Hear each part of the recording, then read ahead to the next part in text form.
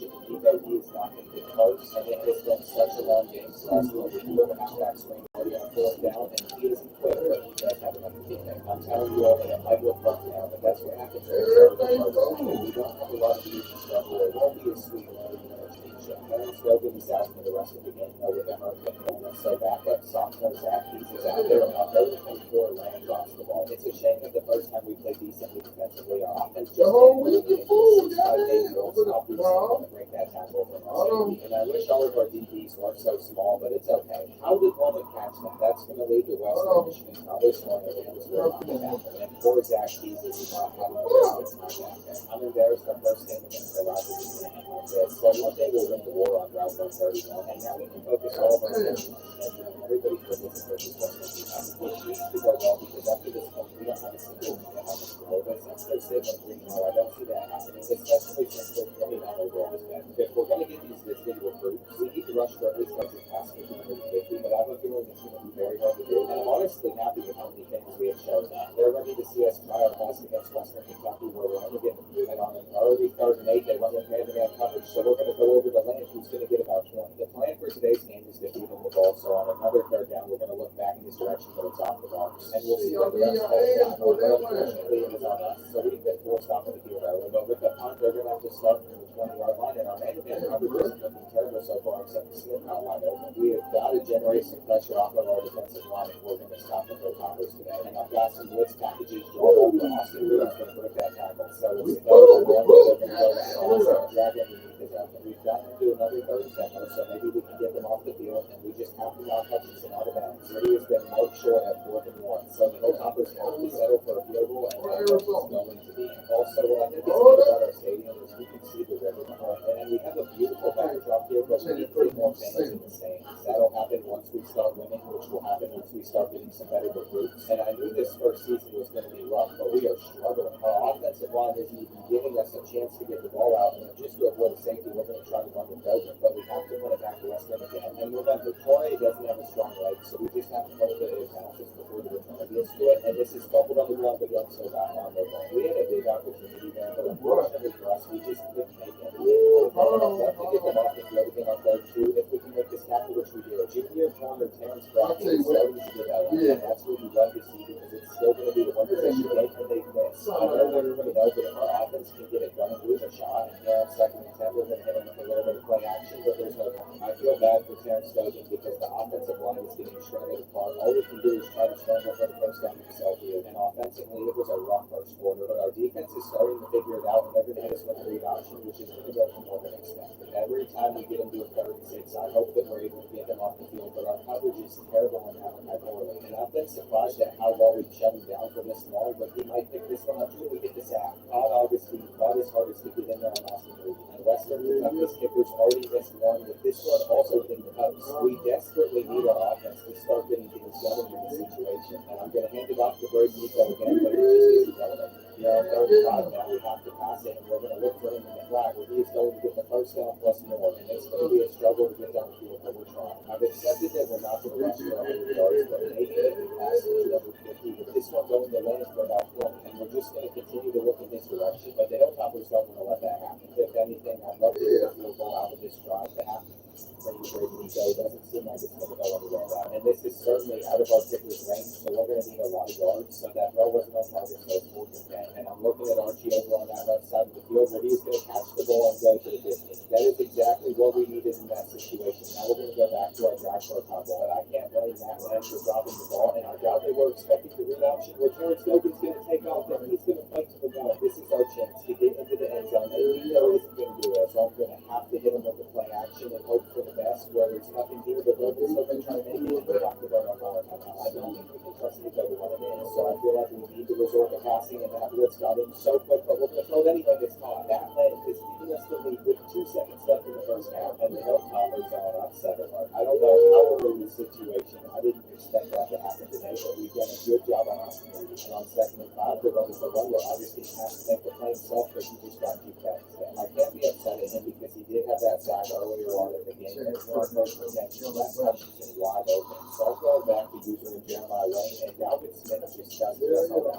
I'll give man-to-man coverage one more shot, but if they beat us here, we're not doing it again. And Todd obviously just asked them to know.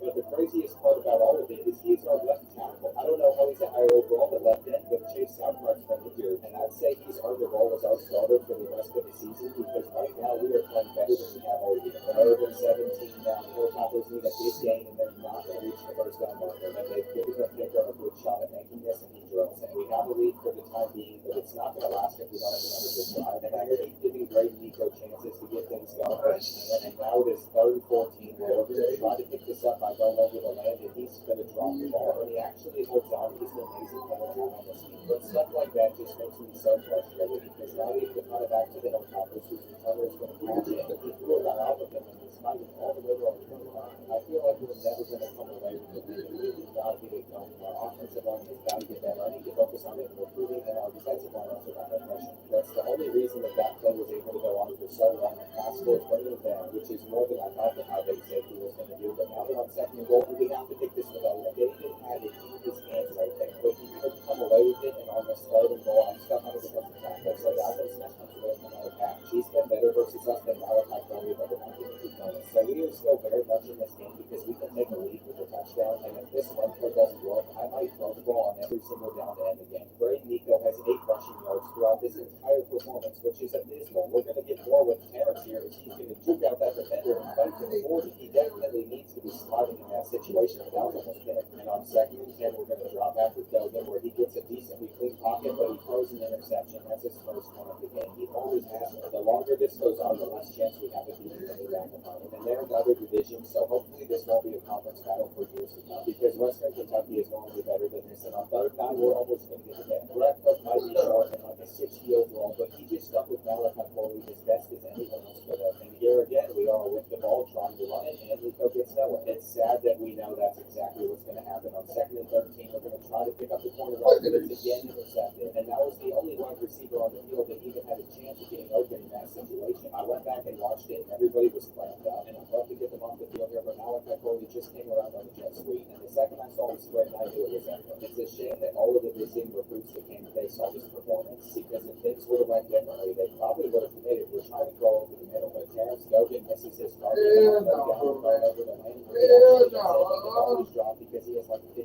catches. I'm pretty much lost all hope that I'm didn't even go for it. I'm trusting our defense to get a stop and then get another one. But I highly doubt that's going to happen, and we're just going to hope for the best. They're not running the ball, they are passing, and on 2nd and 5, they're not kicking it out. So this is our last chance to get them off the field. Where they go to the halfback screen, and Jeremiah Williams is getting over to the football. We're getting it back with about 2 minutes left, down by 12. And with this time, I think I'm just going to move out of the way. Let him bounce to the end zone. But what have I done? We literally have this on the half-yard line. I cannot see this anymore. I might as well just send him a prayer and hope for the best. But Archie being our tallest receiver didn't even attempt to catch this, and I just accepted defeat versus the Hilltoppers. Louis Evans got 4 sacks on us, which is why it doesn't feel right to bench Terrence Dogan for Zach Keys just yet. But if we don't do well versus Bowling Green or Toledo, we're going to have to make that move. Well, we can't lose during our bye week, so that's a good thing. And the game's not long. It can't get any worse for us because with that loss to Western Kentucky, none of the players that we wanted committed to that includes Ben Powell. Our rival Central Michigan are trying to beat us out from it. And as the weeks go on, the battle gets closer. Our next game is against 5-1 Bowling Green, who took down Indiana with their only loss on the Georgia Silence. So I cannot imagine this going well for us. So at this point, we have nothing to lose. And I've decided that we're just going to try to throw it for the entire game and see how that goes. But that's a bad pass.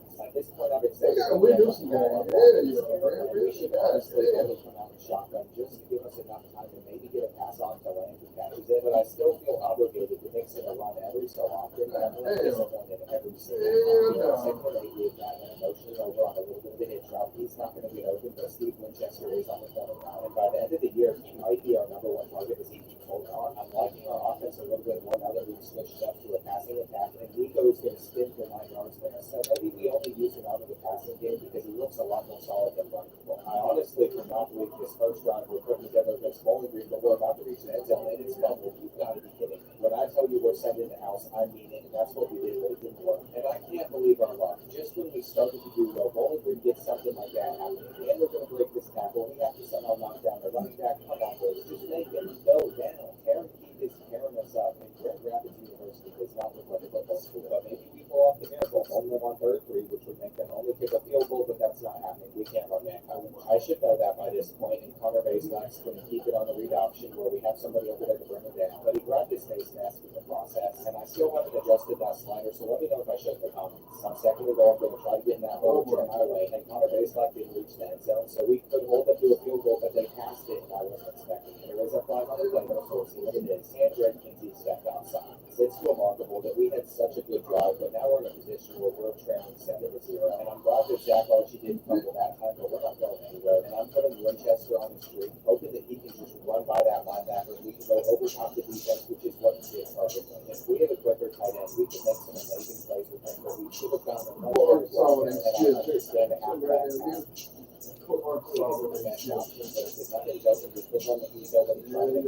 think that was a good play that kept them off guard. Now we have to get back to start and Logan is going to try doing himself with his legs. He's going to get the first down, and you can tell that the senior does not want to lose his starting spot. That is the best first down we play all year. We have to extend that we capitalize on his drive, and we are not going to do it. It's the idea was to let Archie burn his man, and that is what he did. But this other made a great play. So for the second time today, the Falcons forced a turnover on the race. And I love that we're competing with teams, but Terry Keith is going to keep this make a tackle because everybody missed, and there's no one close to him. He has made it all the way to the end zone. He's just outrunning our entire defense. And how is it 14-0 right now? This is the best game we have played against any team. I would make that argument all day. And you can see the confidence building up as we keep going back to that line. But there's always something that crushes our momentum or ruins the drive. I need to pay better attention to recruiting to make sure that we get some ball out there. Still a beat, goddamn. On this one, and he made 2 guys miss, which is why I keep trying to get him involved in the running attack. But now it's 4th and 1, but I feel like we have to hit him with the play action, and thankfully Steve Winchester created separation. If anybody's going to help us score consistently, it's him, and I'm going to have to take the drag underneath the Archie on this play. But as long as Terrence Gogan is hitting that throw, I am perfectly fine with that read. As we're about to reach the end zone with Nico diving in, we're passing the ball exceptionally well, which I was not expecting. But stopping Terrence Keith is going to be a big issue for this team and their offensive channel. Connor Baselak has yet to throw an interception. It's like 7 for 7, but there it is. And I love that I just spoke that into existence because now they feel like they have to run the ball, but that's not going to be. This entire first season in the Hulu documentary is going to be pretty boring from a gameplay perspective, but they've sponsored this new college, and on third three, we could get only 3 off the field, which is exactly what we have done. If we could get some points before the half, I'd say that we're going to spawn for that. That's going to be hard because Matt Land just had a drive on the start and 10. We're looking back in his direction, where he comes away with it, and he's so quick, so I want to utilize him more, but it's hard to do so. He's so undersized for a rusher, but so is our offensive lineman, and time is ticking down in the half. I didn't even realize it. We're going to try to throw it to Steve Winchester, and it seems like we're not going to get any points before the half unless we can come out with a miracle. 17-7 isn't terrible, especially since they're 5-1, but they got the ball to start the second half, and they just been trying to raise another touchdown. Terry Keith cannot be stopped in this game, and Terrence Gogan's had a not let y'all play the guys through the air by passing the Steve Winchester's not going anywhere, and I think it's with all these other plays on the I feel like this is the first time we've seen this drop, and that's very frustrating, but we might as well go for it, and it's going to be caught by Archie. We're going to look at action on the next play, where Nico actually picked up that block perfectly well, and we're going to find Lane who drops it, and that should have been a touchdown. That would have been the best play of our season. I am so disappointed, because if we're not able to score on this drive versus Bowling Green, you can pretty much write us off from the halfback suite. It's going to get great. Nico will do a ton of spacing. He's going to take this one to the house by himself. Terrence Gogan is having his best game yet. He has passed for more yards than he has ever before. And it's on our defense now to get us the ball back. We have to get the stop we need with Jeremiah Wade dragging up the tackles, and he is a ball hawk to his players. He doesn't think that his loaded 7 we're going to throw it in the right direction, and he knocks it down. So do not count us out of this one yet. We are keeping up with Bowling Green. We are playing better than ever at Grand Rapids University right now. And your Mastodons are trying to pull off what would be one of the biggest upsets of the season, but it's an interception. The check down was open, but Terrence Gogan had so much confidence in trying to force it to that line, which I can already see the comments is actually on me. But for story time purposes, we can't get the Falcons to start points, so that's good. And we're going to get the interception with Jeremiah Wade. He isn't putting us down on number 1, I don't think, but that was an amazing play from him, and made it down. I love how well we are keeping up with them right now. We're getting another first down, and by the time we play our other rivals in Central Michigan, we're going to be so much sad. As time is ticking down in the third quarter, we could have used a touchdown on this play, but they got the sack that they needed, and we can't afford to not get at least a field goal on this drive, so we're going to take the drive and hope in Garrett Sapple's range, which it is. It might have been a very close call, but we are within 7 now. We just have to get one more stop out of Falcons. And I am so proud of this team right now because we are playing so much better than anyone expected us to. That's going to be Yeah, you bet. Bowling Green is playing the ball back to us, and could this be the game that we finally win? Party, our backup halfback, is on the return. He's going to take it down 15. And I promise if we Guarantee a goddamn championship. No red shirt on him. this feels like Virginia versus North Carolina this year, but on the back row of things. And Grand Rapids University is so close to making history. That throw was so far behind Steve Winchester, but he still came back to the ball and made the catch. And they haven't stacked the box too much, so we're going for the first. The upset is seeming more and more like a possibility as we speak. We just have He should have made a to skate. run this place between our two tight ends where we're going to have the second one up and over. I cannot believe that he held on to the ball, but we're going to continue to push it, and that's for the 15. The Mastodons are closing in on shocking the world, and that ball is going to be dropped. But all is good. We're going to continue to go to our tight end who we know will hold on. And the halfback screen worked for us earlier, so we're going to try to utilize it again to Nico, who's going to dive for the first, but he fumbled it into the end zone for Joey. I feel like the only thing I can do in this situation is challenge it, and I hope he crossed the end zone first. But they're not even reviewing that. They're reviewing where he picked up the ball. To be completely fair, I didn't watch the instant replay beforehand where I just saw he lost it away from him. And Nico wanted the first down so bad that you have to hold on to the ball. That is a brutal way to lose a game. But we saw the Terrence Dover good run with the and just like us, Toledo hasn't won conference games, so maybe this is when we finally pull it off. Before we start, though, I want to change our playbook because I've enjoyed using it in the past. And we finally landed a recruit that is a kicker. Joseph kind of really better than what we had there. So I'm thankful for that because we still haven't been able to see what we do with it.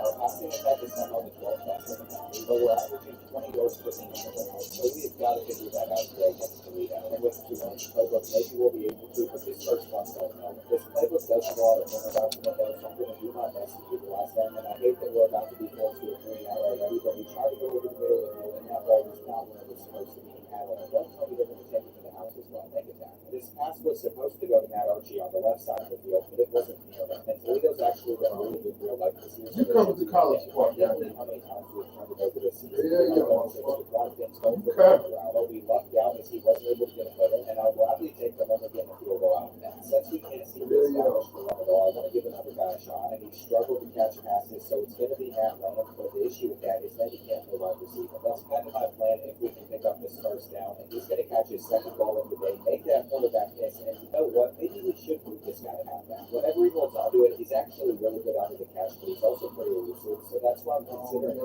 don't want to lose our best wide receiver at the same time. Depending on what down it is, I have to swap him back to wide receiver because we needed him to do stuff like this. So maybe it wasn't that idea because the offensive line needed him, but our center just decided he wasn't going to pick up on the very down. That's not a chance to get a field goal on this drive. And we're going to get a break to play here on third and 18. We're going to go over to our star receiver, but he got in front of that on this. We're the best corners in NCAA. And the fact that he's taking it to 6 is so fun. They were running man-to-man coverage.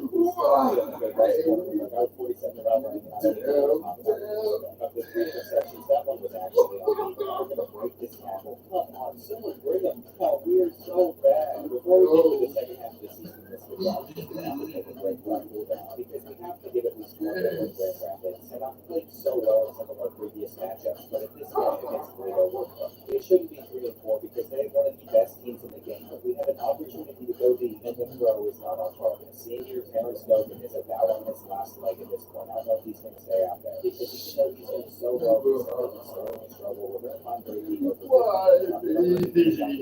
if it doesn't result in a touchdown, we're going to try to get the quarterback out there.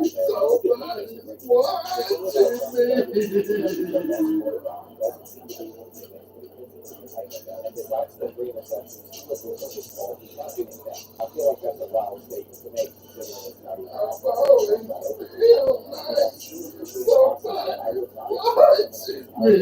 even anybody else on this team that would do better than what he has. 7 to 8 years ago, he was a good deal.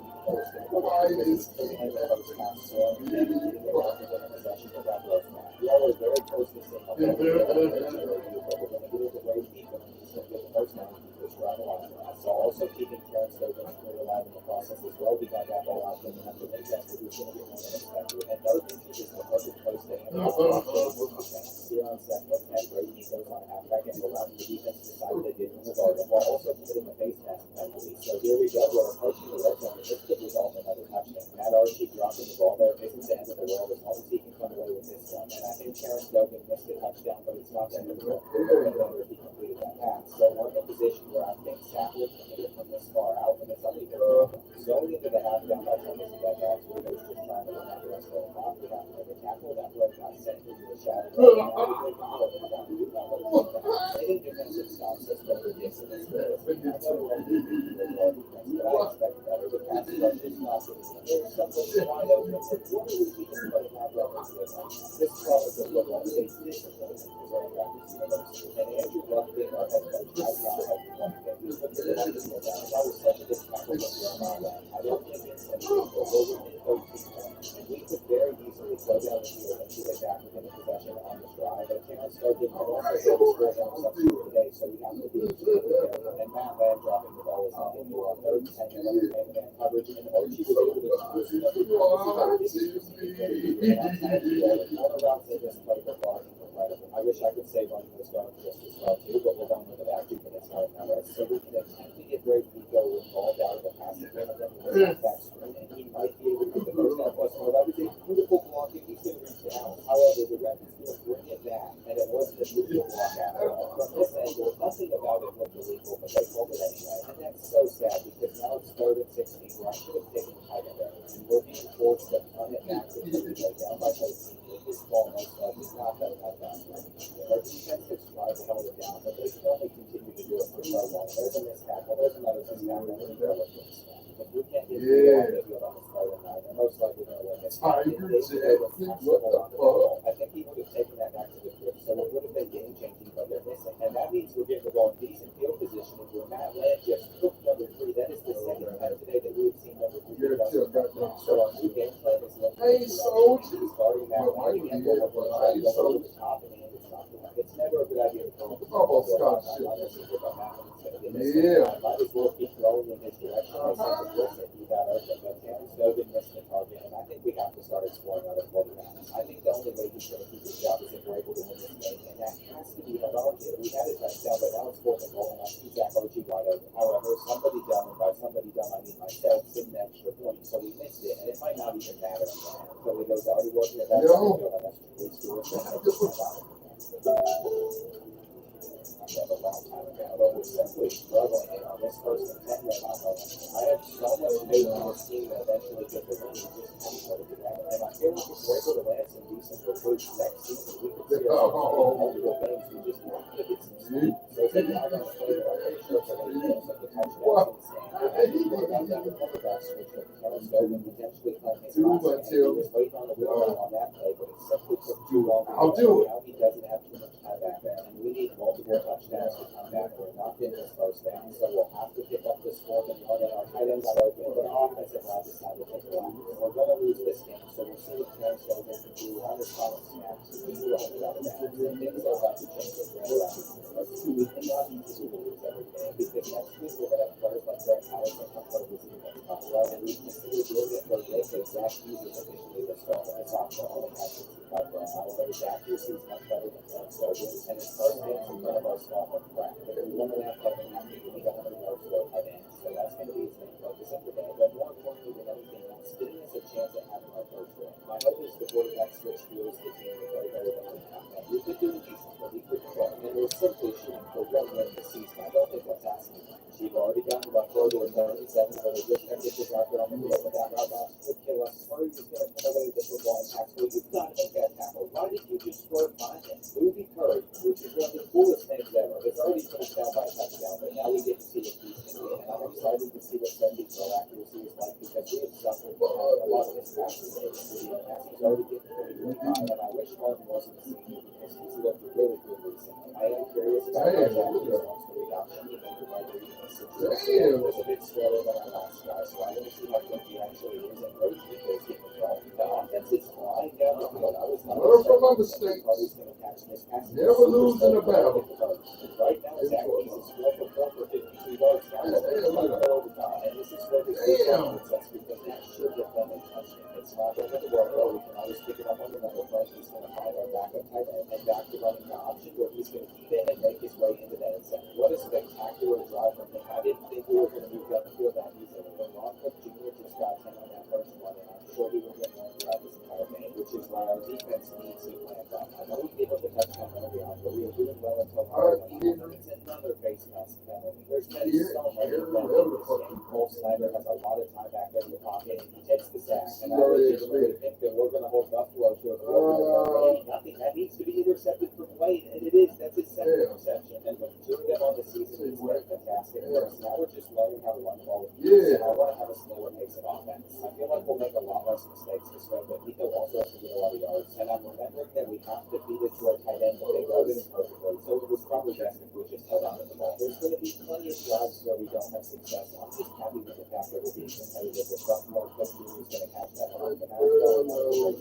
And which almost defeats the purpose of punishment to get the ball back to where we kicked it from. But Aaron Slade Jr. is a man on a mission right now. And where was he on this play? Where Ron Cook Jr. is just outrunning everybody on defense. I was confident at some point we are going to start figuring things out. We're trying to go deep. That has to be picked by Coach. And Cole Sanders that's the second time he's done that today. So now we're going to go back around. And we have multiple DBs. It's good work. We get to interception for us. So we make more. We'll get more by this one. But that's not going to happen if we keep dropping balls. If Crumbs could have made this tackle, we would have forced them to a field goal as well. But we didn't. So now we have to stop the run, and that takes me out. So there's no way that our coverage is going to hold up. Well, we're back on the offensive side of the ball with Zach Keys. They have great coverage on this play, and that was not an accurate throw from him. We needed to find Steve Winchester up the middle of the field on this knockdown. For a second, I thought the Buffalo defender was able to knock this ball out with his helmet. It doesn't matter either way because the Bulls have the ball back, and Ron Cook Jr. just got me. Second and 5 now, where I was trying to fill up that gap, but nobody got in there. And this was supposed to be a great debut, but all of a sudden it looks like Buffalo's going on the 20%. We're fighting so hard in front of our home crowd, but it doesn't seem to make a difference. And we need to see something out of Zach Keys because he had a good first drive, but ever since then he's been struggling. He's able to roll out here with his effort. He shouldn't have gone deep with his pass. It's intercepted, and there's the first one over in the square, which is going to lead to another Buffalo touchdown. For whatever reason, though, they're saying that he didn't grab his feet,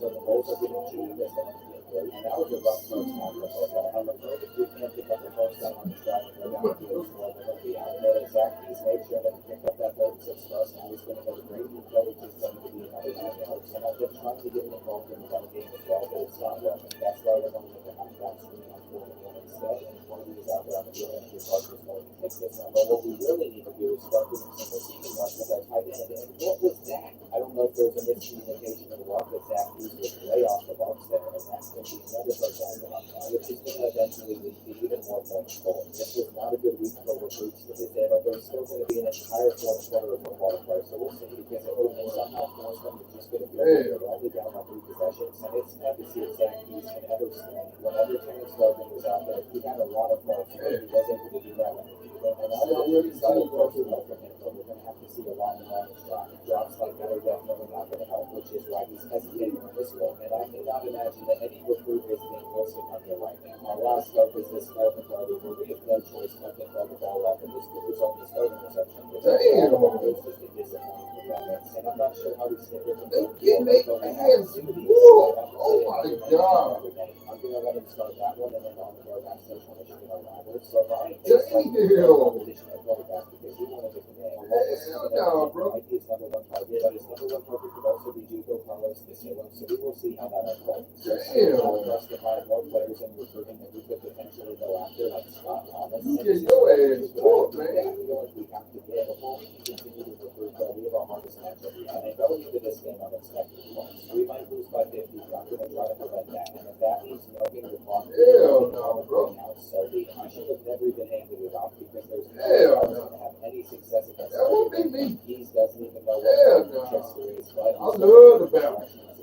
Once at first down plus 4, our tight end's moving. We're already doing better than I expected us to do against the Irish. And 8 yards might be breaking Nico's longest run. So what is happening? We're actually getting the ball, and I cannot believe it. That's the over this football game. All of this then, second and 9 now, where our tight end is going to have to be open up the seam, and the throw is so off target. So I'm not sure why Zach Keys even has 70 throw accuracy because it's not working. We're going to try to attempt the voice. Here we go. Which has perfect power, but it's not hard. And unfortunately, for us, I think this is where they're going. There was fun while it lasted, where we were moving the ball on the Irish and running off their back foot for the first Instead, Martin is about going into this with zero expectations was pretty fun now because we're playing. Oh, y'all gotta play that. And I know this is still the Irish. Yeah, y'all gotta play that. It is so now where they're probably going to go for the end zone. I'm guarding all of those guys. Sure, they'll play this one. So now we find ourselves down 7-0, and it's never been. Oh, yeah, I gotta beat I've accepted that, and my mind is fully focused on getting this team ready for Central Michigan. So I just see this as practice because if we can move it on Notre Dame, let's beat the whole crowd. the drops that we got. The Turtles beat the whole crowd. Oh, God. We made a good tackle. Which one gonna come up top? Not only did Notre Dame pay us The Turtles or the Frogs? It's gonna be a good balance. Especially on like a 50 overall defense. Now This should be a razzle. Kicked off, but Brett Cook didn't turn around so many times. It's a shame for that. I thought that we're gonna find it. And we're playing Notre Dame like we would play any other regular match. I don't understand. There's zero respect for us now because they're going for it on 4th and 9 on this part of the field, and I think we're gonna get it as well. Meriwether just destroyed our corners. Nobody can take it from them. Now we're down. Right to the field. So I'm just accepting that it's all over at this point, but I am happy with the effort that we put up at the very beginning of the game. And Zach Keys is doing everything he can to potentially be the starter next year. He does not want to lose out on that job. If we can't get any points on this drive, I'll pretty much call that game. We're going to go up to our flat line right receiver, and there's still hope on 4th and 9. We're going to play action, but there's no time. In the end, we'll know the game for like 30 points or something like that. Because this is our first year having a football program, and we're kind of competing. Mark my words, one day we're going to be Notre Dame for 1 So for now, all of my focus has to go on this game. Central Michigan starting a freshman quarterback that's thrown twice as many interceptions as touchdowns. And it would be so sweet to ruin their chances at making the national championship. But what isn't sweet is losing out on Marcus Kaminsky to Iowa State. And that's a hard hitter because we need him. And Andrew Lucky is focusing on offensive linemen as we win the But we're also going to go after these 4 points from 2 and 3 close to the construction rate. Because right now, next year, the only is 4 wide receivers. And this isn't that significant that I'm going to have to be because we're not over 2% up. That's really the only thing on the sheet that makes us screw with this. And let's try to get through a battle versus our rivals. We have to wear the black jerseys, which is so cool. And this needs to be our best performance of this season. We have come way too close to winning multiple times and not being up against our rivals. That would be the whole thing. And Eastern Michigan is really good this season, so this is our last push. And Harry Hoops is just fighting for extra yards. He's got the impact player badge on him, so we know that he's going to be a problem throughout this game. And then embarrass us like this, just pounding it down our throats one after one. And I got enough something try to send you this was that this could be a major third for you. And what are the zones doing with it? They gave up the first down, and now it's most likely going to lead to a touchdown as the Jet Sweep player is going to go and punch. It's only been a couple of minutes, but we're already trailing 7-0, and Nico looks like a lot of guys for that ball. I don't know what it was about this kind of possibility that I give it to the end because he's amazing. And he's back down there and that it's amazing.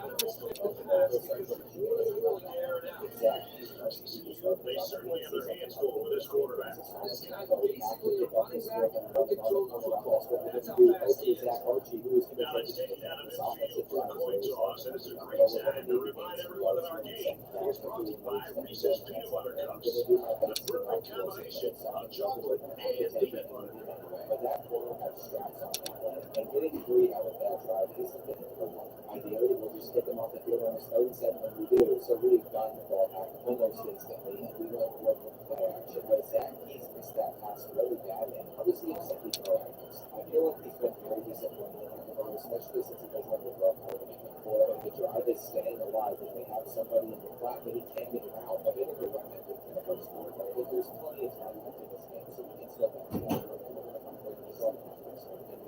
Yards on the start of 15, but they run the man coverage, so they don't run the yards. Like I said, we can still bounce back from it, but I don't think we're going to need a straight option. And I can't believe how hard it's been to run the ball on these snappers. Carl Bunch just got enough separation with that route, though. He's going to make it down to the 2. So the backup tight end set us up for success where we have to finish it out, and running isn't going to work, so we might as well pass it to Stephen Chester. But it went to that land, and he's somehow comfortable. Again, this is our quarterback with the best throw accuracy on the roster, and this is our wide receiver with the worst catching stats on the roster. It doesn't add up, but it's something I won't complain about. And ever since we started seeing the box, we've been holding the rushing attack. Another third and long to the where I see that this one is open, but I can't go very much. So I'm just accepting that we can never one mistake and not going to later on. I think we should set up for the run on the slow pitches, which we did. And whenever Tremaine Wayne sees a hole like that, he has to throw it up. Now we can take a timeout and get the ball back up by 3 with 2 minutes left in the first half.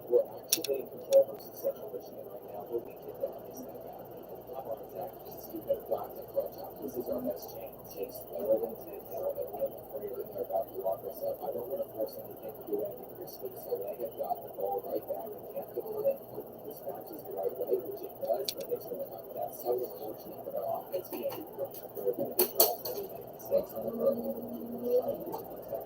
So it's seeming more and more likely that Central Michigan will at least be tied up at 10 going into the half. It seems breaking another tackle, which is nuts because he's a freshman quarterback, but he's out there moving on. He's Lamar Jackson and what just Chris Parker's got out of defense for the second time tonight. And isn't it crazy how fast things can change? It was looking good for us, but we got the right blocks and Kobe's going to do these longest return in, so we can also score before the half. And it's time for Zach Keys to represent the Mastodons in the right way, completing his technology, and then making a quick read on the next one where he tries to run pass it to another draw. Time is ticking down quick, and it is very precious, so that's why we have to have something big here. There is somebody open right there, and I might as well just take a time. There was a very delayed throw from Keys, which made it super stressful, and all we need is 9 more yards. We're going to go delays up the middle and swat it. This is such a big moment in this game, and they went with man coverage. Senior tight end Carl Birch couldn't hang onto the ball, and that is so devastating because we're most likely going to have to settle for a field goal, especially after that drop from that game. You know what? It was a solid half from this team, deep down by but we could have a lead on Central Michigan right now, and I feel like this is just the start of a lot of rivalry classics with them that are going to go back. These missed passes are going to drive me insane if we can't get this one out. So they're about to force us off the field, and we're going to look at Steve Winchester's direction, but they were ready for it all day. And you know what? That's about what I'm looking at. I've seen so many of our punts get to this point that are not very strong because we can't fix it down. Why we have it that Daniel Jr. isn't getting out of the pocket. It is not third and second. Whenever wide receiver acting as a blocker, we're screaming off. They're going to pick it out. And if we can't stop the run, it's going to lead to a touchdown and Marion Lewis broke for it. Strong safety, Scooby Duckworth literally had to did a better job tackling our team. And all of our games have gone like this where we can keep them stuff, but then we struggle later on. I don't know what it's going to take to finish one, but we have to avoid those sacks. And I've already decided in my mind that I'm going for a quote down here, so we might as well run it where we pick it up. We think the chains movie is a big deal, but I don't see our number one receiver out there. It's scary because, like I thought, Matt Lance turned his back and he's out for the day. He's our only target with any speed, which makes him a mismatch for a lot of the defenses and makes us harder to stop. But right now, we're flying down the field, so maybe it doesn't matter. He's just going to keep this one as well, and you can play out. So I'm starting to enjoy utilizing him on a read option, but this spring one, this is most likely one of the most important drives of the game, and that passes and hit return middle, which is why we need a good third main play call, and that call out from Archie got open. There's also another face mask, and we are so close to getting in the end zone here where we're going to do it. Junior Kyle Moore and held on, and now we're going to go to Greg Deep there, but they got pressure on him. And everything's in the hands of our defense because we have to go on here and receive the ball again, but Parker is just going to our defense again, and what is Aaron's bracket doing? How is he getting toasted at that? We weren't even pressing, but the junior just made that the worst MVP in the third quarter possible. And we have to drive all the way down the field a couple more times if we want a chance at this. I've seen a lot of good things out of Zach Key in this game, and now we're going to hit the halfback screen and get the right blocks. Come on, Nico. You down for round number 6. Our momentum alone right now might carry us into the end zone where we get in, and Zach Keys is starting to come out of the shallow. And the problem lies on our defense, though, is they have to stop Marion Lewis. He's breaking another tackle to get about 13, and if he's able to keep this up, we might never see the ball again as Central Michigan performer. I almost forced our home committee, but now they're going with the pass, and that's where we really big trouble. We're very lucky he couldn't keep his feet down and ended up with the goal, so we were seeing the ball again. And we need a 90-yard drive, but we could win this game with a field goal. Look at Nico. That is the largest rush he's had yet, which is also going to be the most rushing yards in the game. And it's funny, but sad at the same time. How bad these guys 7 and 10 now where they're not going to play man coverage and we're just going to mess up for them. So we started to panic a little bit because they could get us off of the field, but they cannot keep up with Mark Nance. This is our game right here. We have played better than we have in any other one. We're getting another 5 or 6, and we're so close to taking down our rivals. We cannot screw up at this point. I'm so locked in because I've been playing for like 7 hours without getting a single really help with this team. And this is where we can put the Mastodons on the map for the first time, but that was almost really bad. It is 3rd and 9 now. We're going to take our pitch route to Cook, and I don't know why he's out on offense. So star cornerback, or just cornerback, Brett Cook is out here on the field, and why is he actually looking? We might need to think about using him on both sides of the ball. He's just going to put us in other corners, and you know what? With the flag, they're getting us good right. Central Michigan might stop the box there because they're going to, but I don't think they are, and we might as well just set up for the it's all over the place. And of course, they're trying to ice scare us out, but he's going to drill it down the middle, and Grand Rapids University has won their first game out. I cannot believe that we just took down the rivals on the road, but like I said, we wore black for a reason, and this is the best moment of the season by I want you all to soak in how crazy of a game Zach Keys just had. And with all of that, he threw the ball to 10 different targets. He might be at the bottom of the division, but it's nice to see what we can win up. And we're going to learn a lot about this team through the last 3 games and on season here. All of that stuff is up in this video. And I like that. I like that logo. But we can't get too excited because there's a new one. Purple, hell yeah. Hell yeah. TCU gonna remain is TCU is gonna remain in SEC.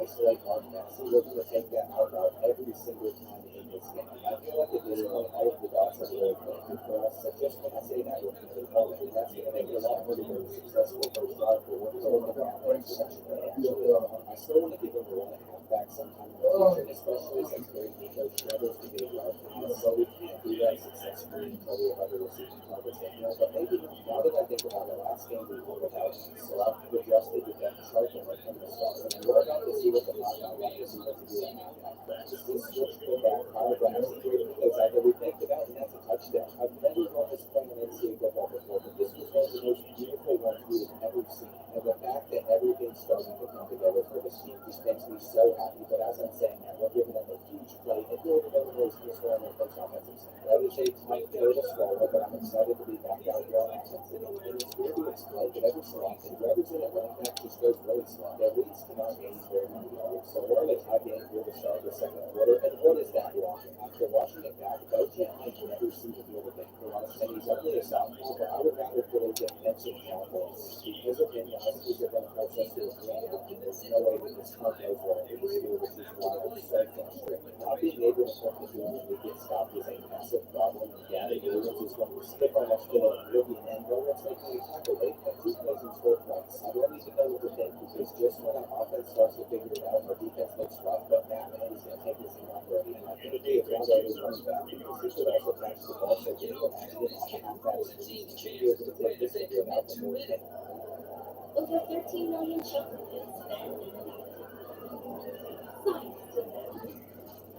spend 5 carries to break this round. The great part about it is we can also pass and it's right out there, so we're going to move it. And I should have made this change earlier on in the season because we're going to be able to more control against the steps. And it's just simply we see him take a couple of steps forward. You take at least a step back. So on third and 1, I want to get a wide receiver in this space since he is quick, but he's not going to get him. So we're going to be the option which one of the most thrust and the piece is going to keep it less struggle. I don't really care for Zach Keys to change the switch on. Because if you're a rematch of the six ball, I would love to reach the end zone, but we're not going to.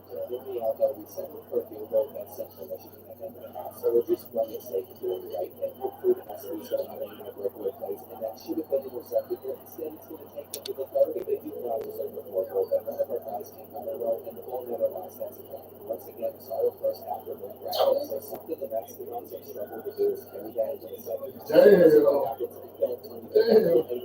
The frogs and the turtles battle it out.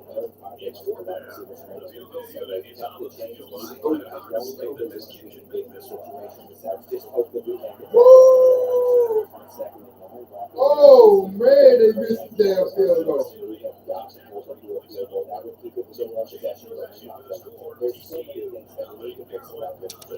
Damn. Because every part of our defense seems to be weak. We got those but no matter what happens on this drive, we're eventually going to have to be a defensive stop on North America. And I'm a big fan of how we're moving the ball right now. But that match I did well with this one very short. I love to look at these outbacks and Paul Bunch was able to get this one good out in the field. So the Titans are seeing it. And there's a lot of targets on this team that we're going to have next season. This is the first time we've tried to get the other schools and that's going to take the second. We're going to surrender right now. All these guys are right now.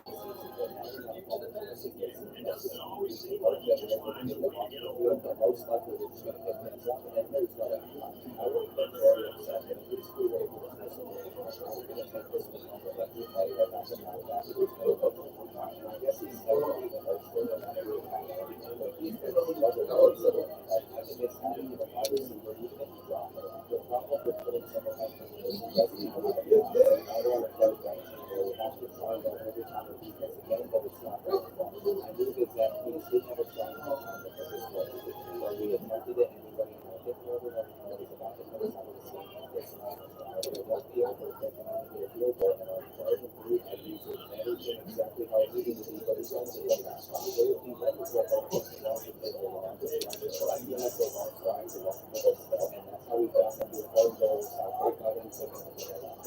want to make it very clear that it's not over because we have the ball only down by 14, but we have the ball ready to go. And I'm sure that the Huskies are about to bring a blitz or two. I think we've seen a lot of development, a lot of different players in this Third 13, man. but seeing drops like that from our class, it just makes me sad because I really now it's starting No. Damn. So the Huskies defense is low-key. Get him. Damn.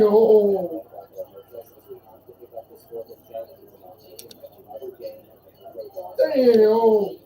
Now they need to do a goddamn 2-point reverse. Hell no. Hell no. No. No. No. No, goddamn. No. No. It's a nightmare. 8-8. Oh, goddamn.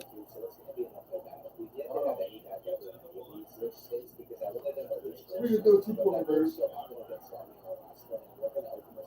Hold on, goddamn. That what we can do.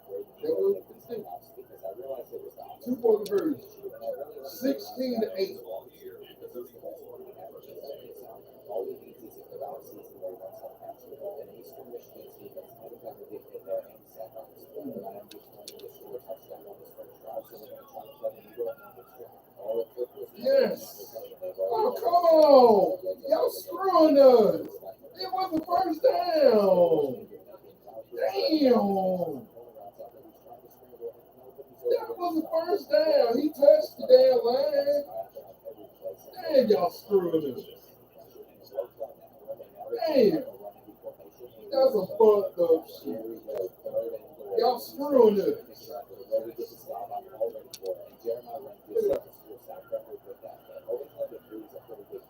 Come on. Come on.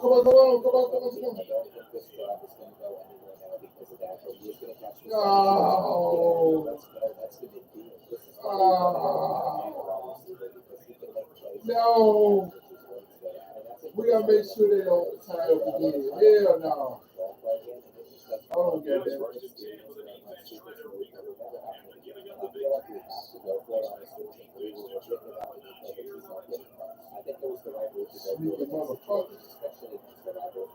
Two more versions, man. That make me squeak.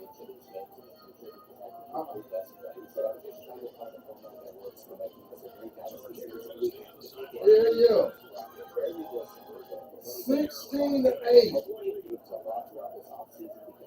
16-8. Yes. Yeah. Keep that bitch to the left. Make sure they don't.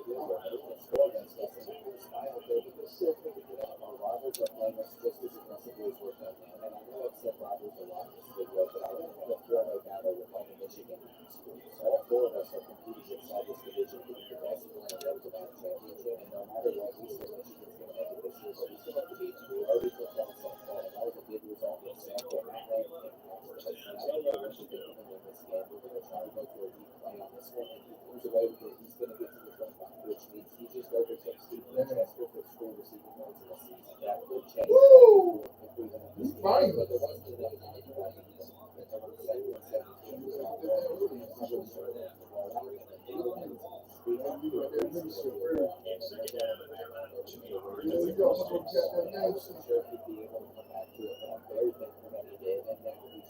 He always does it just when I start to trust him. And our very third team, I can't expect us to pick this one up, but we're going to try to go him underneath it.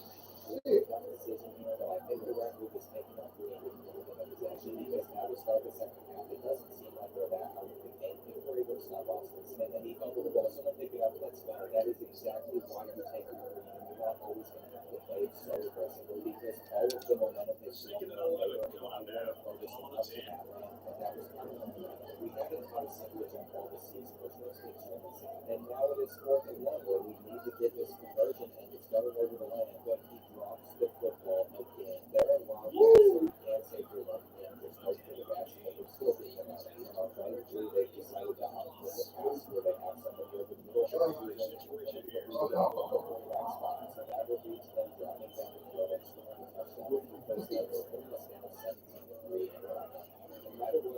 Yes. Yes. We need to sell. All of these drops are starting to add up, and that wide receiver screen it's kind of crazy that Atlanta has over 100 receiving yards, and we only have 3 points on the ground right now. But that's just been the type of game that Yes. we're going to have to keep going back in this direction, or he comes away with this one as well. This is the Let's best do shotgun. that he's ever had for us. And it's Let's get them shotgun. this kind of chemistry with Zach Moose when it's starting to pay off. And now we just need this starting crowd to go our way, and we're going to have to drag the ball. Yeah. We have way down too. So now it is 3rd and 10, and Maryland is going to catch this football as well. Plus, they can Come on. Goddamn. but I hope it doesn't get drug tested because there's something in the system. It would be worth it if they Oh, were goddamn. Michigan, but Samson Evans just broke multiple tackles and Tell you what, 19 to 8. 19 to 8. How long that field goal they be? Make sure they don't get no goddamn shit. 19 to 8, baby. There we go, church. There y'all go. Whoop them horn from. There you go.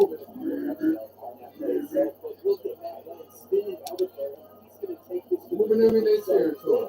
We gotta play them again. Hell yeah. In our territory. Shit. Hell yeah.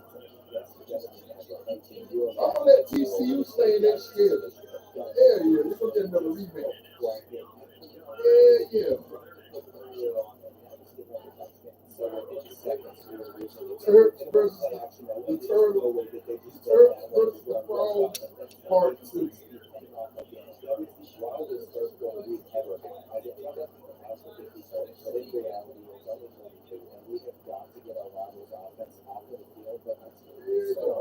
Turks versus the Frogs, part 2.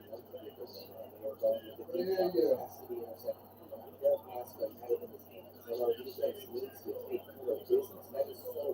They're gonna be the best mates right now. Yeah. You might have to face them. You might have to face them in the damn snow.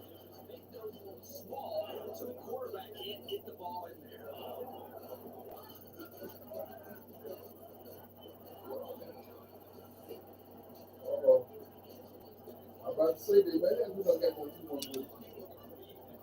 19 to 15.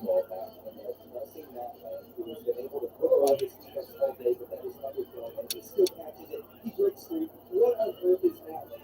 I don't know. 19 to 15. The same thing with this yes, all season has been an absolute cross against the Rivals. And it doesn't even feel right now. How I'm on the field right now with the way It's all that hot. we also have to finish this drive on. And I'm very good when we go to the screen to him, but they were ready for it. However, they went out with the base mask. I got this feeling I'm gonna play the goddamn Chelsea. That we are in this one right now because I dare In the bowl. And no skills.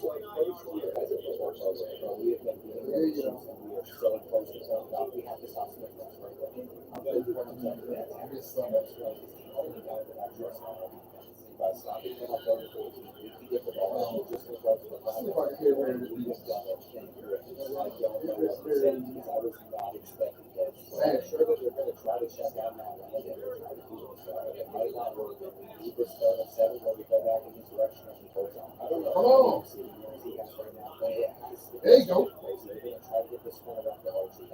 Damn. Oh, sorry. We're fucking up out there. Goddamn. Look at that. Damn, we're fucking up. I don't know what our kickers range is, but we only have one more time out in it. And that drop is left me speechless for a second, but we have to make sure we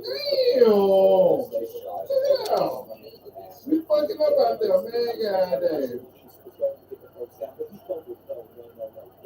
30. Gotta burn out there timeout. There you go. Yes. Hey, you're doing good out there. Another 2-point burger. I don't really trust our defense, but I also don't want to hang on on first and 10. It looks like the moment that 26-15, baby. If we get them said, we get 33 on the board. literally seems we're trying to plan it over. Let's see. getting over there, don't want to make it, and that ended hurts my soul. So we put a lot of butts off to be completely honest, and I don't think that will happen again. When all of 371 receiving yards with the make matters worse, a lot of the things that we love on it. Shit. Oh, we got this will be another rematch. Turks versus the Frogs, part 2. Next season. It's going to be a 10-part. Yeah.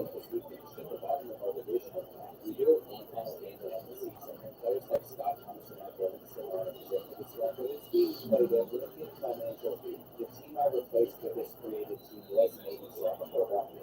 And I just realized that the game thinks that we are in the Navy.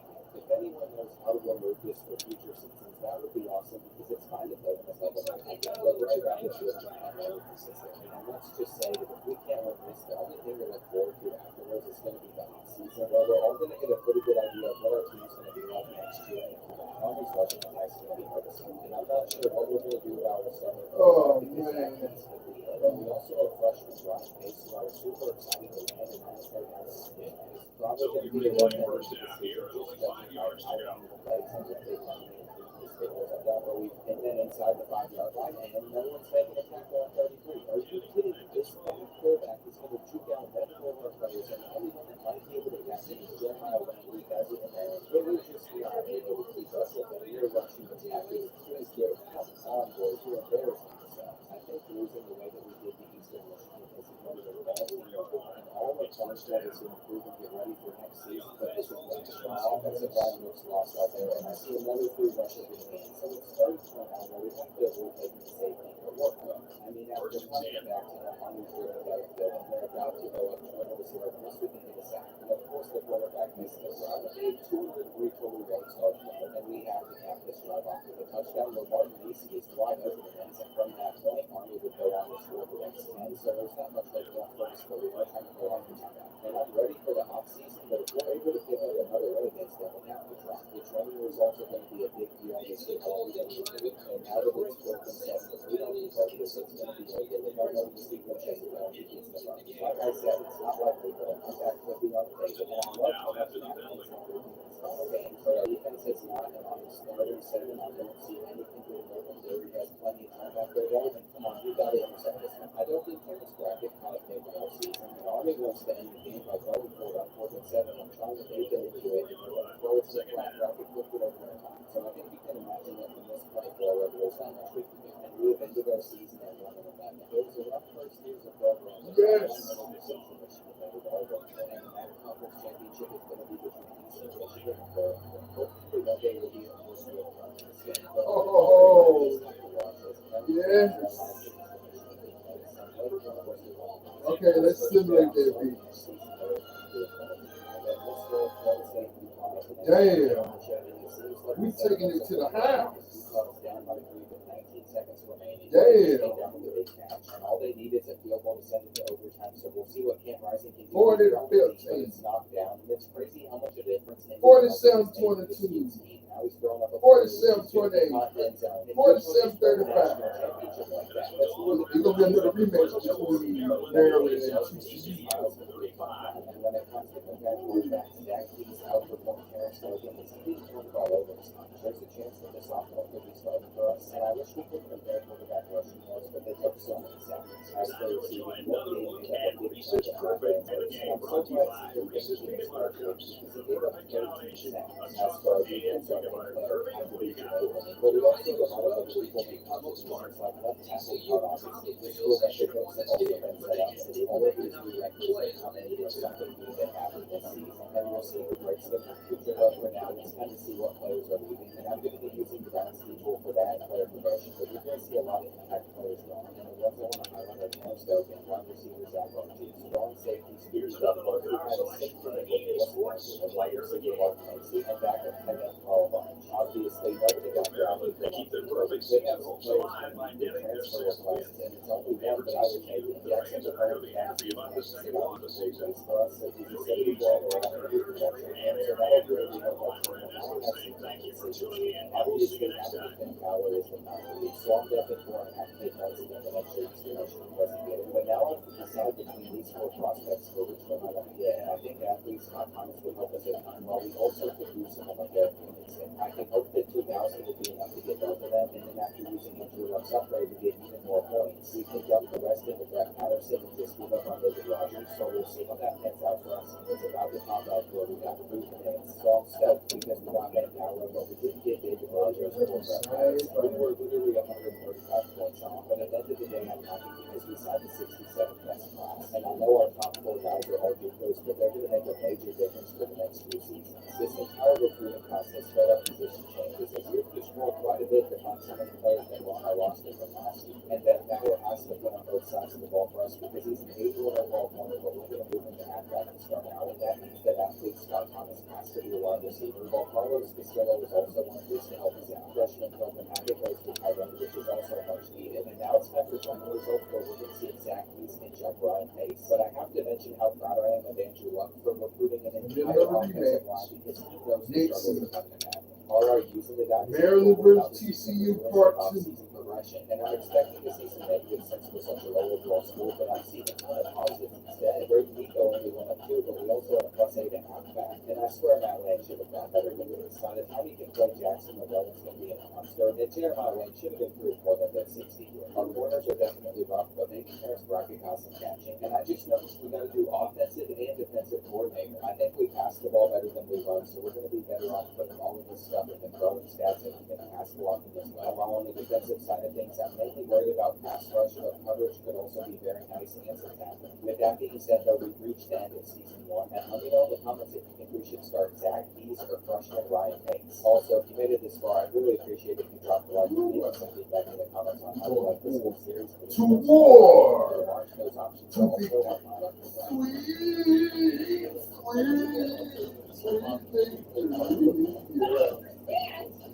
Go ahead, knock good, see out the rank. Carlo brace for a weekend. A weekend full of top 25 and I created my own score and it's of all the Grand Rapids Mastodons, and unfortunately we aren't very good. As we're going into year 2 as a 61 overall. It's gonna be another rematch. We went 1-11, but we took down You fought them good, and we landed 3-star JUCO recruit back. Go ahead, whoop their ass. As a shocking Let's do this. Let's go Black and Reed. Let's go Black and Reed. Starting safety when he's not tired. Remember, Jefferson is an entire season at a time, and we had a tight quarterback battle all off season between junior Zach Keys, who led us to our own, and freshman Ryan Pace, who's also a 69 overall. I will say Ryan Pace has a much stronger arm, as his 85 coverage was Zach Keys, and you all made this a no-brainer decision for head coach Andrew Luck. He made sure we've been saying y'all packing you in every position, so y'all going back where y'all came from. Matt Lane went crazy for 371 yards in a game versus Eastern Michigan last year. He's now our slot wide receiver behind 2 JUCOs. Scott Thomas has been a lot better in practice, so we jumped him, and so is Carlos Castillo, who grew up 10 minutes outside of Grand Rapids. I'm not sure if I mentioned we got new offensive and defensive coordinators with boost our team stats. And after the last episode, I'm moving the face mask slider back to 50. This season, we start out at number 1 Michigan, but we don't play rival until week 8, and then we finish the year with 3 of our 4 final matchups being against rival schools. Obviously, the main one is Western Michigan, and we will on Route 131, and I'm hoping we can win the Michigan MAC trophy, but we have to enter that coveted record between 4 schools, and that won't be easy since we're still projected to be the worst team in college football. So I'm stunned that we didn't do the season first team back all Americans and 1 second team. Oh yeah, we got Chance name the race. And my main targets include 3 defensive linemen that could all start for us, with Brad Johnson, who grew up in Michigan, being the best of those. But I would also like to name Justin Johnson and Peter Joseph. Guard Randy Harris was a plus coach from Ohio. I didn't expect to find. And Anthony Redwood and Ryan Wilson put some minutes on offense in a couple of years. So neither of their stats are anything too crazy. So it's time to hop into our first game of season. This is our first time ever playing the Wolverines, but I can't see this going well for us. The thing is, no matter what happens in this game, it can't get any harder throughout the year because after this, all of our matchups are against schools obviously not as good as Michigan, and they cannot score on this game. Our offense shouldn't be terrible, but our defense is definitely a weak spot. Look at our squad. Look at our squad. Look at us. It also doesn't help us that Yeah. these stare in college. Yeah. Out to the birds. Obviously, my expectations going into this one is we're going to get nine out, but out of close, it's got to be Gotta watch out for Henderson.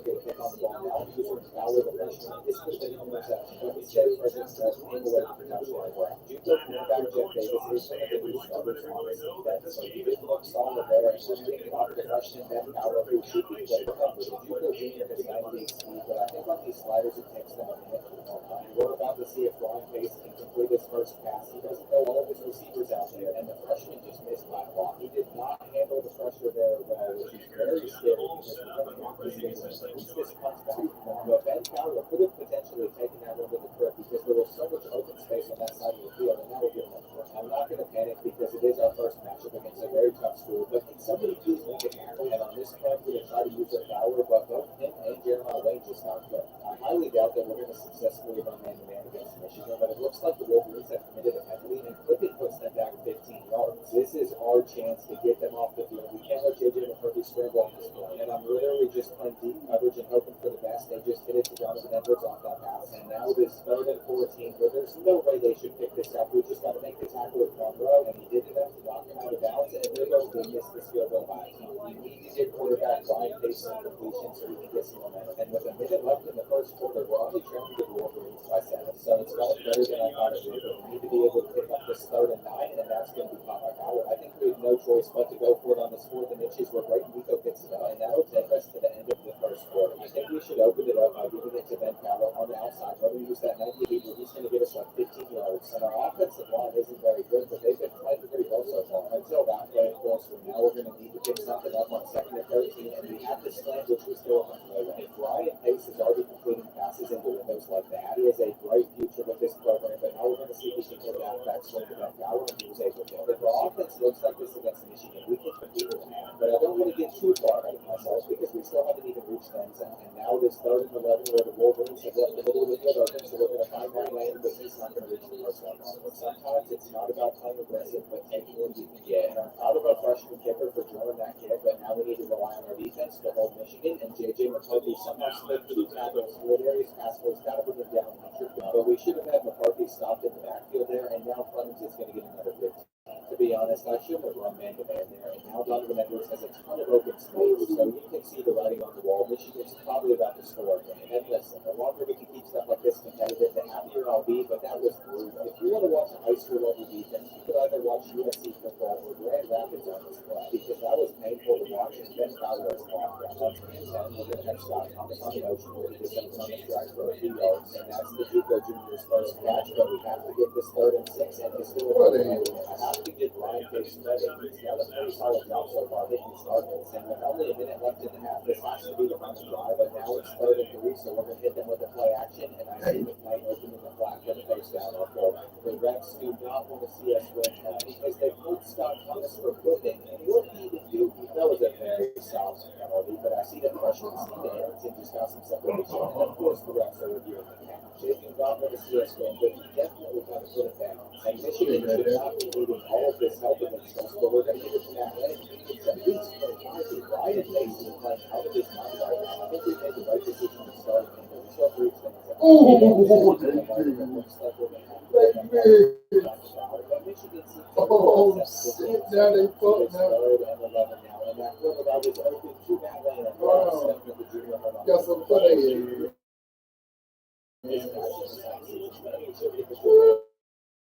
I had no expectations going into this matchup. Oh, wow. Our offense looks nothing short of spectacular. I know we haven't had 8 turnovers, which makes a big difference, but they did not start the play. Grand Rapids University has only been 14 years old, and we could take the lead since we get going. The birds are flying now. Because they've done a good job of stopping the run. They were flag to have, but they were all over that, so it's now 3rd and 10. And one of the situation, so we just have to hope that this comes out the right way, and Morris picks this one up. We got to make the tackle grab it. He didn't get over there. No, this is bad. I'm afraid the Wolverines are about to turn it up to another level, and I just saw multiple of those get which is not great stuff. We just need to be able to stop the run, and Donovan Edwards has so much open space. It did not take long for them to go back up by 10, but now we're going to get this one back.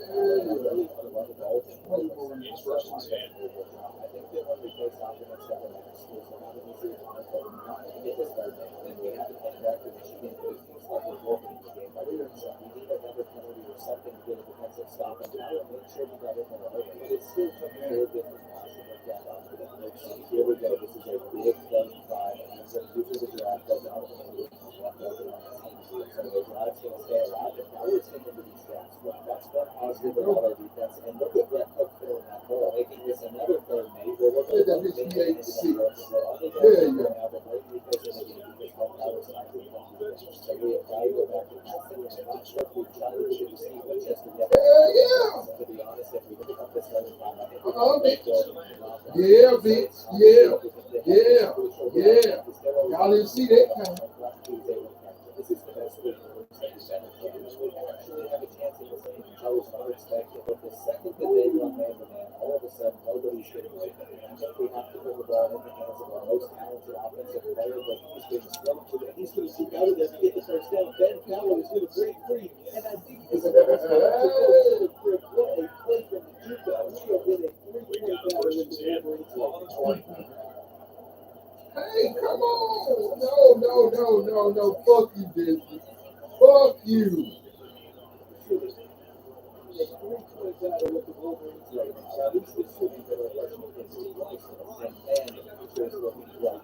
I'm so excited to see how we do with that play. Pascal comes away with the interception of Jimmy McCarthy. And what is going on? Brand Robinson has the chance to do one of the craziest things ever. Pace is going to get sacked on this play. But if we could get at least a field goal, we could tie it up. And that's why we ran to that out. If anybody's getting it in a third down situation, it has to be a great defense in the entire right now. We're about to find out if Joseph Clement has the leg to hit this man. It looks like he does. So he drills the 42 yard and makes it. Joe Jefferson's trying to swing on this one. He's about to break through.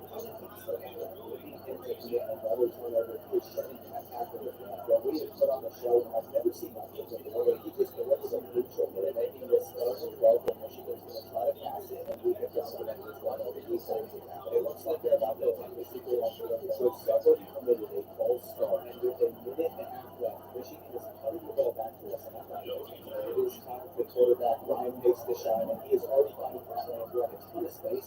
So we have started our drive off well, and let's say Winchester for another time. There's still 50 seconds left. There's a field goal, but nobody got open, and even if somebody did, Ryan Pace had no time to get that ball. I almost wanted to run over starter. This is third knee with halfback swing, and this ball just has to get Just the word. this ball is to go. I wanted it to, but the Wolverines did try it, and I think they're going to get it. This is all it takes is one play for them to be a field goal range, and they really just ran the ball on it. So we were prepared, and I'm not sure how like that man coverage did. Yeah. So much that's going to be field goal. I don't know what they're doing, but they picked the ball, and this is the first shot game, and it's still the same. You just have to make the tackle. That's over. Really to start on defense. So no matter what happens, I think you know what we're going to do. We will go for the 2-point conversion all day. Now they're trying to run it on us again, but we've gotten it to a third and forever. We're done with the halfback screen.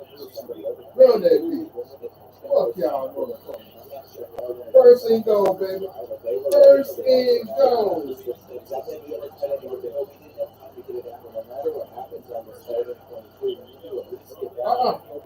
Y'all got that. So damn deep. Yeah.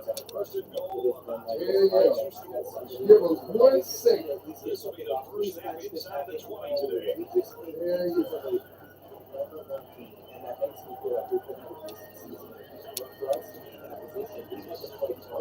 don't see that happening again in the future, especially since Ryan Pace and Ben Fowler had the best that performance must have helped us attract recruits, though, because we are leading on every single one of these players, and yes, that means our travel. One person I haven't even mentioned yet is Ronnie Brown, but the 72 overall corner would be a big addition, and I'm going to try to find some more in only states we can recruit in, which if you missed the last episode, Ohio, Michigan, until we win a bowl game, I think we covered through Charles and Ohio States. So the best I could find was Juco coming back to Mark Robinson, but there's already revenue schools from that.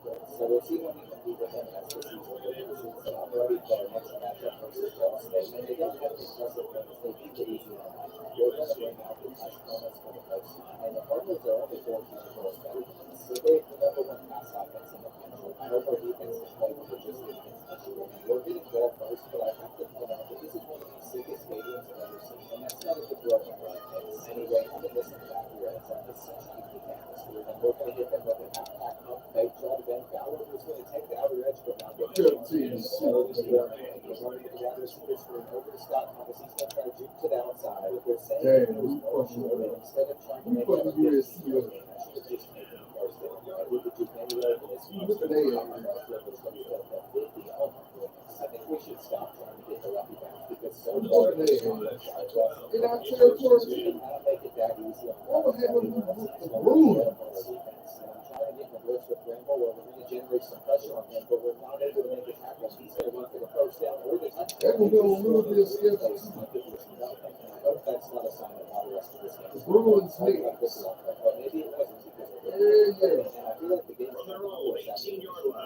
we did not look good like we did last week. We've come out very flat against Ball State, and we have got to pick up Here's this starting California. line where the best thing we Here's can do is State. go to the drag underneath the show won't make it out. And that's another time we've been out. Yeah. We're going to experiment with putting this one in the sky and see if we can get something back to our last one.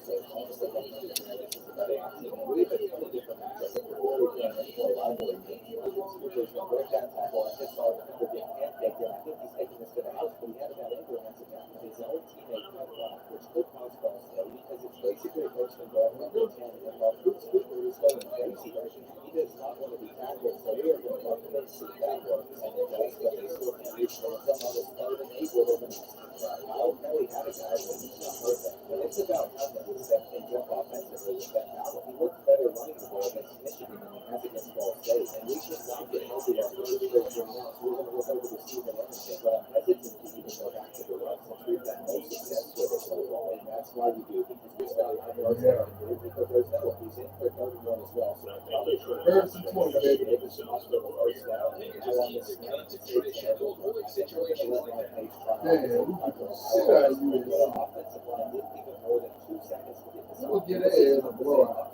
We got it against the Wolverines. We're going to see if they have a swinging work, but it doesn't either. And that was the worst first quarter ever. With this one, probably not taking it back because it's getting down to right now. I accepted that maybe it was a You gotta get the choked in the blowout. I got this. Next shit gonna get the If you're not close, you can make a play. But Jeff Davis is going to have to make a difference. And I can't really, this is one of our best quarterbacks. These sliders are meant to keep things this intense, but they didn't against Michigan. And now we've been brought back down to reality. But Tremaine Lane killed that whole starting line, and everything's lined up. Yeah, them motherfuckers. We'd be back in possession, and we've started with the run on every drive, and we're going to make a play action where Ryan Bates just missed this mark. I don't know where he was throwing there, even because he missed so badly, but now he was going to hit the outer edge, and he should go for at least the first down, which is why we need to keep hitting him, but Brady does. He's our best offensive and defensive player, but he's out for his shoulder, and this is not good. We can worry about this training always lot against us, and then he goes to have to step it up, and he's so much stronger. I've decided to go Skyler to play for it, and what is Ryan Bates doing? He was so accurate at the big guys in front of the goal. So now he is missing every target, and we have to pick up this ball when he didn't see it from the other side. I'm not going to lie, I like the Michigan game affect my expectations. There you go. Bring that shit back. Bring it back, USC. Bring it back.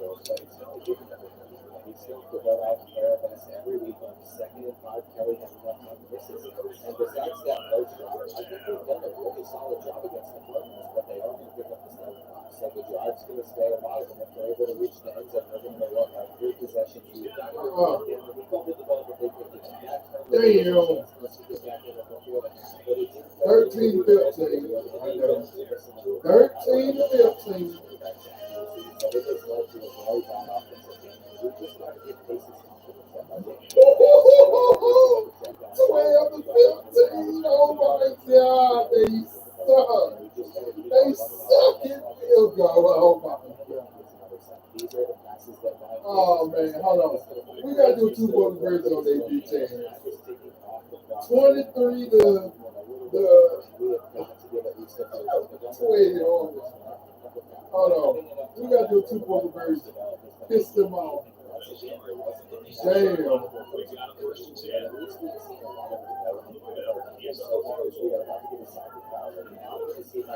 Damn. No. No. Oh no. No. No. No. We gotta do 2 quarter versions on their details now. Oh, they still still suck. They still suck. Oh my God. Oh man. They still suck. Man.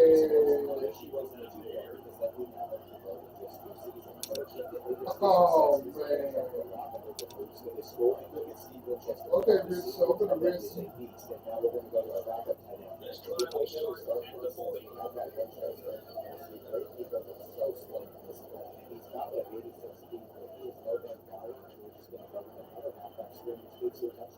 Oh, goddamn.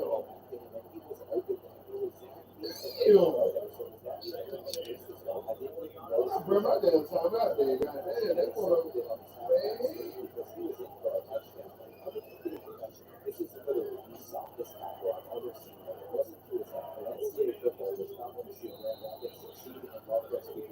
Hold on, go to my injury report.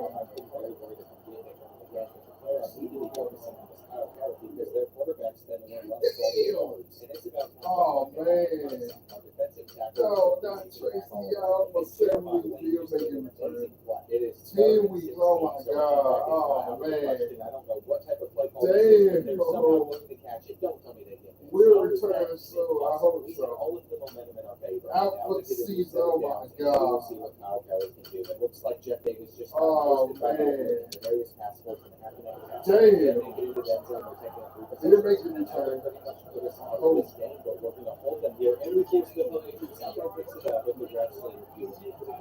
Damn. Oh man. I just can't imagine we live in a world where Zach is able to lead us down shortly, especially since he already missed that throw. Look at that. Hold on for a minute.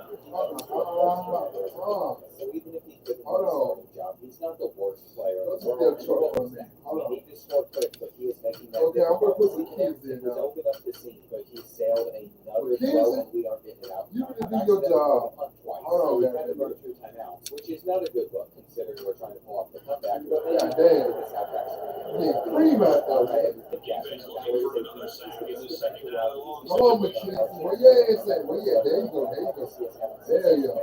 Scott Thomas is our best wide receiver by far. He hasn't gotten any targets, so I'm going to go over Damn. here. He just would have been a fantastic route. There we go. You back in it, baby. Because when we are, as soon as the pace for us, hoping for the Hold on. best onside kick where Ball State's going to take it out of the I've tried this, but they have on 2 blocks. You sure to make it there in the third.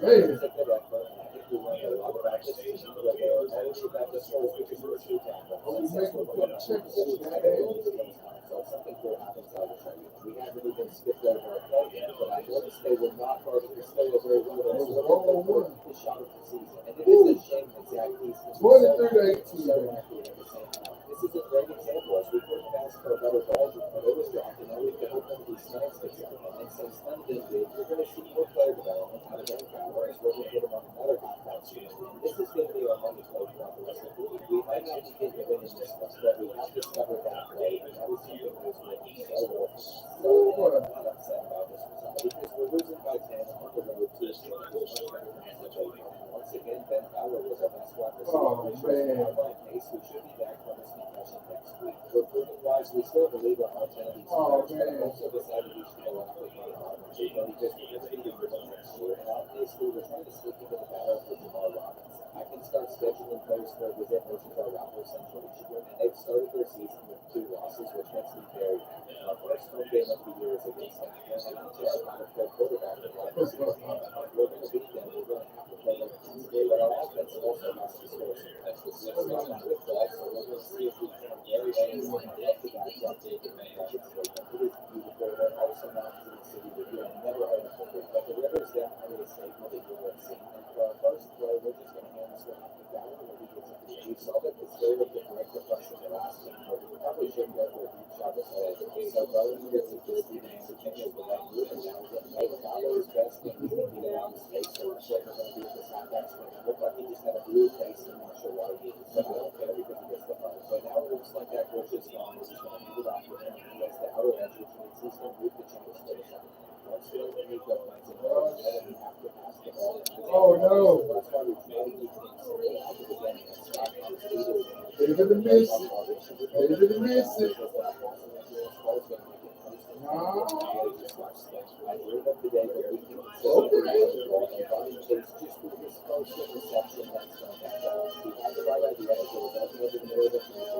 They didn't miss it that time.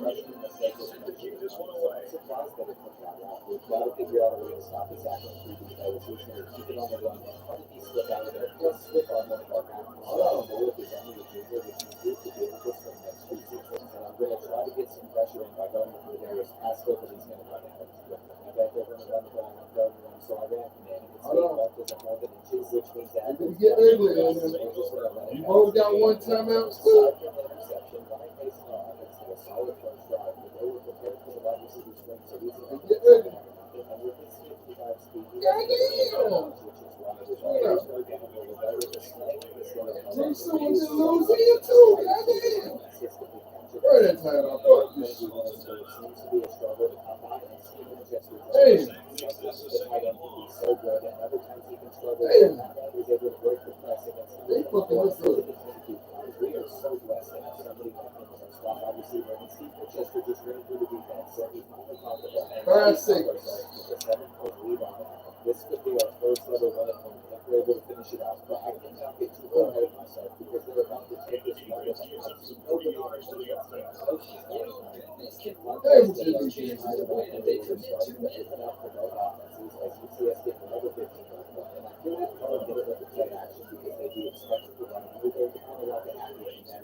Yeah, 2 seconds.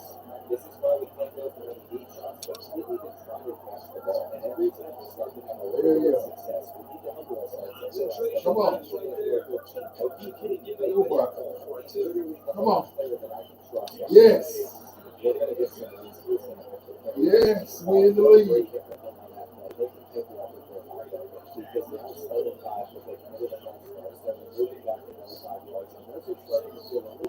Fight for them guys.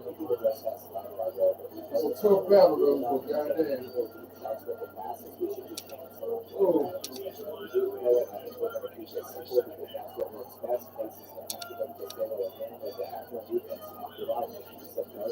Hey, we fucked up.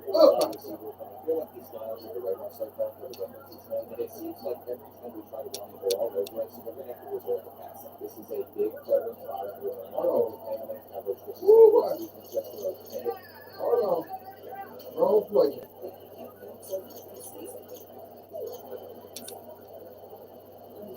The offense will take over at the 39. First down, 10 to go. Louisville with a 1-point lead. Come on. Oh, shit. Oh.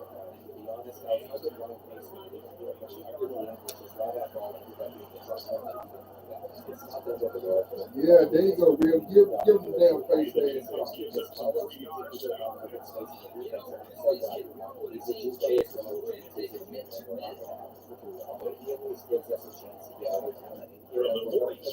line, first down.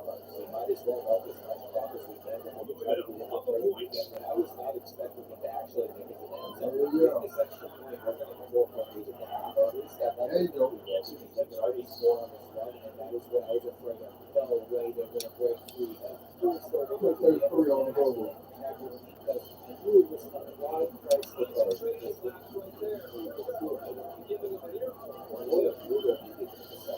We did everything right there with some possession On the 17-yard line. So we just got to walk in and try to stop the run. But we have to let that out because he's got to look there on the defensive game. And on the starting five, surely they're not going with the run. Whoa, goddamn. Look at this. These motherfuckers ain't joking around. That is so frustrating. Look at this. Come on, motherfuckers. Come on. Hell no, bitch. Hell to the fuck no. Nah, bitch. Nah. Yeah, y'all missed that, bitch. Yeah.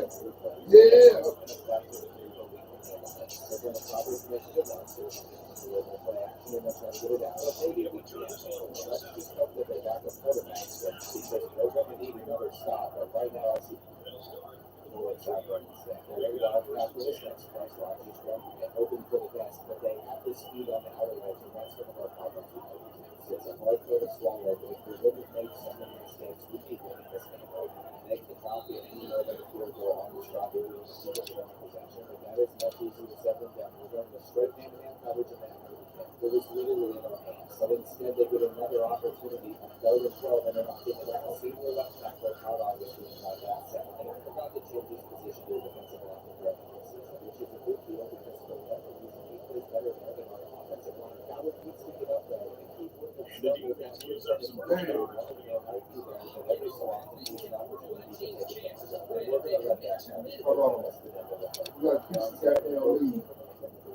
33 to 31, baby. It's a long 3rd and 21 and Pat Randy. He was so open at one point on that play, but he's got to do a different spot. And this bounce actually worked out for us. So we have finally flipped the field successfully. And on this 1st and 10, Howard had a chance at an interception, but it was I'm not going to lie. Our star player almost got there. And it ended up being okay. And so I told him, Chris Miller speaks out of the team. We need our fans to be out here on this 3rd and 5, and I'm watching that right away. But they got it right. So I'm going to just move the chains, and on 2nd and 10, they're going to run for another first down. I wish this game wasn't in the hands of our defense, because once the opposing team starts running, we don't do a good job of stopping it. Because I just saw somebody down on the field, and it was none other than Ben Fowler, who just got sent to the shower. We cannot have him taking shots like that. We need him to be healthy, and this could be another sack, which gives us a short, but I don't think we've ever had that. It's intimidating after us. It's not the one too far for us, and I don't know if First and goal from the 2, they smell the end zone. they simply cannot pick this up. But there's a lot of time out there. A lot of hands, there was a chance that this might go out with the 20-yard line, and I am terrified of this spot. Their numbers have gone crazy, but thankfully we got the right rhythm. Now we're going to move to the Mount Andrew Johnson, and yes, I understand that we got the right people. I was looking at but it all works out best. We're going to get the first on the field, and then now it's going to take this half after spread out the field. I can't decide if I want to score super fast or I want to try to run down the clock, but it seems like we're going to do the better option because if we don't get the two-point conversion, we still have a chance of getting the ball back, but it's not a very good one since we gave one time out back. That is not a sack that you want to see. Now we have a 3rd and 18 situation here. The third round did not get open. I tried to force it into that one early, and I was hoping we could get out of that. So Akron should be able to just run out the rest of the offense. And of course, they're going to get a big one instead. That is going to go for 150 touchdowns. I promise you, it is definitely coming last season, but it's not going to be this aggressive. And this is why I didn't schedule any visits versus Akron. They can look around the conference so far, you'll see the rest of the show. And then number 15, Washington State, Super Bowl. After we played 4 more restaurants, we got to do one for the rest of the day. So we don't think this one won't be difficult because I'm feeling very hard to get first and 10 overall. We can stop it all amazing. And I don't remember them giving us that many issues last season, but we'll see what happens. We're starting on the offensive side of things.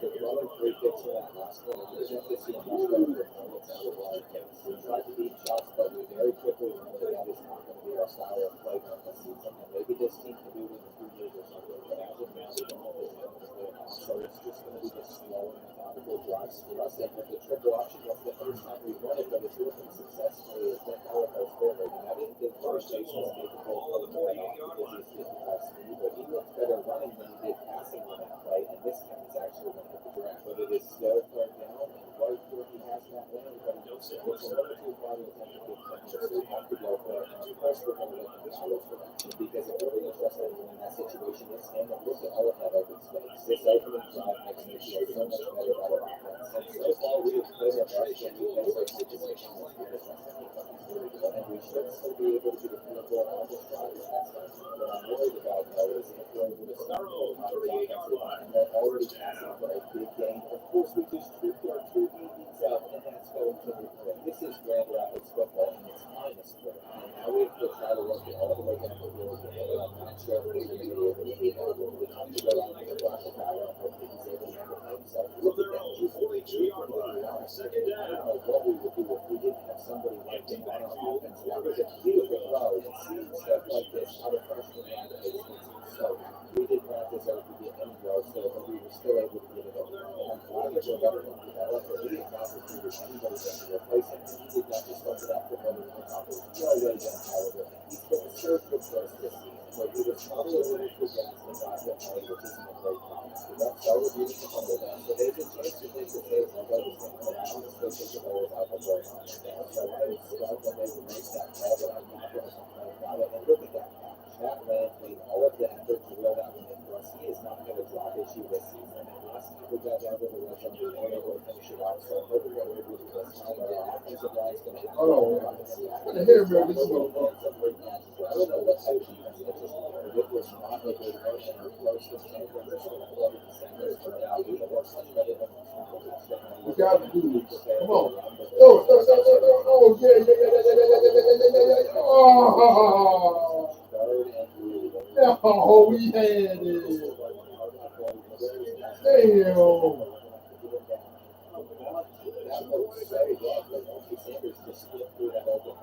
Run it. Yeah.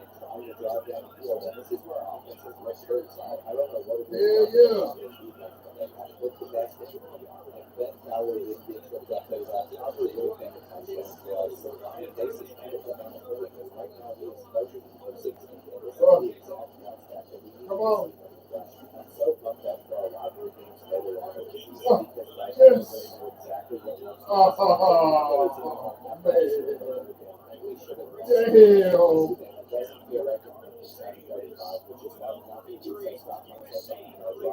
Come on, we need a touchdown and a 2-1 break. This is a crucial 3rd and 8 where they run it with man coverage and No. No. Quit screwing us, man. No. Come on. Man. We're trying to bring a victory home. Damn.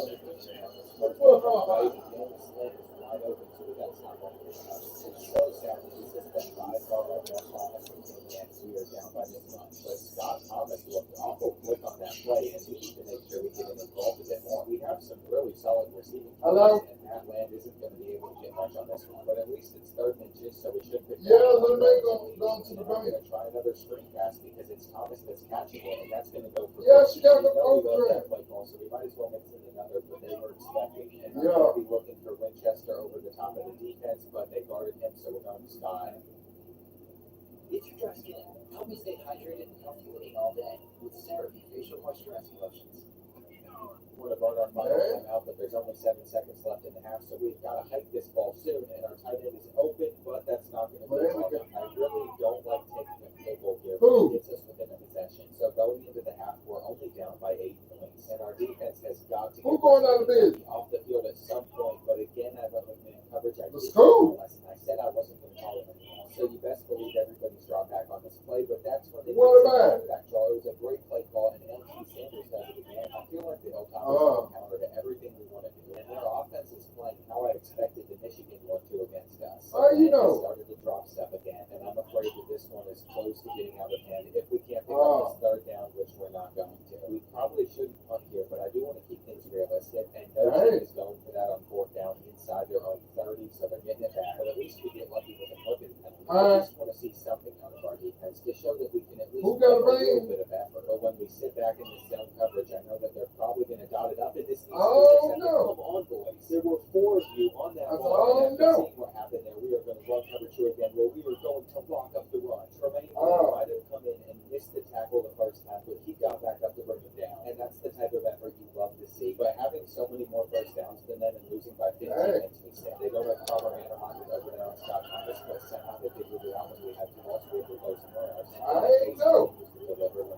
So that's why we've been throwing this. But there is no time back there. I'm not sure there's anything we could have done in that situation. They guarded our corner route, so we're not going to pick up the first down. I don't like that we can run it back to them again, but I feel like we could get a lucky bounce and put them back inside the 5, which might happen. Now it's on the defense to force the safety to so we are going for it. And this is a setup for disaster if we don't get pressure anytime, which we're not going to. There's heading catches it, and thank goodness Monroe was not in the position because if they don't have to get any more points, we are done. But Monroe is going to get the reception. That's his coach. And Andrew Monroe's only a freshman. That is It's what we want to see. We recruits ramping. So whenever Ben Oh, Fowler man, we got we this. really struggled and we had to force that out. But to be honest, it wasn't. Bring the touchdown. Celebrate. Damn, I thought we were celebrating with the bird. Possession if we can score. We just need a few more yards, and we have somebody open. It is Castillo, so I'm pretty sure Carlos just caught his first touchdown ever, and we might as well go for the 2-point conversion now instead of later, where we're going to pick it up. That was the perfect ending to the third quarter, and hopefully our defense can clutch up again. All I know is man coverage somewhere got us a pick on our last drive. So if we're going to go back to anything, it's that, and we just have to hope for the best and that our defensive line gets in some One more touchdown in the 2-point conversion. approaching field goal range, which does make me a little bit nervous. But we went into this game expecting to get blown out, so I'm glad we turned it around. It's been so fun to see the development out of all of our players. That's a tackle. We might have just gotten out of field goal range. Quarterback Brett Cook wanted this flat, but he stepped up big time because this is not a freebie from 50 yards out. That might have been the 60 spot. I guess Western Kentucky had a good kicker, but it just was trying to take the chance.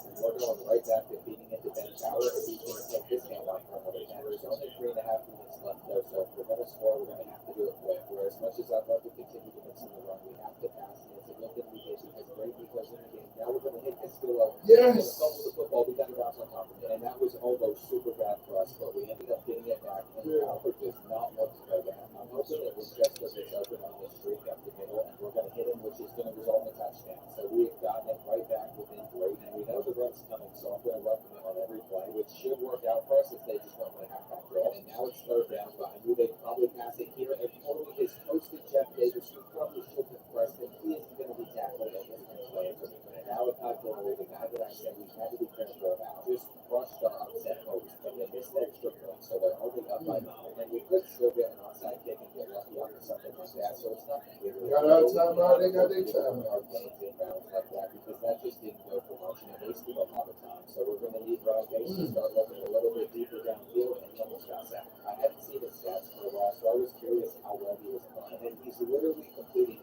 85% of his passes, and we're still losing. It is now 3rd and 6 where Matt Lane is going to get open on the corner route. He might be able to take this one to the house if he was quicker. And this has been such an amazing performance from Ryan Pace. That's a touchdown where he's going to break Kevin Stelton's school record, and we have got to recover this onside kick. We still have a chance, but the Hilltoppers are going to get it in that game. I mean, surely we've got to have a win coming soon because we played so well offensively, and I wish we could replicate this performance the rest of the season. It's going to be hard to match, but Matt Lane had a great receiving game, and even though we haven't won, we deserve this 5. As of now, our rival Central Michigan haven't won again, but they've also played 3 Power 5 schools, and I always wanted to schedule everybody for a visit against Northern on the way that they just won again, so everybody's coming versus Central Michigan besides their defense. I'd also love to put this coach upgrade in the kitchen sink, but we're about to need more recruiting points, so I'm hoping that pays off, but we just landed a ton of talent. Not only did we get Brad Johnson in the week before, but we just got Ryan Wilson and Joseph King. So now to finish the defensive line trio, we just need Justin Johnson, Levine, and Wilson. Take that as the open. I've also decided to pursue after cornerback Kirk Butler and linebackers PJ Davis and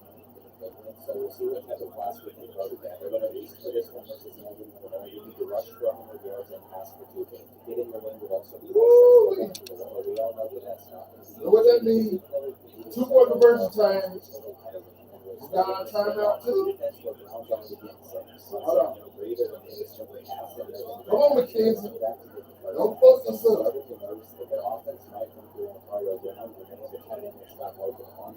Yes. Yes, sir. Damn, I told you celebrate with the bird. Damn. It's in their ass packed.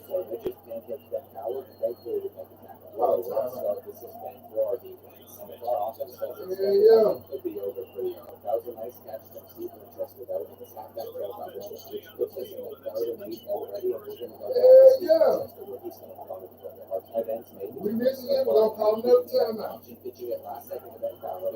Just got behind him. There we go. Probably would have been on. I feel like I'm starting to fly by as there's only a few minutes left in the first quarter already. Sibling. Take this one for a big game. We won. 20-25. Look at that effort, and he deserves this helping hand. 38 to 48, 38. And now that he just didn't catch it, making his way into the end zone. Sit there. I don't all up at 7. I'm very happy with how that first offensive drive was. They've been knocked down some more. You should take their ranking down. Another one where I just made the wrong tackle and Ben Fowler. I thought I was hooked onto another guy, and then Mario Brown, like I said, he's going to have a big game. We're right back to square one. Down by 7 points against NIU. At least 6 or 7 points. We've already got 45 rushing yards, so we're not going to 100 sacks. We'll go against that total, so we have to make sure that Ryan Pace gets as little as possible. We've played perfectly on the offensive side of things so far. But to keep this drive alive, we have to pick up this 3rd and 1. And surprisingly, great Nico was able to. If I knew he was in the game, I would have definitely passed it. And it's crazy to think that he started for us all of last season. That was almost it. And I should have just been able to thank goodness Ben Fowler is back out there. He's going to take his keepers at outside edge and his Fisher ball, which takes us to the end of the first quarter. And this is a massive start of the year where we are going to know Ben Fowler thinking it's a match. Well, I almost don't want to punt since we're on our side of the field, so we're going to waste him for a punt.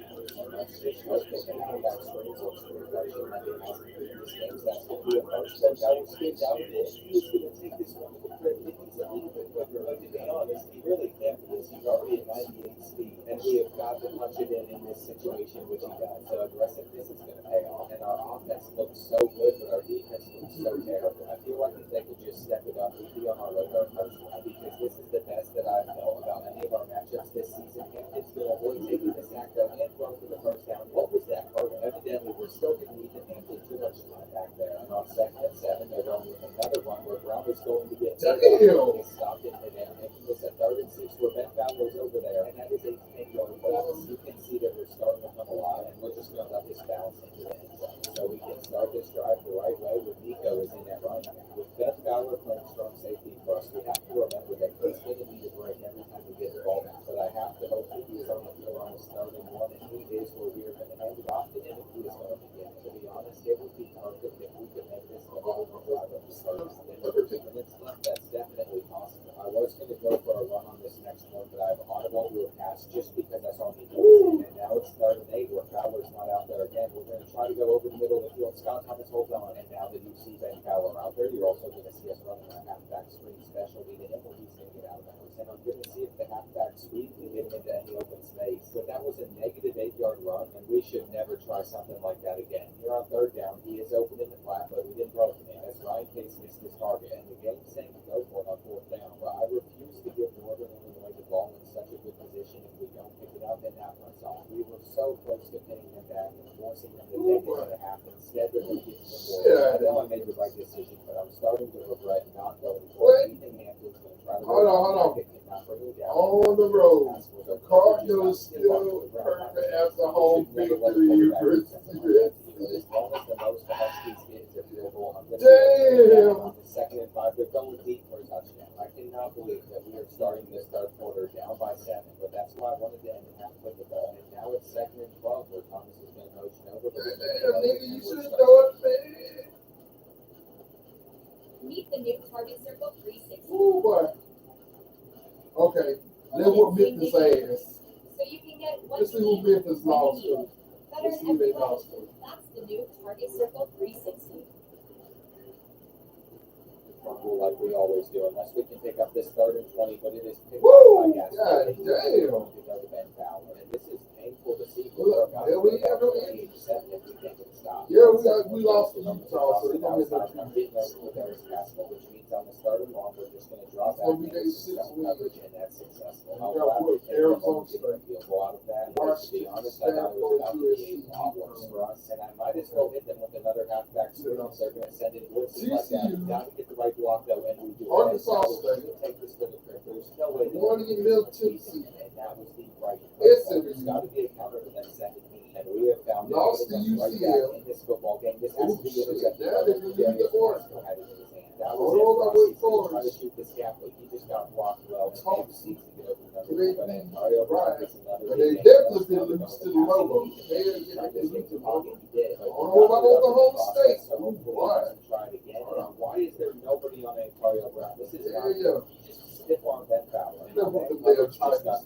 Tired of that. On 2nd and 10, it's going to be another one, and that is a gap for number 5, their backup. But he couldn't finish it off, so now we're run committing, and there were so many open receivers. Here on 2nd and goal, we're getting up that gap, but that pitch was perfect. And our defense continues to cost us, but we do have Hackett open, So we're going to start our effort to fly down the field, and that lane continues the defense. He was able to get naked on this play that they started to do. That would have been such a big game. So it's frustrating to see, but as long as the drive can stay alive, we're going to be all right. And look at that catch. It just crossed passing for 250 yards, so that should make that recruiter happy. But we still need to run for over 100, and I doubt that's happening. It's more important that we try and get the game. And I see that Steve Winchester's going to go. That's about all that we had, and that'll take us to the end of the third quarter. We need Fowler to step up big time on this halfback stretch, but it's 4th and 1 now, so we're going to give him a halfback toss into space, and come on, nobody got blocks there. And for like the 5th week in a row, the writing is on the wall. They're going to pitch that one out in time just to get more yards. So I think we're about to come up short in another matchup, and besides that interception, we played so well in this game. I mean, that is at least from an offensive perspective, because our defense has been getting cooked. Speaking of cooked, Brett Cook can't make a freaking tackle, and I'm going to have some nightmares about this defense when I go to bed in the next 5 minutes. They didn't rule it a catch on the field, but we all know it was, and they might as well just overturn it now, because I left them wide open, and they deserve that first down. Fowler's making the tackle, but if they score more than a field goal, we're done, and they're picking up another set. This is a huge third and 4 where I wanted to try and send a blitz in, and we are going to stop us. So no on purpose losses, just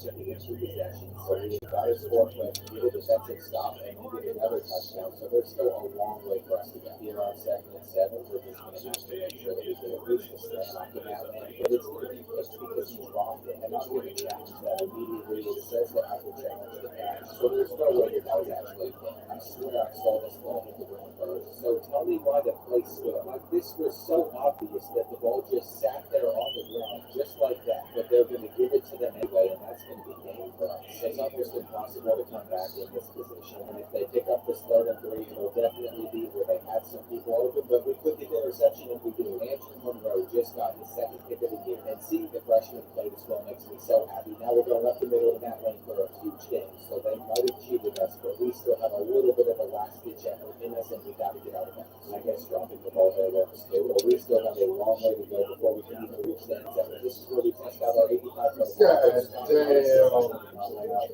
That was it. That was our moment right there. I'm going to look at this direction again, but we're going to have to recover the onside kick. So we made one more time. I was impressed that we played a lot better. I mean, we have been flying down the field like a shot, which is impressive. And Ryan Hasty picked up another school record. Unfortunately, I do think it's going to come on the last day long for the football. Maybe Northern Illinois can throw on Miami on the rest of the ball. And although the first goal so long, so we're going to walk it out. So we're getting the ball back with about 10 seconds left on the clock. And why did Scott Thomas miss that? I wanted to see what he could do on the return, but we're just going to try to throw it up towards the sidelines and have an interception. I feel bad for Ryan Pace because that's one he did deserve. That's the second round in this afternoon. Man, brother, man, I would say the two of those. I support you. Well, you got a lot of work to do. That won't be me. Hell no. That was him. Hell no.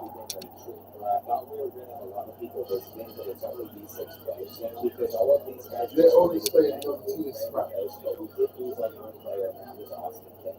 Seeing all of that success we recruited just made things so much better. And then I found 6'6" Brett Jackson at wide receiver, but we might as well try and go after him. All right, it's a brand new day now, and I am ready to play our first rivalry game. Well, remember, we're trying to get the Michigan Pride Trophy by having the better head record than all other Michigan high schools. And Eastern Michigan won it from first season as the defense.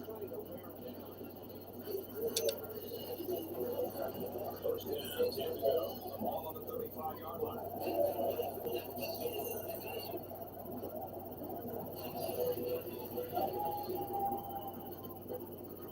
Take a track report, and I'm going to keep up with every single match. I think we're going to be close, but if anything, I care about the rest of Michigan. And all the Michigan score at all, this is not Jason Burkett just went out and threw for 4 touchdowns. And before we play our game, this is what the standings are looking at. It is time to see how we do against Central Michigan. And with the visiting prospects coming to us, so we should try to at least pass the field if we're going to be on. More importantly, though, we have to shoot the goal, because this is our 6th game, and we still don't have one. But last year, the one score we were able to take down the Central Michigan, so hopefully that can stay true today. I can't try to run the line pace. So they ran coverage locked us up, so we had no choice, and that was not on.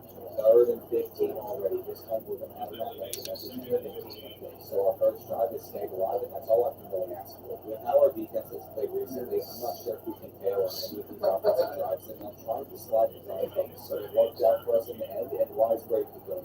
It's it's always terrifying when we see him back there on the third and short. And unfortunately, we weren't able to get that throw out in time. But this time we're going to the Steve Winchester. And he just went through the situation. I feel like I might as well challenge it just to try and get the ball back. But I had no idea he was down there. And from this angle, it looks like he might have been. We just have to hope that the refs give us our home field advantage. And I love to see them play with reverse. That makes this another third and short where we're running up the middle of prime pace. And that keeps this drive alive. Once again, we're Matt Lane's going to run a beautiful corner route. And now we're going to play our best play out of our playbook that I'm trying to on front. And we didn't have Valley out there because he suffered a bruised shoulder. So we're going to have to pass if we want to reach the end zone. And we have someone open. But now Ryan Pace isn't getting up. Without him, we might be trouble. So we're getting him power. And this is the second time he suffered a mild concussion. It's all on Zach Keys now. We helped us take down Central Michigan last year on this play. He has a total. And this is not good news for our team. But we'll see how the backup down. Now we're going to have a chance in the game. Our defense is going to have to work with them. And I'm not a fan of the fact that they've already picked up one first down. I see a lot of people over here, so of course they're going to. Oh, no, you don't. And Jace Memphis. back there, so we're going to. Hell no, motherfucker. And that solved all of our issues. I'm not sure how many times we can do that before we force a turnover, but he just fumbled. And I've never seen this play call before, but it looks like he whipped it on the throw to his running back. So we were glad to take that because we just forced the turnover. And now it's all Zach Keys to start hitting some throws with his 66 throw accuracy. No. One thing that we can't have is a free now. No. But it's probably best if we try. No. And so far, Fuck you. Fuck you, Memphis. Fuck you. But we have Winchester. I've learned my lesson in previous situations. We're going for it here instead of punting. And Colors Castillo comes up big time. To be honest, my biggest variable is if Zach Keys was able to make that throw or not. And that's another one. That runs us to the end of the first quarter. And we're just 6 yards away from reaching the end zone. So we're going to mix in a little bit of a read option because Zach Keys is quick. And this is the best start we've had going up 10-0. Now, I will say we are fortunate that Amino Jr. is hurt, who is starting quarterback. That means all we have to do on this drive is not give up 22 yards in 3 plays. But Marion Woods is going to break through. He's going to shed that tackle. I hope they miss. Damn, no. We got to do a 2-point break on that bitch ass. Because he's a senior now, and I don't know him so much. I wish we could establish the run. Ben Keller has a lane. This is going to be his first big one, but he could move the chains. So I love this Zach Keys at quarterback. We're still going passing as much as possible, but we're also just trying to trust him to step up. Even if he hasn't yet, the ball is way behind Steve.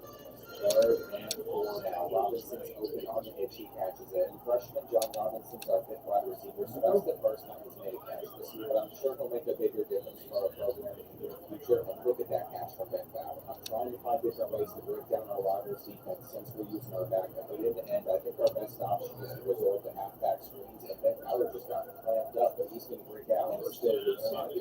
So odds of us picking up this third 17 are not very good. But Zach Keys has Steve Winchester, and he comes down with it. To be fully transparent, I was expecting him to drop that because of his previous track record. But now we're about to reach our rivals' red zone, and Ben Fowler there. I think our best option on third is to go back with another one for the great defense. And you know what? I hate on him a lot, but he's done a pretty solid job on the keepers I've seen. But that sack's probably going to get us out of field goal range, so we just had to look for the blitz on this play. That's what they did. Ben Fowler's going to take it. We need one block, and we got it. And I say that we played pretty much a perfect tackle football, even with our backup quarterback. I mean, if this is the final play, he's the only one to get. And Jason Howell hasn't done much so far. He is their backup quarterback, so they're also dealing with that issue. To open up the third quarter, it looks like they're handing this one off to Mario Lukes, and I tried to fill that hole up with Jeremiah, but he is a tough little guy to stop. And their best option is to continue to run with him instead of try to pass. And we eventually try to I'd expect them to go back to the run, and I can already tell that nobody's over here. Multiple of our players just got pancaked. So we're running that wasn't a house call, but really struggled to stop the run. That's why with Darius and Haskell coming in, there's a massive field. They're not going to have much open besides Marion Woods. But if we give them that much time, that's what's expected. So I'm decided to go back to Colorado and we're all over it.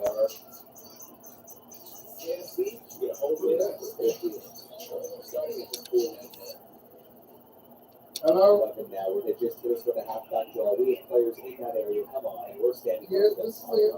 So you might look at that in the future, but as of now, we're up by 7, and that lead can be erased very quickly if we have a solid drive here. So it's time that we go back to relying on the read option with Zach Keys. And a 77 speed should be very clutch for us. He's going to pitch this one to Greg Nico, who I wish was a little quicker, but that's still not. And we're simply going to have a different style of play whenever our backup quarterback has to play. But so far, these runs are working. want to let y'all know. Let's see. I want to do a savings account with y'all next the most month. efficient that our rushing attack has ever felt. But they swarm to the ball there, and on second and 9, we're not getting much. You know exactly what we're resorting to on this third and short. They set the blitz, but Brady Nico was able to get out to that football, and I wish it was Not really. because that would have definitely been a touchdown. But it's coming back. You got to be kidding me. We obviously can't run that again, so now we're gonna have to feed it to Lamb, where he made the play. But I wasn't sure if he was going to, and with this counter, we're losing yards. So Everything's we'll take fine. us to the end of the third quarter, and there's just 6 minutes of football between us and beating our rivals. So we're gonna need to do something here on third and 10, and I might as well try to let Fowler make it work. He's gonna spin out of there, and he even reached for the first down marker. I told you all, if any recruit was gonna change our program, it was this Juco, and we cannot afford for him to not be in down on the goal line. But Brady Nico takes it, and that's a touchdown. We have full control of the game for the first time ever. Okay. Marion Lucas is about to get loose, so I'm glad we wrapped him up. And we still have a long way to go if we're gonna secure this That's win. it. But right now, Jace Bauer's 3 for 8, so he's really struggling. And we've got to get them off the field on this third and 11, where we're going to do Alright, so. so Look at Andrew Monroe coming up with his 3rd pick of the year. Alright, And what a so- beautiful read from the freshman. Now it's time where we can turn on shoe clock and hope that Ben Fowler seals the game for us. He might break free on this one, and he might take this to the crib as well. What a run! He might have just sealed our win versus Central Michigan, and I cannot believe that we are up by 21 points right now. But this is the best we've ever run in football, and Jeremiah Wayne should have had that interception. All I'm going to say is in our 2 years of the football program, we've won Central Michigan, and getting off to a 1-0 start in the Michigan MAC rivalry series is a big deal because we actually have a chance at winning. Ideally, I'd like to hold them to 10 points, but that probably won't happen. And I just saw a copious run on that side of the field, so I highly recommend that you all watch that one back. And we're about to reach the end zone, but it's okay. We're going to be fine. The only reason we're still keeping up with it is because they could recover an onside kick on us. And Jace Bauer has been tremendous. We are so lucky to get the ball into the back of quarterback. This could potentially be the final stop that we look for. And Ben Bauer gets out there, but he's not able to bring down Marion Lucas. So of course he isn't. So that led to them scoring, but we have to get the onside kick, and Matt Land is able to catch up. From here, we should be able to run out the rest of the clock. And that was a nice hold for Ben Fowler. So what an ending this has been for us. If we run up the score even more, we might as well take this one to the crib. However, the refs are going to be our biggest haters. So with that holding call, still need one more first down to seal it, and that is going to become our secret judge. So we're going to take some knees after this. But we want to know, I can't believe we just survived this action. This level accuracy. But we know Central Michigan, we're back to that moving against that. And on things, they deserve cash and cash. Obviously, Ben Fowler deserves to win player of the game. But I'm not sure if Zach needs to throw after those early passes. And I'm loving the development of the freshman point back into Monroe. So we're bringing a visit to our school for them. And so it's nice to have players like wide receiver Andrew Monroe. And we're close to putting Nico Adam recovery and quarterback for drop. And he's got a strong arm, but he's not very accurate. So he's expecting to get the first win with one of these 2 guys. And with this coach upgrade, we might as well get kitchen sink, which allows Andrew Luck to put even more points on all of his recruits. I also have to mention that right now we're trying to get first place. So we're still sitting in the bottom of our division, and our next 2 games are pretty rough. But after that, we play our 2 MAC rivals twice, Toledo and then Michigan State. Buffalo's a 74 overall, so I feel like we can but they're 3-0 in this place, so we'll see. And they also have the advantage of hosting versus us, but that's fine because it is a beautiful day here in New York. We're starting our defense, which if we do this stop, it's going to be all the time. And last thing I learned that we have to mix in some more blitzes, so we might do that on first and second down, and then on third down, drop back and use that coverage, which feels like a good plan, but we will see. They're not going to pick up this track approach. So we've already gotten the balls off of the field, and Scott Thomas has a chance to return this kick, but he has not had a good return yet. So I'm not surprised that he went nowhere, but on this halfback console getting knocked down. Last game, we saw what can happen if Ben Fowler is able to break free on the run, and this is an opportunity for that to happen. He might be able to take this one to the house. I think he is more speed than number 1. He just needed to break free, but he got caught in the process of breaking because since he comes from our record, and since he's tired, he's not out there for this play, but we're going to take a sack. Every so often, we have to expect the freshman on the offensive line to make mistakes, but that is brutal because I thought we were about this. 13, baby. Now we're being far away from here. On third Y'all going nowhere, Knicks. Y'all stay right there. They have locked that up, so we're just going to have to watch go out. with Stephen Chester, and they're going to get the interception. I shouldn't have tried to go. The only positive is right now they're sitting on the 2-yard line, and that means bringing in blitz after blitz, but we just try to get in and get the blow free on our press. We're not going to stop them. Bring that shit, baby. Bring that shit, baby. We just needed to Bring that shit, baby. after that interception, Ryan Yeah. frazzled for the first time. He didn't even know what button that land was here, where he just threw his second one. We've got to be kidding me. They're going to take us there 20 times. We are crumbling right now after having such a good start on first and 10. Fowler could get the interception, but he dropped it. Now It's so hard to carry this program on his back, but if we could hold them to at least a field goal, that wouldn't be as bad. And on third and 3, they are trying to pass, so we run with the blitz. And of course, who's going to linebacker Jeremiah Lane getting the sack, setting the school record as well in the process. Brand new is his own record that he broke, but we're still going to take it. And no more turnovers from Ryan Pace. Those 2 interceptions were very costly. I've already decided that unless we can recruit a better quarterback, he's starting to That's what shit for now. We need to get through these running backs even better. And it stinks because we're doing Zach Easter, especially since he's led us to our other 2 games in total. Put him on Oregon schedule and Alabama schedule. Howard is eating this Buffalo defense alive right now. We're actually able to run on a team, which is a beautiful thing. But the refs are bringing it back to the holding, and that means that we should probably go back to passing the ball. But they had good defense, making this a 2nd and 29, and I have no faith that we're able to pick this out. But at least we made it a 3rd and manageable where we're going to roll out and try to find that lane, but that throws not correct. It stinks that we can go from having such a good game and then coming out the next week and doing nothing offensively, but that punt's going to sit exactly where we need it to. We're going to let it continue to roll until we stop it every one. And I know we've gotten burned one time before, but we're trying to shoot in that gap and stop them, and they're going to break free for another huge touchdown if Jeff Davis doesn't come up clutch, and I see the flag on the play. So maybe that'll bail us out because he is about to take this little field, and that is so embarrassing. Thankfully, the refs are bringing it back, but they're going to do it on their own floor, so it's going to be more difficult to force a safety. But they're going to put this guy. Oh, no, you don't. Miss that motherfuckers. Yeah. All we can do is make a tackle. And he takes it to the rest. He overall evidently doesn't mean much because Buffalo is not very good, but they're undefeated in conference play, and right now they are giving us the work. We might as well let Ryan Pace swing it for the rest of the day and see how he does, because even though we were doing a solid job of establishing the run, they're not good possessions, and if we're going to come back in this game, we're going to have to score a lot quicker. But I needed to play the way that he did, and he went like 35 for 41, and it's not happening. It is 3rd and 8 now, where Carlos Castillo does create some separation on his line, but he just had a very rare drop. So we're going to have to pick up this 4th down, and we're going to go with the hitch to Castillo, but he just fell over for no reason. I was hoping to see some development out of our offense on that drop, but I'm afraid that they're about to put it out of reach as we got in that gap, and they're breaking another tackle. Come on, guys, Richmond's got to put it down, but he can't. We're about to go to 24-0. I know we're due to have some bad performances every so often, but this has just been a disgusting showing from our defense. And if we don't score on this drive, it is on over. And I'm going to try to squeeze it into that window in the cover 2 over to Steve Thomas. I saw that the safety bit down as well, and he has so much green grass in front of him. I think this is going to be our first touchdown of the game. Thankfully, we've got some of that. We're going to try and get the 2-pointer just to chase some points. So we've left the Bulls 58 seconds on the clock to still score on us. So I love to see the refs helping us out. And we know that the run's coming, so we can come out and rush defense, but they actually run the pass instead. I legitimately want them to just make it to the half, but they're determined to score. And since it's already 3rd and 8, we could get the ball back, but they're going to get the first. Fortunately, we decided to run down the clock before Mikey in here, and it looks like they're throwing straight to Ricky Gamble, but he drops it. I feel like we struggled to catch interception. So here to open up the 3rd quarter, we're going to start with the ball and see what we can do. I don't think we hit him with the halfback screen yet, so we're just rooting for a blitz, but they were all over this, and Ben Keller was still able to get that out of our edge, which is why we left going to him, and we're going to pick up this 3rd and inches with our tight end. We had 7 first downs to Buffalo's 3, so that's why it's disappointing that we're losing. But we're midway through the end. Ryan Pace is 7-7 school passing record, so he is going to have a very bright future for our team. We just need him to continue to develop and actually come. If we're going to pull off the comeback, time's going to be very important. But Greg Nico just fumbled it away, and please don't. You already know that I'm going to go instantly to challenge again, and we'll see what the refs say here. Because to be honest, I couldn't tell if he was down or not. But after looking back on it, his elbow definitely hit the ground first. So refs are going to overturn their call, which is good for us because it keeps our drive alive now. In the 3rd 13, Matt Land is going to drop it, and there's no way that we can find this situation. We have no choice but to go for it. So we're going to go to the crossing route to Steve Thomas, and he didn't make that. But you want to start looking at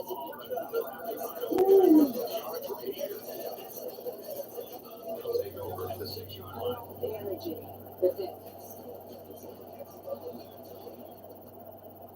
Because we were just about to get right back into the game, right at somebody deep, but everybody's scared of testing Ben Fowler, and I guess that is a good thing, but they're going to shut off this one tackle here. Ricky Gamble could be there, and I'm sorry, boys, but I think we're going to pick up our 6th loss of the year. Maybe we can get him off the field on the 3rd and 2, but we just couldn't get pressure and quick enough, and we've had a lot of competitive close games in the season, but this isn't going to be one of them because nobody knows who's going to be out. I mean, there's only so much you can do, and there's no way we're picking up this 4th. So our 6th loss has been coming, but I think we we can run it off from. And as even though we lost by 29 points in blowout fashion, we started at Gallagher's best rushing game yet. And Steve Thomas also had that breakaway touchdown. Brian Pace just has to limit the turnovers. And Herb Butler has officially sealed his command. The only recruits that potentially still care about getting is 6'6" wide receiver Brett Jackson and maybe some of these linebackers are because we still have some team needs at that linebacker position. And I'm pumped at back-to-back rivalry games where we come to play Notre Dame first. Where I'm stunned that they agreed to come to our place. Having a Lulu documentary based on the team really pulls me from. Our stands are starting to look a lot more full here at Grand Rapids, so we can't even start considering stadium expansion until we win at least our first bowl game. I have a feeling that the Irish might win it now all down the road tonight. But fans are actually good about the intersection early, and that one hurts to see. Now they're passing it again where we have blocked everything up, but Stephen is going to take off. Jeff Davis can't hold the tackle. And last year, if I'm remembering right, we played the Irish close for at least the first half of the game. So our goal is to do the same today because that would be the matters to me as we continue to improve. And we can try to get them off the field on this 32 original cut in, but they pick it up. Oh, it was still a beautiful pass rush from the linebacker. And Andre Besson has been his worst enemy. He struggled to stay on his feet twice now, so they're going to have to do something on 2nd and 8. And Stevens really responded to our blitz tonight. This could be a long game, and everything just works it down and do it slowly on us. And they've already taken that particular win there. But we get the sack. It's about time he goes our way. His Chase Southright just ran by number 55, and he's a senior, so he's going to graduate. But that's why we're bringing in a full new defensive line freshman. And I'm hoping that we're able to stop him on the start of the ball, hold him to just the field where we're going for the quarter route, but he might not run. But I didn't think he did, as that right one stayed in the air for too long, so they're attempting a field goal, and that was good from far out. It's time to see if our offense can get anything going versus the Irish defense. And Ben Howard just got 7 starts to 10. Now we're going to get a beautiful block from 79, which is not going to go unnoticed. He's the trooper on tackle that we will move, and he's still a new face on our offensive line, but he's the only guy that's not a freshman. But now we need to lock in if we're going to pick up the start at 6, and that's another bad one. It's a rough start. Get them back with this punt as it's known to bounce where I wanted it to, and that goes out. I've hated a lot on my tunnel Corey, but he has had some good ones, and we've got to make it happen. We cannot let the young person We still got it out. started with a don't get the run, but let's make the right one on Steve Angelini and just take it.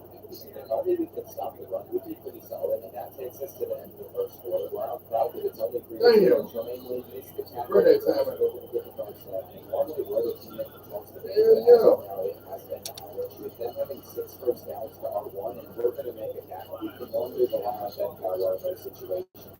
But they can't pick up this third and long, and I'm hoping for the second time today, we held everything to a field goal. But Ryan Bates has yet to complete a pass, so we're going to ask him to do it here. If he does, it should help him feel more comfortable against the Irish defense. And we're going to need that because I'm not sure if we're going to be able to run the ball. We're on 3rd and 11. I'm looking for that corner out on the right side of the field, but there wasn't enough time. And that's so unfortunate because it looked like it was just breaking open, but maybe we're going to pin that back. And that's not good. I'm proud that we're staying on the game. And we hit the ball to start the second half, so we have a lot of time. We can still pick up points. We have blocked up everything else. Even though like Ryan Bates is hurt, but we're going to keep him in anyway. Since we're in a close battle with Notre Dame, I want to have the best chance of playing off the upset that we can. What is Andre Besson doing? He's had some very questionable rushing attacks, and that was a thankful for it because he did go all back with 2 minutes left on the clock. But we've done nothing yet offensively, so we're going to try to switch some things out. And I'm just going to have a little bit of success because wide receivers want to get off. So now it's starting long block. I'm going to get Matt Landon on his Xavier out, and he actually is basically himself. So we need to let the guy go to work more often than we do, but that's not. No. And I don't know. Grab that motherfucker.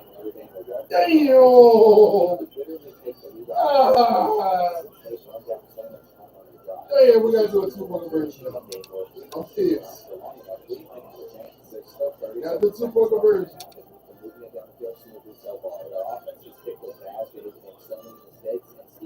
Damn. I knew that middle was gonna do this shit.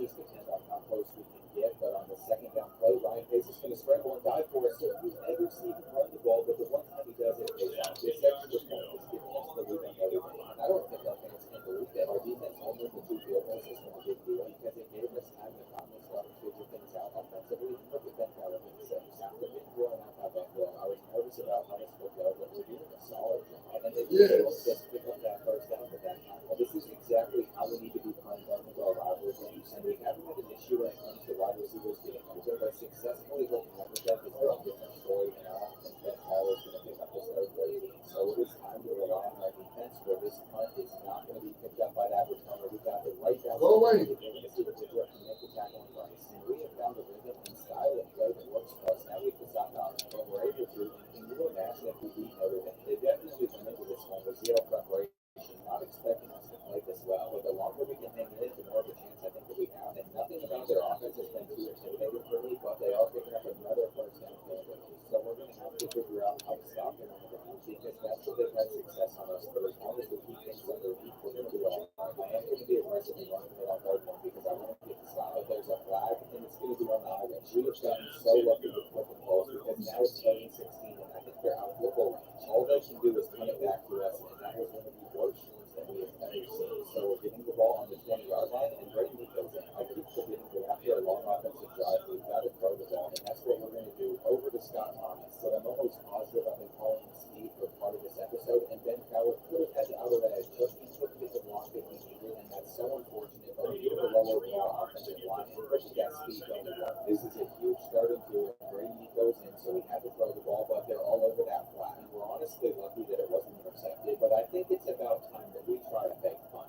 I doubt they're expecting us to be this aggressive, but I had second thoughts about it because our defense has stopped the Irish all day very well, so we might as well just trust them to do it again, and they have a good start. I'm so scared of them having the ball again, but we have done exactly what we needed to, so I'm learning that there might be some times where we can lean on our defense, and I don't know how Notre Dame is playing this back, but we should get another stop on third down. Steve Engineer's going to break the sack. I was about to say, if they caught that, I'd be so upset, but that is why you make this smart decision in punting the ball, and we're going to see what Scott Thomas can do. He's juked out one player. Maybe he can get the inner edge and go 3 more yards. So right now, we are on the verge of pulling off the biggest upset in school history. And I know Notre Dame's defense is good, but we've struggled so much offensively. So Ben Coward's going to have to bounce this one to the outside, and look at that speed going to work. It took us a while, but we finally had something go our way on the offensive side of things. And we have an 8-point lead on the Irish, which I would have never imagined. Here on first and 10, they can hike the ball, and we are all over everybody. So we just need our 59 overall defense to keep coming up clutch, and I'm ready for all of those comeback routes. They're going to tell me, come on, if we had somebody Fuck them damn Tigers. We will send them back where they came from. The Irish have had the worst offense that we have faced. We tired them Tigers. We have not struggled to stop them, and we've struggled against so many other teams that are much worse. And it's time for True Clock to go on and hope that we can pick up a few first downs, because if we do, we're going to pull off the upset, and Brady Nico got wrong.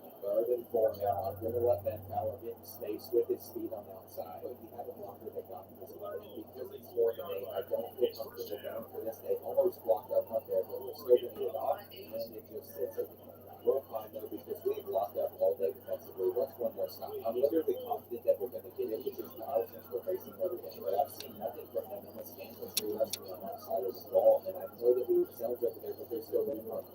Unfortunately, I can't use their everything, and I knew exactly what they were going to go for. So I believe that if they reach the end zone, they also have to get the 2-point conversion, and we might run to get in right now. I think our best chance is giving this stoppage guessing run by run committee, and we did, but they still got it. So we have a minute to drive down the field, and we have to start it out by doing Ben Coward on the halfback screen, because these are money for us, and he's not going to get all the blockers he needed. But the first down is going to stop the block, and we're going to go over to Matt Lane down the corner route, but it's tipped off by Mickey. I do think that run will get back there. Jason Mickey's really good, so I probably shouldn't have sent it. But when you look from this angle, Ryan Pace all the right things. He just put it too far to the left side of the field. Luckily, Notre Dame's already committing some false starts, so I'm hoping we can send things to overtime, and I'm not running any more man-to-man coverage. They're not hiking the ball right now, so I think they're in the clear. And it's wild that they're settling for overtime versus us, but unless they get in field goal range, they're not going to be able to do anything, and they're not going to. It was closer than I would have liked, but we just have to prevent them from scoring on this Hail Mary. I have Ben Coward over there, and that is going to be dropped. So this is going like the Michigan game, where we're starting on defense, and we're going to blow this one the same way that we did. Yes, 40 to 15.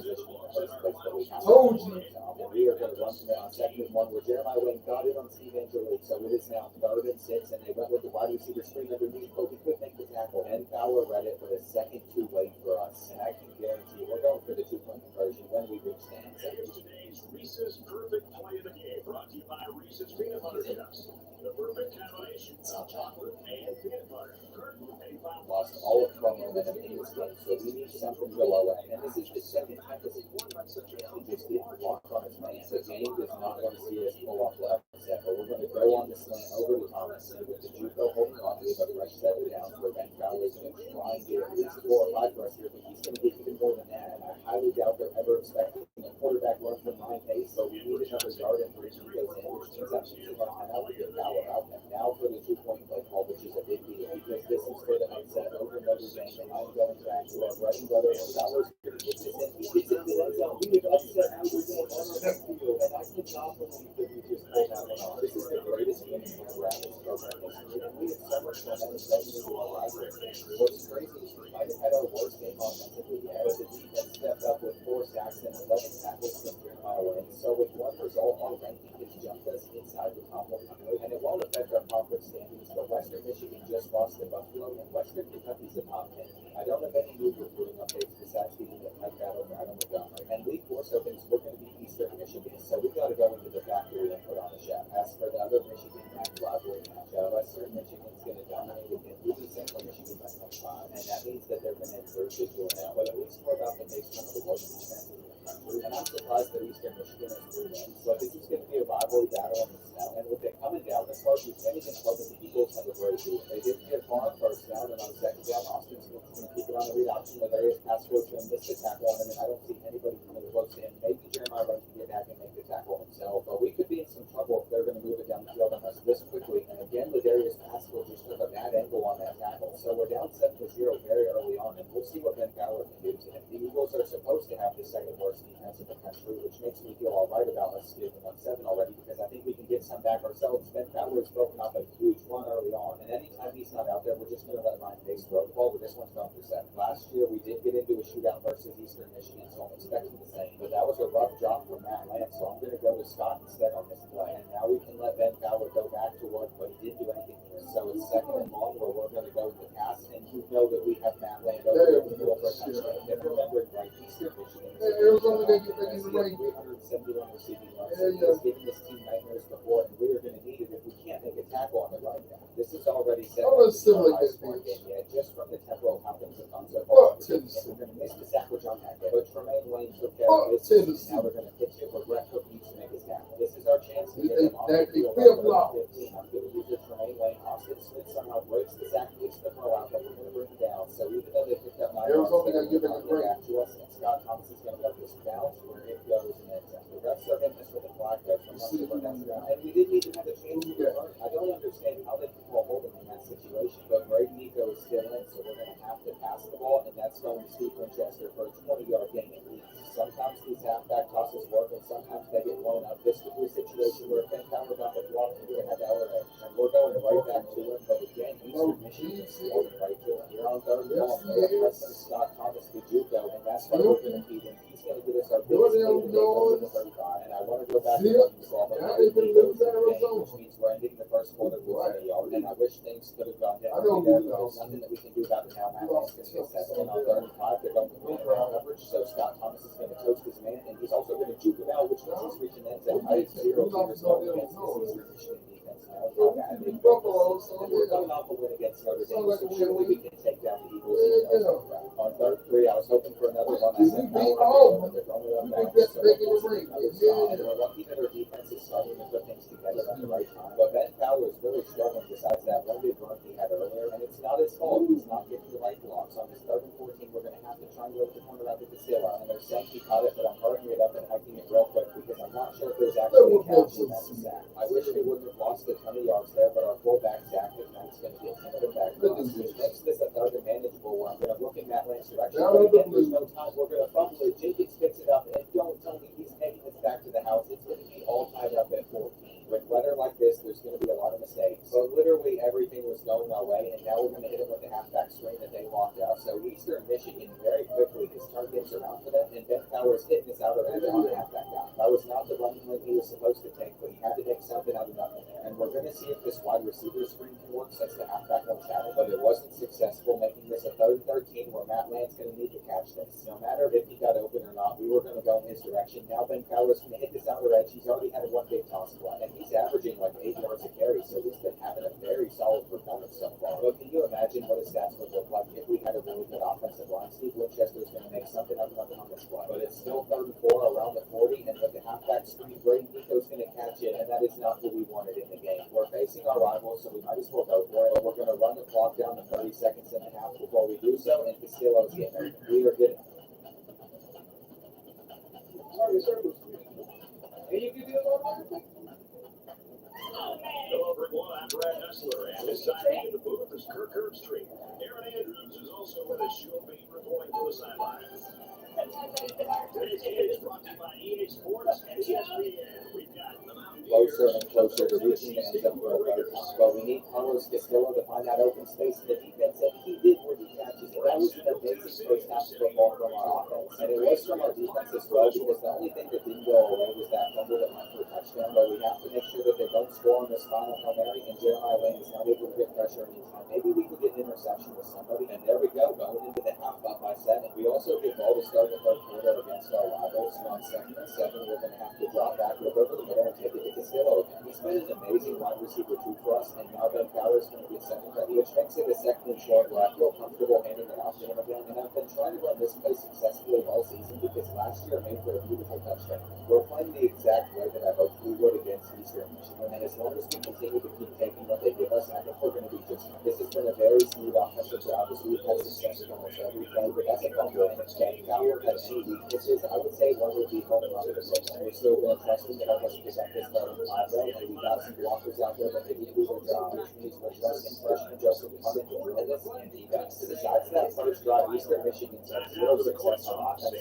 but after the good halftime speech, we'll see how much not playing in the second half. And on Sunday night, it looks like they're going to go the run again, where they keep it, and Fowler's going to have to make a tackle here, which we did. It is now 3rd and 2, and they did end up running the ball. They passed it instead, but now we're going to get the sack, and there's a flag on the play as well. How is Austin Smith still on? I don't know what they're calling, but we're about to find out. And I'm so upset with Ricky Gamble. He was lined up ahead of everybody else, and that's such an irritating thing to drive to stay alive. It's going to be all right. One of our players is running down. Our biggest issue that we have to work on in the offseason is definitely tackling. Ben Fowler just got to slip on, but he slowed down the Eagles running back enough to where we could make a play, and that is not good. We just saw another one corner get put. I've been really happy with AJ and Rogan. Now that a wide receiver getting 5 yards of separation, and we're just going to need to have another solid offensive drive where Brady goes in on class. I keep forgetting that at some point Ben Fowler has to go right, and now it's 3rd and 10 to end this quarter where we're going to have Matt Landon. He has to catch this punt on Friday. He went crazy against them last year, but he hasn't had his goal game this season. Now with that punt, it's going to bounce straight to the hands of Deion. And what a Carolina did on the first play, Eastern Michigan's going to toss to the outside by Niggaz successful. But Elijah Jackson Andrew doesn't scare me that much, and they're going back in the direction of injured McClough, but he isn't getting an interception for you. He's had some good games for us, and now he's starting to have some bad ones. And with 5 minutes remaining, we now find ourselves down by 4 points to Eastern Michigan, which happened so quick. I thought we might lose our third one in the season relatively easily, but now it's 3rd and 4. They came out pressing, and we're going underneath the Castillo. Thankfully, he came away with that football. I wasn't sure he would, but Ryan Pace put it right in front of the linebacker where it needed to be, and we have got to stop giving Brady Nico so many touches. Steve Winchester gets a lot of separation on that corner after taking inside the red zone, and now it's time to try and let Ben Fowler go. He let some blocks get picked up there, and this one's going to have to go to the house. He keeps breaking his own records for rushing yards in the game, and these false start releases have been a bit too common. They've helped us, but that's another slider I feel like I need to adjust, because I feel like the computer's averaging like one of those a game this season, and how on earth did he get out there? I should have never said that I didn't fear Elijah Jackson. It's crazy that Austin Smith has only attempted to do that much. Here on 32, I'm going to have to be aggressive if we want a chance of getting him off the field, and Austin Smith takes the sack. So Chase Southright just clutched up, and on 4th and 4, they're hitting us with a halfback draw, and Jeremiah Lynn's got that. The second they started running there, he rushed to fill that hole immediately. Now Ben Fowler's going to try and get the first, but it's best that he stayed in bounds there, and with his passes, he might have a touchdown. He has so much open space in front of him, and he might as well go for it. With another massive play from him, we're up by 10, and he is definitely the MVP.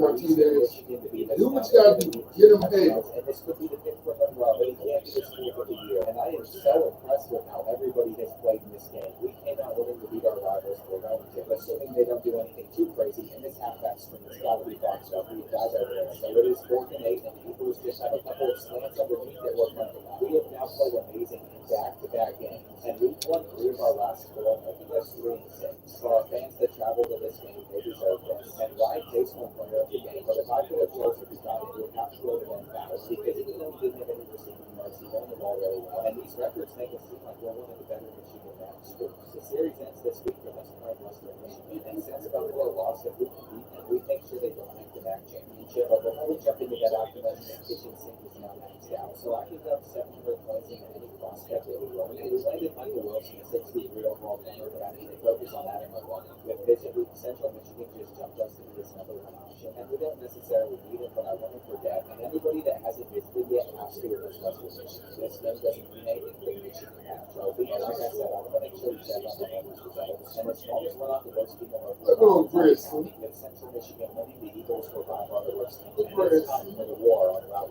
131. They certainly have the advantage with their only losses coming to Washington State. Have you ever felt like escaping into a open desert? Jane Gaskell did exactly that, trading her illegal for taking a new life in the tropics. She soon discovered that paradise has its secrets. For the war on Route 131. They certainly have the advantage with their only losses coming to Washington State. But if we can stop their we need to put Middle Tennessee up. This is the first one that we've had at home stadium, but I love that our late season rivalry games are on battles like this, and this type of weather sets us up to have a classic game against our biggest rivals. We're going to try to run the ball as much as we can until they prove that they're able to stop it, which they've done. Come on. So it's asking for the right, but we have to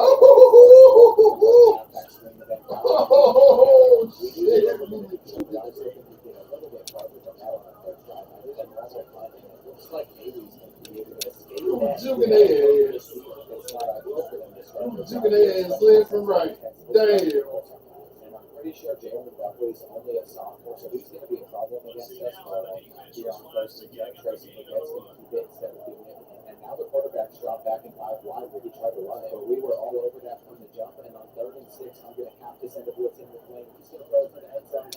Celebrate the best friend. It sticks to give us something like that to our rival. So we have to do a better job of generating pressure. And on this play, I hit the wrong button, but it's not going to matter. I would have loved it Scott Thomas to come on to this, but I'm just glad it wasn't okay because I had no idea where that one was going, and now this one's somewhere out there. So our offense has come out looking a little dry, but we are going to take this ninth with the still. There you go, Flintstone. There you go. There you go. Take it to the house. Flipping the field position was the right move anyway. Western Michigan started this drive on their own 6, and Tracy Burkett is somehow going to split both of those tackles. I don't understand how we weren't able to bring them down. Hopefully Ben Fowler can. And he also sheds that tackle. He sheds another one from Andrew McCrow. And come on, Richmond, you can't bring him down either. He literally just broke a tackle from half of our defense. That was so unlucky for us. And Western Michigan's destroyed every single one of the other Michigan back scores, but I was hoping they would do the same guys. Luckily, they couldn't keep their feet in there, so it is now 3rd and 8 where they need to pick it up. I see their one receiver they want to go to and we stop it. However, they're not taking a field goal. They're being very aggressive, going for it on 4th and 2, and that's intercepted by Brett Cook. I think we could take this back and keep the turnaround, but I'm so proud of him for finally stepping up and making a play for us, and that was such an inaccurate ball. You cannot tell me that he was just controlled kick there. That should have been the first down. Ryan Pace had Stephen Chester on in route that he sailed, and that's what is like 10th interception of the year. He really hasn't played that bad. He only had a few games that were really rough. Now we're at Ben Fowler now, but it's so demoralizing to have something go our way and then have a turnover on the next one. And Brady Meek goes in the game, so I shouldn't be running out that cost, but we look quick on that play.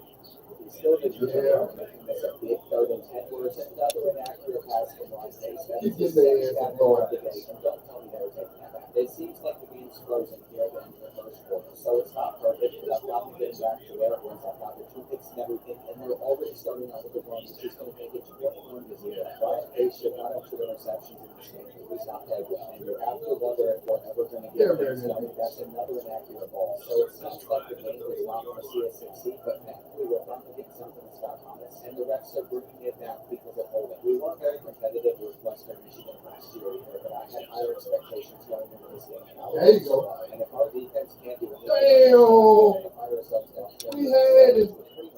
I'm going to look at it from a positive perspective. Damn, we had it. Crazy comeback, but Ben Fowler just ran right by Buckley, and I think he's going to take this one to the house. That is 28 to 0. No. This team, but they have fallen apart today against Western Michigan. Finally, he did big play. But we're going to need a lot more of those, and Ryan Pace has no time back there, so he's just running out of bounds. So if we would have come out and played well in this one, we still have a chance at making a bowl game. He's going for that corner out, and he's got 80 throw accuracy, so I'm surprised if he continues to miss stuff like this. We're going to have to go for a 4th down. And I think it's the upset that they're on us right now because we have played so poorly. It is now 4th and 4 where we're going to float it over to our drag. Robinson's down. We're going to pick it up. Look at the freshman. Get feel over here. Pace doesn't have another inaccurate. We'll do this third down, y'all. So we still need about 6 or 7 more yards, and Mike Lindford himself, he caught, but not hard enough. 11-0. The Broncos cannot hold us down on the goal line, and that was almost intercepted, making it 4th and goal, but we're going to look over Thomas's direction, and we're finally on the board, but we're still challenging the Broncos by 21, and the quarterback's running for a first down. I cannot believe how terrible of a start we just got off. We thought he was going to catch this pitch and take it for another 9, and I just want to get a stop here in the first half, but I ran here, which was the wrong decision, and we were going to miss the tackle, then we're going to have another guy on make it. Yeah, We're literally watching some of the worst defense you've ever seen in the series, and I have to say, Western Michigan's offense is going to be the best in the league based all year, which means they're better than Colorado. They've already run up 35 points on us. John Robinson gets his second catch. So if we want any chance of coming back, we have a long way to go. And I love how nobody decided to pick up 25 so they get a free snap. If we can't score on this drive, we can save most time by not showing most of the third and fourth quarter. But if we do, we won't fully be out there yet. And we're going to go back to power, get out of boundaries, which allows us to regroup for the score push and play home when he's open flat. But Ryan Case could get the throw out. And when I say this was the most embarrassing performance in school history, we just got destroyed in front of our home crowd, and I'm not sure how we can bounce back from that at the end of the year. Western Michigan has won the Michigan MAC trophy, and I can't believe I thought we stood a chance at it. Going 2-1 is still a victory in itself, but this is the third time that Ryan Pace has thrown 3 interceptions, and the only positive we can take away from this game is Scott Thomas and stud that Mark against and TJ Davis. Yes. But if anything, I really want to land 6-6 Brett Jackson. And going into our final conference game, I don't want to finish at the bottom of our rotation, but we close the lead. I mean, aside from losing to Western Kentucky and this other team, Michigan, they've done very well. As for Western Kentucky, they're falling in the rankings as they've lost back-to-back games. So nobody from the MAC has a chance of making the 12-team playoff. And let's just get this over versus Cuba. They've been amazing corner and now we get quarterback and then here we still have and also do all of our off-season stuff. So there's still plenty of stuff to look forward to that can set us up for the future. But I am bummed out that we lost the war on Route 131 like that because we were so close to winning the Michigan MAC trophy. But it's already third mate for Toledo, so maybe we could get them off of the field. There was no shot for the crowd to get that, and that's what passed me. If I think one about a scan lithium-ion jump starter, it fits in your glove box. Can you charge? That our defense might have actually gotten a stop in that situation. I still don't know how we did it to Notre Dame. And on this next snap, our left tackle obviously does something, but he would have performed so much better if I remember the change of position with defensive lineman and the one did just shed that tackle into one. And it looks like the scoreboard is now fresh as it says 0-0 again. And I'm excited to see what we can do next year because I feel like we might make a role, but it's really only dependent on how people progress throughout the offseason and what our schedule looks like. School is going to pick up the pace. And this has been a long drive from Toledo where they're probably going to get in, but Tremaine Wade just made a huge tackle there, and we're getting hard, which means it's now third and goal where they're going to try to pass it before I'm getting scrambling, and that's not good. It took us 4 minutes to get them off the field, but we held it, and the Cats got celebrating, but I'm happy with our defense. Since that was such a long drive, I'm surprised to see Fowler out there, but he's going to take this first snap, and he can't get around both of those plays. But he still got us 20 yards, and I ain't going to the line, and those are some amazing blocks, which means right now he's averaging 16 yards a carry, so it makes no sense to go away from the run, but if he goes out on the field right now, it's a terrible ball from the line. He should be disappointed with himself, because if he could have hit Scott Thomas here, that would have been a 20-yard gain. And instead, Toledo gets the ball back, we send in a blitz to one thing's going to break it, and now we know. That is what we like to see on 2nd and 15. They're trying to run it, and Fowler going down, which gives us the opportunity to force a 3-out on Toledo. I know we talked about it the last time, but we can make up for that quicker. And all we need is Ryan Pace to start getting his target when he starts, but he didn't complete a pass throughout the entire first quarter. And I'm expecting him to hit this halfback swing. They have some guys over there, and we still got one block, but not enough to get the first down. And now we have to rely on our defense for another time. We've already got 2 stops on the ball quarterback, but if they go for runs, I'm not as worried like they did here because we're stopping it. Normally, our rush defense is our weakness, but Toledo's not done anything crazy against us yet. And on 3rd and 6, I'm going to send in a blitz with Fowler off of the edge where he gets the sack. He is single-handedly carrying the right down. So the Mastodons have got his voice on point, and we're leaning on a true freshman quarterback to help us out with Sean Fowler. He has some decent targets, but comparatively to the other MAC receivers, they're not very good. Anderson's been getting this down, and I don't know if the James Preston that has not been very good. He's one of the worst halfbacks this school has ever seen.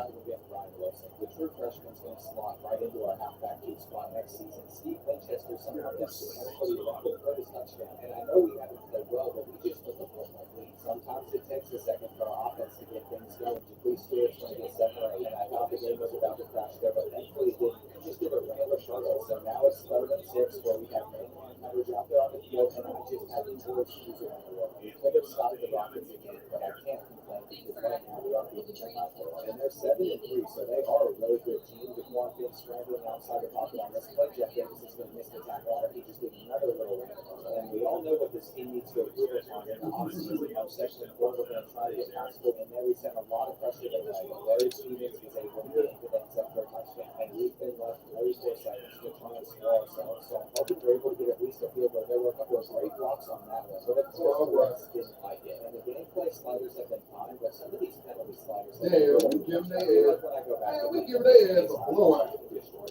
So we'll see how we do in some of the future rebuilds, but that's what I play on. But we're not picking this up. And after a great run, it seems like we're going to 19-0.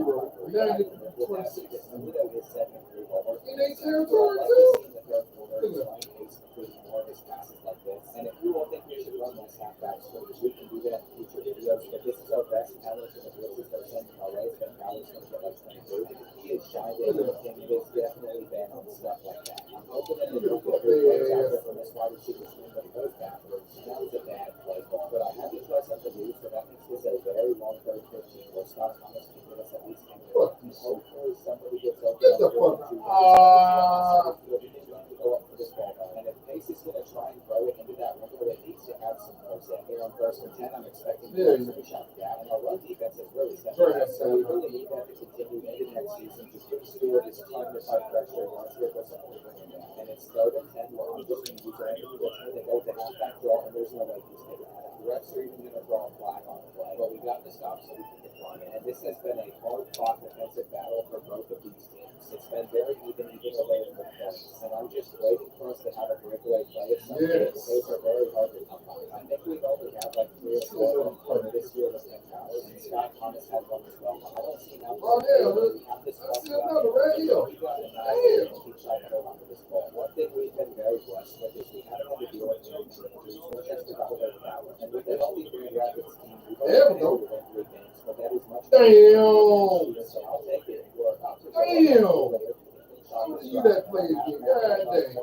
He should have created enough separation. He just has to catch it. And I was worried that he might not be able to speed bounce that way. He did, and now Toledo is trailing by 4, and they're going back to the one which we're all over. It makes me so happy to see us having success in Come on. You would think that they're going to go to the pass because the front thing is a good quarterback, or man coverage just walked out. And we can get the Rockets off of the field again. On this 3rd and 9, I should probably cover this crossing out. That should be intercepted. It is. And Jeremiah when he comes away with it. This is what I want to see from this team play so well. And who knows what can happen next year. Thinking about all the potential offseason progression that's going to happen in the video because if it doesn't go well, that could set us back for a bit. But hoping that it does anyway. And there's still 5.5 minutes left, so it's not time to chew clock just yet. But we don't have to be in a rush either. And it's hoping that some of those double routes to be we should have kept things simple there. There we go, yeah. To make a play for us. And they were all over. Yeah. Maybe Troy can pin them back inside the 5. We've seen good perform, but this one's not going that far. And Toledo has the ball back again, where Dakota Stewart's going to break that first tackle in a second. So we started to have some longer runs and pass some easy. Now I'm pretty sure that that's where we started now. So that does make me sad, and pitch that at the right time. I was afraid he might be able to get it out like that. So our rushing defense is starting to crumble here at the end of the game, and we have got to make a tackle on 2nd and 4. But we were ready. So it is time to lock in on 3rd and 8, where they hit us with the wide receiver screen, and that went nowhere. He was like 4th and 7. Fowler is using that over that middle part of the field, and they're going to go deep. But I think the running back might have stepped out of bounds. I hope there's a flag on that. It would be a legal touch. We should have got in now. So we ran yes. I'm going to run it again. This time it's not going to pay off, but the left side will do it. And I have to hope that left. Y'all trying to get them slick. Damn. Please let us get in there. Down by 3, with a little under 2 minutes to go, but we also have the chance to go down the field, maybe score a touchdown. Thomas is going to get out of yes. And I think I need to change the cricket slider as well. I'm not saying thank you. Thank you. And I want to have a realistic and fun play during this series, so I don't want to do it as much. There's still a minute left on the clock, and Pace has completed 2 of his last passes, but I think he's going to need to throw this one out. And he was running for his life from the start of that play, but now he is keeping trust with his tight end for 15. So all is good, and we know that we're going to pull out of our back pocket. But evidently, Toledo's been watching some film because they were ready for it, and we're going to have to start running through our 10 minutes. Who is this? Maddie Jefferson. A highway woman. Three, they are pressing some of our wide receivers, but I'm afraid to try. We giving their ass a blowout. Oh, was on our team last year. So bad that you should not be out there on the field right now. Castillo gets a, we take our second timeout. It's somebody who's knocking it on, and it's Carlos Castillo who's out for a quarter. That is much better than it being season ending or something, and that's a sack. This game's going to have to go to overtime. They're shooting our freshman control this, and I'm surprised they didn't ice him. This is a third opportunity of the year, so it shows we've been competing for. That was just fumbled the ball. There's nothing I can do about it. I can't challenge it. To be completely honest, he was definitely down. His watches on the ground, and the fact that we can't challenge this is ridiculous. So with the field goal, we're already ready. So our only hope is getting a sack on him or something, but Quanten's going to take this one without blocking. That's it. That is another heartbreaking loss, and this team keeps finding fun ways. Because last year we also lost on a fumble, and I can't forget that one against Bowling Green because we were trying our hardest to get our first win. To wrap up the year, the only player that still hasn't committed is Adam Montgomery, and we have one final rivalry game against Michigan State, and the Spartans have 5 losses, but 3 of them have come against top 10 teams. But even if we lose, at least we're tied with Eastern Michigan for the bottom of our division. And I like that in a few years, the Niggaz are going to be a top 85 team. Even if it's not much, I like to see the above. And James Burgess injured, so he's not playing, and I think that'll give us a decent shot. Last year we lost to the Spartans by 27, so anything better than that is a win. And I am loving these snow battles here in Michigan. Near the end of the year, we're not going to make the tackle on Nathan Carter, and that is a problem. It doesn't even matter that Michigan State's coming back up right now because they're already nearing our red zone, and he is going to take this handoff with almost nobody near him. That's a touchdown. We have to remind ourselves that we're not supposed to be doing stuff like this. But beating Notre Dame and also keeping it close versus Michigan has skewed my perspective. They simply had rough games against us, but here on 3rd and 10, we're going to have to pick up this lane, and that was a rough first drive. If anything, this can't go as bad as the Western Michigan one did. That was embarrassing, but it might.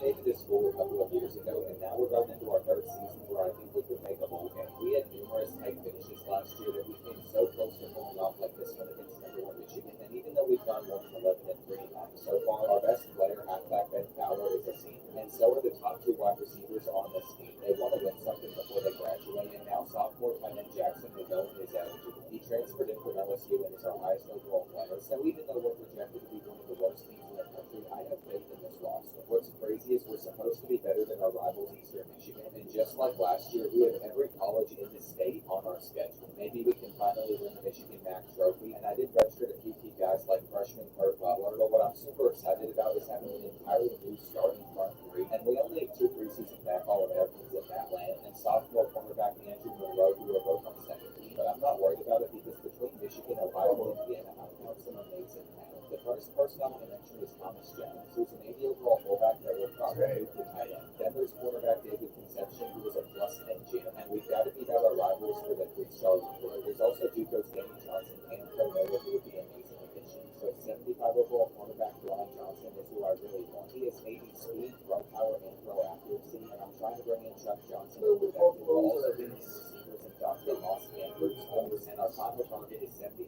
overall Joel Johnson. But we have a slight problem because he grew up as an Ohio State fan, so it's going to be hard to win this battle, even though we found him as a gym, because they're always going to get a lead on us. However, Andrew loves to attend out to his games to check out his performances, and right before we hop into our first game, we'll see that Ohio State hasn't offered him a scholarship, so we're sitting at the #1 spot. Because I want to try and close out some of these battles early, I think we're going to have everybody visit Week 5 versus Akron, and our schedule was set up weird, so we had 3 straight bye weeks. So now we're coming to our first game versus Penn State, and they've lost 2 of their games, so we also think we're going to win. I wasn't expecting this, but our best 3 players are actually better than theirs, and we've got to start out this season with a win. To make a bowl game, we're going to have to get 6 of them, and our non-conference matchups are Michigan, Michigan State, and Notre Dame. So these MAC games are a big deal. On Penn State's first play, they're already picking up 10 yards. So we have a lot of new freshmen out there that are going to have to get used to playing. And one of those guys is free safety Stephen Anderson, who I'm going to get over to make a tackle, but he got stiff armed with Woody. And right now, Penn State's offense is doing whatever they want to us. As Alec Fisher's going to break that tackle, and I don't think anybody's coming close to stopping him. They're already scoring. I did not expect our defense to give up points that quickly. And with this spider set I'm using, you all said in the comments that I have to work a little bit to get the players warmed up. So we're going to try to complete short little passes underneath like this one. The freshman Ryan Wilson, who's not reaching out. It is unfortunate that we've been held with me now. I thought there was tons of open grass in front of him. He was not picking up to get there. This punt is going to be in the back. We know this RC and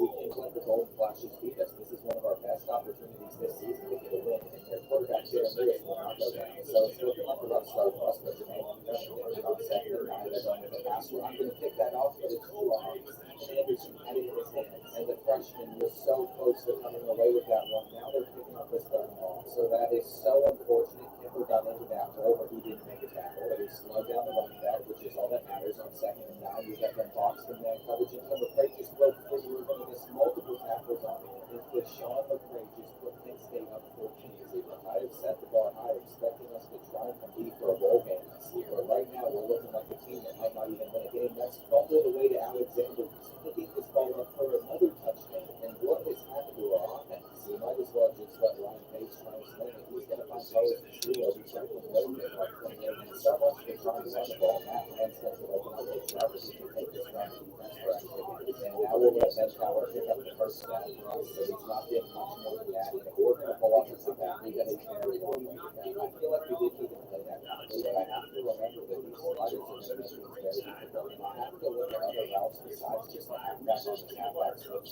because against Michigan, we made one last year. I tried to read all of the comments, and when I looked back on that, that was a really hard one to see. Scott Thomas catches this. So then it's 30 inches, and freshman Ryan Wilson's going to take this handoff for him. I'm fine with him being our backup halfback until Ben Fowler graduates. He reaches end zone, and I wish he wasn't a JUCO because he's the best player in program.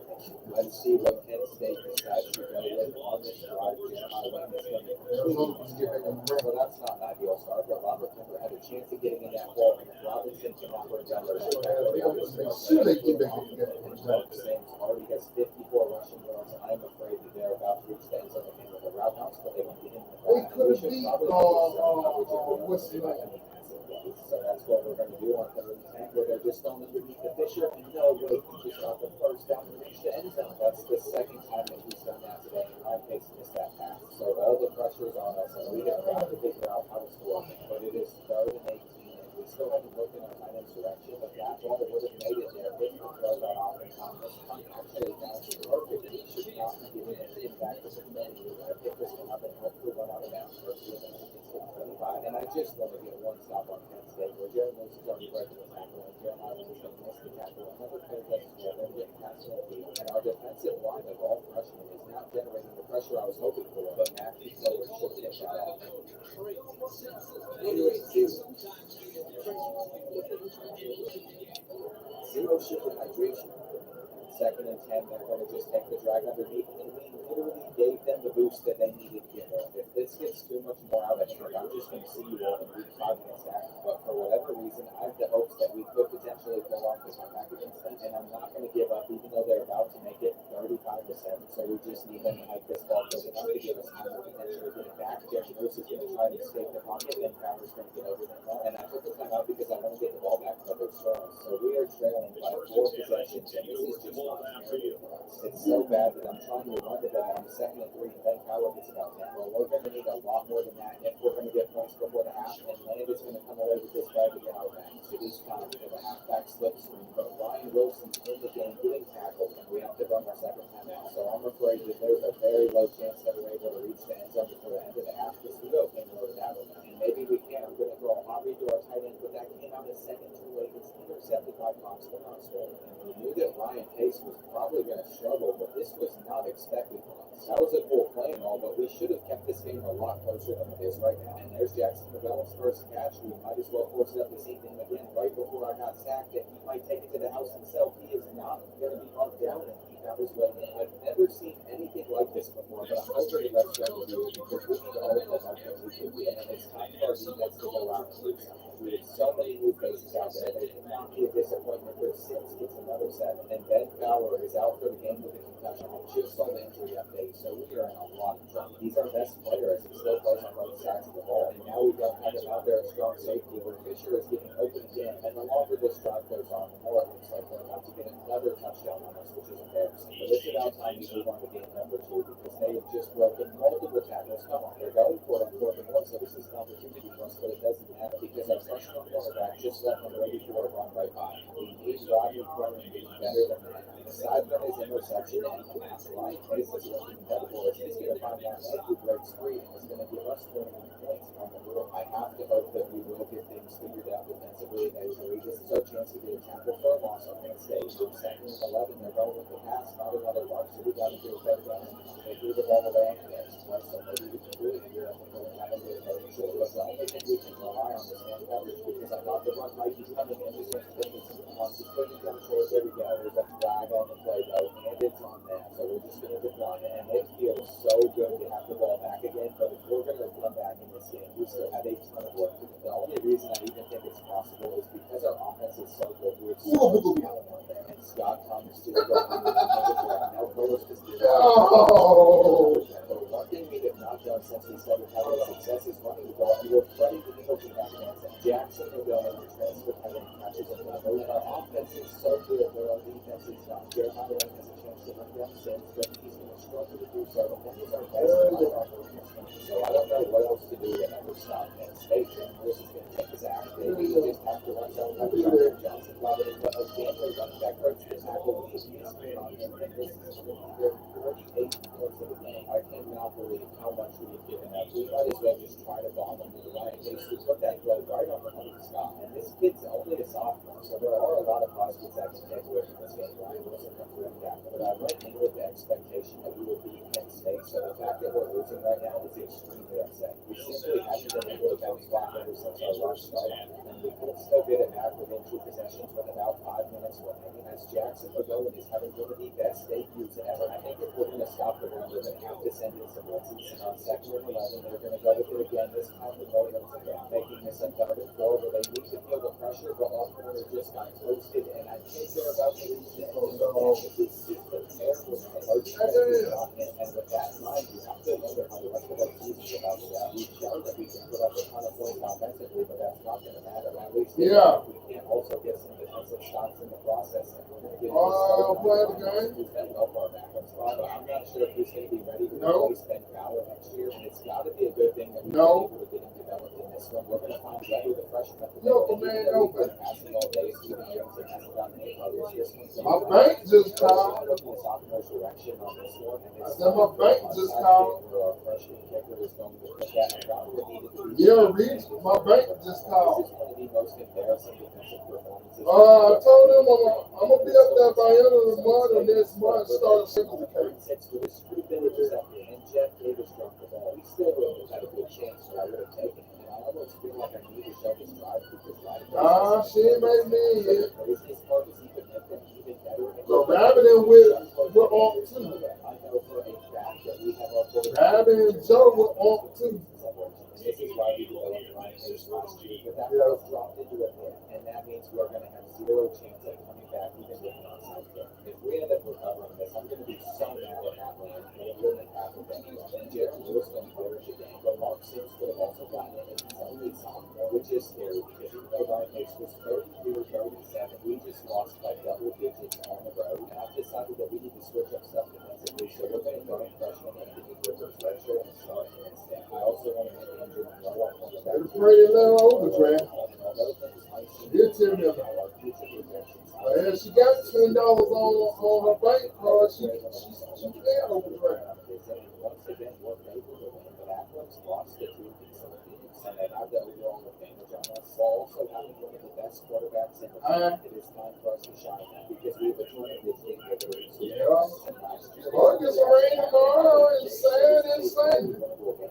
We have a lot of confidence in our passing attack after that last year. So Ben Fowler is healthy again, so we have to make sure that he stays in the role. And I will try my best to utilize him out of the passing game. We had to get some blocks done, and because we didn't, it is Oh, good. our tight end creates the separation, but it's a down throw. I should have attempted such a deep shot with Ryan Pace early on. Our sports are trying to rush more parts. No. You don't need no leaks. Attention, such a deep shot with Ryan Pace early on. Our sports are already trying to rush more parts. And I'm ready to try to get into that hole in Fowler where he's not going to be able to get out of to make a tackle. And freshman Anderson just throws out corners going to win that with Steven Anderson should have prevented him from getting that many yards on this thing. Come on, boys. We cannot let this season be about how terrible our defense is. How Bulls going to take the sack from Johnson or not. He's somehow breaking. We do not have anything going our way right now. Come on, boys. They're not shedding 3 different tackles. What is happening? Charles Hill might be a good player, but he's not built like that. We're in Raptors University in the third season, but our defense looks worse than it did during our first season. They let them first down. So now we're going to look in Jackson Magone's direction, but it was raining and covered in Carlos Castillo. That's a big play. Now we're going to feed it back to Ben Fowler, who takes the standoff and uses his feet and trying to get out of the way. But even though he is not elite, he does not run like it, and that man is good from separation. But I don't want to have to spend every single play to have positive gains like this. I'd like to be able to run the ball at the same time. This halfback screen, Ben Fowler is going to get him out in space, that he's going to juke out that defender for the first. So we're moving it, and it looks a lot better than it did on the first one. Ryan Wilson had the edge, but the freshman's not that good yet. So we're putting Ben Fowler in where he takes it in himself, and just like that, the game is all tied up at 7. If we can't figure out things defensively in this one, we are going to switch our playbook from 3-4 because I think a 3-3-5 would suit us nicely. And on first and 10, Taj Fuller had nobody open, so he just scrambled for as many yards as he could get. Our defensive line, the freshman, is not generating the pressure I was hoping that would on 2nd and 3. Again, he's trying to swing well. That was a great tackle from freshman Rodney Cronin, and we're going to stop him on 3rd and 2. It was close, but it's marked as a 4th and 1. What a great ending to the first quarter. And right now, my confidence is through the roof when it comes to our offense getting the ball. I know we didn't score on our first drive, but we did on the second one. Ryan Wilson is trying to get the outer edge where he can, but it's all good. We're going to go with the option run to Ryan Pace, which is surprising, but that's how you keep Akron's defense on their toes, so we can now go to Stephen Aaron. Back to Ben Fowler on this one, where I want to use his 98 speed to get around everything, but it isn't working for us. And now we've done with a little bit of play action where I just saw the Carlos Castillo burn his man and cut me up. And I'm trying to say the Spanish name correctly, but I'm still struggling to halfback swing goes nowhere. So I'd say it's about time where we try and take a deep shot to Scott Thomas. I saw the sled open underneath, but he had it deep. It was under from it was picked off by Akron. I feel like he just stepped out of bounds there, but that was a bad one. He didn't have as much separation as I would have liked, but I trusted Ryan Pace to place that ball in his zone. Instead, we didn't leave him, and we could have just kept it simple. Now Akron's been out, and Charles Helen scares me, so he's in a blitz, which is the exact same thing we're going to do on 3rd and 1, and they're going to have a wide open wide receiver. We should not let Rodney Cronin get burned like this, but Logan was bad, and I guess putting the freshman on an island is a bad idea. They did miss their extra point, though, so I'll also take the lead before half. And Ben Fowler and not the things going on the ground, but Matt Land is wide open, and I'm not going to lie, Ryan Pace kind of just sold us that we're going to go for this route, but they scored. And all I can think about is the big team recruits watching us come out and perform this badly against a team that hasn't been a game yet this season. Even though the months ago. And remember, since we recruited freshman kicker Myron Cooper, we now have Joseph coming on. He was our place kicker for us last year, but I feel like he was playing pretty well. And when we blitz, we're no longer running press coverage on Akron, which worked out for Todd Bowler taking a sack, but still fighting for a ball. If we're going to send team in his direction, it's got to get it good because he's been making some of our defensive linemen look like babies. And on second down, it is surprising, but I'm trusting that we're able to plan by good man coverage where Todd Bowler can still scramble for yardage. It's like they have accounted for everything that we want to do, and on third three, I know that flat is wide open. He's running, and they're not going to kick it from the 10 rounds. So I'm about to have the quarterback spy on every single play the rest of the game. And I know we can stop them because Akron didn't score that many points against us last season. I might have forgotten to have a spy on that one. And Todd Bowler wasted no time figuring that out. On first and 10, he is going to run it. We have it this time. And on this play, it's Tremaine Reynolds with a great ball. I feel like everything's planned up, but the double thing you couldn't get back to. I cannot believe it was about to be 20 to 7 before the half. Maybe they can do a field goal. But we had a deep zone back there and everything, and it still didn't work out for us. And I just don't know what I'm going to do defensively this season. We can't get the ball out. So shout out to our offensive line for having some of the best blocking in the game, and I think we're just going to take this one to the half. This has not been the start of the year that we were looking for.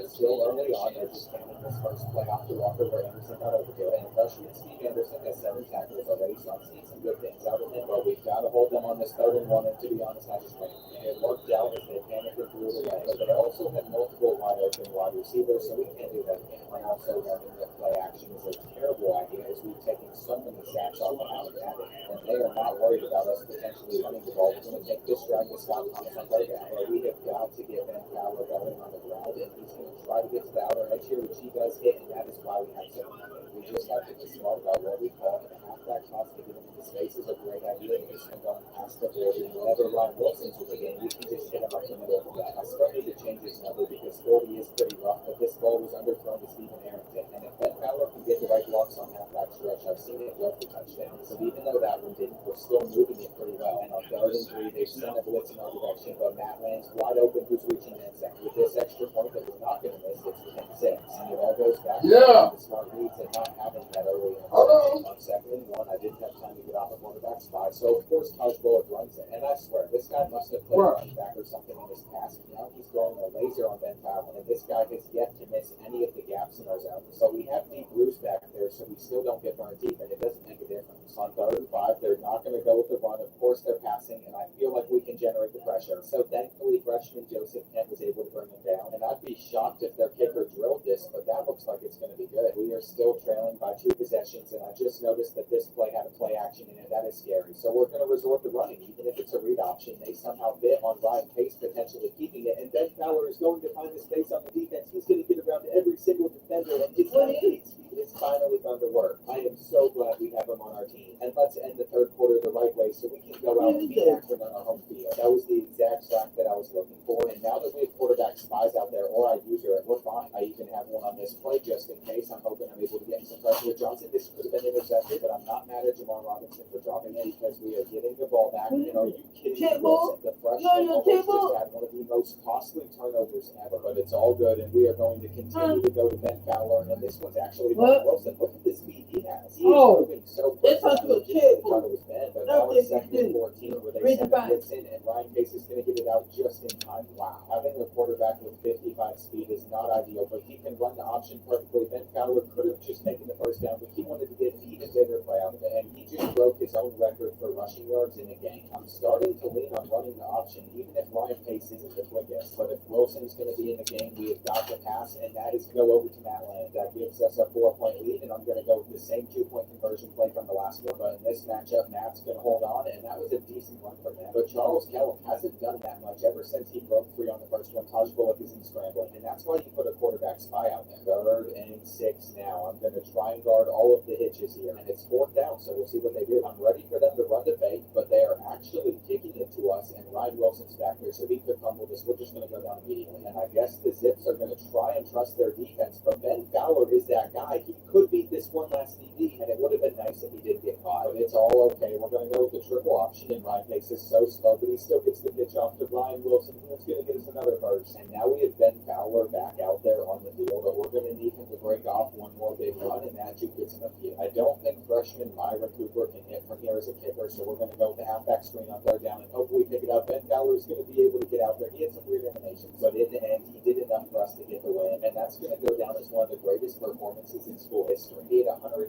yards on the ground with 29 through the air, and Ryan Pace was a good game manager and our fifth ever win as a team. It's also nice that as a senior, Matt Land's finally holding on the balls. And look at all of those commits. There's like 10 of them. The only player we don't have is Moose Holmes, who we just took a lead on over Western Michigan. And by the way, that receiver has 94 speed. But then we got the two cornerbacks that we wanted, two defensive linemen that are probably going to replace the freshman starting now. Quarterback Brian Johnson, who once Ryan Pace graduates, will start. And then tackle Chuck Johnson will protect him while Dante Moss will catch passes, and Thomas Jones is moved over to tight end. He's quick, but we're going to have to work on his catching stats. And then I had to go out and find a lot of new prospects to target. I found two more offensive line gyms from the states we can go after, and also Drew Flynn, who will be a great middle linebacker. He's got 84 speed with 82 hit power, and that would mean that we no longer have to rely on John Williamson development. While I'm on the screen, Ryan Wilson has decided last second that he wants his number to be number 3, and we've got 3 tough road games coming up, with 2 of them being against our rivals. But at least it's nice to see in the standings that Eastern Michigan's having a terrible year. Michigan State hasn't been the best either, as they barely beat Central Michigan, who we own, and they lost to Northwestern. So hopefully we don't get blown out, because last year we did, and it was only because of Nathan Clark. He ran for like 400 yards on us, and it's going to be hard for me to ever forget that game. But we're going to start out with the football in this one, going to Ben Fowler, and now I believe that we're actually able to establish the run. This is the read option play that went for so much, but they did, so Ryan Pace had to run. And now it's time to see the new number 3 Ryan Wilson take this one, where Michigan State's been letting our offensive line go to work on them, but Ryan Pace cannot be missing throws like that one, because now it's third down, and he has got to step up to hit his target here. But all that's open underneath is Matt Land, and I don't think he's making it. We do have a good opportunity for Clement to pin them back, and I think this one is going to land inside the 5, but Nathan Carter's walking out onto the field, and we haven't switched up our defensive playbook yet. He has already taken this one. Ben Fowler's going to have to catch it, where I have stacked the box with 7 players, and it's still not working. He's just going to break this one free, and it might be a long day for us. I knew this could potentially happen, but it's only been 2 handoffs, and the second he's placed his hands onto the ball, he looks like the most explosive player we've ever faced. This could be the final week that we run the 3-4 defense on somebody, and the run was working for us early on, but now they're blowing it up. All of the routes are shaking on this massive 3rd and 9 for us, and we do have somebody open, but it's a terrible throw. So Michigan State stops us again, and we pin them back inside the 5 with the last punt, but this one's not going to be as good, and I don't think it's going to matter no matter what. Wait, that took a great bounce. We just got them inside the 1, and I'm playing this so aggressive because I know that they're going to hand it off, but now they're out of the danger zone, and they've dropped all the way back to the end zone, where they're just going to scramble, and this is going to go for a first plus a bit more. I think it's fine, though. It's not the end of the world. Nathan Carter's already going to shed 1 tackle here, so Ben Fowler's going to have to bring him down, and he's not able to do it either. What the heck? That is our best defensive player, and even he doesn't have much help against Nathan Carter. So now it's a 2nd and 6, where they're just going to go with their backup running back, and this guy's also good as well. He's going to break free and outrun everybody on our defense. So Dallas Hicks is another one we have got to worry about, and I'm not sure what year he is, but Michigan State's got a lot of guys. We might never beat them on this dynasty fight, but I have to be a little bit more hopeful, and we hit them with the play action where they just got enough people. What hurts is I know that we had somebody open, but we didn't have enough time to hit them. No one's going to get to the first down marker though, and there are so many talented mouths that we have to feed on this offense. Wilson could get blocks, taking us to the end of the first quarter, where we're going to come out putting Ben Fowler into space, but there aren't the blocks that he needs, and that's bad. 3rd and 12 for us. I'm waiting for that linebacker to get off of our tight end, but it's not going to matter, and we're about to see if we can get a good 3rd bounce on this punt in a row, where this one is also going to go inside the 10. What an amazing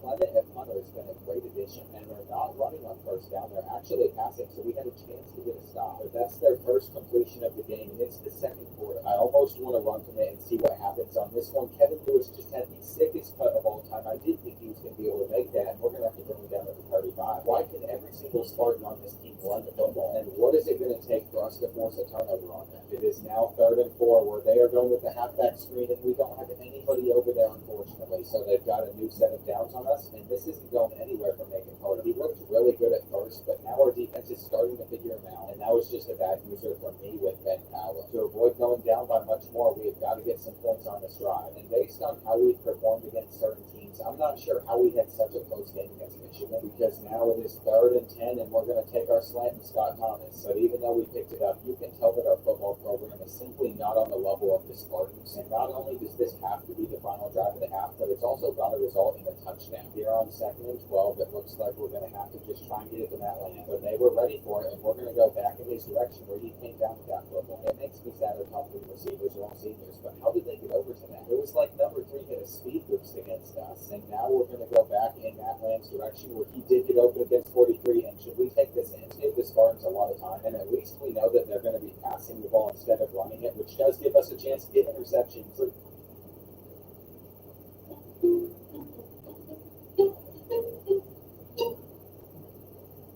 Andrew Monroe dropped the ball, and that was it. We could have still been competitive in this game. Now it's 3rd and 5 where they're just handing it off to Nathan Carter, and we can burn one of our timeouts because we might as well try and get more points. Ryan Wilson's going to take this return to the 40, and I'm glad I didn't touch the holding slider because we haven't had any issues with that yet this season. But I'll always be checking the comments and seeing what we can do to make this more realistic. Matt Lane's going to take that one up the middle, and he has had a heck of a game so far. I'm not sure if they're going to stick with Ben Fowler on this halfback angle route, so we should be able to punch it in, and that was a bad decision. I don't know why I wanted to run the ball, and they were all over it, so we're going to have to pass with Ryan Pace, and we might have had the slant, but we're going to dump it to Ben Fowler, and he dropped it in the end zone. 3rd and goal, I'm going to look at Jackson McGowan and hope that he gets by that linebacker, where the sophomore tight end puts us back within possession, and what a way for us to end this first half. Nathan Carter better not take this one to the house. Having him back there on kick returns as well is so scary, but we are within 6 points of our rivals, Michigan State, who are only an hour away from our school. Aside from Western Michigan location-wise, this is going to be a big rivalry going forward, especially if we ever get to the point where we can join a bigger conference and start competing for spots in the playoffs. That is a massive sack to get on 2nd down as well. They're not going to pick up this 3rd down. If we could have made a tackle, don't tell me he makes it there. And thankfully, we had other guys to bring him down. So we might have struggled early on, but you can never count us out of any game. And I really want this pump draw to work where Ben Fowler's going to take it, and that's what I was expecting. It makes me so happy to see our offense starting to have moments of success. But I've got to do a better job of not just staring down the halfback on halfback screens. And did Brian Wilson really just get 12 yards? He's an amazing backup for us, and on 3rd and 3, they're not going to let us get it. But we are going to go for it anyways, and Matt Lane's going to hold on. We have moved the chains and kept this drive. But what's important is that we keep on picking up these first downs, and I know that Ben Fowler sees all the open space on the right side. I love how well we are starting to establish the run, and I bet they're expecting another one, so we went with the pass where we're just going to go underneath the Scott Thomas. And what are you doing? I just wanted to pick up the first down, but now it's 3rd and 1, and we've got no choice but to go with the quarterback sneak on this play, which went for 5 or 6 yards. We're getting very close to reaching the end zone, but I'm going to let the clock run into the 4th quarter, and now that everyone's had a chance to catch a breather, we're going to hand it off to Ben Fowler, but we still haven't made it in, and on 3rd and goal, he gets it. This extra point is to go up by 1, and I can't believe we have this lead. Nathan Carter has not done a thing against us in a while, and I am starting to like this 3-4 defense. They think that they're going to keep it on the option and beat us, but Anderson gets over to that, and having a quarterback spy out there seems to change everything. Kent's going to have to get over to Nathan Carter where we make the tackle, and we have held them again. There's only 4 minutes remaining in this game, and we need Ben Fowler to come away with a couple more big runs for us. This could be that, but they just caught him, making this a 3rd and 2 where Ryan Wilson's in. Oh no, we probably should have passed. I wanted to keep running. Clement has pinned them back plenty times though, so that's what I'm hoping we can do again on this one. And look at how good our second half defense has been. 20 yards is insane, but they are going to keep the option, and I see that they've held up their blocks pretty well, so they can move the chains for now, but that's not going to get them a win. On 2nd and 7, we know that they want to feed it to Nathan Carter, and they do. But that time it went for a bit more than I was hoping, and they're just picking up the hitch route for another 10. I'm afraid that they're closing in on reaching field goal range, so it is time for our defense to step up, and that corner route just got behind the zone. If they are going to score, I would love if they gave us enough time to respond back, but we might have to start burning some of our timeouts. And why is he so open? They just had their running back in as a tight end, and that's going to be a touchdown. But the 2-point conversion is important as well, and I was right there. The Spartans mascot's literally flexing on us, but their program shouldn't even be in a close game with a school of our caliber right now. We're going to have to get out of bounds, and because we couldn't, we have to use a timeout. Ryan Pace hasn't thrown an interception yet, so I'm hoping he doesn't do it now. And I didn't want to have to take the drive because we would have had to use a timeout, but we're just going to throw it, and that was intercepted. Are you kidding me? The wide receiver I wanted to hit was 10 yards behind this linebacker, and the fact that we're now losing this game by 2 possessions makes me so sad. We played the best second half that we have ever played before, and then and they just came alive here then. Matt Lane's going to need to get out of bounds. And when I watch it back, I'm sure I'm going to notice that there were some reads that I could have taken. Arrington actually got out of that play, and he's going to spin out as well, which is going to take it to the wrist. So it's nice to see the sophomore developing because he's going to be a starter next year. And I'm going for the 2-point conversion on the off chance that we somehow score again. It didn't go the way I expected, but the Sunside kick's going to be recovered by the Spartans, so it doesn't matter. And it's nice that we were competitive, but I feel like we could have won that. I'm proud of our efforts, but I hate to make our fans disappointed. And Nathan Carter's stat line still turned out to be really good. Aside from that late turnover, Ryan Pace played pretty well again, and I really don't have anything to be upset about because I'm proud of what our offense looks like. Now we return to conference play where there's 5 undefeated schools in our division, and if we're going to make a bowl game on this remaining schedule, we're going to have to play extremely well. After losing at number 1 Ohio State, Northern Illinois is on a 4-game winning streak, so this is going to be a tough one going into their place, especially since our defense is ranked 121st in the country, and they have a very solid wide receiver and halfback duo. I'm worried that we're going to take our third loss of the year, which isn't good, especially since we're probably all looking ahead to the Central Michigan game, but we've got to lock in if we want to pull this one off, and they're starting it off with a halfback screen that goes nowhere. It's a good thing that Lawrence McLaughlin's injured, who is their star halfback, and they're using a backup against us. But I can already tell that we're going to need a quarterback spy for even Masoli, and come on, boys, we've got to put our hands up in that situation because there were 2 of them that could have made a play on that ball, but now Dozier the third's taking this one, and his teammates just blocked it. That should have been a touchdown, but I see Lawrence McLaughlin out there on the right side of the field. I need to get over to the flat to hit him. He is huge. What on earth? 2 tackles from us, and are you kidding me? This is the guy I was worried about, but he isn't starting, and we are already trailing 7-0. We're going to start off with a pass, and I was hoping just to jump off with hope Ryan Pace get warmed up, but it's already 3rd and 8, and we have this slant over the middle of the field, but it's picked off by Finley. He was able to get back to that ball, so he has turned it over again, and that makes it 4 straight games for him with an interception. Here on 2nd and 6, they go with another run, and we had a slow start, but I feel like we are able to get them off of the field if we could have had his own over there. I guess the 5 yellows in the cover 2 just decided to leave him open, and I feel the need to run commit on this play, but they passed. So unfortunately for us, we're going down 14-0.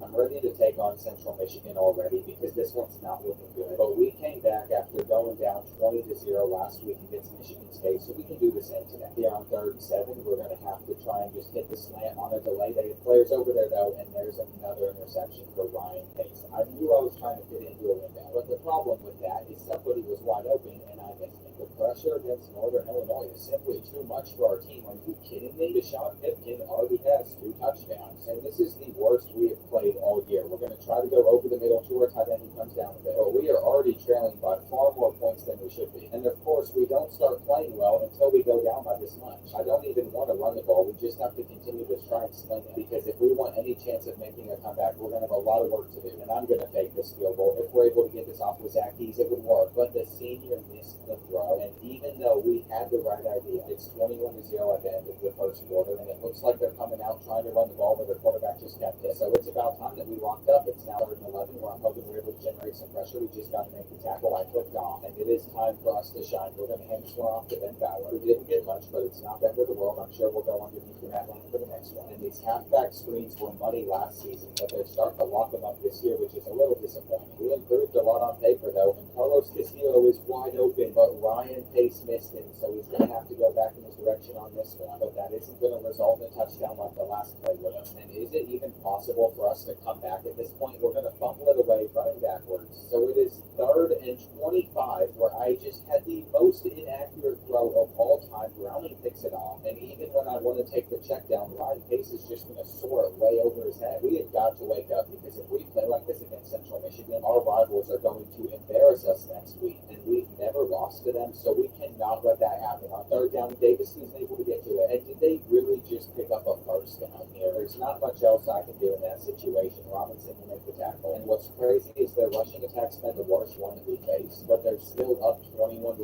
and they're about to get even bigger lead if they pick up this 3rd down, which they do. I wasn't able to get over to this ball, and I saw that coming from a mile away. But apparently they didn't give it to him as they're kicking the field goal. And this is about the time in the game where our offense finally starts to get things going on other teams. So I'm not surprised that we've already had a decent game there, and we're going to hit Ryan Wilson for another 9 or 10. But where has Ben Fowler been in this matchup? It's It's been like he's non-existent. We just fumbled it again, and I'm just gonna let him go to work on this play and hope that he picks up a big game. But that didn't happen, so it's 3rd and 17 where I could take the corner route, and they have held us again. It would be so nice if they just took this game to the half instead of trying to score even more points on us. But we are not able to come away with interceptions, and are you kidding me? They have a corner route on this next one. In that situation, the computer normally just runs out the rest of the clock, but not them. They're different. They are going for it, and they have a guy in motion with 4 seconds remaining, so this is going to be the final snap of the half, and they deserve to not score any points if we get this interception. But Andrew Monroe knocking it down does the same thing. 24-0. What a brutal game, and nothing about our offense has looked good, but we're going to have to continue to throw it and hopefully eventually figure it out, because we have tried to hand it off to Ben Fowler, but he hasn't gotten anywhere so far, and it makes me sick that we have yet to put up any points against this defense. I mean, they're by far the best one that we've faced in a long time, which is saying a lot, because we've played some bigger schools, but they're doing well for Mac 1 and Scott Thomas gets in. We're going to chase points going for the 2-point conversion where Ryan Pace takes the sack, and TJ Davis could have had an interception in this game. That is all I can think about. I'm over this time. I'm ready for it, but the quarterback runs. So that's why you leave a spy out there for every single play. And their offense has not been good at all. We have got to stop them on this 3rd and long where they just ran out of bounds. So if we didn't have such a rough start, I feel like we could be in this. And is this another week where we end up coming back near the end and are disappointed that we didn't play well early on? I feel like it might be, but it takes our offense like half the game to warm up. And now they're able to actually do stuff. We're going to hit Ryan Wilson on this halfback screen where we didn't get the best of long. So we've still continued to move the ball, and they sent a blitz in our direction, but it's not going to matter. We're going to find our sophomore tight end, and as long as we get points out of this drive, it's going to be a 2-possession game. We're going to try another handoff to Ben Fowler where he saw the gap, but I think if we're going to reach the end zone from here, we're going to have to pass the ball. And you know that I want to look in Jackson McGowan's direction, but they locked him up, and that was a terrible pass. Every so often, Ryan Pace just misses his target, but we're finding Fowler, and it is time to continue to lock up on defense, but this is their first big run. He might have broken it free. I know Ben Fowler has a lot of speed, so he should be able to catch him, but he's going to break that tackle as well.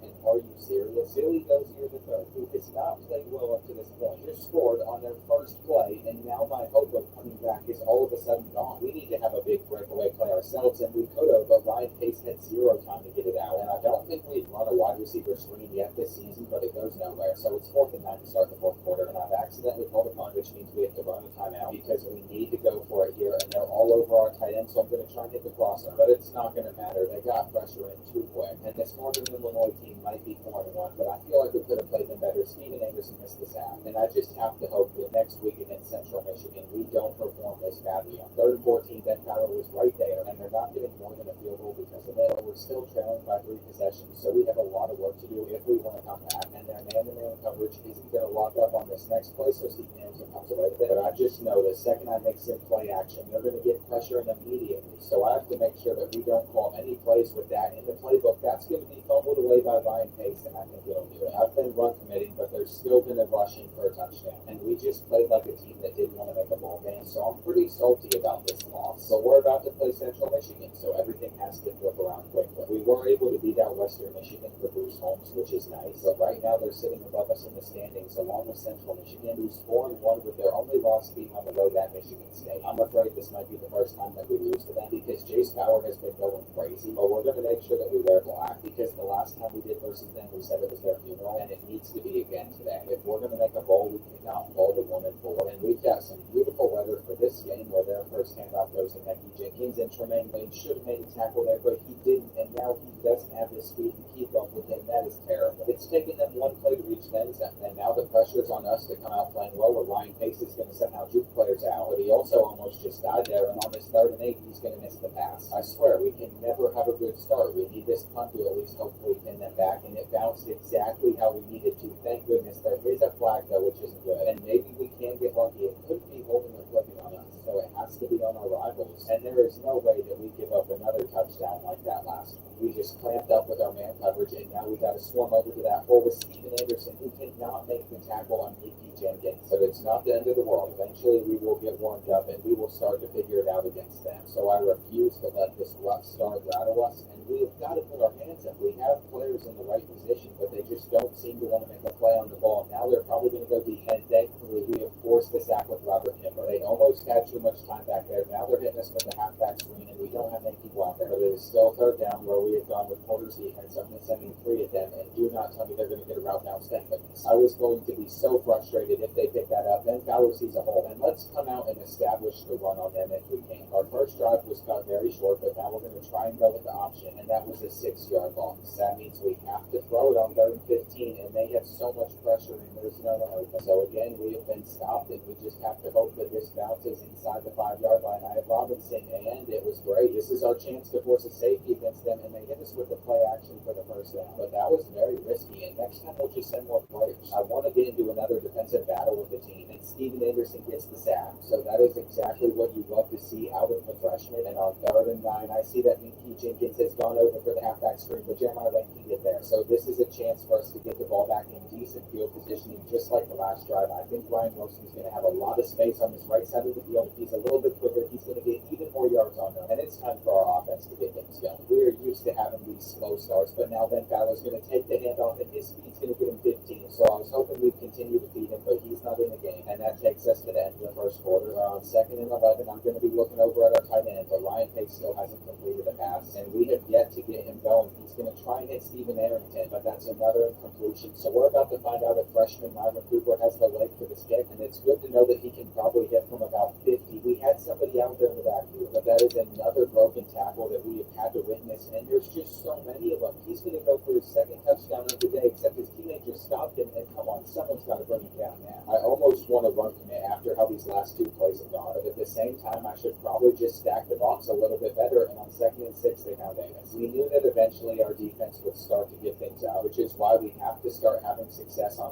offense again. And Ryan Pace has yet to hit his target, but we're going to try and get him warmed up here, dumping this one off to Scott Thomas. And I'm not going to even worry about running until we start picking up some first downs. What we've been doing recently just hasn't been working. We're going to have to get him into a rhythm, and this is going for another race. So that's nice, but I'd like to see a little bit more by throwing it to Ryan Wilson in the flat, going for the first down. Thankfully, he juked him out, and the refs are reviewing something, which is scary because I think he stepped out. I don't know how they could review this and miss that his right foot hit the white line here, but the play has stood, so it is 1st and 10 for us where Ben Fowler's going to get a few. And at this point, we have completed 5 straight passes with Ryan Pace, so I think he would be a bit more warmed up to hit his targets like you were telling me I had to do with him, but I'm just going to keep throwing underneath because it's working for us anyway. And on 3rd and 2, we got a little bit of a wide receiver screen in that land where he was able to find the space. With a minute left in the half, we can't leave much time for Central Michigan to score on us after this, so I've tried to be intentional about running down some block, but that was a bad throw, and I can't believe that we caught it. But now we're going to take the drag to Carlos, where there's 12 seconds left in the half now, and I'm going to go for our halfback, which is open. I don't like chasing points, but I'm going to in the situation, and that's not going to work out. But at least we get ball to start the 3rd quarter, where Ben Fowler might be able to take this handoff for a lot if he can get around the edge, and he was able to plus spin. I am going to miss him so much, and we have our tight end, but there simply was not enough time, and now we're going to go underneath the Ben Fowler again, and they're all over him. This is a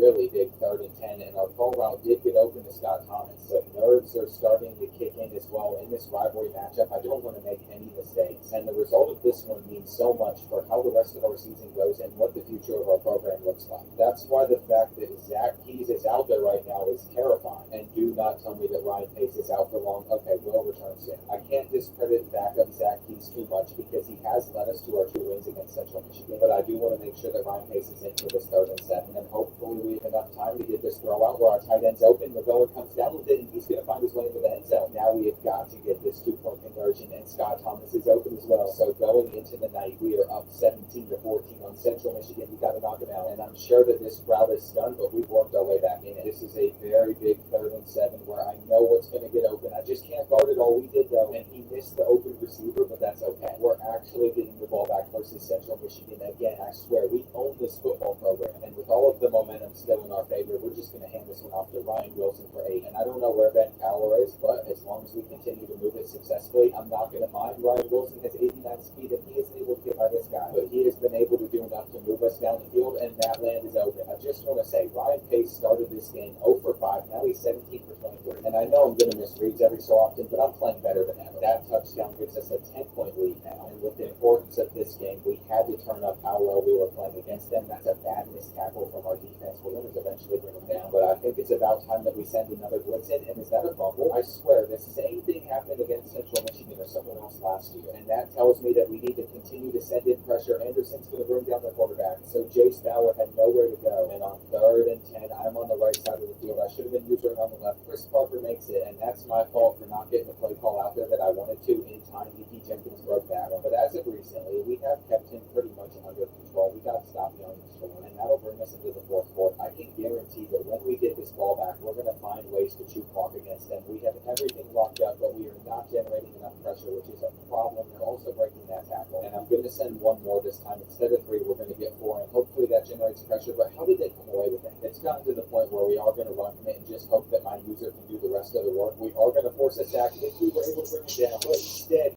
broke it, and Langston Lewis catches the touchdown. I cannot believe that Johnson let him down like that, but the refs are reviewing something, and are they saying he didn't get a foot in? Because he clearly did. I'm just upset at Justin Johnson right now, because obviously they're not going to overturn the touchdown, but then Bauer's going to take this handoff, and how did he not break free on this one? Their running back would have taken it to the house, and ours is definitely faster, but we are ready to lock in and try to run out as much time as possible, which is a little bit of a problem now that it's 36, but we know that our tight end will get open, and Jackson Rebellion held on to that ball. 3 minutes left here in the 4th quarter versus our rivals. Come on, we cannot afford to lose this game because so much is on the line. Ryan Wilson took it, and the fact that he was stopped short for 3rd and inches is perfect for us. They had no choice but to already burn through 2 of their timeouts, and we just need one more first down. Ben Fowler's going to juke to the inside. That is going to be game, and Grand Rapids University has pulled it off. For the 3rd straight year, the Mastodons have owned Central Michigan, and beating a 4-1 team on the road is a really big deal. I feel confident that we can put ourselves in a position to try and make the ball, which is all thanks to Ryan Pace, who really turned it around after that first quarter. And I have to point out how underrated Ben Fowler and Ryan Wilson have been. Whenever our receivers aren't doing much, the rushing attack keeps us alive. And on the other side of the stage is this game, which will make a big difference against the Michigan MAC rival. I was hoping Eastern Michigan would chop the roll and check out blown out by Western Michigan, especially since they haven't won a game yet this year. And after one round, this is how the standings are looking. But we won't know who wins the Michigan MAC trophy for a while because we have other games before me, like this next one against 12-2 Buffalo, who's undefeated in conference play, and their only losses have come to Boston College and UAB, but we get to host it, so I have some faith in us. And I gotta mention that we also just landed Justin Flint and Eddie Anderson. It looks like, if anything, we are going to have to worry about Buffalo's halfback, but I'm hoping our defense comes out strong, and if we can hold him, hopefully we get our 3rd win of the year. After this, we'll then face Notre Dame, and then our 2 other Michigan MAC rivalry games. It looks like they're already going to beat whatever swatted down, but we've got to kick stuff like that off, and they are not trying to run the ball on us at all. Instead, they're passing, and Joseph Kent's already come away with a sack. What a start this could be for our defense. On 3rd and 12, they're going to the sideline, but it's not enough for a first down, and I'm almost certain that last season we got blown out by the Bulls when we played them, so we need things to go differently for us this year, and I don't like that our players still need to get warmed up for Ryan Pace is going to throw an interception. I'm not 100%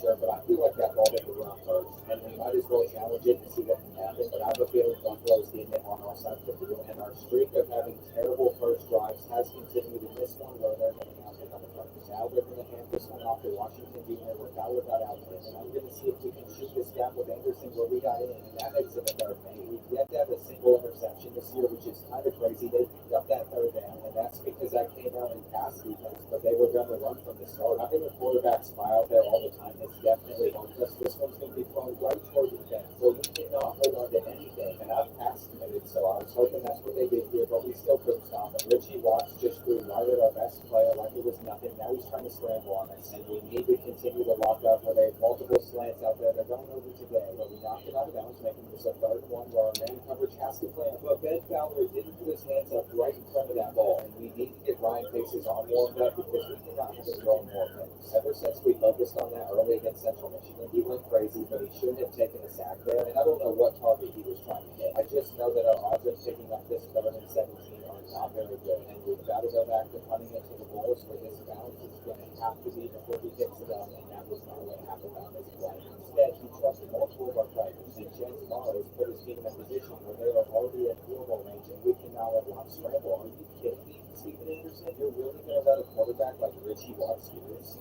The freshman has a lot to learn. I cannot believe we'll lose this distance, but he's still one of the best recruits the school's ever gotten, so I've got to focus on developing him. On 2nd and 12, Richie Watts is again trying to take off. He breaks one, and I'm going to send a little bit of a blitz lost his way on his 3rd and 6, but that was not the right decision. We cannot get off to a good start, and I'm just going to keep on run committing where they have too much time. So it is 14-0 already. Ben Fowler's getting the field. But we need to make sure that Ryan Pace is warmed up still, and he almost took a sack on this one. Maybe I need to focus even more on offensive line, more than I already have, because we just had 0 time versus Buffalo, and they had a good return on the last one. But this one also taking them to about the 35. I just see things getting worse and worse the longer that this game goes on. Richie Watts juked out Ben Fowler to that one, and it was settled, but that was one of the cleanest ones I have ever seen. I think that guarantees that they're going to go up 3 possessions no matter what, and they're 4-2, so we should have expected them to be this good against us. But it's nice to see freshman TJ Davis get a sack. And on 3rd and 19, surely they're not going to pick this up. We've got him the pressure, so we're going to hold them to a field goal, keeping it 17-0. And we need somebody to step up on our offense, where it probably will be Ben Fowler. I've noticed that his rushing game has been very inconsistent, and the senior's not even in the game for this one to Ryan Wilson, making it a lost 1st and 10 for Ryan Pace, where I needed to be on target, but he just sailed that. I don't even know what to say at this point. He's been so off target, which is disappointing because he's had a relatively good year. Buffalo is also picking up these punts for defense, and we're lucky that the refs are hitting them in the flat. If we want to get back into this game, we need our defense to do something, not just our offense having success. And on 2nd and 10, again, they're going with the pass, but then we get at least a field. But it is starting short, so we can get them off the field, and now we're going to go on our timeouts. Hopefully, this is where we start to turn things around. But up to this point, Ryan Pace has completed one of his passes. That's number 2, thank goodness. And we need him to get into a rhythm if we want to have any success in this game. I don't understand why he is so off target right now, but Castillo was able to create a ton of separation on this one. He's running for a lot of yards, and we're going to stay in this same formation where we have a drag wide open underneath. We know Carlos is coming away, and I'm even going to try to play action into a wheel route where Ben Fowler's wide open. They weren't expecting it, but he dropped it. That right there should have been a touchdown, and it is so disappointing that it wasn't. His catch isn't back, so we have to run our final timeout. And my read here is either Robinson instantly, which I thought, but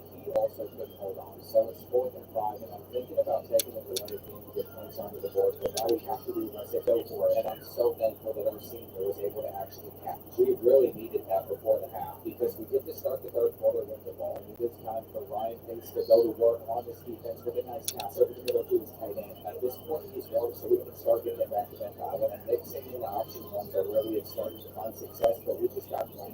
So it is 3rd and 12, and the read is to go up the middle, which is going to be brought in by Weber. Anthony Weber's only a freshman, but he'll make a difference for us next year. And I hate how slow our running back just looked, but Ben Fowler getting sent back by his own team, and we are in another 3rd down situation, and this ball didn't get out of time. So we're about to attempt a 50-yarder with the freshman, which will be his longest kick ever, and I am so proud of him for drilling that one. He shot the gap perfectly, making it hard on Michael Washington Jr. And of all the guys we faced off against, he's had the least amount of success, but I think he shot on 3rd and 2. I doubt they handed off again, but they did. They faked us out, we stumbled, so our defense gets a stop. And it's like the second that we get warmed up, we play like we're such a better team. Ryan Wilson's moving to the outside, almost about to get around all 3 of those guys. So now we find ourselves in a rhythm, and let's go right back to the gun. I'm pretty sure halfback dives up in the end normally work pretty well, but Ryan Wilson is juked to the outside. I thought it was Ben Fowler in the game, and look at this speed. This is only a freshman player, and the fact that he has it all tied up at 17 is amazing. We are on the run here at home, and all the momentum's in our favor. So Steven Anderson's getting all within that ball. And it is now 3rd and 11 for Buffalo, who has not had that much success on offense all day. Tremaine Way's getting over to that one, and that's it. They literally had nowhere to go on our defense.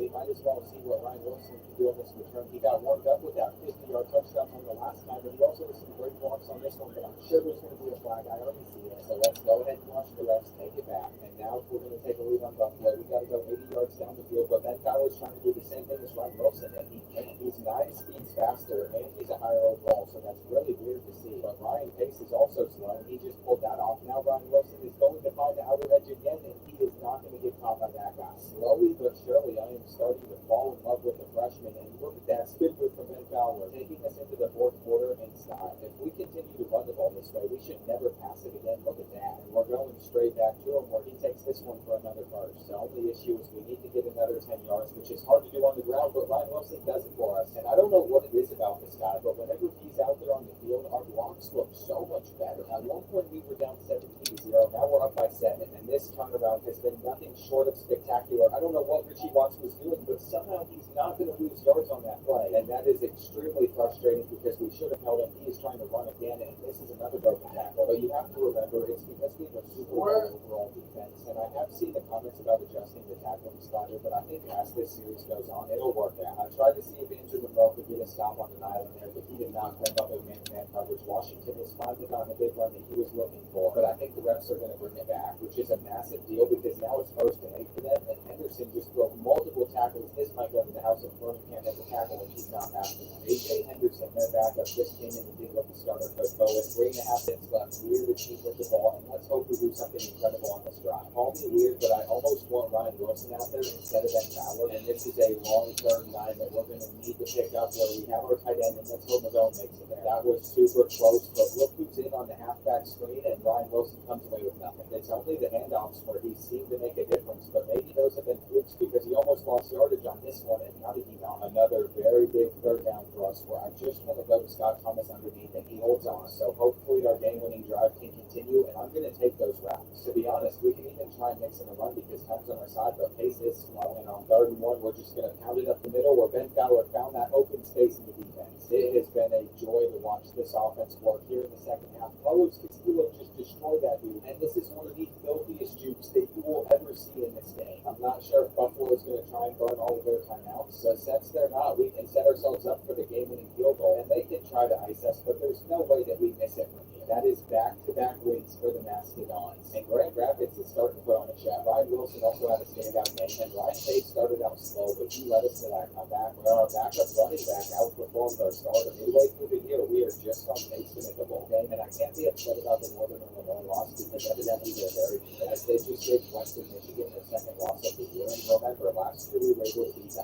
Irish with Steve Angeli, a quarterback who's still there, and they've already lost 4 games, but they've come against good teams besides Syracuse. We have to play on the road, though, which makes this a perfect time to get Road Warrior, and we're going to need that to help out Ryan Pace because the Irish are an 88 overall, and this stadium is packed out for this game versus us. That makes me extremely happy to see, and on 1st and 10, Steve Angeli's already hit into his flat at Gray House, but I'm really not worried about it because he struggled last year, and that was without us putting quarterback spies. On 3rd and 10, there is going to be a flag on this play. They're not picking it up, but I'm hoping that it's not against us, and Anthony Goodwin was offside. I couldn't tell you why he was set so far out, but they get to redo the down, and I hope they don't pick this one up, but I'm afraid that they're going to. We got to make the hit, and how did they get that? The Irish are literally emoting on us, and that makes me so irritated. Jadarian Price takes this handoff where we're not able to bring him down, but thankfully he stumbled over. If he would have stayed up, that would have definitely been a house ball. They have to get that ball out as quick as possible, though, because I'm going to send some heat in Steve Angeli's direction, and James has so much open space on the side of the field, a lot of green grass, but it is all good. At some point, we will figure things out, and I am going to guard that hitch the best that I can, but they're still finding someone. It's been a long drive for the Irish where Ben Fowler delivered the hammer, and that is a big play from the senior, making it 3rd and 4 where I'm just going to stick with the running back, and I chose the wrong player to do so. It seems like this long drive's about to result in a touchdown, but if they're going to get in, they still have a decent amount of work that they have to do, and I doubt they run on 3rd and 5, so we've dropped everybody back into coverage where we were going to get the sack. What a play from freshman linebacker T.J. Davis, and with one drive, they took almost the entire 1st quarter off of the clock, but even though Ben Fowler is tired, he's got to get out there, and this is where Ryan Pace always misses his target, so we're hoping for the best here, and that's not a verse. I hate getting held to a 3 and out, but depending how this one goes, I'll either be mad or not upset at all. It bounced, but not very far, and what's scary is our defense did not get much of a break, so they're probably going to be exhausted when Rosen have to run them down, and we cannot have somebody like Steve Angeli running the ball like that on us. Now they're getting their tight end for another 8, which will take us to the end of the 1st quarter, and their slow style of play might be frustrating, but it kept us in it versus them last year, which is how we eventually won. Somehow our player just got knocked down by Jadarian Price, and he was for the 27, but this is where our freshman defensive end should be wrapping him up. I don't want to see Brad Johnson get embarrassed like that again, and Rodney Carmen's got to take that, but I can't get upset because he's another freshman that is making good plays for us this year, and we've simply got to let them learn from their mistakes and develop overtime. Anderson stops the touchdown, but it's going to be almost impossible to hold them on the goal line again, and Braylon James has given Notre Dame a 10-point lead. It's wild that this is only the 2nd time we're seeing the ball, but hopefully we can continue to run it like this, and the Irish were all over that one. Now we need to resort to passing on 3rd and 8 where our halfback angle route was open, but Ryan Wilson couldn't hold on, and back-to-back 3 and outs are really going to hurt us, especially since we're on the road. This punt actually bounced by the returner, though, and it's going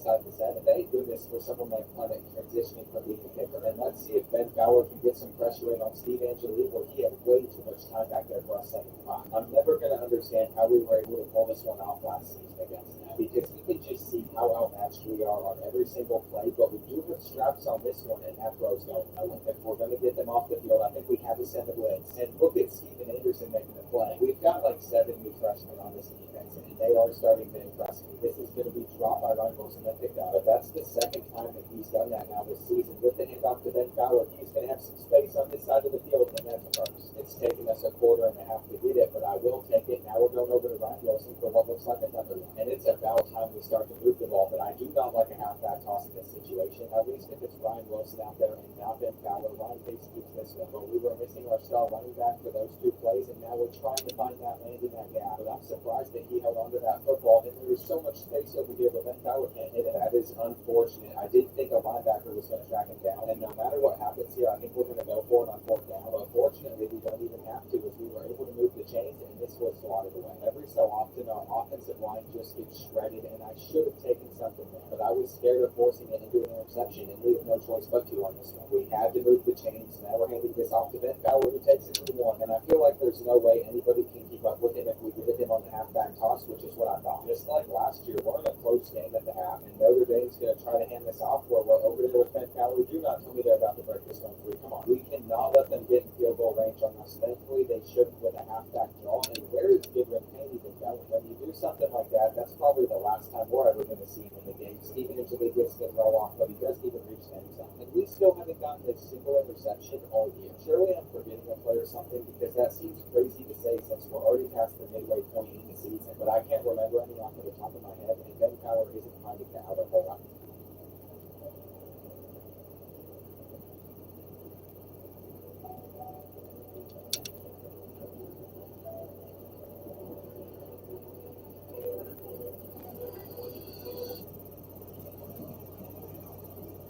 There would be one in that situation, but evidently we've got to stop trying to run, and let's go to Matt Lane on 3rd down where it's swatted away. I'll give credit to Jaden Mickey. It makes me sad, but that was a good play, and we're going to continue to trust our defense against the Irish because it's already 3rd and 13, and all we have to do is not give up a big play. I have to hit man-to-man coverage, that's a stop. It is so weird that we are this competitive with Notre Dame. Ryan Wilson's going to juke to the outside, though, and that will get us to about the 45, and there were no flags there either, but he's taking our next handoff, which did not go well. I'm not going to lie. He's been disappointed since his last performance, so we're also playing against a much bigger school on the road, and that's a good game for him. I'd like to see Ben Fowler back out there, though, taking this one, and I hope we don't have to keep 3rd and 2 with Ryan Pace, but he's going to have to make it work, and he does. Now that we've moved the chains, we can go back to handing it off to the outside, and Ben Fowler just got multiple good walks on this one, and he breaks that tackle as well. So unless we turn it over, we've walked in at least a field goal, and Ryan Wilson's going to the house. The freshman had an explosive play for the first time today, and we have found our groove with Grand Rapids University, but we have to get another defensive stop. We all know Notre Dame will eventually figure it out, and I was just frozen with Jeremiah Lane at the start of that play. So the game didn't even let me try and tackle their running back, but Steve Angeli's about to fall over for a loss of 13, and that is a massive deal. He's going to keep this one, but Ken should have brought him down there, and don't tell me he gets him off. This shouldn't even be a 3rd manageable, but it is, and he misses the throw, but the refs are calling something, and don't tell me that's on us. Thankfully, it was on Brandon James, and it looks like they're about to pin us back inside the 5, which wouldn't be an issue if Ben Fowler was out there, but it's Ryan Wilson instead, and he takes this one out. I was honestly afraid that was going to backfire for us, but I guess I shouldn't have been. He is a stud, as he's going to get even more rushing yards on this one, taking us into the 4th quarter with a 4-point lead. It took our offense like 3 quarters to get warm, but now we're starting to have a lot of success, and we're always in these low-scoring battles with Notre Dame where we're just going to hit our flat over to Lewis. I've never used this guy before, so I'm discovering that Martin Lewis is our 47 overall walk-on fullback.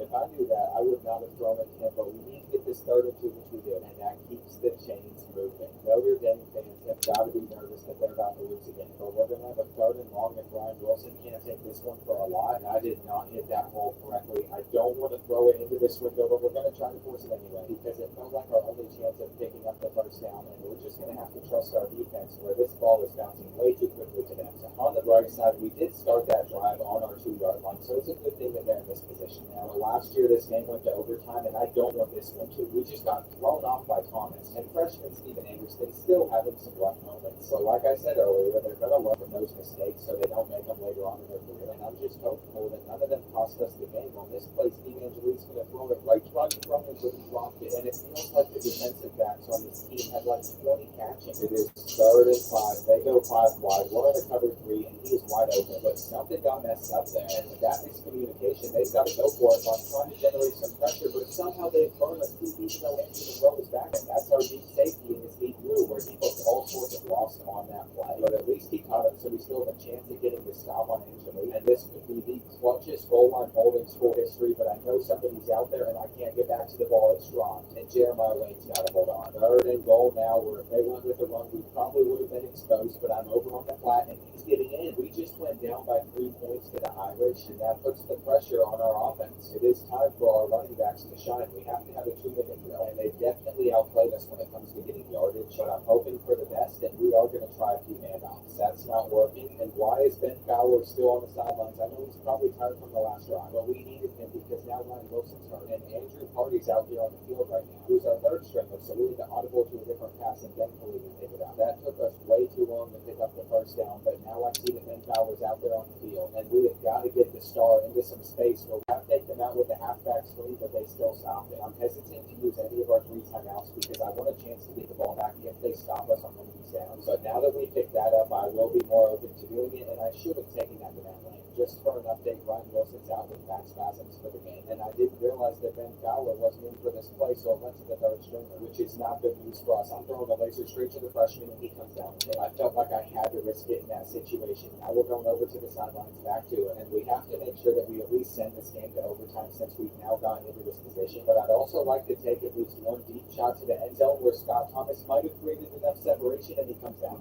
I want to try one quick handoff before we kick a field goal, but we have to make sure that we get the right look. And Notre Dame just took all 3 of their timeouts. I think that this is a hole Ben Fowler could hit. He's going to take it, but that was a little disappointing. Overtime, here we come in South Bend. And this time we're starting with the ball, so if we score, we can't go for the 2-point conversion. Last year, that's how we were able to beat them, shocking the world. Stephen Arrington's going to get the first, and that puts us on the 8-yard line where Ryan Pace is going to step up and find his receiver again. But I think that's Carlos Castillo's first drop of the year, and that's frustrating. I'm still going to trust him on this 3rd and goal, though, where he got the separation he needed, and that is why you go back to your senior and put your faith in him. Now we just got to let our defense put in the work, and they're going for the deep shot already where we could end it here, which we do. Our first interception of the year is also for the win, and we have shocked Notre Dame for the 2nd time in a row. I know they're 3 and 4, but this is still a huge result, and that trip a few hours down south was well worth it. If you were wondering who made the play, it was our new cornerback who's a JUCO, Jamar Robinson, and I just realized that Ben Fowler and Ryan Pace stats were almost identical, and to get this win, we have to throw to 10 different wide receivers. We've got all the momentum in the world going into the Eastern Michigan matchup, and they are very bad as they still haven't beaten a single team, which is good for us because I want to win the Michigan Natty Trophy, and that's why we really need Central Michigan to pull this off, because if they beat Western, that would change a ton. And they had a good effort, but even though they're 6-2,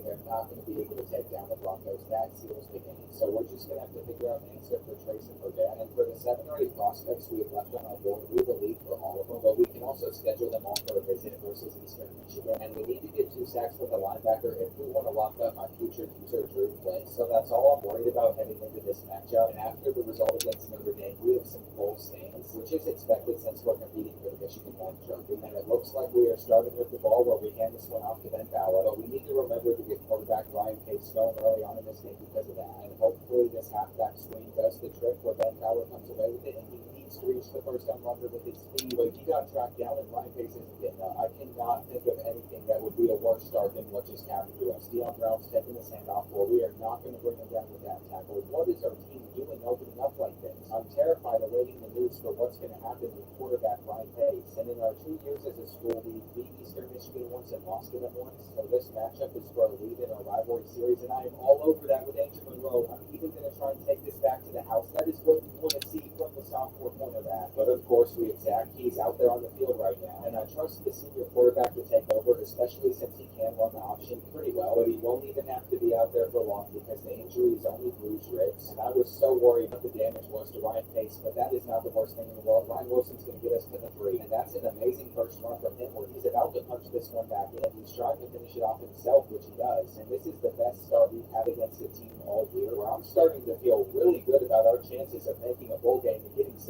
wins. Andrew Monroe could have had his second interception, but he didn't give it, making this a 3rd and 9 where he was all over that. And why did Cronin not put his hands on? Can't get mad at the young guys. We know that they're starting to get better, and Deion Brown gets a 10, but they're still marking it as a 2nd and inches, and Ben Fowler could not guard both of those routes. We should not be letting Eastern Michigan move it down the field this easily on our defense, because the longer we let them stick in it, the better of a chance they're going to have. And I'm going to try to get a sack with TJ Davis, but they're just running it again, and we're not getting over to their running back. Elijah Jackson Anchor is a name I remember from our first year, and it's crazy that he's the backup now because he destroyed us for like 200 rushing yards. Ben Fowler isn't first, and both of our running backs are off to an incredible start in this game, where it's getting to the point where they're starting to split the carries. And I'm not upset when backup Ryan Wilson is in. I trust him to get the job done, but I also trust Ben Fowler, and we don't even have to pass it with Ryan Pace if we keep running like this. But eventually the Eastern Michigan defense is going to catch on, and that'll force us to pass on the 3rd and 7 where we go underneath, and Ryan Pace misses the throw. Now we have to just pin them back and hope that our defense can force a safety or something. Robinson is getting back to this ball, but Jackson Anchor just snapped it out of nowhere, and I did not see that coming on that play. But Steven Anderson's been going crazy, and Eastern Michigan's making dumb mistakes. A false start penalty backs them up another 5 yards, and what a tackle from Ben Fowler. Even though he got knocked over, he made sure to still bring him down in the process. They're not getting this, but they're hitting us with a flag. And are you kidding me, TJ Davis? We were going with the sack from him, but that is a very late hit. So Eastern Michigan gets an automatic first down on us, and let's make a tackle on Deion Brown. I'm not happy about it, but all we can do is hope that we get some stops on them. Anderson's over there. So somebody explain to me how Max Reese caught that. I was pumped up for Steven Anderson to get his first pick, but all is good. It is 2nd and 9 where they hit us with another run, and I did not see it coming. Another handoff on 3rd down where we just froze up and missed the tackle. So Deion Brown's going to get in by getting around our freshman. And are we seriously losing to 0-8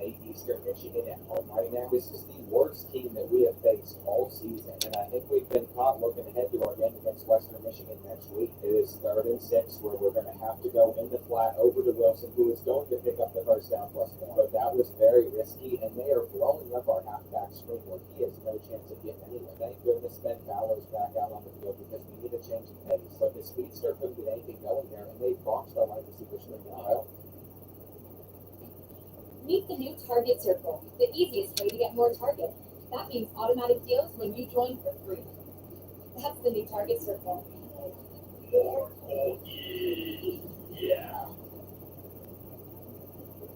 Feel like we should attempt this 55-yarder with our freshman kicker, but we got full power, and it is short. Now we know for a guaranteed fact that he cannot hit from 55 yards out, but Eastern Michigan might get more, and we still haven't gotten a single sack on them. How do we find ourselves in this position? We have been coasting along with everything going so well for the last few weeks, and they cannot get more than a field goal on this drive. I want to make sure they don't. Mikhail Wood's going to come away with this catch and fighting to the 5, but I'm hoping they make the mistake of not hiking it quicker. And why do we not have more zones out there? Oh my gosh, this is the last play that happened. I'm not sure how we're going to do. Let's go. That's fine. Wait, are you kidding me? There's a second left. And how did that play not take more than 4 seconds? What a brutal half of football in our rivalry game. And we're starting the second half off on defense, which is another issue we're going to have to deal with. It's been a minute since a wide receiver has cooked our defense the way that Mikhail Wood's doing it right now. On 1st and 10, we should have picked it. But having 2 guys all over it doesn't get the job done nowadays. They still need more. And I almost want to run from it on 3rd and 2, but I wasn't willing to take the risk, and that's going to hurt us as they are going to hit the outer range. Jeremiah Lane cannot get back to number 30, and Deion Brown just put us down by the team. Our schedule after this game is going to get very difficult because I know for a fact that we play teams like Western Michigan and Michigan, and making a goal is not going to be easy. We have got to get this 3rd and 9, but more importantly, we have got to find a way to come away with the win today. And it's been a while since we've let Ryan Pace just go out and sling the rock, but that's what we're going to have to do. On this drive, they've been struggling to stop the bunch set, and Matt Land was open for a touchdown, but they got the sack off first, which stinks because if we don't pick up this 3rd and 10, I don't know what to do. And after that sack, we have no choice but to just kick our field goal instead. It is time for our defense to start locking up. Anderson is not going to get over that ball, and neither is Cronin. So Mikhail Wood's gone for over 100 receiving yards against us, and this just keeps getting worse. I'm trying to send in some blitzes to dial in the pressure, but then they get to Deion Brown on these big halfback tosses, and we really needed to get a touchdown on that last drive, but we didn't. Deion Brown just juked 2 of us out, and it continues to get worse for us, but Anderson got over the ball, so he's racked up 10 tackles in this one, and on 2nd and goal, we had 3 players rushing, which is why we generated no pressure. But as long as they take those flats, we're good, and on 3rd goal, we got to make the tackle with Jeremiah Lane, where the senior clutched up. We're still going down by 3 possessions, but holding them to a field goal is not as crushing as it would have been if they got a tutty. And this is the first time we've seen a face mask in a a long time. They bailed us out since Ben Bauer just went backwards. And Ryan Pace has got to start hitting his target like he is going to do here. And you can tell that I'm ready to just let him start slinging it and see what happens. That was almost picked, and it is. I'm not proud of that play. And I've lost all hope, so we're going to challenge it. But they wouldn't even let us, which is stupid because this ball probably touched the ground first. This is going to go down as a terrible performance versus them. And we're really about to lose down 1-8 Eastern Michigan. We had such a good start, going up 7-0 and getting the interception. I just don't get how this happened so quickly because we didn't have any turnovers until that last moment. And it never felt like we were struggling against them. Deion Brown's not going anywhere, making this a 3rd and 12 where they cannot pick it up and they got. But there's only 4.5 minutes left in this game, which makes it come back very hard again. And we're going to see what Ryan Pace can do. That is going to be another interception from him. Jobs just running like a book. So you can see that everything's falling apart right before we face Western Michigan. I think our chances of making a bowl game are about to get shattered. Deion Brown gets another first. And we're going to have to play so well in our final matchups that I have to remember that we took down Notre Dame at their place, so we can beat any team. And sometimes in college football, you simply get fluky results. I do like that realistic aspect of these sliders and this dynasty file, but it's also kind of painful because I know that one week we can play amazing, and the next week we can come out and we're just going to be terrible. We might as well just try and take some more shots, with this one also being picked off right into Morgan's hands. It's just a joke at this point. The game does not want to see us succeed. They're scoring again, and I never want to talk about this matchup again. What happened in that second half was an embarrassment, but I guarantee that we're going to bounce back from this moment, and Ryan Pace has never been at the stat line as bad as this again. There's literally nothing I want to showcase. All of it is terrible, but we might still have a chance at winning the Michigan match.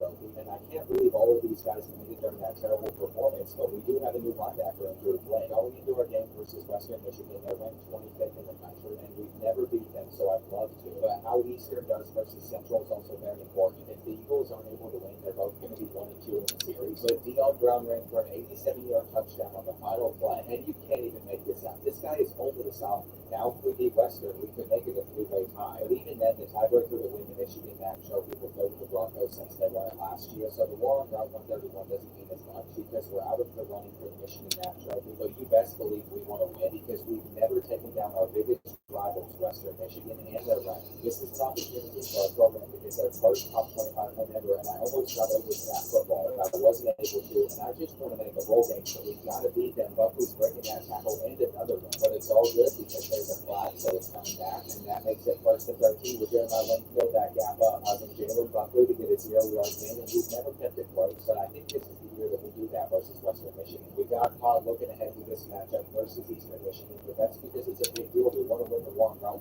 131, and I am so glad we've already gotten them off of the field. Ben Fowler on his first run is going to find a little gap between the defenders, and our offense is ready to rebound that. We're going to try and establish the run early as best as we can, but that's going to be a bad one, and some of these routes are shaking for Ryan Pace on 3rd and 14, but I'm going to trust him to try and go over the middle, and that was a terrible throw, but we can see that as an run, and I'm not going to be upset about it. We should have gotten more into a rhythm, but we weren't patient instead, and now Jalen Buckley gets a few. It is a little unfortunate that we still haven't gotten our snow battle, but we got that hole, and what a play from Jeremiah Lane. The senior has made for such a great user. There's no way that they're going to pick up this 3rd down, and I'm glad we got over to that ball, but I didn't think they'd actually be punting in this situation, and I will take that. We're going to go ahead and start this drive off with another run, but those have not worked for us, so we're going to let Ryan Pace try and sling it instead, and he had to make a very tight throw on that one. Now he's having an off-target ball, so we should probably go to Scott Thomas on the drive underneath on this play, but the corner route was open, and I hate that he has to warm up. These sliders are making it hard for our program to get things going, and that's not going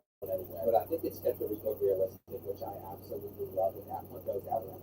By the time we are able to compete for championships, our team is going to be insane. And on 2nd and 8, they're going to hit us with an RPO, but we're going to get out to Jalen Buckley. And it's a nice change of pace to have a defensive battle. But the real question is, are we able to get them off of the field on this 3rd and 6? And we have 3 guys over there. I could have sworn that we were about to get another shot, but it's not that because it's just one play, and they're Wildcats, so I ran from it, but they're still going to be able to pass it. And Andrew Monroe drops the interception. If only he could have held on to that ball. They go with the run on 3rd down, and it was a halfback draw. So, of course, I was not expecting it, but now I see that they're back in the Wildcat formation again, and Jalen Buckley broke that tackle. But I'm still happy with the job that we've done on him so far, and I should stop talking. They keep picking up the exact yardage that they need to keep their drive alive, and I have to guard multiple players over here with Anderson. Now we're going to be, so Kenneth Womack has always been an issue for us, and this year is no different at all. As we just gave up a long touchdown to him on that last play. The goal was to get them to freeze up when Ryan Pace hands it off on the read option, which is what they did. But I almost see getting 9 yards as a disappointment in that situation because earlier on in the year we saw that as a house call, and this is a tough corner route to hit. So I guess I have to make sure that we continue to keep it simple, but that isn't working either. And these road rivalry games are so tough. Ideally, if this was the final drive of the first half, we would be in the worst of positions. So there's still like 3 minutes left. So I have a hard time believing we're going to be able to make that happen. And the second I hype it, you all will know exactly what's coming. But evidently, Western Michigan did as well, and we're going to go to our call route over to Carlos Castillo. That is what we were looking for. And Ben Power is going to take this one onto the outside edge where he dives into the end zone, making it all-time back up at 7. But we left a minute and a half remaining on the clock for Western Michigan, and they've already toasted running. I shouldn't be putting the freshman on an island, so that is my fault. If we're going to run man-to-man coverage and they're 5 wide, there's only so much that we're able to do. That's another 20-yard gain. And the fact that they've gone down the field on us in a minute is insane, but Tracy Burgett's going to reach the end zone. That's the first time that the number 25 team in the country's offense has actually played like the top 25 offense. So they also left us time to go down the field, and look at our tight end creating so much separation on that side. He's going to check out multiple players as well. So I'm going to go right back to Jackson McGowan if he gets open, but we should just throw this one.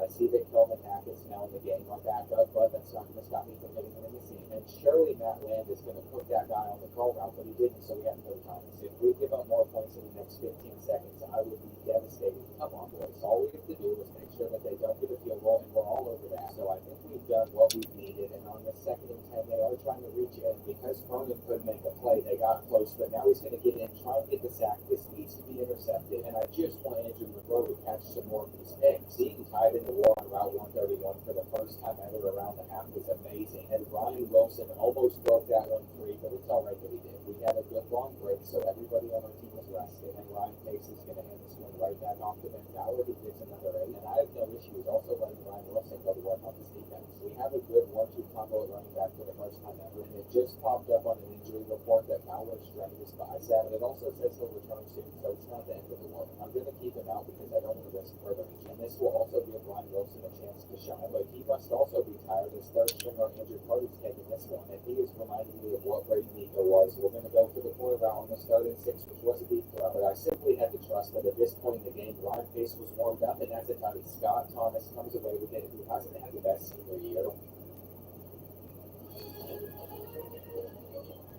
Choose your own crunch venture with new Cinnamon Captain Crunch.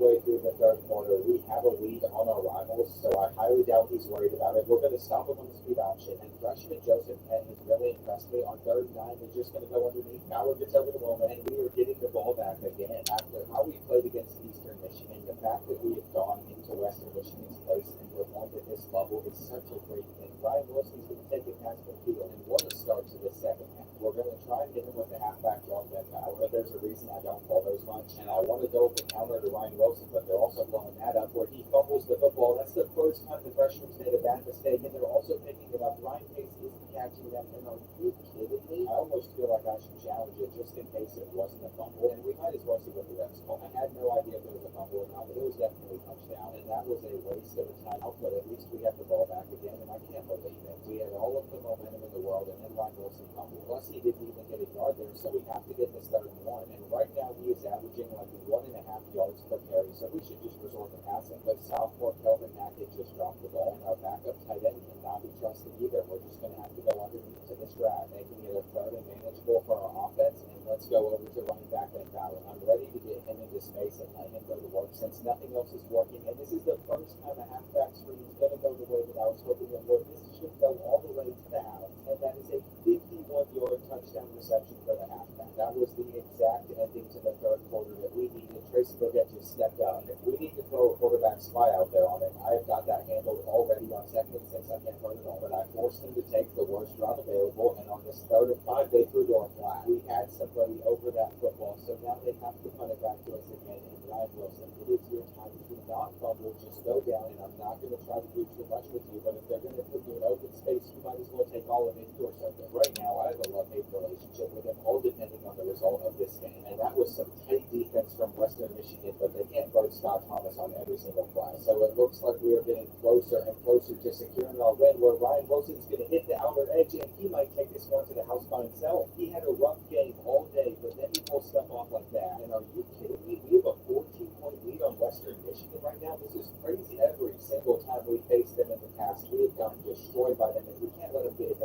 I'm going to assume that they're done handing it off to Buckley, but I guess not. We forced the fumble on it, and what a hit from freshman free safety Steven Anderson. Maybe we are going to make a bowl game after all. I can't believe they keep running, but I'm ready for it on this third and four where we send in a blitz, and you know that Tremaine Wayne's getting to the quarterback. Fourth and long. They're going with the halfback screen. We're over on it with Johnson. So our defense has put us in the position that we want to be in, and I know there's nobody over there on that right side of the field, so I tried to hit it with Fowler, and I'm not even mad that we didn't get it because we're one first down away from sealing our win, which Matt Lane's going to pick up, and that is it. The Mastodons are taking down the Broncos for the first time at their place, and we might as well just rub it in with this one. They have beaten us so badly in the past 2 seasons, but none of that matters because we are about to take down the top 25 program, and what a defensive performance from this team. You can see all of the development that they've been having, and we literally just doubled our rival score. This one's definitely going to go down in the history books, and you gotta love seeing all of their fans being so shocked. But it is stupid that they win the Michigan MAC trophy because there was a three-way tie for first place, and they had it last year. If I understand the rules correctly, I think I handed that out the right way, but it's all good because we're going to shoot for winning it next year, and we might not have Ben Fowler, but we will have Ryan Wilson. Also, besides the early win, Ryan Pace did very well. I think Steve Thomas for 2 touchdowns, and we've got our final recruit on our board, Victor Taylor. I gotta say, sorting by the high school role, you're going to see that there are a lot of guys that are going to make a big difference next season. And our class won't finish this high, but right now it's sitting at number 17. That's a big deal, but you're also seeing the Max Conference prestige climb all the way up to the 6th best. And if Northern Illinois wasn't so good, we might have had a shot at making the MAC championship. Ever since losing to Ohio State, they've been going on a tear, and if they win out, they're probably going to sneak into the playoffs. Then here we face Toledo, then at number 24 Western Kentucky, and number 5 Michigan. So if we're going to coach a bowl game, it needs to be here. And the good news is Toledo has yet to win a road game, plus they're missing 2 of their best halfbacks. So I like our odds of pulling this off, and it being a night game makes it even better. This could be the moment where we go out coaching a bowl game and changing program history forever. But we have got to be on top of it. And what on earth is this second down play call? Tucker Gleason looked like he had no clue what he was doing, and I love seeing that out of the quarterback. It is now 3rd and goal where he's trying to scramble for the first, and we make the tackle. But him falling forward like this worked out in their favor. It's hard to believe he's out there on the field after a hit like that one, and I'm kind of intimidated because we are evidently playing against East, but we have some spies, and there was no way we were letting him get that. 3rd down and 6, where I'm hoping that we're able to stop them short, which it looks like we're going to be able to do, and that's what you want to see out of your defense. But Ryan Wilson fumbled it, and I feel like he's done that 1 too many times to where we need to take him on punt return duty. But someone has got to explain to me how Ryan Hicks is missing that pass. It was like a 2-yard one, and I know he can hit this wide receiver mid screen where we take it over to Carlos for the first down. So I am making sure that we get him as warmed up as possible early on, because if we get into a 3rd and long situation, I want him to make the throw, and we're about to see if he's able to deliver where he misses Matt Land. I don't know what else I can do, and I guess he just needs to develop more because he's only a 74 overall. We should be having that much success anyway, and look at the bounce on that punt. Getting them back to the 27. I'm feeling confident about our defense in this game. Ben Fowler just died, but it's all good. Jeremiah Lane backed him up, and I swear I've probably called him Tremaine Wayne for like half of this video at this point, and I don't know why my mind always mixes that up, but on 3rd and 15, we are all over that wide receiver screen. They're trying to hit us with a route bounce late, and there's no way that we don't get a sack. It was none other than Joseph Kent on the end of that one, and I think he's got 4 sacks this year, which is the most we've ever had. But now it is time for us to take care of things offensively, and on 2nd and 7, it's just an easy throw for us to make, but that drop was almost into an interception, and Ryan Hicks can never have a good start for us. Matt Land is open there, and he has so much speed coming off of it, which is exactly what you want to see. I don't think he's getting anywhere with this option run, but maybe he can stand, and it's too bad that he only has 55 speed. All tied up at 0 at the end of the first quarter, but we're hoping for a little bit better here in the second, and that pitch was read perfect. They deserve to be taunting us after that, and I'm hoping that this isn't an interception on 3rd down, but I think we have to go over towards the sidelines to Carlos, and it is dropped. That is unfortunate, but we can always try to pin them back inside the 5, which is what we should be doing, and I think that landed on the 1-yard line. We could get our first ever safety in program history here, and Grand Rapids University has done it. I am so proud of this freshman defense. They are all developing so well. We also have Fowler on this return, which is scary if he's able to slip out of it, and our team performing this well makes me so happy as he has some space and he's fighting for the first. I'm telling you, by the time we're actually able to compete for championships in this series, I'm going to be feeling some type of way, but that's still a long grind away from being something that's realistic, and we have to take care of business. Even though we got the safety, we're already in a 37 situation with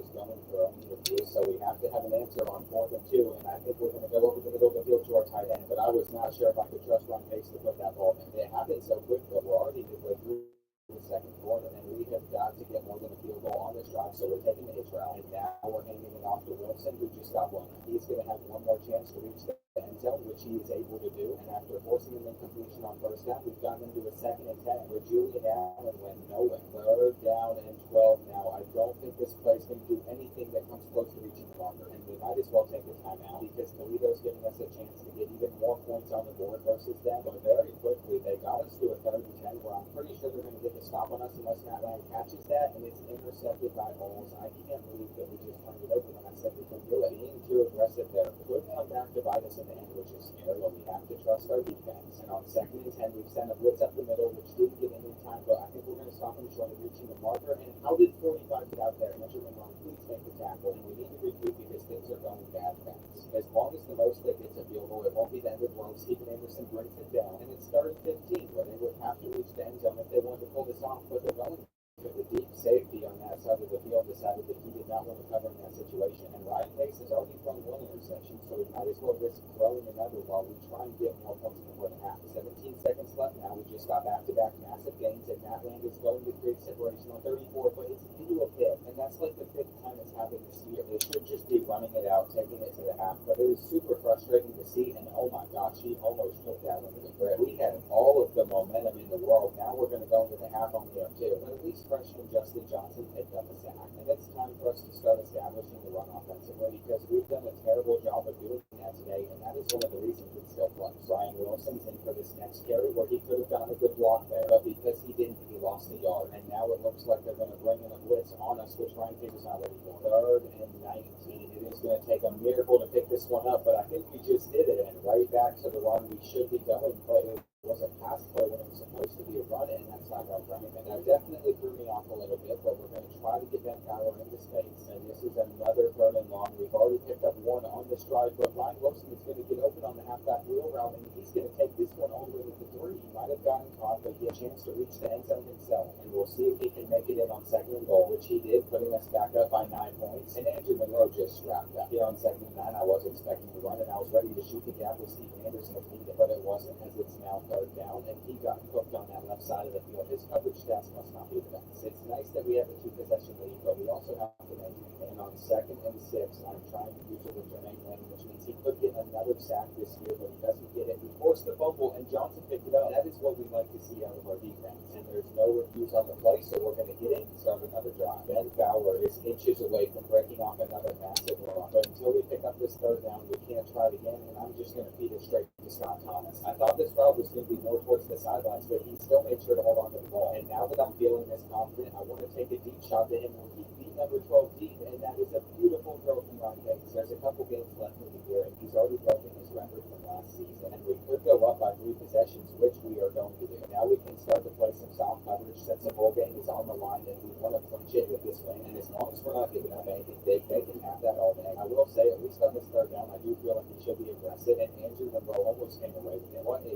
perfect 3rd quarter that was for us. We went into it only up 9-7, and we're going to leave it with the ball and at 24-7 lead. And I think we're clinching a bowl game. Our entire focus in the 4th quarter is simply going to be on running the football down to those throws, and maybe we'll find some more running plays that work well for us. We're pitching this one last second, but that was stupid because it wasn't worth the risk in that situation. Ben Fowler must not get tired because this is his 4th straight run, and now we got Ryan Wilson out there who isn't going to get much on this either. But all is good. It is 3rd and 9 where we can continue to move the chains and Hackett Heights for. And normally I would leave Juke Clock on for this long, but we're flying through the 4th quarter, and we should since we're already up 3 possessions. I feel like this is a good scenario for us to just run out of the clock as quickly as possible. If you all don't like that, I can adjust it in future episodes. Ryan Wilson gets a few more. And what's crazy is they're not even taking timeouts, so they've given up in this game. We can actually just take a quarterback kneel to end it. And Grand Rapids is really bowl eligible. It's only season 3, so I wasn't expecting it, but it's something that could change the course of recruiting in the future for us, because right now we can only go after guys from Indiana, Ohio, and Michigan, and they have to be 3 stars or below. But once we win one bowl game, there are no longer any more restrictions, and that means we could always take our shot at trying to win a 5-star. But we have to hope that we get a good matchup in our bowl, and look at our future projections now. As for the bowl projections, it looks like we're supposed to play San Diego State, and they've only got 3 losses, so I'm a little worried about that. A lot can change over the next couple of weeks, though, and Northern Illinois is coming off of a loss to Central Michigan, so it looks like a MAC school is not going to make the playoffs. And Western Michigan also lost, which is why they're not ranked, but I'm okay with that since we're facing them. We've traveled up to play at the Hilltopper Stadium, and they're 8-3, so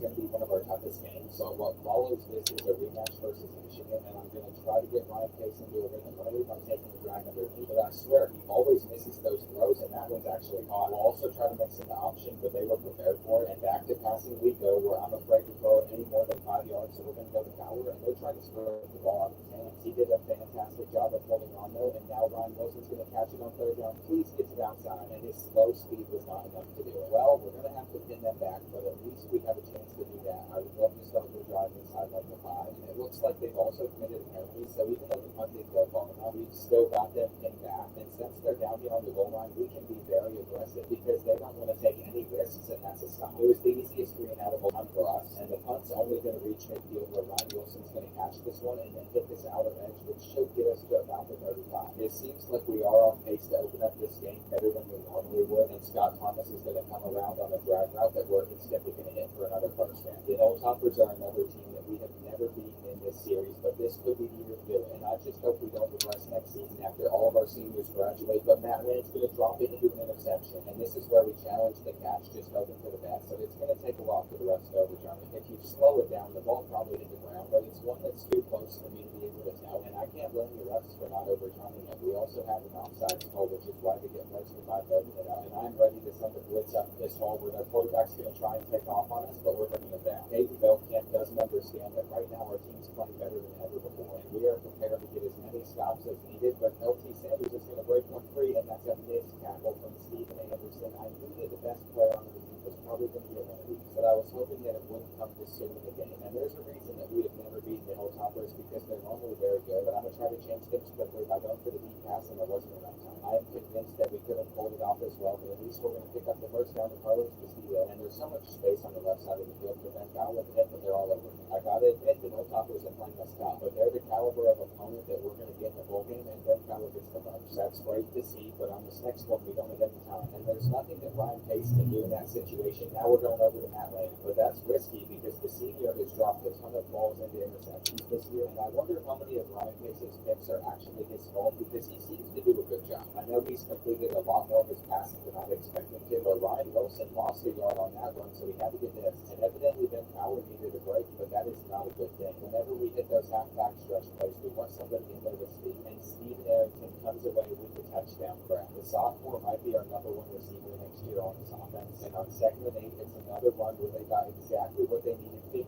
slipped through that hole and broke another tackle. Don't tell me he's about to take this one to the house. We need Robinson to catch up in him right here, and that was hard to see, but now they're going to mess with the RPO, and Goodwin missed the tackle. Stephen Anderson's not going to make the tackle either, so it took everybody a second, but the offenses in this game are starting to open up, and you have got to be kidding. I think the interception slatter's on like 30, so there's no reason that we should be dropping all of these passes. It's not like it's on 0, but I would love to know how many picks we would have had if our DBs were able to catch the ball, and that was a terribly executed third down play. That's good for us, though, as they have to get the field goal, and if we could get enough time to get this throw off, we might have a touchdown, but our offensive line isn't good enough yet, so that's why we've gone away from using play action during the season, and it's made a pretty big difference, so you all came up clutch in the comments about that, but after the bad throw from Ryan Pace, we're punting it back to them, and that did not bounce the best. With 2 minutes left in the first half, Belkamp had plenty of time back there, and Jamar Robinson dropped another, so my guess is if we were able to catch all of those, we'd have like 15 picks this season, and I think instead we have like 3, which is crazy. It's a massive difference, but maybe one day in the future we will get luckier. They didn't get that first down there actually, and this could be the one that we have been waiting for. Anderson,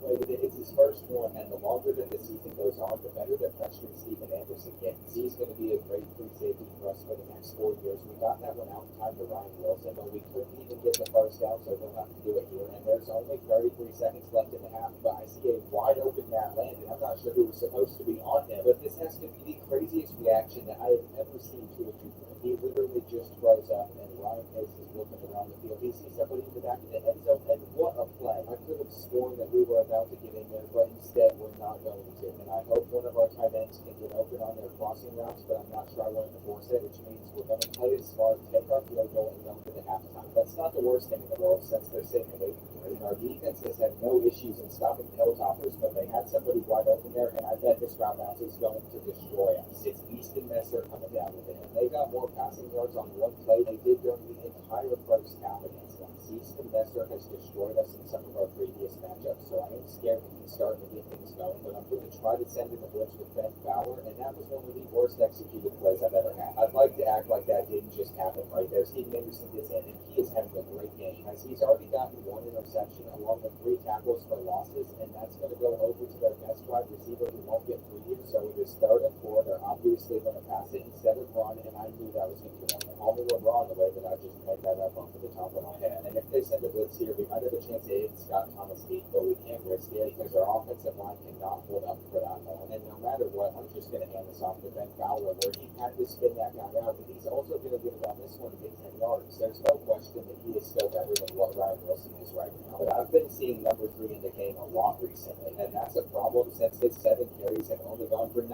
yards. Are you serious? We just had another drop pass into an interception, and they're going to take this one back to the house as well. Thank goodness the refs are reviewing it, and they called this one themselves. I didn't have to challenge it, but the play stood, so it won't matter. I would also love to know how many of those we have had in this video, because that feels like our 5th or 6th, and it seems like our chances of beating Western Kentucky are starting to go out the window. But we're only down by 2 possessions, so this is something that we could technically come back from, and I should know that I'm in trouble whenever I start trying to scramble with Ryan Pace. I wanted to run a halfback screen to Ben Fowler on 3rd and 22, but instead it's Ryan Wilson out there, so they're going to get another stop. And our defense is going to need to get like a pick 6 or something, or else we are cooked. We are going to lose to the Hilltoppers for the 3rd year in a row. And they own us, so I would love to get this MAC school off of our schedule next season. I am sick and tired of them being able to destroy us, and they just keep passing from us. So that's a brutal ending to the quarter. And I'm going to try to do something with Steven Anderson forcing a sack, but we didn't generate enough pressure. Now I'm using him as a user, and there's just too much time. It's like we have to send 5 people at them if we want to force the ball out quickly. And you know that Joseph Kent's going to give himself another, but I'm afraid that it might be a little bit too late for that to matter, and we're bringing down our piece on there. That forces a defensive stop, and we might as well just let this one bounce into the back end zone. But we're going to have to score pretty quickly if we want to stay in this game, and that's a tight route. It looks like they're going with some more zone on this one, so we can dot that up underneath the Scott Thomas breakaway grade. And I would love to take some deep shots on this team, but I'm also scared of it. We'll never know what would have happened because there wasn't enough time anyway. And look at Steven Arrington somehow getting the first down. Now I want to try and roll out with Ryan Pace to hit the corner route, but I keep forgetting he's slow. And we should be mixing in play action, so I'm just going to quickly get it out to Anthony Webb. 3rd and inches, but it won't be the end of the world if we don't pick it up. You know that Fowler's going to get open on that side of the field. And right now, Carlos Castillo is blue in the face, but I'm not worried about it because he's still able to catch this ball and get to the 10. Our drive continues down the field where Steven Arrington's going to hold on to the daggone football. And it is time for our defense to lock up and stop the run, but they've gone with the pass instead, and I can't believe that. That's not what you'd expect out of them in that situation, but they're going to do it again, and surely they got to be handing it off sooner rather than later, which they did. But we have forced a 3rd and 6, and I have a blitz ready, dialed in, but they went with the pass. They have a halfback screen out to LT Saunders, and we cannot make a tackle on him, but we're not going out of bounds. I feel like that gives us a slight chance, but they're going with the pass instead of the run, and now we have a real chance. I'm going to continue to run commit where we get into the backfield, and I can't imagine they actually passed the ball on 3rd and 11, but they did, and they threw it right to our defense. We just needed our toppers to have a bad kicker, but it seems like they don't, and we needed to hold on to that interception, but we weren't able to, so now we're going to go to Matt Land where he drops it straight into Davis Jr.'s hands. Wonderful. That is the 3rd time it's happened in this game, and the computer just decided that we weren't going to take down Western Kentucky no matter how well we played. That was one of the most frustrating things we've ever had to go through, and it just wasn't meant to be, as we're going into the Michigan game at 6-5. Now our new bowl projection is against James Madison, and in case you were wondering, this is what the final standings in the map look like. But something important to note is Michigan just lost to Ohio State, so if we could somehow manage to upset them, we knock them out of the 12-team playoffs, and maybe we'll possibly chaos to end the year. But it's going to be difficult in a packed-out big house, and we're going to open things up by handing it off to Ben Fowler. We've got the right blocks, and that means this is going to be a big rush. But the refs are already trying to help out the Wolverines, and that holding call makes this a 1st and 18 now, where Ryan Pace is doing what he does best. He's missing throws early on, and half of his receivers, he's not even sure what button they are, but he's still going to find Kelvin Hackett, the sophomore tight end, and I couldn't tell you if he has ever completed the first pass in this video, but we're doing well now. So you just got to force him to sling the rock, and let's go up the seam to our other tight end. We have nothing to lose in this game, and we did well against Michigan last year, but it's an inaccurate pass from him, and that's pretty disheartening, but it is what it is. Tyler Morris is coming away with the catch already, where he knocked over one of our DBs, and Jeremiah Wayne's going to have to catch him and bring him down, but he isn't able to do it either. He's shedding another tackle, and are you kidding me? Someone just stopped it. We could be in for a very long performance versus the Wolverines, and it's now quarterback Darius Warren that's at the helm, but we do it the fact that Ryan Pace shredded this defense until the pick on the last drive going in our favor, and Keldon Hackett somehow got hurt on that play. We can try to hand it off, but I'm not sure if it's going to work against the Wolverines, but I do know the halfback screens will, as it did last year, and this one's going over to Wilson, who hasn't done anything. There's a sea of maize in the crowd, and they're going to go with the halfback draw on their first play of this drive, but we're about to find out if they're prepared to handle a blitz, and it turns out they are. After keeping it so close last year, my expectations for this matchup are pretty high, but they've been running an entirely different offense with J.J. McCarthy now graduated. On second and 6, Stephen Anderson wasn't able to fill that hole, and neither were any of our linebackers. Cole Cabana is a 6'8", but I'm hoping that we can eventually stop him, and it's going to be another run where they have a backup in the game. They've got some fresh legs out there, and you can definitely tell. That level of explosiveness makes us have to run commit on third down, and I'm surprised at how well that blitz worked. Here on first and 10, we're going to laser it up the seam for an instant 25, and I swear the Wolverines defense isn't that good. The passes just have to be caught, while also being put in the right place by Ryan Pace, because whenever he misses them, it's bad. Third down and 10, where the halfback and go around to Ben Fowler got open. He comes away with it. I don't care that it's going to be marked short at 40 inches, because we're going for it no matter what, and we're picking it up. The longer we can stay in it, the better for us, and that run did not work. It got blown up, so we're going to just take our check down, and what was that throw? The inaccuracies are so frustrating to see, and that's another bad one. So we're back to relying on Clement to pin them back in. This is one of his worst punts yet, as Tyler Morris caught it, comes away with it, and he also got some perfect blocks. We were going to just knock him down, but that was way too close to being taken for a touchdown, and they picked up our pressure perfectly off of the blitz, where Clement sheds the tackle and takes it to the ground. All of a sudden, it's 14-0. It happened so quick. We played decent, but Ryan Pace has also been inaccurate, so he's got to start hitting his targets more often, and we have nothing to lose in this game, so I'm just going to let him sling it down the field as much as he wants. He's got 3 different senior wide receivers that I'm sure would love some more targets, and on second and 10, we are going to look in Matland's direction for when he breaks that route, but that was the most underthrown ball in school history, and the placement of some of these passes have been atrocious. At least on paper, Michigan's the hardest team we face, but that really doesn't mean that much, because it was Notre Dame, and then we went out and beat them. They're going for the deep shot against us, though, and that's the one time you can't test Rodney from it. We've actually held them pretty well, but our offense is struggling, and maybe this is the play where we can start to get something going, as with Stephen Arrington, and he couldn't get anywhere after he caught that ball, but it is all good, because I see Scott Thomas off of his corner route. There's 2 DBs trying to chase him, and neither of them are going to catch him. He's taking this one to the house. We needed that so bad, because all of a sudden we are right back in this game, and that's some claims. Tremaine Wayne was not letting him hold on to that football. Now he's hitting him, and it's crazy how big of a difference he makes for this team, even though he's only 65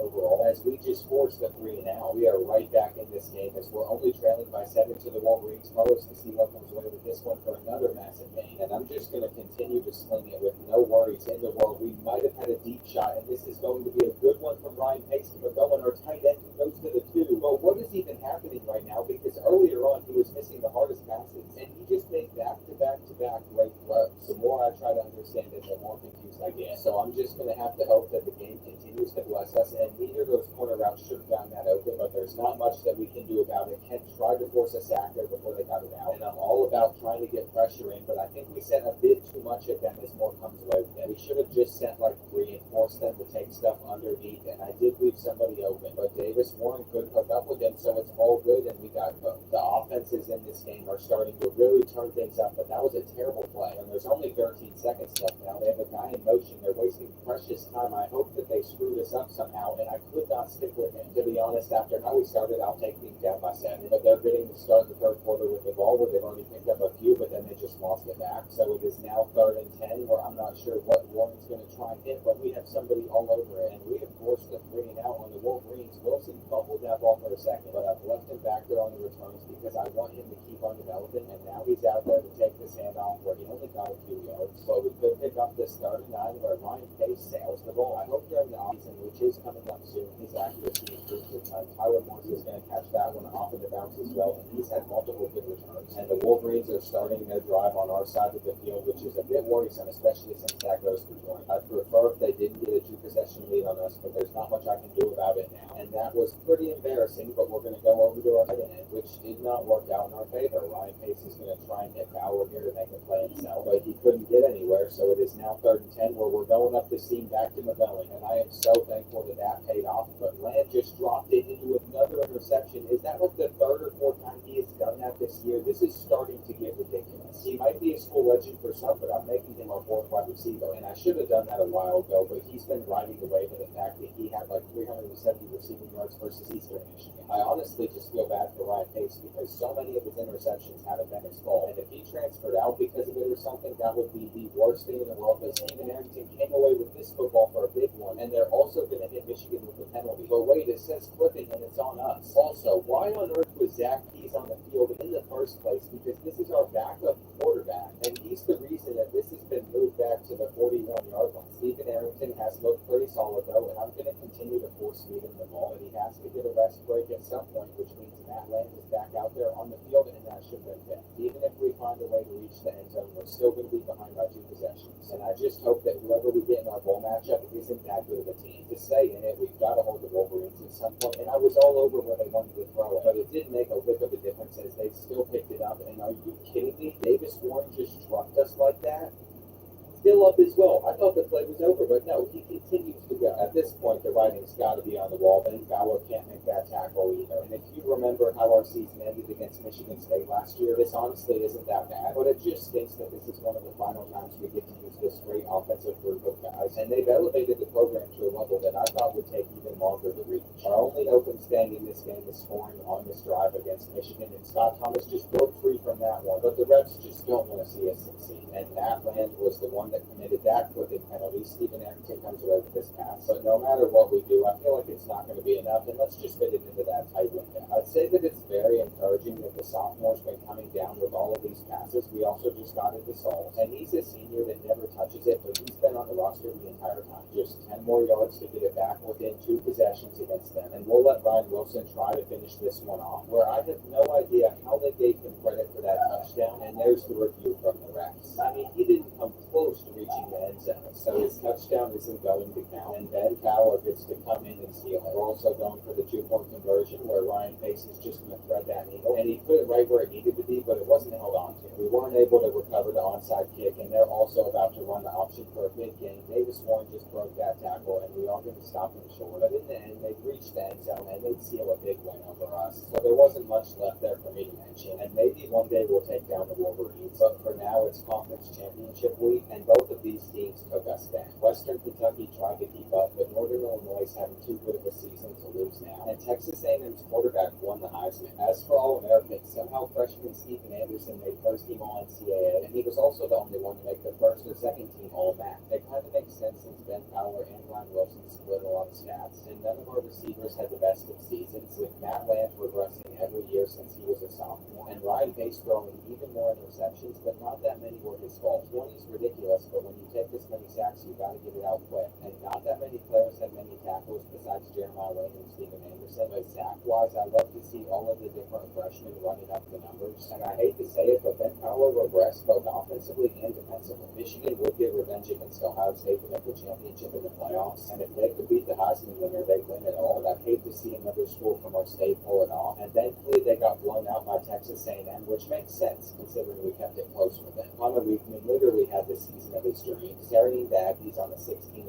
national championship run, and in case you were wondering, our bowl game is against Wyoming, so we've got a decent chance of winning this one, but they are the favorites going into it. We're not playing in the most prestigious bowl in the world, but there's a lot on the line if we're able to win the Arizona Bowl, and on the first play of the game, Lowry is already trying to pass it on our defense, which I guess he did successfully, but they only got like 10 yards, and DQ James is going to take his first handoff of the game, where Jeremiah Lane is not able to bring him down. Ben Fowler also misses the tackle, and I think that one is going to go to the brim. I swear, we are always due to give up something like that, and this is the last time a lot of the players on this offense are going to see the field with so many seniors like Mr. Ben Fowler out there. So we need to make sure that they go out with a bang getting the win, and Ryan Wilson's going to be our starting halfback next season, but I'm not sure if he's ready for that. Here on 36, we have somebody motioning over, but Ryan Pace couldn't get it out, and this is not how I was hoping we would open it up against Wyoming, but they are a good team as well because they made a bowl game, and we have just got to stop him on his punt return. I'm a little terrified of DQ James getting more handoffs because he took his first one to the house and he also just fit through that hole. But thankfully he got tripped up, and on 3rd and 10, Davis is going to get the sack. What a play from freshman TJ Davis, because now Wyoming has no choice but to punt us the ball, and we got to make sure that this doesn't bounce out of the one. Oh my gosh, Wilson, no. They just recovered that in the end zone for a touchdown, and I have never done that on NCAA football before. Instead of picking it up, he just let it bounce off of his arm and go into the end zone, and then he missed it. I can't believe it, but it has been almost no time, and we are trailing 14-0, so we need Ben Fowler to pull off something big, and that's what he is going to do, swerving to the inside and taking it to the 35. The senior just broke his own record with this run, and I am so mad at how we have started this off with that throw being very inaccurate. I don't even want to give a carry to Ryan Wilson after what we've experienced. At least we're able to hit Carlos Castillo for this big game. And on 1st and goal, Ben Fowler takes the handoff where he just spun out that defender, and I'm going to miss him so much. I don't think we're going to have somebody that can move like that for a very long time. And I can't imagine where this team would be right now if we weren't able to bring him in year one. We got so lucky. He was a 3-star JUCO recruit out of the 3 states we've been recruiting. And then last second, he actually chose to come to our school. I just cannot believe it. On 2nd and 5, I used that open receiver perfectly. They're going to try to bomb his deep, and it's knocked away. But Rodney Cronin's had a problem with catching those, and it is very frustrating. On 3rd down, we sent a blitz in their direction where we're getting the sack. I thought at least their quarterback somehow broke free, and even Ben Fowler isn't catching it. This time, I think I'm just going to move out of the way with Ryan Wilson. I don't want to risk it, and that takes us to the end of the first quarter. Whenever Ben Fowler's in the game, we are going to beat him. So I'm hoping he can do a little bit better here on 2nd and 10, and he wasn't able to.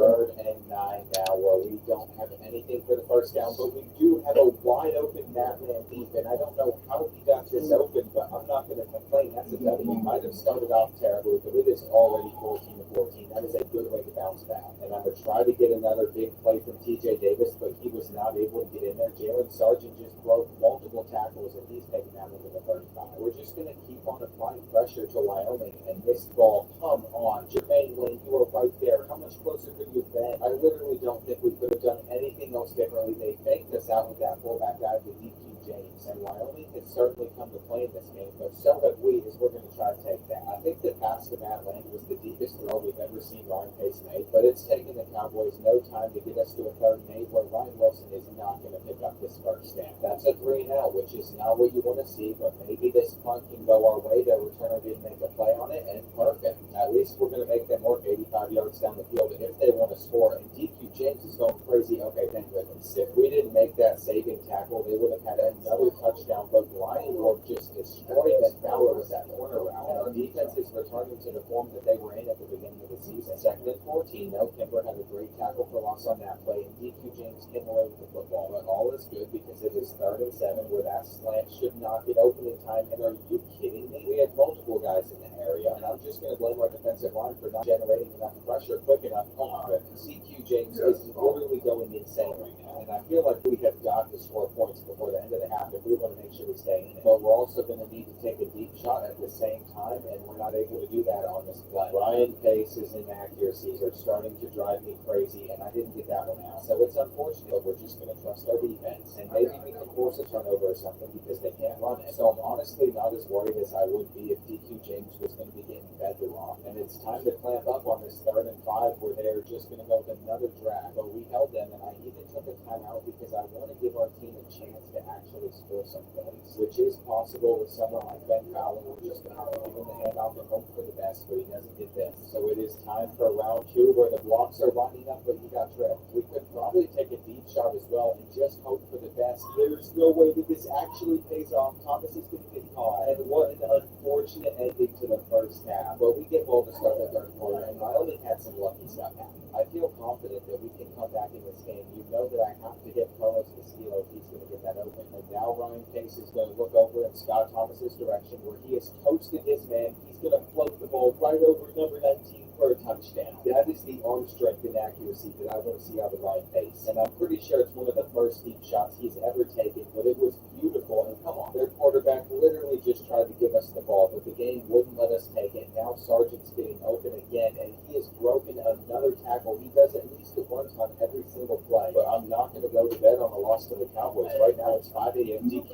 James scores again, and this has been one of those nights where I'm having so much fun playing this dynasty that I will just record instead of sleep. We can not end on a loss, though. There's no way that we can do that. And I want to go ahead and just record season 4 right after this, but I have to wait to see the comments on the season 3 video. And it is now 3rd and 11 where we're going to just go with the call out and hope for the best. So because we didn't pick it up, we have to be aggressive. And thank you, Wilson, for coming away with this football and breaking free. That is what I want to see out of our freshman running back. I feel like there have been so many different broken plays in this game, and this is a great way to end the year, but only if we can start getting some stops on the Cowboys. We know that we've given ourselves plenty of time to do so, but I don't want DQ James to break off another one, and that's a great tackle. I think we've seen a lot of great things out of freshman RJ Davis, but somehow DQ James got the first down, and he's still getting up. He's giving me Michigan State's Nathan Carter vibes, and there's their backup running back, so you got to know that he's taking this one to the house because he's got himself a fresh set of legs. There's nothing that we can do about that, but besides trying to score and respond back pretty quickly. And we're at the point in the game where I don't even want to hand it off because our best player is losing 5 yards, and we've had so many breakaway plays through the air with this one going back to Ryan Wilson, catching another one and getting the first down. We might have a chance at getting something going on this corner route. That was filthy from Carlos Castillo, and I don't even think I'm saying his name right, but I'm giving it my best effort, and I need Steven Arrington here. But the Wyoming defense got to us first, and the worst part is the sophomore was wide open over the middle of the field. He'll catch this one, but now it's the end of the 3rd quarter, and on 3rd and 8, my eyes are staying glued on Ben Fowler, who had a lot of space there, but it's still 4th and inches. I wish I called quarterback sneak instead of this, and if they could have held us there, that probably would have been game for us, but all is good. And why are they biting on Ryan Pace in this situation? If we're going to get the ball back, though, we have to figure out how to stop Wyoming, and that's not simple because they've done whatever they wanted to against our defense, and we should have just tested our luck at an onside kick because this guy named DQ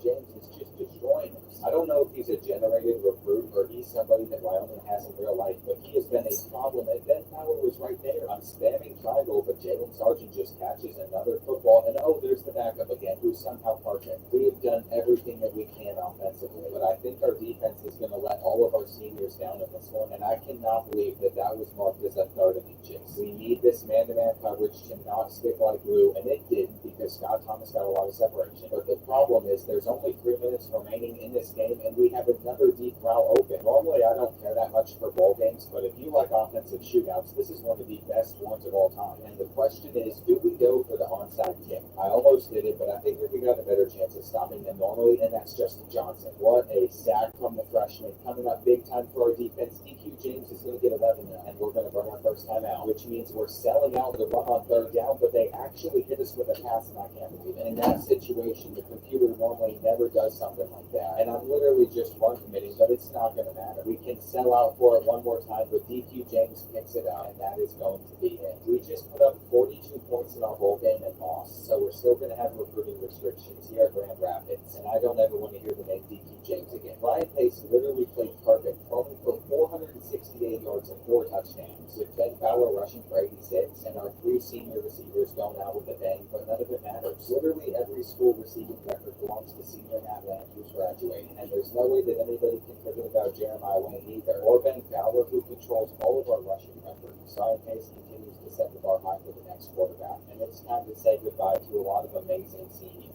Obviously, we've already covered some of the big ones, and I have to mention Zach Keys, because this guy did help us get our first win ever, but also JUCO Scott Thomas and Carlos Castillo were both awesome. It's just weird to see so many big names go, like John Michael Hackett and Matt Land, who did progress this year, and obviously none of them got drafted. And I'm shocked that our recruiting class finished all the way down at number 55, because at one point it was ranked number 17, but we can only go after 3 stars from 3 different states. And I knew freshman quarterback Ryan Johnson was going to put the pressure on Ryan Pace. It's a little disappointing, but fullback Thomas Jones only becomes the 72 overall tight end. And to make sure that Rodney Cronin stays on the field, we're going to move him to strong safety. The biggest moment is seeing how everybody progressed, though, and I'm seeing a lot of positive stuff, like Brad Johnson jumping up to a 78 and a +7 from Chase Sturman. Now, what I don't like is Kurt Butler didn't go up anything, and Ryan Wilson actually got jumped by senior Andrew Carty, but our receiving core got a lot better, which was much needed, and we might as well redshirt Joseph Kent because Chase Durham's even better now. I don't know what season 4 is going to have in store, but I'm excited for the future still, because Ryan Pace isn't the only quarterback that we have with potential now, and I don't know what we're going to do with Brian Johnson over the next 2 years, but I'll be reading the comments as always, and thank you boys for so much support on this series. I will see you all in season 4.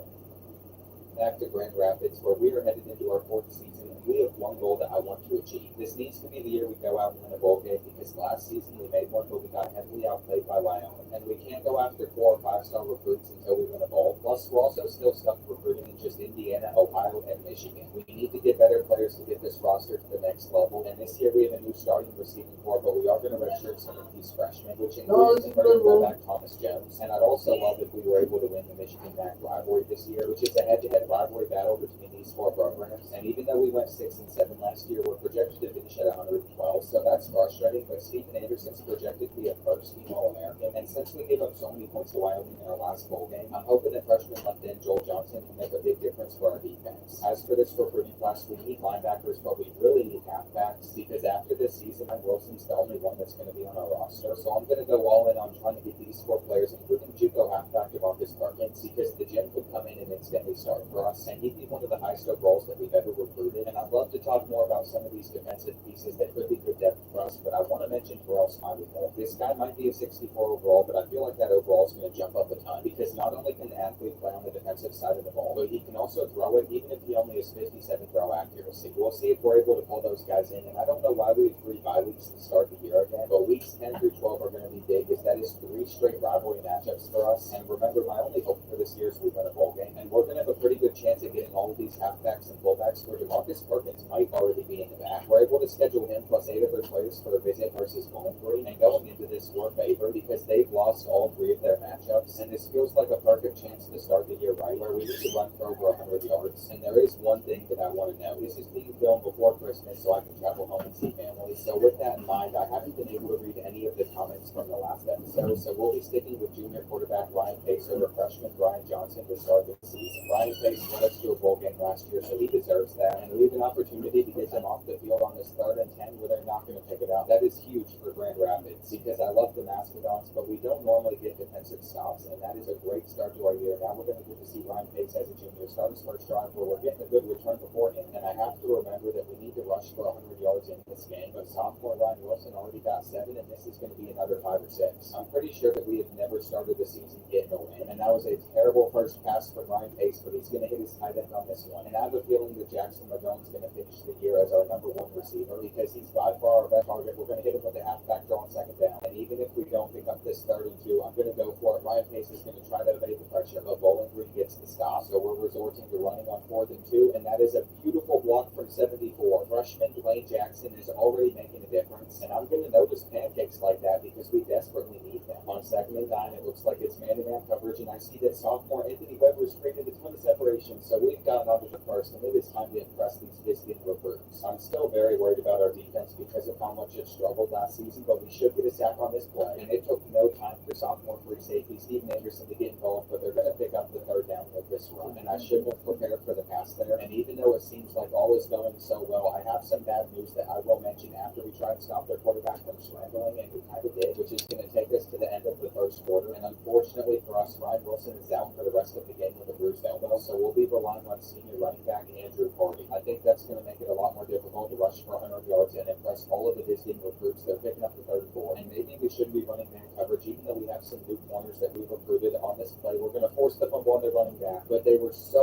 quick to pick that ball up, and Cronin's got to make a tackle here. Rodney Cronin got flattened out, and Quinn is not able to make one either, going to the 5. So it would seem as if Bowling Green is about to tie it all up at 7-7. We could have almost gotten a pick there, but cornerback David Conception was a little bit too slow. And on 3rd and goal, they're going with the pass. They're not handing it off. Their quarterback's trying to run up the middle, but we are ready for it. Let's hope that this flag isn't against us. And it wasn't, as it was holding. So the Falcons are only going to get a field goal. And with our backup running back in the game, we're going to pass on this first play where look at Stephen Arrington creating a ton of space. And he's going to back you for another 5 or 10. So we have had no issues through the air, and that's a very good sign. But Andrew Carty's going to have to run for a lot still. And this one's immediately coming back on us. Slipping penalties are the worst because now it's 1st and 22. But Andrew Carty sees all of the open space on the halfback pump draw, and that play finally worked again. I've been trying to get it to for episodes now, and I think our tight end's going to beat them over the top, but he doesn't. So I'm not going to lie, I got a little trigger happy there because we have a play work, and that's put us in a situation where it's 3rd and 12, and Jackson McGowan is wide open. I feel so good about Grand Rapids offense right now. We have never been this solid, and Jeremy Matthews had a nice spin move there, but I would love to pass it on the 2nd down where we go to the freshman, and the first catch of Dante Moss's career is a touchdown snap. I know that Bowling Green is 0-3, but we are performing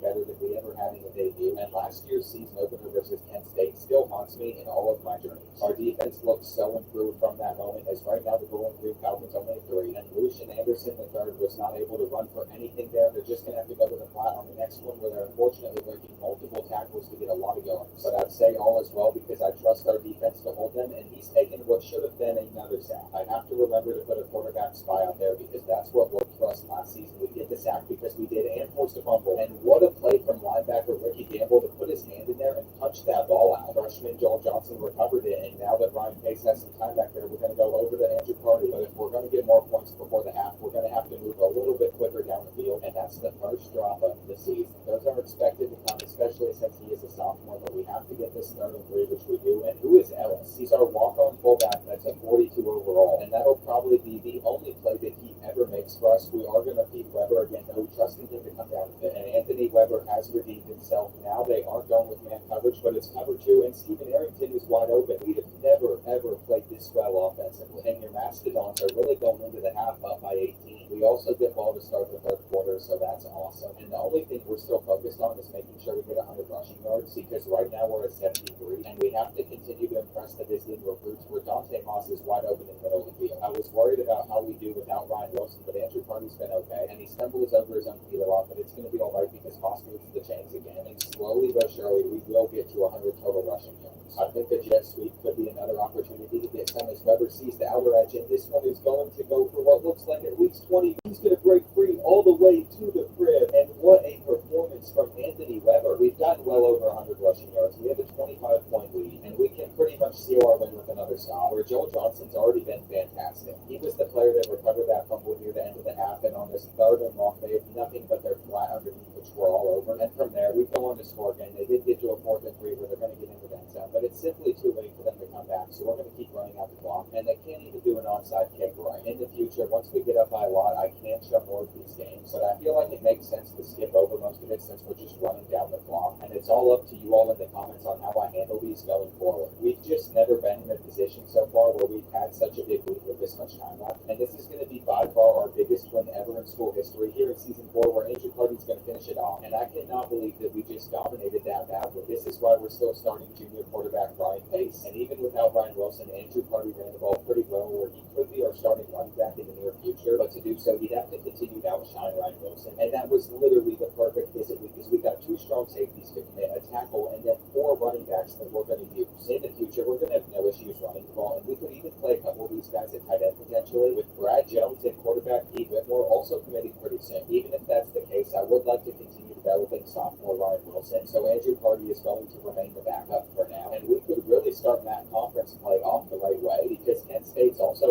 0-3, and going into this, we're both 70 overall. Since we have pretty much everything that we would ever need in recruiting, we've started to put coach points into game management things, and I think that's helping us perform better, which is great. But before we hop into our next game, I have to scroll through all of our new targets, and wide receiver Jeff Shelby's probably the main player to note because he is 95 speed. I'm just hopeful that Kent State doesn't embarrass us again because I'm pretty sure they scored like 58 points last year, and here in Dick Stadium, they are already committing false starts, so they haven't even gotten a snap off yet, but it's 1st and 15, and it's not going to matter at all. I'll never forget the name Mark Sims because him and Jaron Lewis annihilated us last year, but they have a new quarterback now, and I'm just going to assume that he isn't going to be as good, but Mark Sims is still a stud, so that's why you're going to see us struggling on defense early on as he's breaking a lot of tackles, but I'm so used to us never getting stops that I'm not even worried. The fact that we've gotten the golden flashes to a 3rd and 8 is amazing, where Carnegie is going to take his drag, and we're going to make the tackle with Robinson, or maybe not, which is so unfortunate because Jamar Robinson is now a senior, and we recruited him when he was a JUCO. They're going over the middle, and Dennis Gaskin just gashed our defense for a touchdown. Well, Penn State might be 0-3, but they don't seem any worse than they were last year, so Stephen Arrington on our first offensive play is making a massive one for us going for that. And can somebody check on this DB's ankles because I'm pretty sure they just got shattered. We are firing away already, and this was a play that worked for us last week, but Kent State obviously watched some film, and they just sent in a blitz at us for Andrew Carty, but that is not enough to move the chains, so It is 3rd and 5, and Ryan Wilson was open with the halfback screen for the first. On paper, our offense is actually worse from what we had last year, but so far it has not seemed that way, and we should have taken that hitch route. It is 3rd and 4 now, and we will see if they guard our tight end, which they didn't do a good job of, but they've spotted us short, so we're running it in on 4th and 1, and that's a touchdown. Andrew Party's a little vulture for that one, stealing the touchdown from Ryan Wilson, and is there nobody on the right side of the field to stop their quarterback from scrambling? Oh my gosh, Evan Hardman looks way too comfortable back there, especially taking all of these handoffs. But now remember to put some quarterback spies out there, and RJ Davis is getting into the backfield. The sophomore didn't develop that much this offseason, but evidently he has worked on some stuff, and we are going to hold them on 3rd down. But evidently they have a good kicker because they're attempting this, and it's downhill. That's how the first quarter is going to end for us, and I'm ready to have some more success on offense, but we didn't get the best blocks. But I cannot complain about getting 5 rushing yards, and on 3rd and 3, we need Brian Pace to not miss his target, which he doesn't. That was a big issue that we ran into a ton last season, and another issue we ran into was wide receivers dropping balls into interceptions. Luckily, we haven't seen that yet, but I should probably knock on wood. There's the bad pass. But I think we should be aggressive going for it here on 4th and 2, where the drag is up to the freshman Arnie Hicks, and he immediately got hurt by getting tackled there, but that's a sacrifice that'll hopefully be worth it for the team. And what are you doing, Brian? I don't get as a junior how he still misses his target that badly sometimes, but Ryan Wilson is fighting, setting up a 3rd and 6 for us where Andrew Party is open on the right side of the field, and he is going to pick this one up plus a bit more. Just like last season, we honestly have a pretty solid halfback duo, and that made a big difference for us, carrying us to a bowl game. Now we have Moss open on the left side of the field, but he's not getting a touchdown as he went down at the 1-yard line, and I don't know how Ryan Wilson didn't make it in on that last play, but it's all good because he has eventually reached the end zone. And Joel Johnson getting that TFL there is a massive deal. Our defense is literally holding Penn State now, and I've even taken a timeout so we can hopefully get the ball back before the half, which ended up being the right move because we have it again, and on this one, we're getting it out in time to our tight end, who's going to somehow get a first down. It looked a little glitchy, but I'm not going to question it. Now Ryan Pace is going to miss his throw, and this is where we're going to trust the corner routes to get open, but they were prepared for it, and we're throwing it away. The Penn State defense might get us off the field if Ryan Wilson can't pick this up, but they were not prepared for the halfback screen, and he is a blue face, but that's simply how good our sophomore running back is, keeping this drive alive. We haven't even mixed in a run yet, which they probably were not expecting, but with time running down in the half, that's not what you want to do, and what just happened? Everybody's looking a little flustered out there. I don't think any of them all expected us to be this good. Clemens isn't reaching the marker, and we're going to burn our final timeout. That's going to give everybody a chance to settle down, and Dante Moss is doing amazing for a freshman. He's had 0 issues when it comes to getting open like here, and did Brian Pace really just hit this throwing window? His development has been insane, but we're going to miss the extra point, which could come back to bite us in the end. They just can't score, and as long as they don't get a field goal before the half, I'll be happy, which seems likely. We just don't want to give up anything deep, and that is perfectly fine. We all know that their kicker has range, so that's why I am a little bit concerned, and there it is. Steven Anderson can't go to both seams, so it's 20-13, and that is an unfortunate way to end the second quarter, but at the same time, we can't be upset because we have been playing exceptionally well offensively, and this is a great example with Ryan Wilson. We have never gotten blocks this well when it comes to running the ball, and on 2nd and 11, I think it's best if we force-feed it to Jackson McGowan, but he's not able to hang on. The halfback screen worked for us on 3rd down in the first half, though, so I was hoping it would here in the second. It doesn't look like it's going to, and Kent State is getting the ball back, but Clement had some good punts last year, so I'm hoping this one can be another one, and that bounces inside the set. Our defense has been set up for success on this drive, but Rodney Cronin can get to that ball, and he's a converted cornerback to strong safety, so he is still learning that position. We're going to be able to force the fumble, but they recover, and that is something that our defense seems to be doing a lot of, but they simply have too much time on this play, and if all they get out of us not generating pressure is 3 yards, I will definitely take it. Once again, Joel Jackson makes a great play, and the freshman is going off, making this a 3rd and 8 where we stop him. I'm telling you all, we are so much more complete as a team this year, and it is starting to get dark here at Penn State Stadium, so it has quickly turned into a night game where our tight end is open, but Ryan Pace couldn't get it out. That's painful because unless we have a miracle on this 3rd and 20, I highly doubt that we're going to pick it up. But did Anthony Weber seriously just do that? The sophomore just channeled his inner Odell Beckham Jr., and the fact that we picked that up is crazy, but the read option's locked up, and the only way that ever works for us is if we're able to hand it off. But now we should probably look back in Anthony Weber's direction, and he is not open, but Moss is. So Grand Rapids football legitimately looks solid now, and I am so glad because before this, we had some very rough moments. Now we're in a position where we could be starting this season 2-0. Andrew Party got boxed out, but every time Ryan Pace drops back to pass the ball, things seem to go our way until this play, and that could have been his first interception of the year, but it wasn't, so we're very thankful. And look at Moss not holding on. That means we're going to have to attempt a 49-yarder with Myron Cooper where it is in, and I didn't know the sophomore could hit from there, but that is a big deal because it keeps us in the possession lead, where Joel Johnson just got another sack. He is going off in this game, and he's trying to get his third, which he does. So the freshman's come out and set a school record, and I would be so upset if they picked up this 3rd and 16, which they're not going to do. We have the ball back again in full control of this game, but we still need to make sure we finish it off, and Ryan Wilson's going to try and get the outer edge. This is a 3rd and 2 that I might go for if we're not able to pick it up, but we still do, and he stumbled for a bit, getting us past midfield. And at this point in the game, we should probably turn on 2 blocks so we can start running out more of it, because we're about to be in field goal range again, and Andrew Carty has got to turn on the Jets. If he was a bit quicker, that probably would have been a house call for us, but I cannot complain because we've held Penn State to 13 points, and comparatively to the 58 they put up last year, this is a massive deal. That's going to be another touchdown. And at this point in the game, they would need a miracle to come back on us. I don't think we're generating enough pressure, but we are going to deliver the him. We're forcing out the fumble. Rodney Cronin picks this up, and can you believe how well our defense has played? I am so fired up to see how the rest of our season goes now, because not only could we win a bowl game, not only could we win the Michigan match, but maybe, just maybe, we could win the conference ourselves and also beat one of the bigger Michigan schools. I mean, we've dominated in our first 2 matchups, and there's no telling when that's going to stop, especially since Ryan Pace is playing so well, and we have multiple different receivers that can get it done. Right now, we're sitting at the top of our division with Eastern Michigan, but unfortunately, next on our schedule is Notre Dame, so our run of success is probably about to end. Even though we've beaten Notre Dame in our last 2 matchups, the Irish are better than ever, and they're going to want to get revenge. But every time we play them, it has been a classic, so I'm looking best. And on 2nd and 11, we're just going to go over to Ryan Wilson, where he's going to get nowhere. Hopefully that warmed up Ryan Pace enough to make this throw on 3rd and 12, but he fumbles it instead, and this is not the start that I was hoping for versus the Irish as they get in. I literally don't think that could have gone worse for us. We are only a few plays into the game, and Ryan Pace has got to hit his target. He is Stephen Arrington here, but he's going to sail the throw, and we're about to get held to another 3 and out where they're sending a blitz, and I guess we're lucky that this time he didn't fumble it, but our defense is going to need to clutch up, and they have done that previous matchups. This was a really good bounce on the punt, but Kenny Minchie's at the helm now, and we're used to facing off against Steve Angeli. It looks like he can actually hit his throws, and every time we've beaten the Irish, they've been like 3 and 4, so the fact that they're a top 18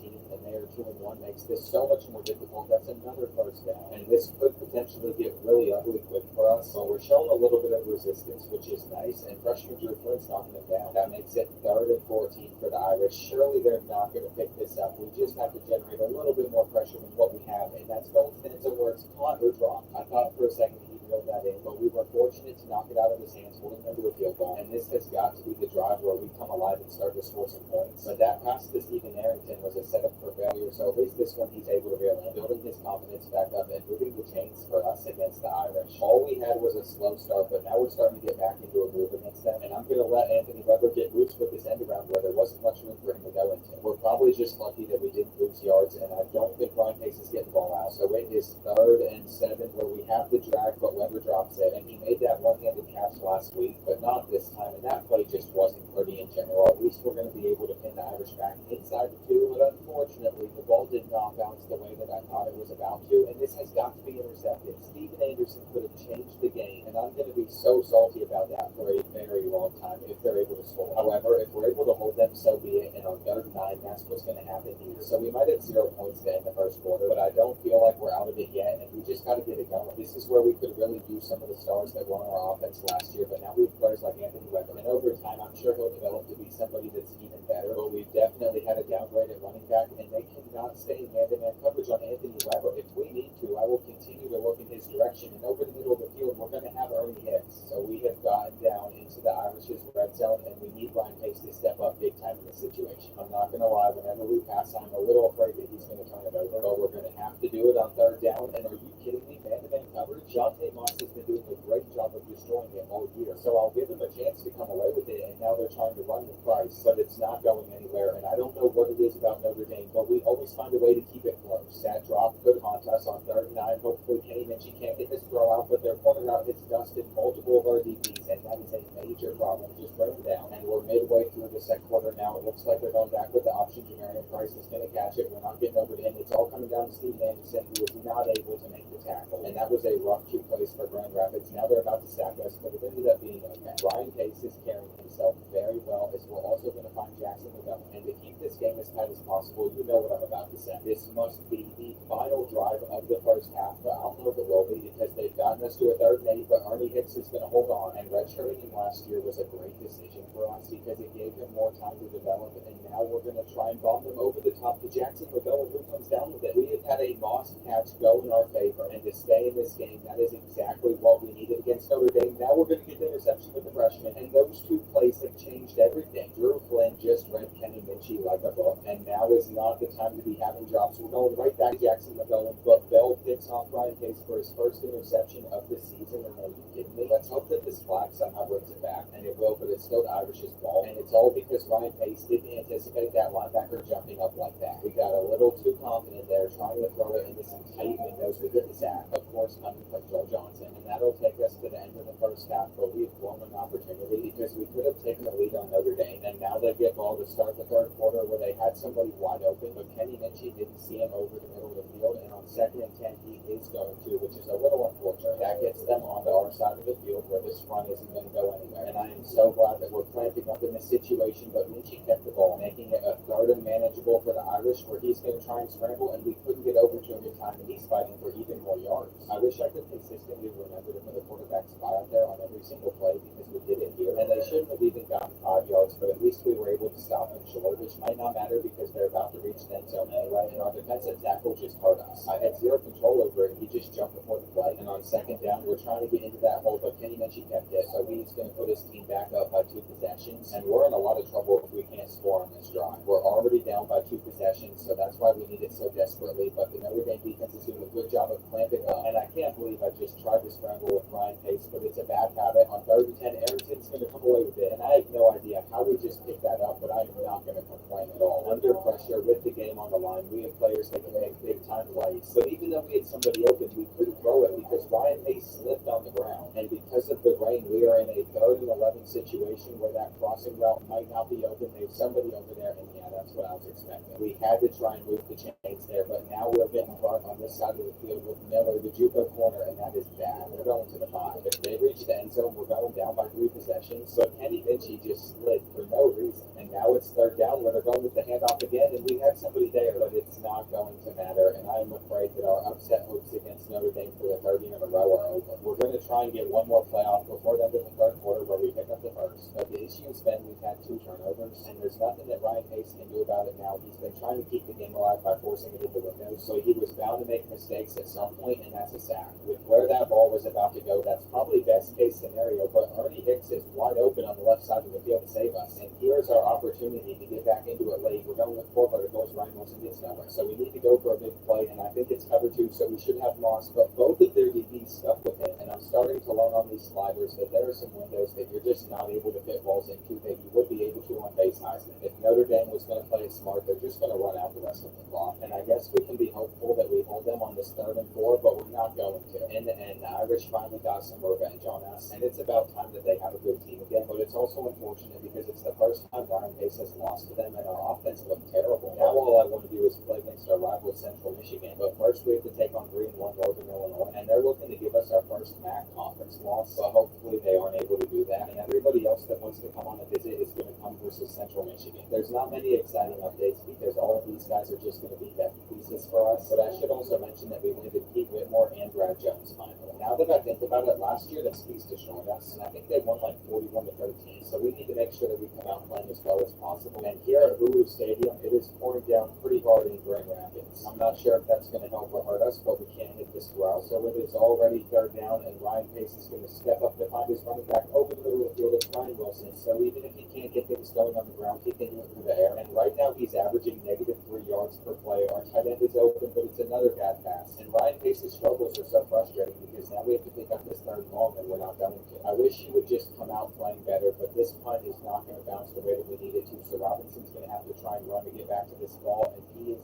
not going to make it in time. Nevin Primus-Foley gave us a lot of problems last season, and I remember that name because it was so long and hard to pronounce, so we might have a bigger issue in Lawrence McLaughlin as well. He's like a 6'4" running back, but they just used him as a decoy on that one, and just like they did to us, we're forcing him to a 3 and out. So I think that's a big deal, but McDade is struggling to run around and get this ball. I don't know what he was was doing there, but I was panicked because of the rain, and thankfully we still picked it up. So far, neither of our offenses have looked very solid, and why is Ryan Wilson so slow? He's normally quicker than that, and now we have to convert on this third and 8, which we do to Stephen Arrington. So that's nice and all, but I really want to get our running game going, and we finally got the blocks that we needed to go for a big one. I have to remember to stay patient and not go away from it too soon, because all it takes is one big one, and they just shot that gap really well. On 3rd and 7, my hot read is Jackson McGowan up the middle, but he got boxed out, and Ryan Pace took the sack. So my goal is to try and hit those cheerleaders on the sidelines with this punt, and that wasn't a great one. What's important is Lawrence McLaughlin doesn't get things going, but they just got so many perfect blocks, and nobody's coming close to tackling him, and he is way too quick for any of us to catch, and that is so unfortunate. Last year he was battling through injury, so we only had to face off against him for a bit, but now that he's fully healthy, we have to face off against him, and I'm not sure how Northern Illinois convinced him to commit to his school, because as a sophomore he's a 91 overall, but that's also with coordinator boost, and he must have had a very good offseason in his first year. Ryan Pace is kind of selling for us on 2nd and 10. We aren't going to have enough time to get this one out, and I'm going to be so sad if they hold us on this third down where Stephen Arrington drops it. The rain is helping Northern Illinois a ton, and I'm afraid that we just played two very weak opponents in our first two matchups because we no longer look as solid, and that punt was picked up perfectly by Armstrong to go all the way past the field. I was delusional enough to think we were about to pin them inside the 5-yard line, and Gabe Henderson gets them the first down. So it's been a pretty rough first quarter, and I am ready for this run up the middle, which we shot the gap perfectly. But Lawrence McLaughlin is so big that he still got 60 yards, and thankfully he just stumbled over. That should have been a house call for the Huskies, and I don't know what to do defensively against him, but maybe run committing will work, and that's what we did, but he's just going to hit it to the outside. This is setting up to be another blowout loss to the Huskies, but we can't embarrass ourselves in front of our home crowd, and we're not struggling because of turnovers since we haven't had any yet, but just the fact that our offense is struggling to score versus the Huskies, and come on, Aaron.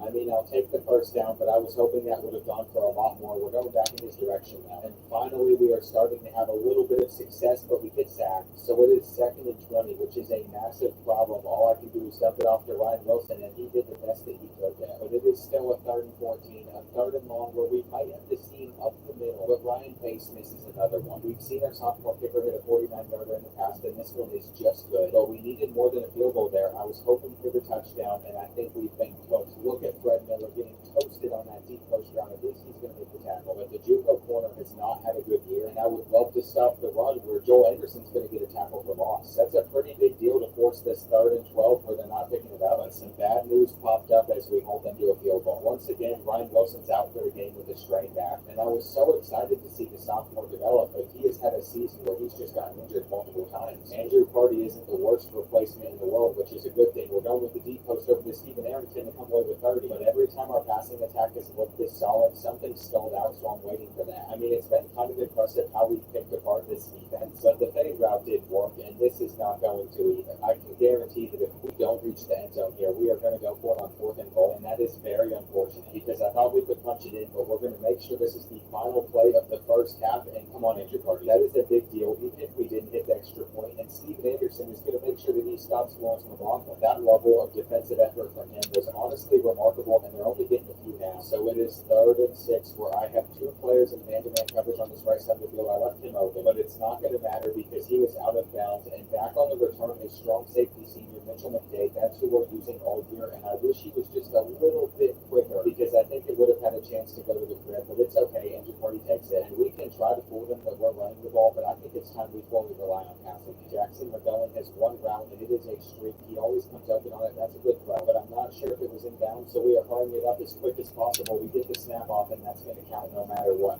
To make sure that we keep them honest, I am going to mix in this one to Andrew Purdy getting the first, and Artie Hicks is on a corner route where he is wide open in the end zone. So with the 2-pointer, we could tie it all up, going right back to him, but he dropped it. There wasn't even anybody near him, which makes that super frustrating. And to stop this run, I'm stacking the box, but I don't know if it's going to make much of a difference. I feel like we have no choice but to send an all-out blitz on 3rd and inches, and I even ran commit alongside it, but Lawrence McLaughlin's just too big, and that's another one. I am not looking forward to facing off against him the next few years, and they have not passed the ball once on this drive, but the backup's in. So we've gotten them to a 3rd and 4 where they tried to pitch it to the outside up there, but we can make a tackle, and that's something that we couldn't do last season. However, after jumping off sides, they're going for it on 4th and inches, and I had no control over that. I just see the ref throwing the flag, and that is so frustrating because it's kept their drive alive where they're throwing it off of their back foot and getting 5 yards somehow. If there's anything I've learned from this game, it's to not sim any clips, not the extra points, not the returns, not anything. And thankfully, we're getting bailed out right back, making this a 3rd and 12 to end the third quarter, and they're not getting anywhere. Let's hope that that's out of their kicker's range, and it is, so they still have to punt it back to us, where Maxwell did a decent job, and they are not guarding the seam up the middle of the field. Jackson McGowan has literally ran one route all season for us, and we're going to try to hit him on it again if they give it up, but they were prepared.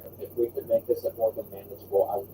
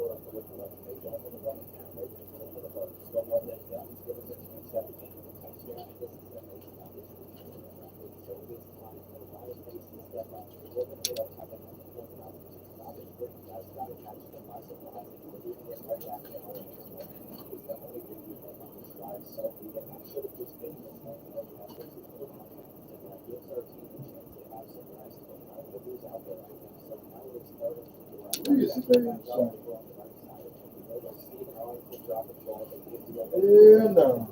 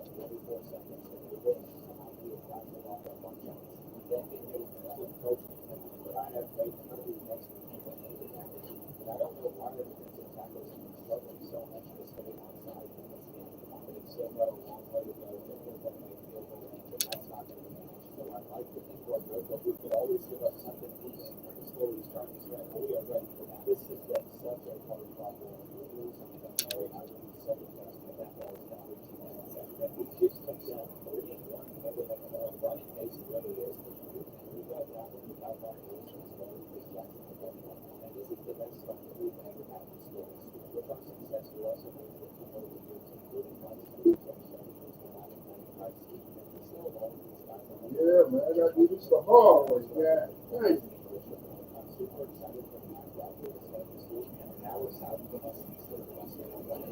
Lead it.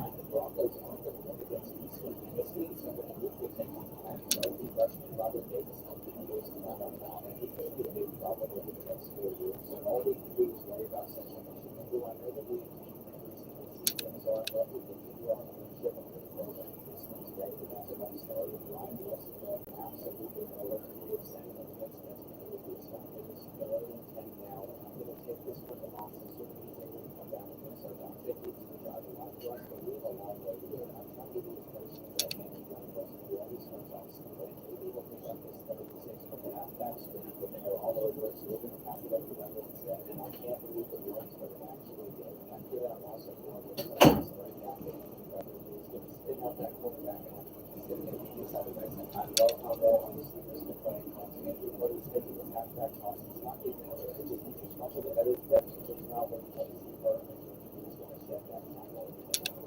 Never plays off against this sort of see if he's able to stop play where you just stop it. And I know we're going to do the quarterback slide, but whatever he does, we're going to lose to the left side. As he starts halfback, that's going on some big guns against us. So all we can do is trust our defense and on this one. It is now 3rd and 4, and I don't understand two players with the quarterback. It didn't matter because our coverage team is here. And that 126, that's one we can't start. That is a positive takeaway we can have, but I just think that way too low things and I think we can stop everyone. And then you watch that back, so notes that you really want to questions like that. I just think that I'm going to want to keep them there. Stop it. Since we've never lost the social mission, we cannot do that this year, especially since we've been using champion of the nation and that is a lesson that we've already lost. And that's a lesson. But the rest are going to continue to get it back. So shout out to Steve Perry for the focus on the game. I say we're going to try that again because I think we're going to have it just with the shot right. Because the 17 over the top, and that is what I was hoping for. Except for it took 4 years, but we can finally reach action and have these actions. What is that? I'm telling you, I don't know what it is about that energy game, but whenever we face off against them, I feel it is because we know them. And then also running for us, so it's not like they're very good, but I'm going towards the middle and try to pick it up every time they're running. Brent Ellie should have had a reception since we've been in the I know I'm not worried about it, and I'm going to try to do something from that case. I never would, and I'm scrambling for a coverage. So Central Michigan is in a lot of trouble in 5 cases, holding on, stuff like that. I think it's going to be able to come down the left and right hand, and the back end pull up to actually done a pretty solid piece for us. We're going to have another 2 shots in this December, and already get started on the that one. So we are playing with more confidence than ever before in Central Michigan is going to take this first down. But I'm not even worried about it because I can trust our defense to hold their offense on this line. We were all over that halfback screen. We should have stopped the halfback draws in this one. But it's all good. We're going to send in our first blitz of the day, and that should stop the run. You think that they've come in this situation, but they're going to go for it on 4th and 1. And maybe some wasn't open there. So when he's playing with the safety, he needs to do a better job. If his coverage in his game is better, I'm not sure they're going to do it. What you got planned for today? We're going to try to make them run to the time. We're going to lose this out, and then we're going to end it time out. So we get the ball back with 2 minutes left in the first half. And we would have done that we could have done this good to start this thing. But we're not used to there's still plenty of time left, so we need to make sure that we take care of this thing. Because they can't stop us, and all we do is we're not going to step up as our own ball. That ball was dropping. So by the time we're going to this not getting close down, and I think we've got a little bit of which is the strong people that can go by them. So actually, there were 7 games. They're not one of the first 7 in the 3rd quarter. They're one of the 4th quarter. So a lot of the stuff we have, eventually that plays on the back. They're going to see it again. Maybe we're going to get the season because and that's on both my end and the season because I didn't stay out there on defense. We were man coverage, so that's my fault. But we almost forced the sack, and we could have picked that as well. But other than we were there, not really trying to run, they're going to pass, and everything is playing. But despite all of that, they still cut this football, and they better not get coming out of this driving district. That would be so frustrating. That is 3 plays now in a row where we picked up 5 interceptions, but we didn't get them. And I am ready to send on this 3rd and inches where we get the pressure with the interception drop. I don't know why, but these things are struggling when it comes to what these things are. And you got to look back to Joel Johnson just got another sack this season, but the majority of what he was going to play with the coach. Central Michigan is very close to scoring, which is why another penalty this time the football star wasn't going to be able to catch it. It's just still a good penalty. And who would have thought that going into the half, we would be training that after not even looking at it. And for some reason, I thought we got all the stuff we got all the sets. We all could be going down by 2 possessions. I'm going to send it. I was starting to Stephen Anderson, which was the right decision. Working the ball back with a chance to get the lead on the strike that they got with pressure. And I don't know why I thought Ryan Pace was going to be able to avoid the first stop. But there's the chance for some months ago, and I wasn't going to want that. But essentially, we have got to establish the run. And now we're going so much similar for us, and that's a bad guy. So we're going to have to come back in Central Michigan. What are our guys going over there on the sideline? These games do not match our little product. And I don't know how I noticed a small detail like that, but we have got to go with something that can stop it. Got tripped up by something. It makes it a huge run. It really stinks because if it wasn't for this, it probably could have been for them. Only traveling back to the so it's not that for the Michigan staff. And he got for the TJ Davis and everything so much. And then on the second position, he's going to knock it out. A lot of quarterbacks fly out there for them. tries to run the aspects of Central Michigan, all the touchdowns of Oakland on the big plays. So I guess we should put some more plays. So that did not work. Second, people over the next people want to get their point. I thought my kids just were doing some shit. Now we have one was fighting the other way. That was a halfback guy, but he decided to take this is the only thing that more than three. I might be a bit like not super cheap, but it's still very close to everybody that's getting it. So the guys are passing on Berlin Gold and I don't see everything, but it's accepted. Are you serious? I feel like I have to challenge this because it's pretty good ground and we'll see what that's sad because it looks like and if I slow it down, you'll see exactly what I'm talking about. But the rest are not willing to overcome it. And now Central Michigan's picking up the place. And I'm scared that this could be the close kind of lose to our rivals because it's not going to be good. What are not going to do to the third quarter? We have to assume that they're going to continue to go with the run. God damn. But that's not important. What is that we get the ball and get it back to Wait some.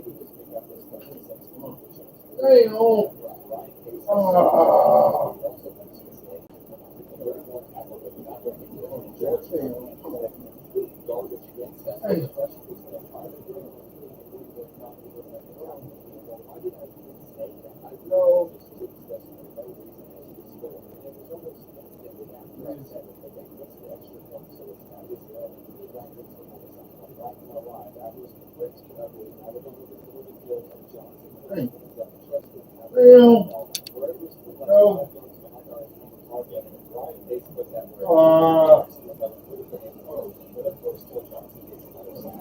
Always trust it.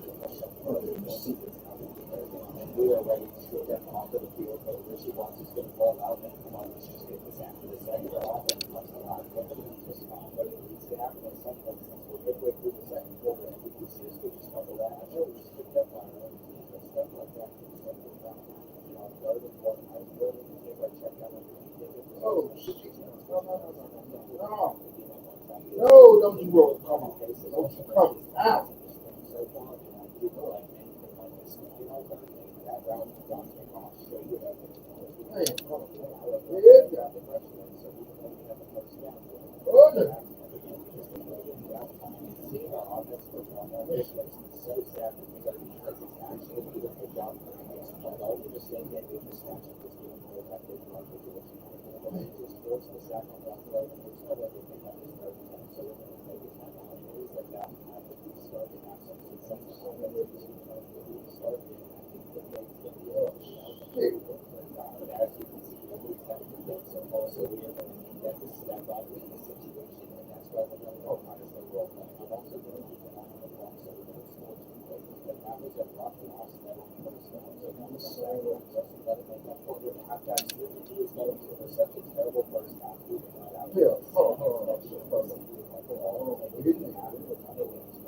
Oh, shit. No. Oh, goddamn.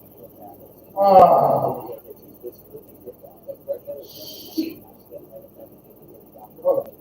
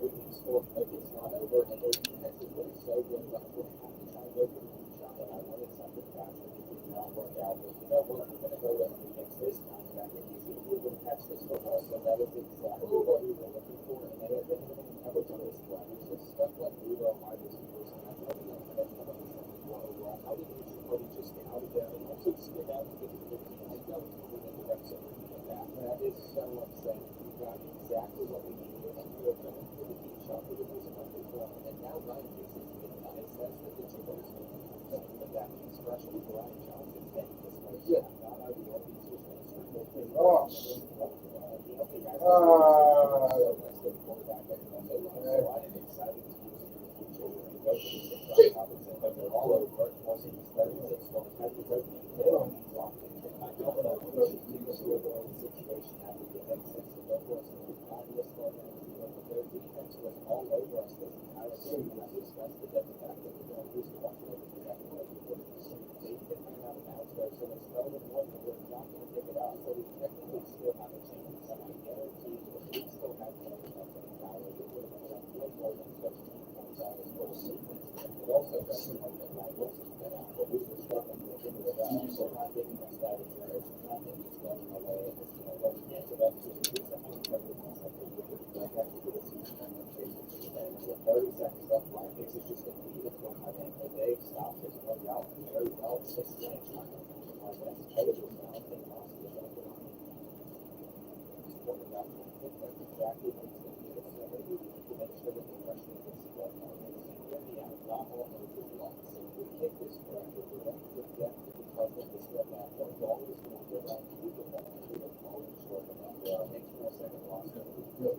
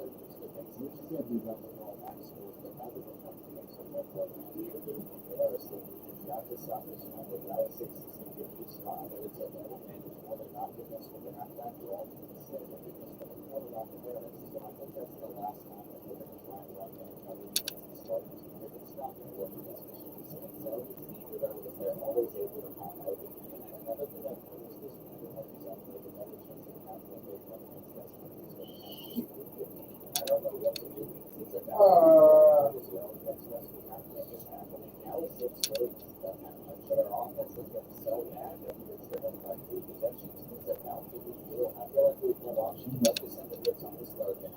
Surprisingly, we got to the quarterback, so we have to take it down and be thankful that it's still a possession game. But we should something to go on and makes us right on this one. He's going to look for a slant over the center. And where that throw was completely behind the ball, it didn't make a difference. It actually helped us pick up the yards.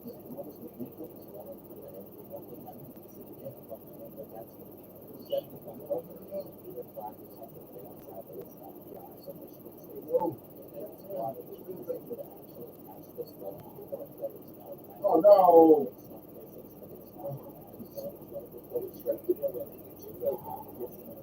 Which just shows that the ball utilized the ship and everything that was anyway. We could score that could very well be a turn point. But we can't give them the ball. We have to reach that zone, and that's tough. Their defense is really locking down, but I don't think we're going to stick with Steve Hamilton, and I would absolutely love it if Michigan State do another protection guys, which is a very real possibility since they're not taking the ball. I mean, I don't understand why they're so aggressive, but with their offense, I think we can do it. Why do they have to try so hard against us and have so much success? This is frustrating. And technically, it's still a team. Yeah, frustrating. We're going to take a deep shot just to see what happens on the final play to happen. This is probably just going to be another interception, but it's not. And that's what they're even if they're out in the third quarter playing like that, he did not create any separation, which is just dumb because this is about the point that was wide open, but instead of out long stuff. And Ryan Bates made the hobby of it when he didn't want to create separation, but it did work out when they were going with another run on second and 10. So I have to say, what you're making this Michigan so much, the offense hasn't been on top. We're literally the reason they have incredible field position and have the game against them. It's the confidence is running for a lot. If we're going to force the fumble, I'm not sure our defense has got 2 turnovers in a game against here, and this drive may not stall out.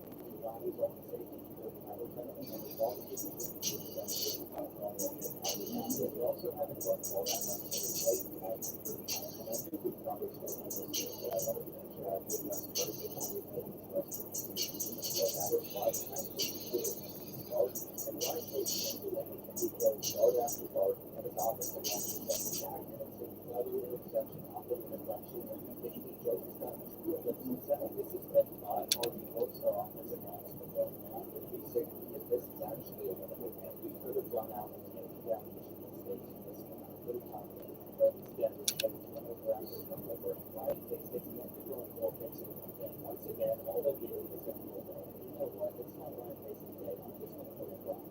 It already feels like a lost cause, so we might as well see what the freshman can do. And after Ryan Bates the end of the year, the goal to take on the rivals in the next 2 weeks, where we're going to be Ryan Johnson will be starting for the second time because Ryan Bates is on the team. He's putting the ball right where it needs to be, but that was a tough drop to experience. And whoever's going to juke out that quarterback with this completely massive footprint, and he's going to take it all the way to the line. We would have finally gotten something going, and Johnson's going to take it to the place. So Ryan Johnson, freshman, would be terrible again. And this is why we wanted to give him a little bit of experience. On second and 10, they're going with another run that we were all ready for him. They might run it again on third down, but instead they're hitting us with the halfback screen where we would have gotten over there, but they didn't. Oh shit! And that's so good. Anderson was this close to the interception, and that could change the game. So we're still down possessions, and we've gotten into the money too, right? We have nothing to lose by one. We have something over there to make a tackle on Dallas Hicks, but he wasn't able to bring him down. And so many little things like that not going our way is the reason that we're trying to lose Cardinals, including that where we clearly shouldn't have the interception. Anderson didn't bring him down Dallas Hicks. It was Rodney running, and somehow just got free and he's taking it to the ground. That was so ridiculous that we actually put it down. So the penalties can save us for the time being, and I thought everything like that. He almost ball bombed it. And on third and 2, he's saying that it's what Michigan State's going to kick it out. And the only way we can stay in this game is if we're going to be a field goal, so that is a very big sound. And Joel Johnson has got to be the best signing in sports. He's got to be 3rd and 7 now. I'm trying to rush the quarterback with him, but they're going to kick it out. And they even throw it on down so many times. It's just making me very frustrated about it, and I don't think we're going to stop that. We need our offense to perform better at the beginning, but now it's 3rd and 2, and we get back to up the middle, but we're going to hold them. There's about 2.5 minutes left on the clock, and let's let the Russians go before Michigan State was all of them together and refreshing. And that defensive tackle has been destroying our line all the way. We're going to look at the halfback screen, we're going to try to get pressure, and all that was going to take it forward.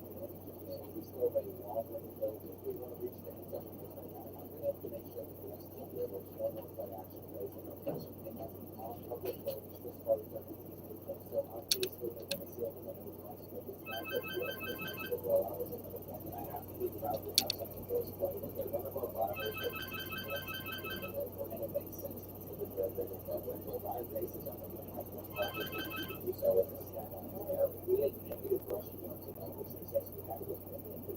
So that's unfortunate because now we're sitting on the three, but I can't complain because we will play every time we do the Joe Johnson is on the freshman, so they'll keep getting better. These are the final two players we got after, which makes sense when you consider that we've already signed all of these guys. We're not supposed to be the Rodgers position, but before we hop into this one, we have to see who comes out on top. We're running into Michigan next, so it's going to be steeper. But I would have never imagined that Western Michigan was going to be falling in, and they've won this series the last 4 years. So this is going to take a lot of players to worry about. At least we're going to have some good weather, and we're on the 2 day losing streak, so we've got to snap. We're facing them here on the break field, but that's bad stuff. And of all the Michigan backschools, they're the best on the paper side because they've already gotten us to the third 19 where we are not going to see much of an exhaustive loss. It was open towards a back road, and also returning us all the way to the 10-yard line. Oh my gosh, it literally had folks like Ryan Pace decided that he was going to miss so bad. And this is not a very start to the day where a freshman quarterback, Robert Davis, second goal now, we're going to send him a little bit of pressure and wait for the games. We still got to have that. I can tell that the quarterback spot, we have somebody over there to make the tackle, but feet on ground, still making sure not to play in fans. And let's hope that Ryan Pace is target a little bit better on his drive that defensive stuff. He's only a 75 overall, so we can't expect him to get every target, and that's why we have to do a better team on paper because there's only so much I can do. And running balls have been working, but it was only the passing where we have our time to do it. And Jackson will go to safety and have an 8 now. Whether on the side or another, and we're going to see if we can realize Wilson in this space with this halfback toss where he was able to get around those defenders. Obviously, he was quicker to the one for more by not going to the rally because after that, start I feel like we're bouncing back really well. And what a route from Malcolm. He absolutely put this defender that was only giving so much separation. And it is time to see if our defense can step up where we forced the bubble when we took down on it. That was literally it right there. I could not do it. They were able to do it with it. And they so we should have forced the stop already on third and 12. We just have to make sure that these slants don't get over. And if we're coming to it, that was Robert Davis with this target, and we might not have overcome the way that I would have gone to do it. But we responded back pretty quickly. Let's just take our first go for the there. I think earlier in this episode, I said he was a sophomore, and he was one of the first recruits that we ever got to the way with another catch. And that takes us to that in the first quarter. We're going to start the second. We got this better than the rivals, and then let's get to the off season. I think next year we're going to start people with the longest one. We'll see how the year finishes out. But we can step up big time. About second and 11, it looks like we're going to see some coverage. So we can get the ball out. Time as it is now. Third and 20. What we're trying to get into that field window in sophomore Anthony Weber is insane. We should not be about to reset from this position. But we call it the reception of the ones and you have got to be joking. I have thousands of hours on NCAA football, and I've never seen the field to get off. Now it's going around this perfect blocks and he's going to take us to the house and everything just gets so quickly.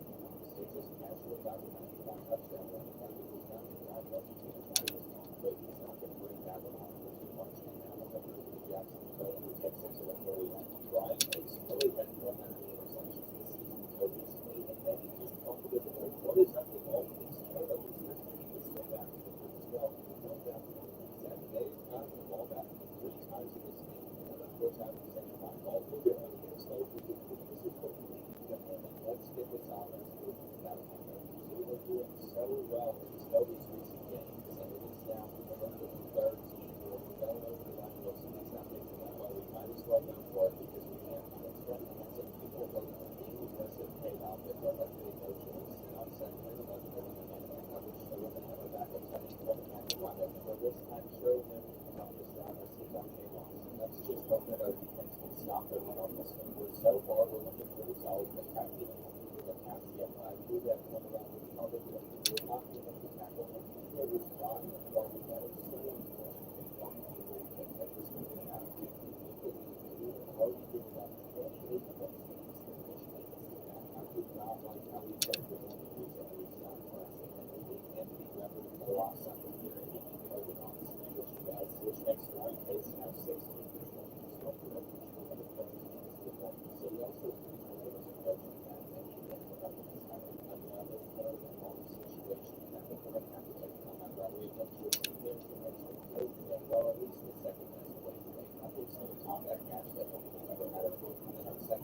was hoping for him there, but because when he gets into the school that corner, then first down, we are only down by 7 jumps. We almost got the sack. It's not going to be tough for quarterback. We'll see for Miller, man, if he can't get it on, I've made sure that there's a quarterback spot out there on this play because this one should just be going to the half. There's no one there. And they can always get something to do like a young area and we can get pressure. That ball's not getting close to that. Because I didn't actually make that. It would have been nice to have that twice back, but also for a defense a little bit of momentum. We were forming up now. And he can't start one of those balls. And how they think is it literally changed our defense. But one ball is wide open on the double straight and he makes that for the first time. That's unfortunate. I didn't think he was going to put us that badly. We took the interception, but Jamar Robinson blocked him and he was so happy with him. He's not receiving. He still hasn't been able to figure out the passion. But also he's their machine drive stays alive and it's a little bit of a camera over there. Randy Jones catches it.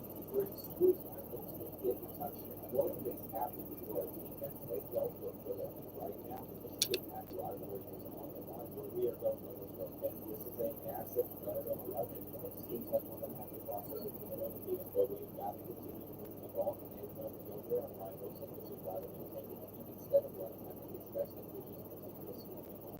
So we just have to hope that Ryan Pace doesn't have any inaccurate balls because that would cost us. There's still plenty of time left, so we don't have to get into too much of it. But back-to-back drops make us a third and 10. We are going over to Dante Moss, so now it is over. Since we have a run back, I got what I expected here. So maybe we should keep that up. And our blockers have just gotten it on. I think this route, whoever will get wide open, especially if it's man-man coverage where we're taking it right now. And that's the second time we get this week. Let me tell you, the Michigan Pack rivalry series is always a good one. And Robert Davis is coming down the block. He should not have been able to stay up for that one, but it's all good. We are ready for him on this next one. And this better not be a run. It is a pass, which is perfect. But I did put a quarterback spot there. This guy's only a freshman, so he is going to be a problem for a long time. But Steve Anderson in the tackle for losses, nice. And now they're trying to run behind that Ricky Gamble in the quarterback spot. And this has got to be the most sacks that this team has ever forced. We've got the ball back as well, and Ryan Wilson gets down. So once again, his rushing totals are not very impressive, but also coming out that he's got 5 receptions in this game, and Ryan Pace is going to pick up the first. So that was a close ball, and I just saw that he had 10 first downs with these fortunes. So we were dominated in our performance, and we're still losing. And I'm starting to really like this formation because there's so many guys who can have and we'll see how this one goes over. And we're setting up the second and 6 for Ryan Pace to have a wide open tight end of the season. And I will be looking for Jackson to go in the hardest corner right where Ryan Pace is going to go around 12 on the one and for that for another time. We are closing in on time without versus the Eagles. And here on the second and 12, I would like to take it to Dante Moss, but they're probably back there. So we'll take another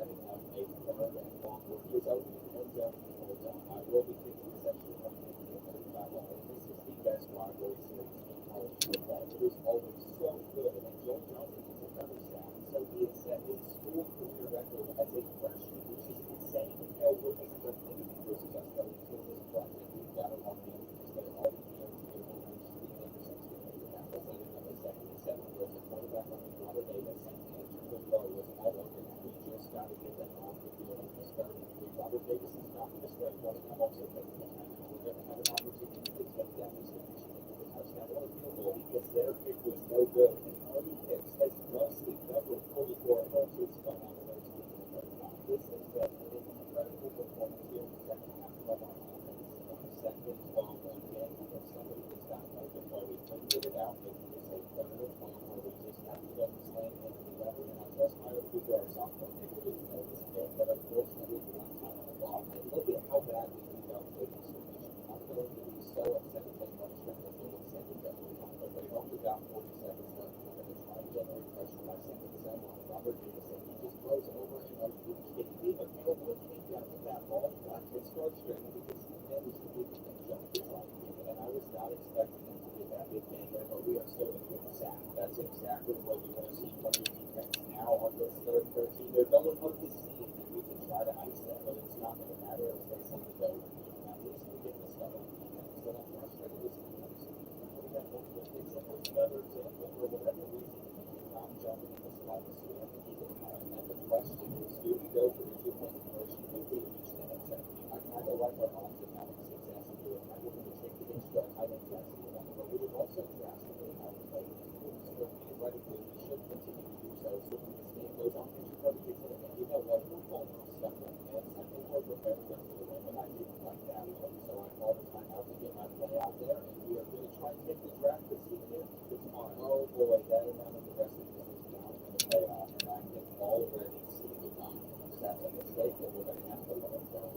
Robert Davis just put us down with a freshman from Central to East Michigan. It's with a freeway out of Michigan. And we just wait for the basic product before we start that.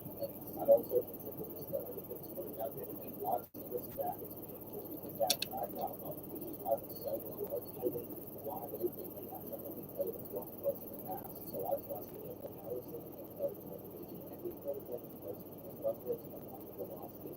That was the drop to the straight ball. Also, things that don't make off the bats because we had the year from Michigan and none of our final were back at the time. And one as Western Michigan was in that defensive ball quarterback. And I don't know how much struggle this is. I would like to have to be done. We do plus Central Michigan comes down to stay. I think the state will change the Michigan manager because my expectations don't meet the state for not doing that. And here on third line, Joe Jones is going to try to get the sack. Mr. Tackle, that is also going to miss the tackle, which is going to be but I think Rex are going to bail us out and never mind to do it now. To be honest, that's kind of upsetting because it's clear that their quarterback just dropped that way. And that puts Chris Burgett to Western Michigan offense inside of the circuit. So the bucket is not that bad. They are literally having zero issues versus us. And I want to stop if they're entering the goal and foul them to tackle that. So that was huge for the group. But now on third goal, we're going to take the swing. And unfortunately, the other thing is going to put them on the field. They took half the place order of that drive. And now it looks like absolutely over going backwards.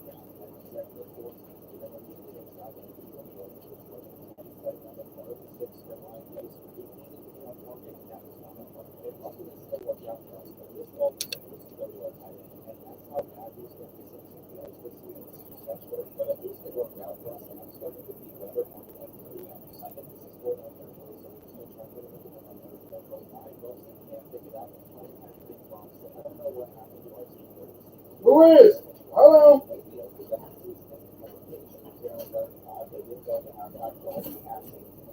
Luis.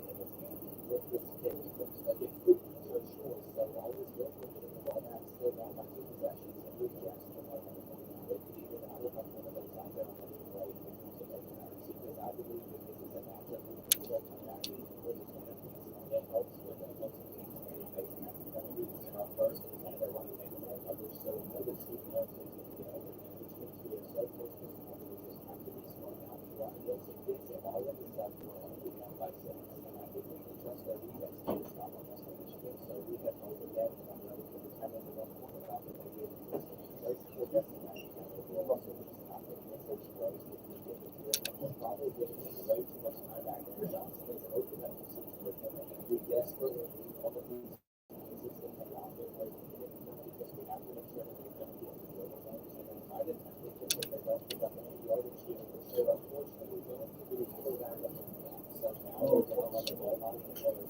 mixed routes out and we'll see if the route bounce goes there and it just sheds the sack and which is unfortunate for us. And there's still plenty of time left in this game, but if we don't have success on this drive, I don't see which is a good down. Now, that was a beautiful route and challenge to see that. Which is similarly, I'm going to trust him to do the same thing on this play when he finds out his face is so that Texas thing. And we have had some very solid plays in this play where we're going to trust him to do this now because we can't be true predictable. A lot of cases of the most frustrating part about that is we had a touchdown. And I like that concept on the left side of the field receiving and out the field because they're going to is so close where we're beating up Jackson and Alabama. We need to bring that one cut out and we have a run ball. And I think there's that Western Michigan will be expecting it. And I'm going to rely on Andrew Clark to finish it down where we have got it after the 6 minutes. And on first and 10, Western Michigan is just running the ball to chase the ball. But that's not going to happen with the defensive goal. So we make sure we do all of these next plays that we have. And out of 5 wide, this coverage is very risky, but we have got to stop the run and we do it. It's time to take it back out and understand this could be an amazing final drive for us from day 2 and then one of them to play. So all we really want is what we do is but I'm okay with it because we have opportunity to actually win. What about think about why if we didn't make such a slow start, we wouldn't be in this position to keep really just broke the reception. And if you kill me, you're also going to take it back to where I was the first time. And I might have lost the words because we had an open drag under the foot. We put the ball so far and high up the field. And now we find ourselves back down to possessions. So like interceptions and these recent actions have been insane. We were experiencing more than ever before. I don't know why the computer has just started to crank up on us. We're trying to get these kind of videos. So whatever it is, now our comeback coach said definitely less than it. Whatever the NIT, we're going to need a lot of time to get this well on. Remember, I'm looking for the Anthony Weber drops in, so we have one more opportunity to go for the first down. You know, this game is not over. We have 2 timeouts remaining, so that's why I'm still hoping for the best run because it's going to win. Even if we don't look up the outside kick, we have about 30 seconds left before starting out. We can hope that Jackson will go for the 2 minute line. And as soon as we're better to laser and training moments, but that did not work out for us, and now we need to see on. I haven't even seen where Jackson's name would work for the game, but there's only 56 seconds left, so we had to go for the outside kick. And the offense are going to the cover. We've got to force a bumper or something. And I've actually seen that happen before. It's just not like 3rd and 9 now where we shoot the gap in front. It stays up on his feet. We're not going to bring it down. We're just going to start to make it score. But I guess it also gives us a chance because we put them onto the board very quickly and then get outside the net. So I'll take it. I don't have an opportunity to make nothing but the defense to go. And I waited way too long on him. I was trying to fit it into that when this was going to be. But I'd say it is a little bit too late. About 5 seconds left on the clock. And we have to literally score on this play within 2 seconds. So if we're going up, the ball is dropped. So there's no hope of coming back. And just to make it close, I'm going to try to do it with 4 points on that, which is going to actually work. But I think that was our offensive line that was going to look at that action play. So maybe we need to move over to tight end. But we need to win. And I think it's time that we make the switch forward. Ryan Bates has never beaten Western Michigan. And obviously, as a receiver, he's had a lot of turnovers. So we have good receivers, but we don't need to run the ball because we have a quarterback who can assault. We need to get that run fresh with John Johnson. And as a going down, he's a very balanced play because we don't want him to be pushing that lateral. We know that this matchup will be taking on this. This is the first time it's going to be the other team other than Western Michigan. We'll see what happens. But remember, on the 4th and 7 is going to take it up for Central Michigan. But there's only 14 seconds left on the clock. And it's going to strand by 4 points. So they're going to have to rely on doing it down there for this game. I've said it, it's going to be that was the Eagles have won the Michigan Tournament, and they deserve it because they beat everyone. But what's scary is the talent of the freshman quarterback, and I think we're going to have issues with him going forward for a long time. We don't think the one thing we have to be doing in this week, and we're projected to lose since we're starting the freshman. But to me, those missing the starting running back and quarterback, as they both have both fractures out for the season. So I like a lot. So it's about time we're going to draft these guys. We've had so many rough performances in the level of this play. So it's not like they're seeing the worst for us. They are getting a good foundation. Maybe we'll have to work out on them. That's what we'll have to explain. But they have that speed. It's not about no matter what. My main focus in this game is going to be about how our defense does. And I just want how to tackle it. I'm not sure what I was looking at. I thought I was putting on another player because of it. Just not another career. But it's fine because we stopped them there. And he slipped out there. But we're going to make the tackle. So this is our chance to get them off the field. The quarterback's rolling out. And we have almost done this out. And keep working. Now they're going to put it on down to the second goal to another rushing attempt where they pitched it on second. But we made it go down for Iran. And Jason, I don't know. Now our defense held strong when it mattered. And Brian Johnson was out there for the snap. Ron said we're going to try to run him. But he's not as quick as I was thinking. That's probably not the start that the best quarterback was hoping to get. When he goes to Jackson, right in the back, they could be doing James Fields insane. They're going to do everything right. Probably run the ball for this one, but it's right. It looks like we're ready to stop the reaction of this play, which I was correct about. And I have confidence that we can make up this play too. And Jackson never catches it so far because the basket flies, but most of those plays are better than target. And why did he not throw the ball? I was literally sitting there saying, and now he's going to be out with back spasms, which means Brian takes his eyes and he doesn't think this play. He actually gets a target, which is something he normally doesn't do. He probably isn't happy that he took it in the starting job. We're going to try and thread the needle again.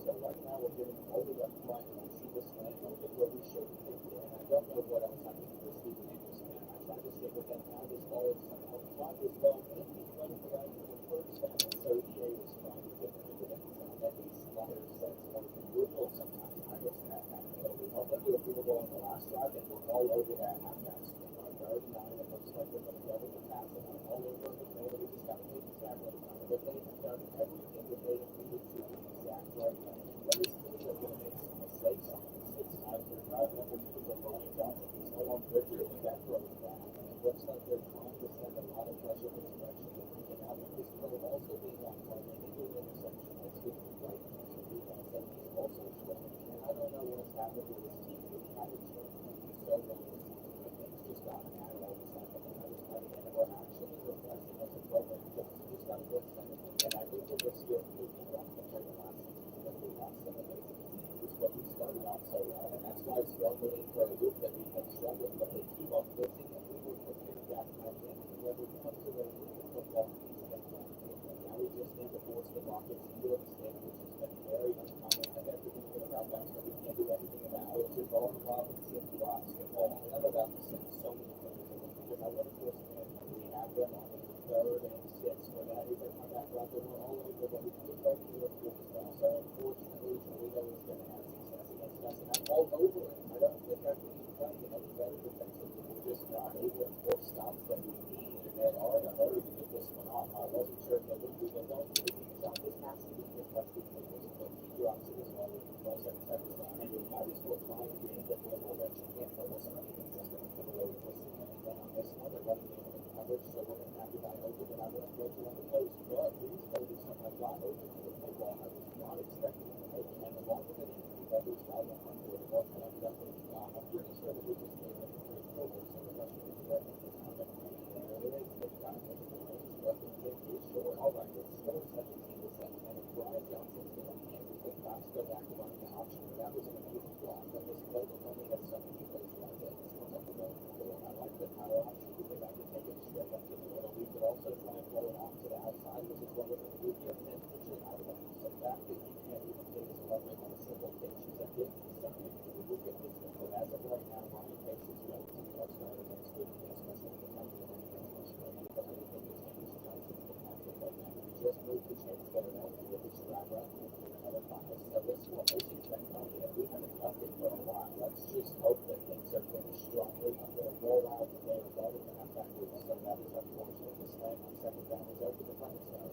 is coming to get us back to the field. We are still very much in this game. It's not like last year when we played with us and a really defensive style, but we don't catch up with picks. And I feel like that's a scenario that we should seriously consider changing because it is a little ridiculous. Now we can do drills and meetings on that with the comments before we start shooting the foul, but at the same time, I'm not trying to speak on our success. And I think what we do is how that all of the drops just feel kind of unrealistic.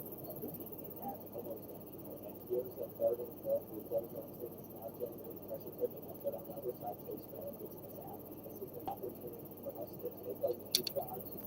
Youngest spot, even if we go, what was I thinking? This linebacker was a spot on the field. He's the different Davis, the different Smith, the different, and that is the intersection of Golden Rose with one of the corners, where I think at this point we have averaged like 3 games in the last 5. It might be like the most, so that was a clutch tackle. So we are close to holding them to a field goal and almost 30 inches out all over that. That could have been definitive. Anderson holds on the ball. Yeah, my phone mirror I hold up. Yeah, my phone mirror I hold up.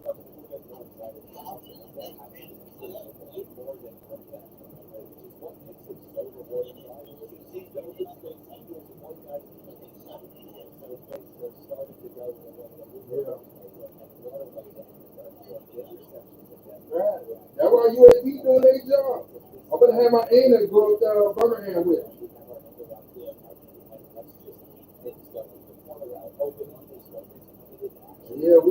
We don't discuss by now. I gotta go see the radiation. Talk with them about it too. Next month. Yeah, I'm booking on everybody.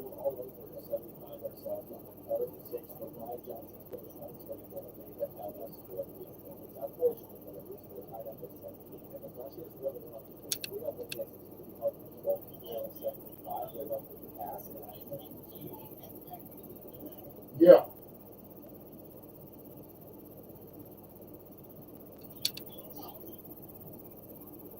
Yeah, it's on left and right, on top of my head. Yeah.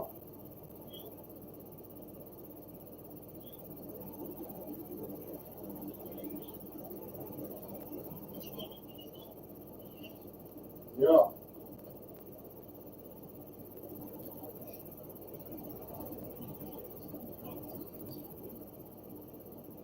Don't tell me. That's what I like about UAB though. They do their job.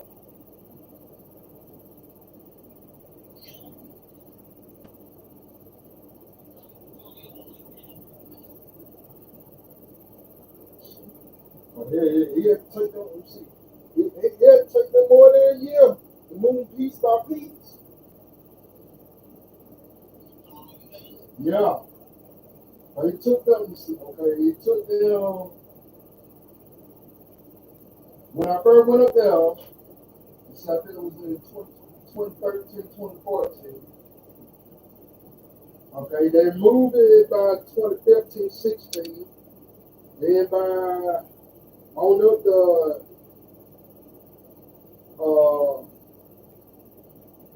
2018 through 2020, they moved some more.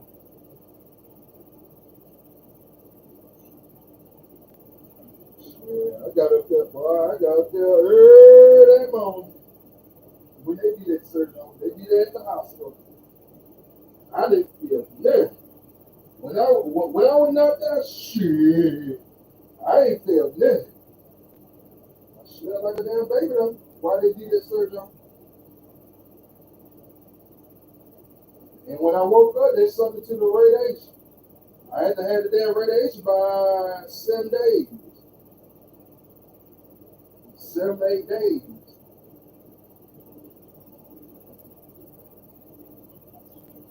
Yeah.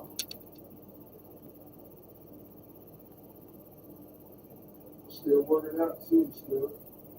You know, but you get that petition started. And I'm gonna see the roads take me to that loan tomorrow and take me by and get my laptop, my HP out for too. I already got all my damn information.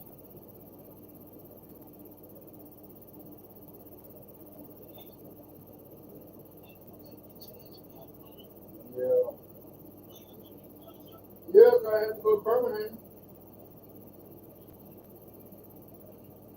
Okay, high.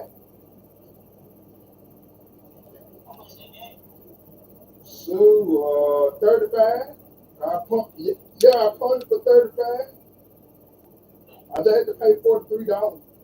I got that. Uh, nah, you PayPal, Venmo.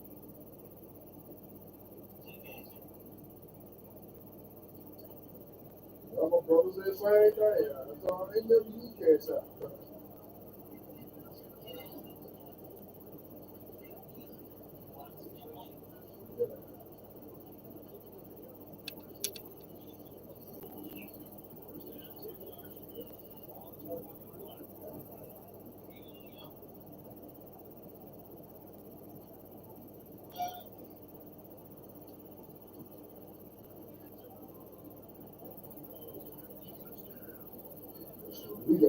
We got there Birmingham.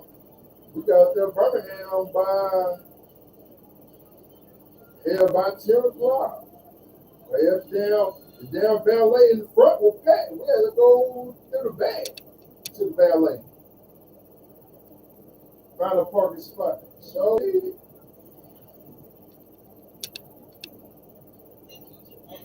yeah. Yeah, the valet was down by $3, $4, $5, $6. Go ahead. Yeah, I got done quicker than this other old lady. She had to go. She had to go up there UAB for her leg. She a teacher. She a substitute teacher.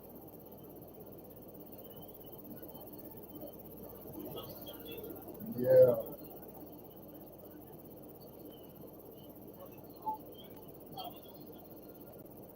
Yeah.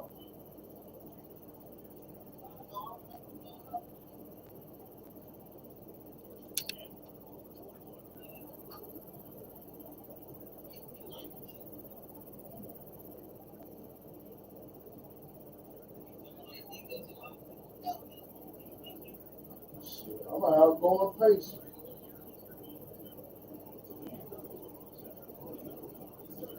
I don't be up there long, no, but shoot, the hell, too much shooting going on here in Birmingham.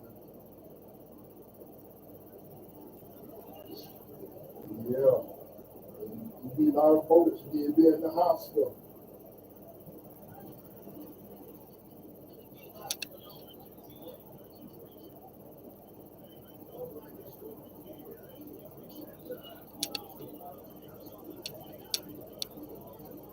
Somebody tell me to pay on my washing and drying now. Yeah, when I get it down, I'm gonna get it down petition started and stuff. I told my auntie there, I said I ain't leaving Ellis City till I get this off my damn river. That's a dead thing. Shoot. Go ahead, do what I gotta do, shoot. Because the loan say I could borrow up to 2,000. That one probably couldn't do. Well, I'm gonna deposit some of it. I'm gonna not deposit. I'm gonna start a damn savings account. I told my bank I'm gonna start a savings account with him. He charged me 1,500. Yeah. Yeah, they don't change now because you can't do it in no damn do the deposit payment no more. They don't change. The damn town so it change any damn thing. Yeah. You been my lawyer ever since I was locked up? Shit. He don't got a lot of gray on him though, but shoot. He's the main Roger.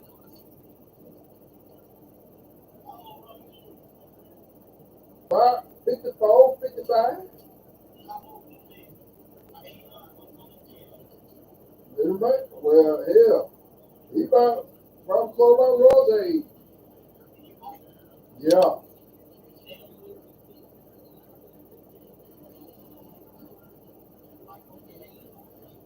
yeah, yeah.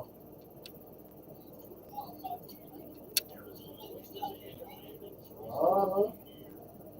And he been fighting my damn case, man. My lawyer been fighting my case ever since I was in high school. Shit, I had two. I had him and the one used to be my tutor back in the day. They had to take both of them to fight my damn case.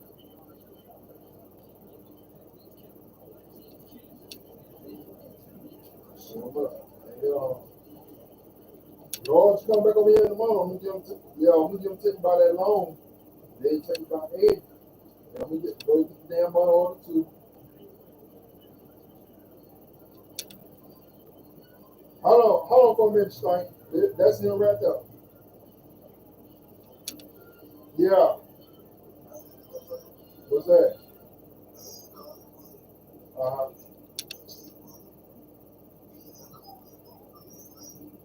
All right. Yeah.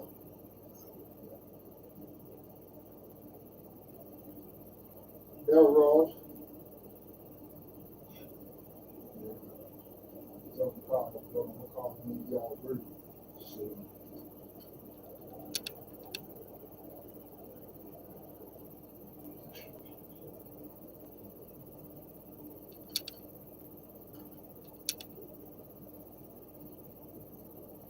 So, do they doing that Mars? Ain't got time. Do like that.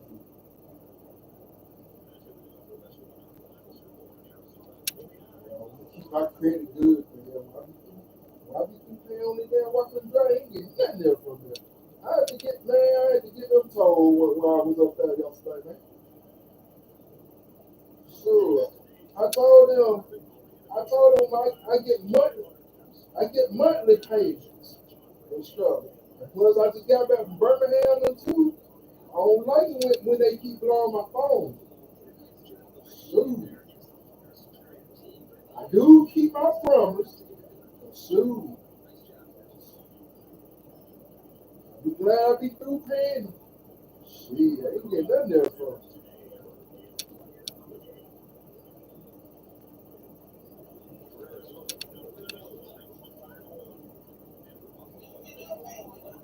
Shit, I ain't getting nothing there from. I'm gonna let my credit stay good.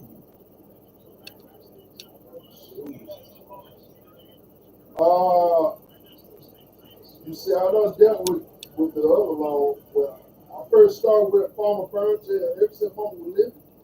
Built up my credit card. I got the refrigerator from them. Now I got the wash and dry.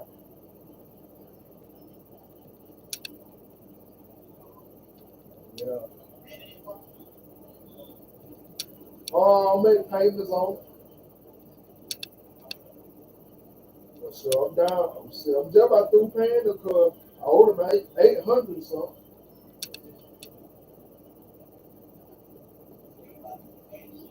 Yeah.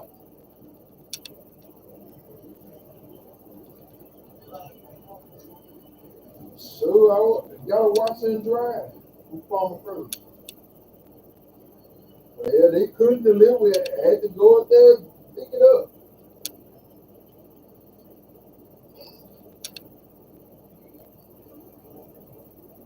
Yeah. But get this off my record as well. So shoot, I ain't leaving the other city to get this off my damn record. All my schoolmates said this town is dead. They agree with me too. So time to relocate. Then I told my used to be teacher same thing. She gave me a ride to Walmart yesterday. I told her this town so dead, it ain't like what it used to be. So, time to read.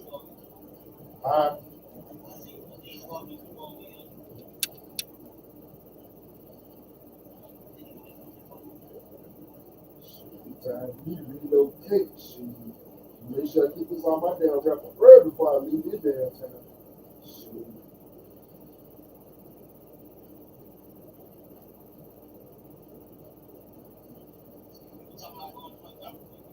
now, open like oh, but look at that, my government. Shoot, it's too much shooting up there. They had it on the damn news. They trying to do a damn after school thing for the new generation. Stop the gun violence.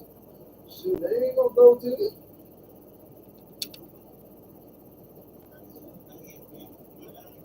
Yeah, that the after school program, whatever it's called, they were talking about that on the damn news.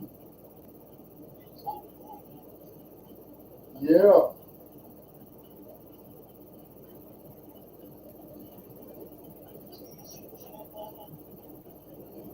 yeah, they still shoot.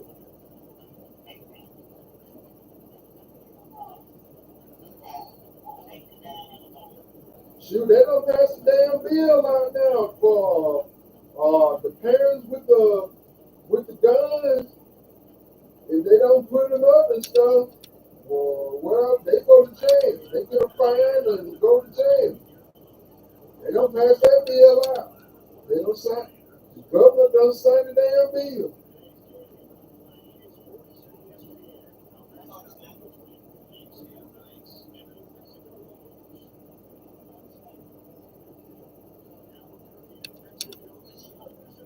Yeah,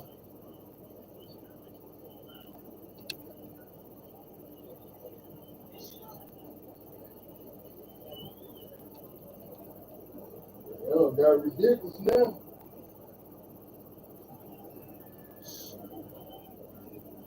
You tell some damn dead. Yeah, they gonna put a damn brewery down in downtown. They working on that now. Yeah, yeah, yeah.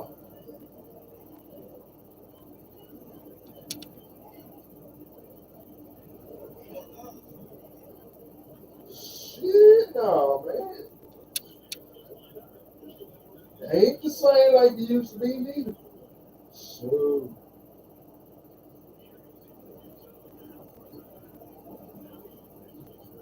yeah, they don't even play the jazz bands like you used to be no more.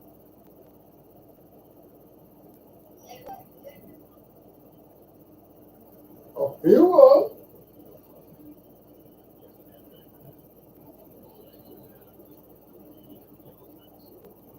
they have it down. They have it downtown.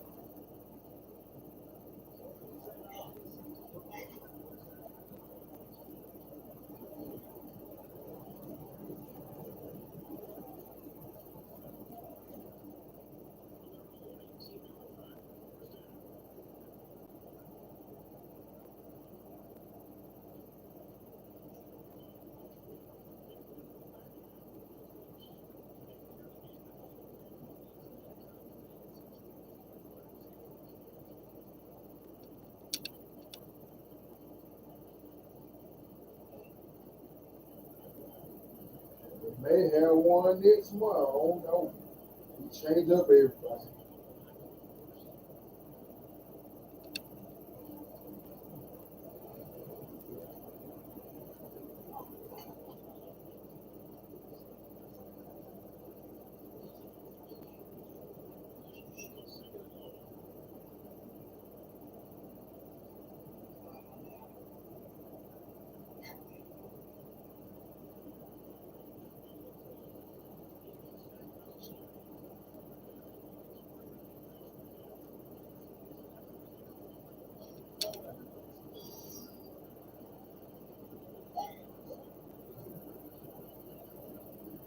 Yeah.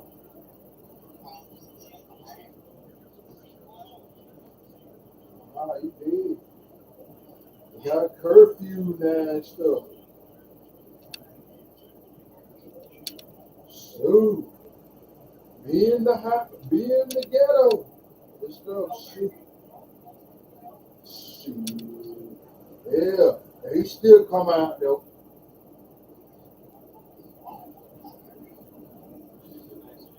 They got the sign. They got the signs everywhere in the practice. Spring Hill too. And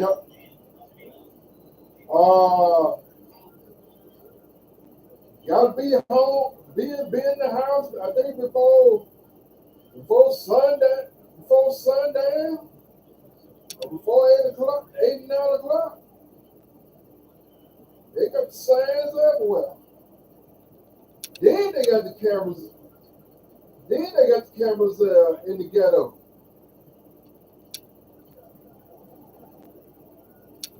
street light at?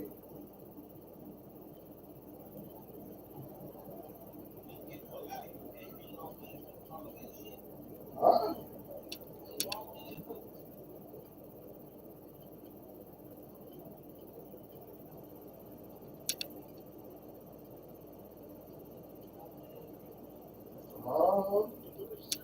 Time to leave home. Oh, that's my destination. Shit. Go get the deputation did first before I go anywhere. Shit. You leave me here and shit until I get this off my damn record. Shit.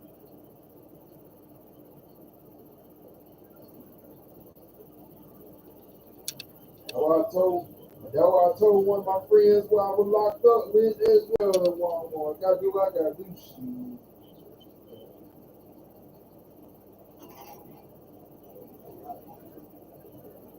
Yeah.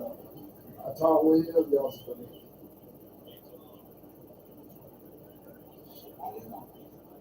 Shit, man, I've been doing. I've been staying out of trouble. Shit.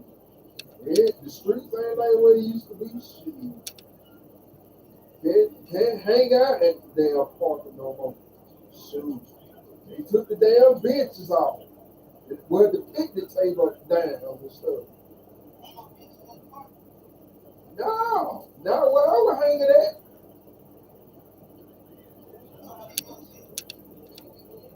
I think Sportplex got one. Hell, Stevens School, hell, they done took some out. They playground ain't like where it used to be neither. Boy, the damn town so damn dead, ain't even damn funny.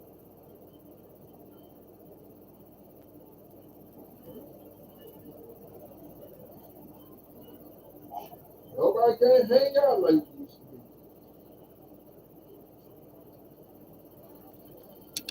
Man, Lord, and Christ done fucked up every damn thing. Yeah. Some of them living in down Birmingham, some of them living in North Alabama, some of them living out of town.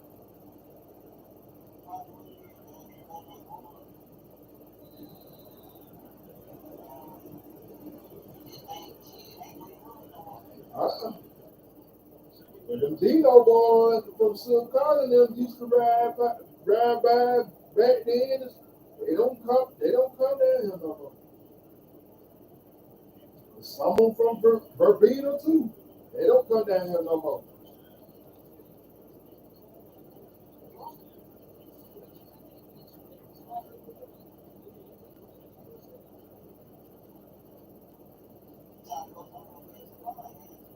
Yeah.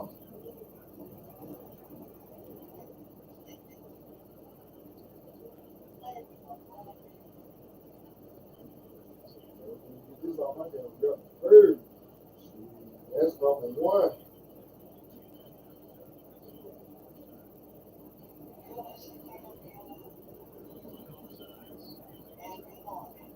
Yeah.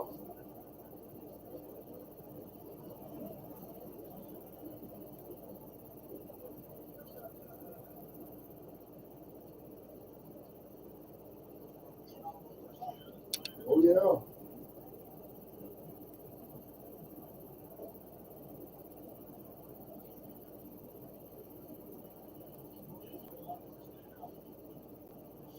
So all my friends there. I'm black guys about trouble shit. I leave Allen City. Yeah, I'm leaving this town for good. I may come visit, check up on mama and daddy. Then other than that, it's empty. I ain't got time to stay. I'm just visiting and get the hell on.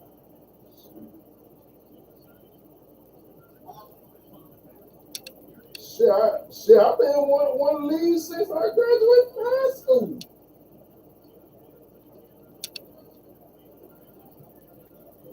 So did. I thought about that for the longest. I told my grandmama did. I told her did. But for some reason, heck, I had to take care of her because she was sick.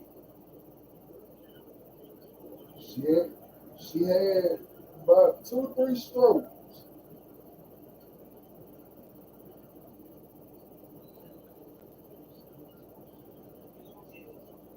Yeah.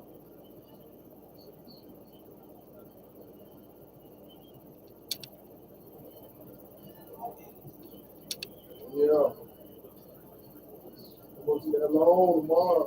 And she don't want to take that long on 2 ways. Let me take that in.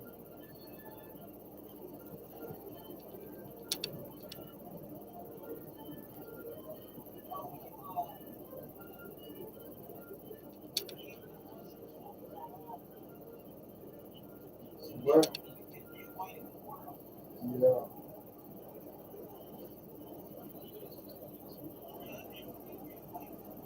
Yeah, my classmate trying to tell me to move to Georgia. Shoot. Yeah.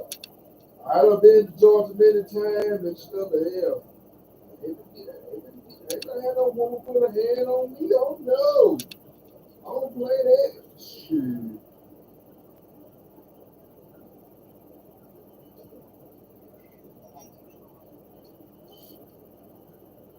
I got, shoot. I got some kid folks up there in Georgia too. On my grandma's side, her sister, her other two, nieces, my nephews. Shoot.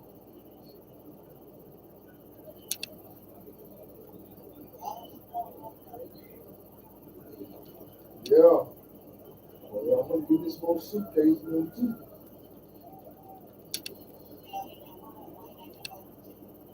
Yeah. Yeah, I still got this other damn chick when she came in the mail. I'm holding on to that one. A hard time. Shoot. Yeah. Oh, me and this little girl, we talking. I'm talking to the one from California now. Yeah. Yes. Move on to the next one. Shit. She doing her modeling thing, and I'm doing me.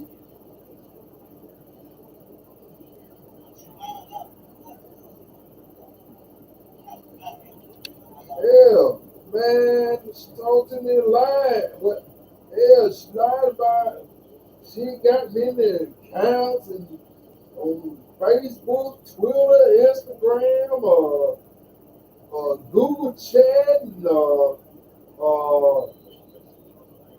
Skype, and goddamn Big O, and shit. Then lie about where she from and stuff. Venezuela, Mexico. She, where she living at now? Venezuela, Mexico.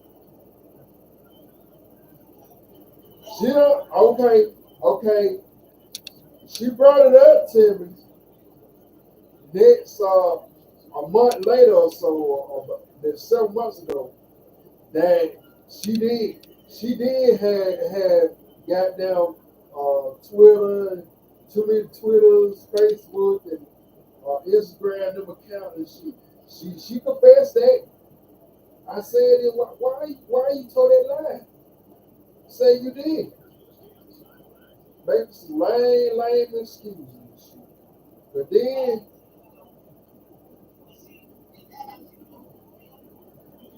yeah, cause see, then I confront her about that damn video on damn YouTube, cause I didn't know. I, she confessed that she said she was a damn teacher up there where she at, and she, yes, school teacher. Then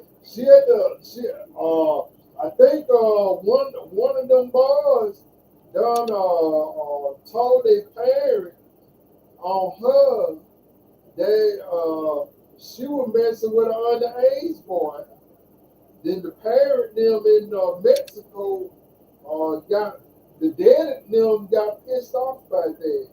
And I think that all this shit happened from 2014 between 2014 to 2016. Yeah, I FaceTime on WhatsApp. Her damn camera was fucking up.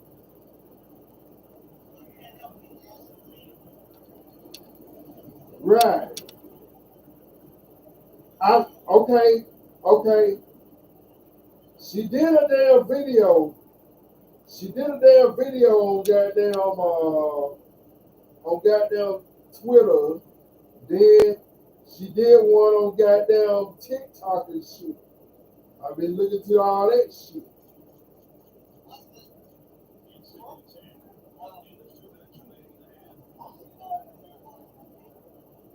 Huh? Hell, up there, hell. Up there, hell. I don't know what she did to her goddamn mom. But see, too many motherfuckers where she trying to tell me too many people hacking her goddamn account. But see, Facebook don't suspend one of her accounts, her other account. Now I think Instagram could do the same thing too. I don't know what about. Well, Twitter doing the same thing too, suspending her damn account.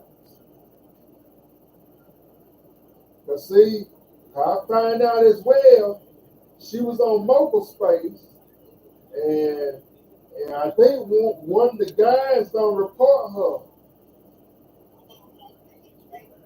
her scamming and shit. Yeah. A lot of guys were reporting the shit.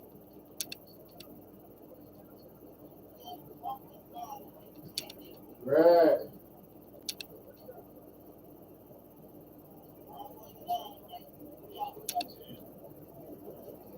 And when she wrote me saying she had to go to goddamn Puerto Rico to see her grandma and shit, okay, I asked her what takes so long in damn Puerto Rico and shit. You doing stupid shit up there. Yeah, I had to get ticked off on this stuff. I told her this. I said you keep disappointing me. I ain't got time for bullshit. You just like all the other Bristol damn females. Shit, lying so damn much. In that same category as the black and white. Shit. That's why I told my black man I'm gonna do what I gotta do. Move on to the next.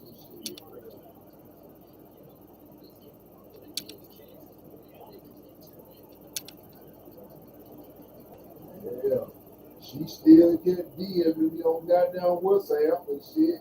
Yeah, I just ignore it. Shit. I ain't got time. I move on to the next one. Shit. Yeah.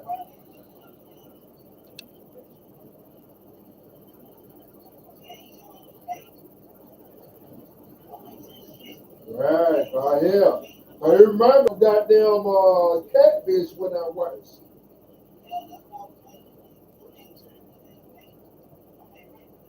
Right. Uh-huh.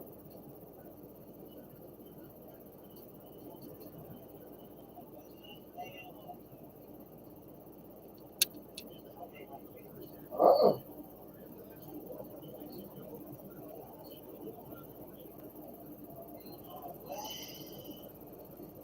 Ain't that damn stupid? Hell no.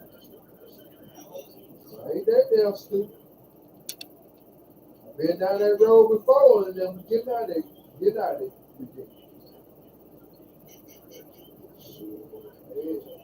Ain't that damn stupid? Hell no.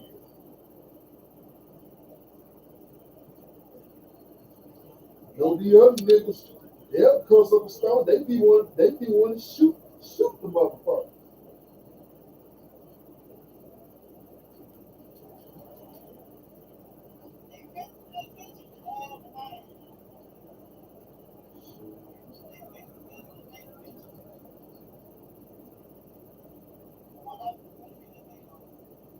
Yeah, they send the shit on goddamn tip snapping shit. And hell, nothing. She was on goddamn OnlyFans.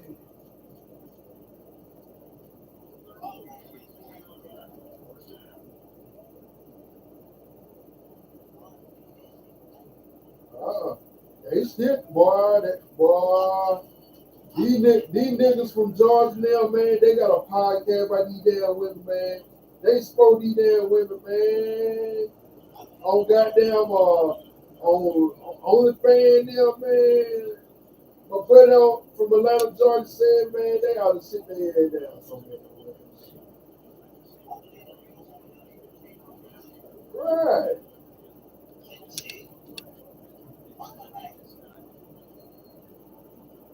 What's her name? Hold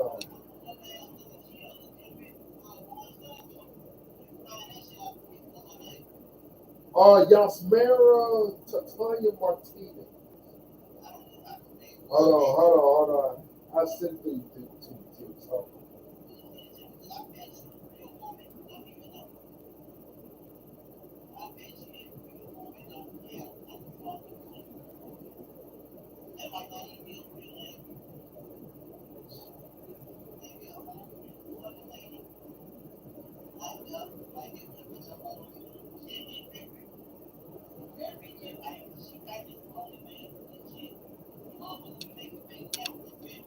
Yeah.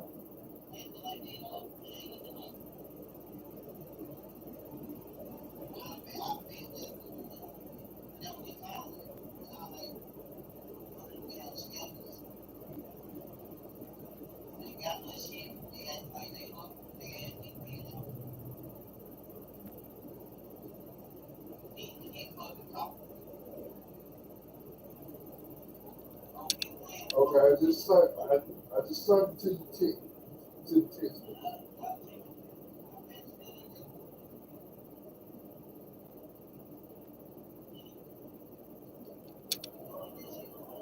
But I just find out though.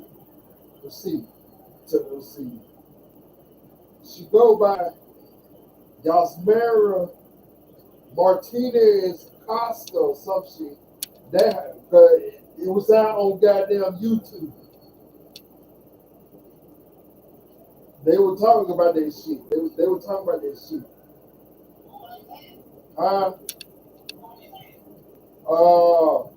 they said she messing with an underage boy back in 2014 to 2016 at their school in Mexico.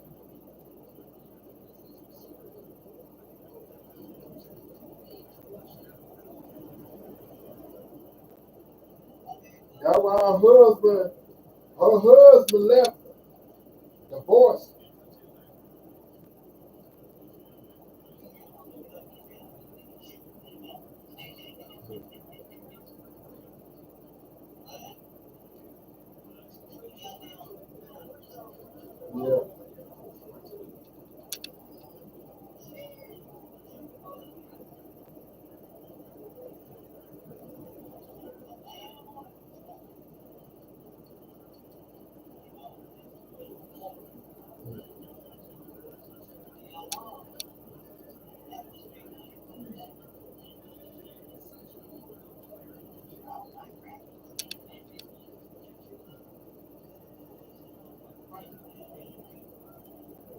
Yeah. But yeah, she told me she had multiple goddamn on YouTube. Yeah. That's how the folks don't share the video and shit. Yeah.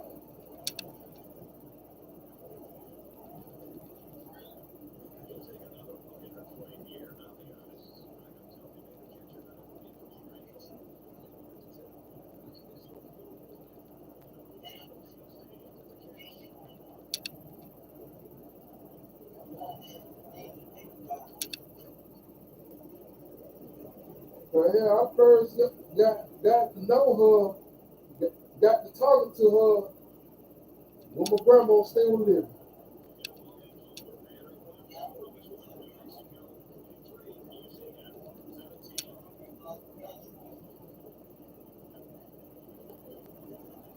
She sure did tell her damn lie about her damn age.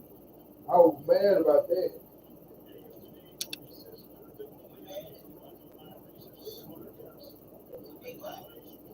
Yeah. I told one of my gamer friends about it too on his channel. He said the same thing what you just said. That's a red flag right there.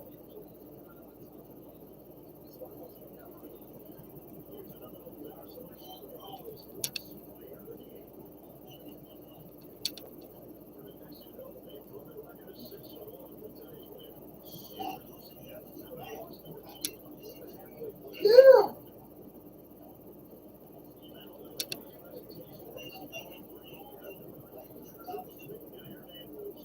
Cause see, hell, okay, she sunk the damn.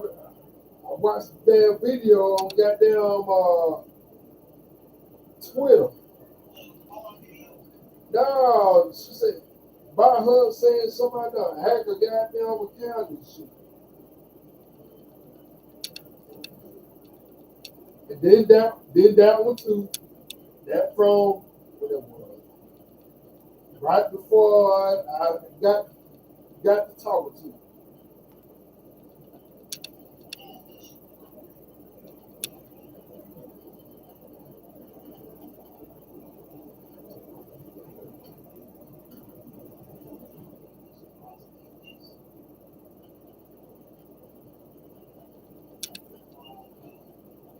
Yeah, matter of fact, she also got goddamn multiple Snapchat accounts too.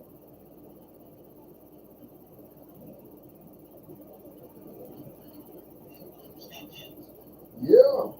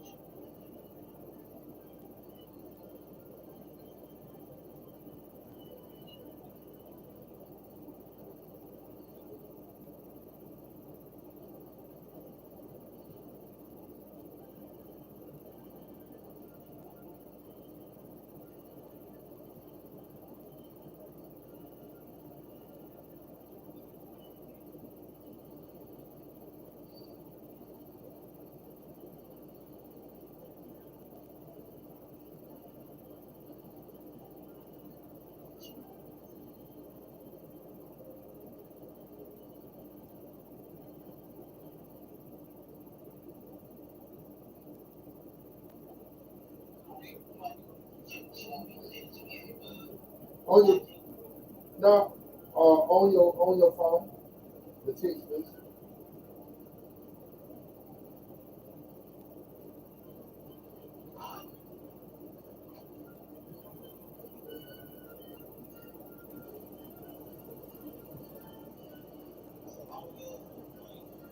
Yeah,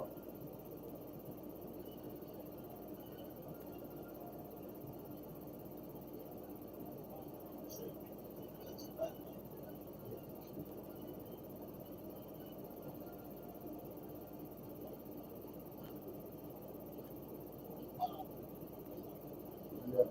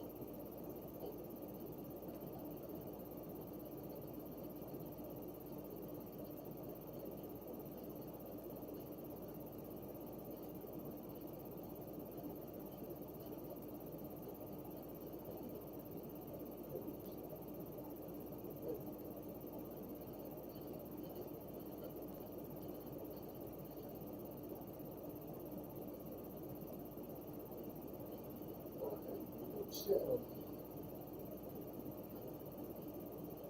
Good Lord.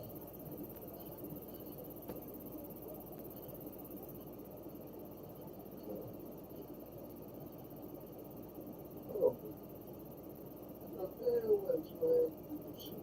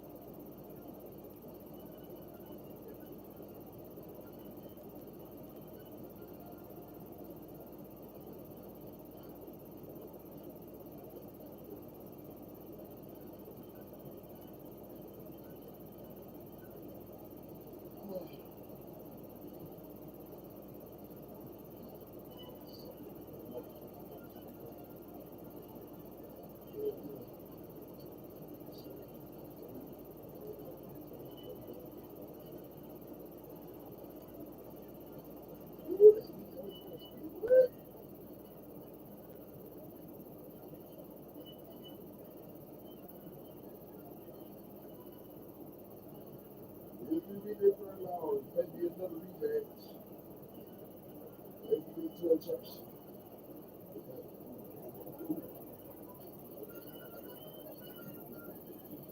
Maybe six.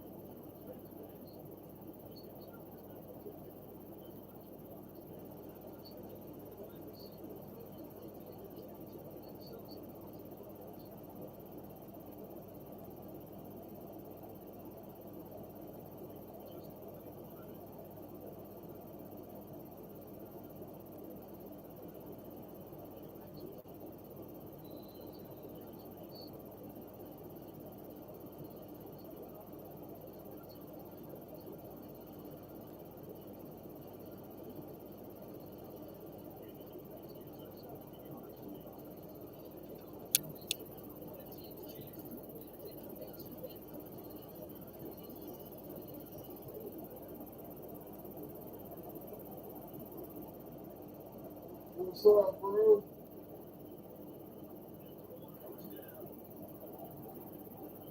Thank you for leaving that like, man. Thank you. Be sure to subscribe. Tell your friends about me now.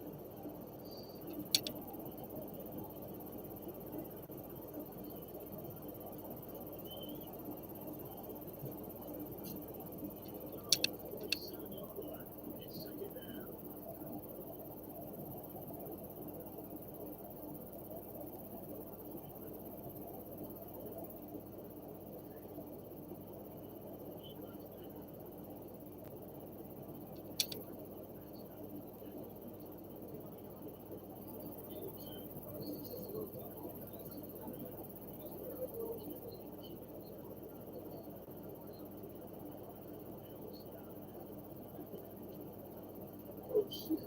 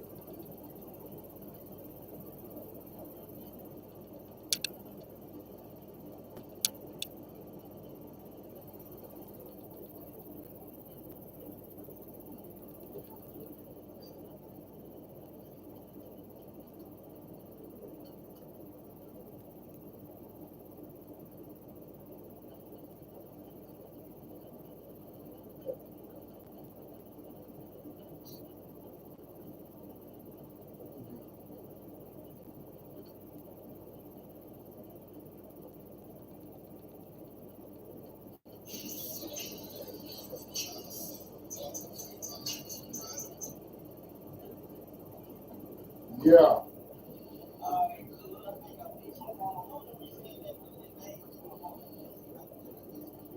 All right.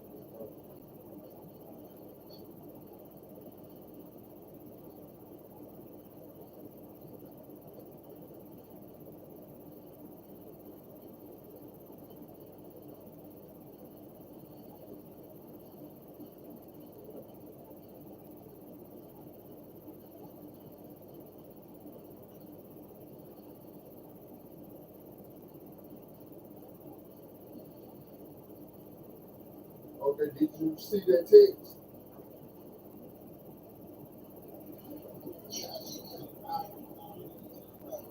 All right. Yeah.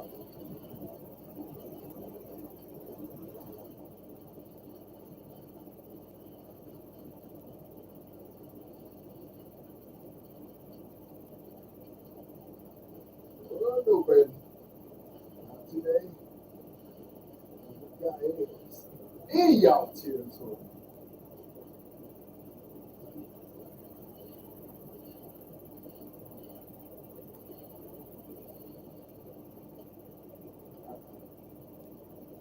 Got some gold. What? Hold on.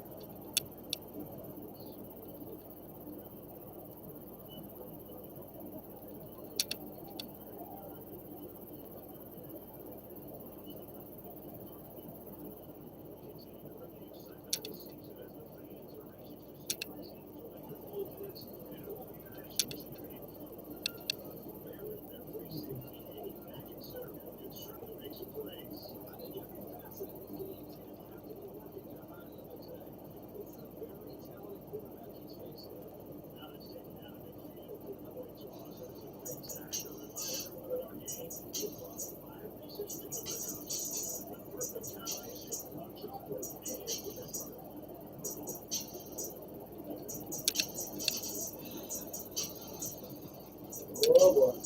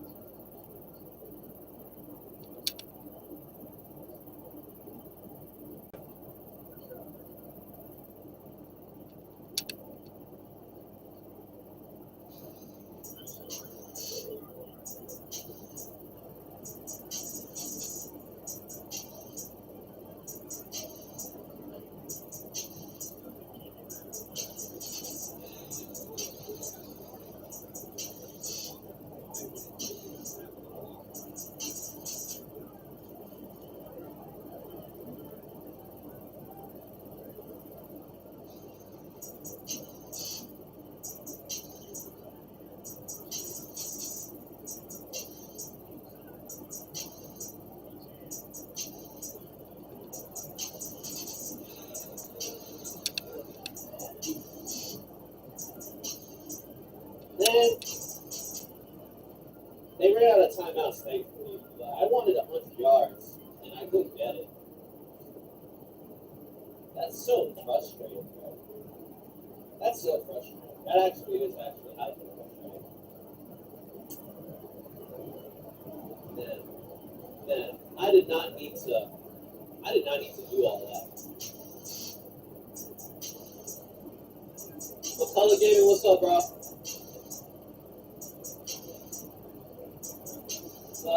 It's good, McCullough. We're just wrapping up here because we split the games on the screen. So Austin Boise traditional, but beat Georgia Tech just now. So there's that. How much yards running did I get? I averaged 5 yards a carry with Gibson. He got 2 touchdowns. You know what? I can't even do that. 5.5 average with Roger Williams as well. Funny how that works. 13 for 22 in the air, one touchdown, 2 interceptions, great slow. Aaron Beverly got the receiving touchdown on insane. No! Damn you, Baylor! 69, 6. We contained them, man. Jonathan Evans got a rushing touchdown. Mike White. This guy was like trying to sleep. Fred Shelton wins player of the game once again by making the field goals to fight the lead and stuff. It's more than Jesse to be there.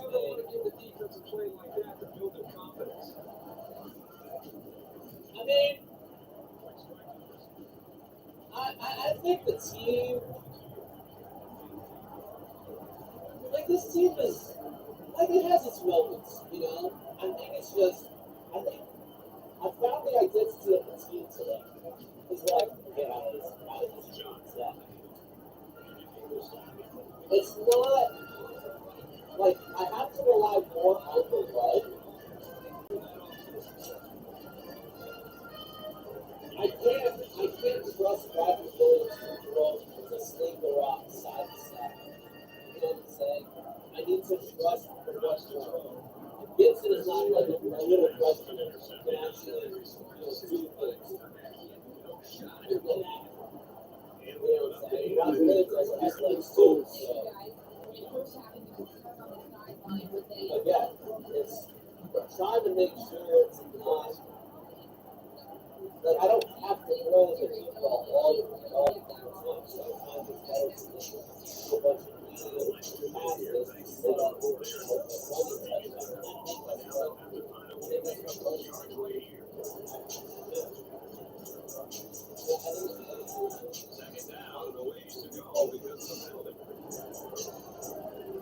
So we're going to sit the Oregon game. What are we going to do? We're going to sit. I'm going to sit the Oregon game, then Utah one, sit a bunch of these, and then sit a bunch of these and see what we're at. You know what I'm saying? Come on! So being number 3 for Texas. Let's go back.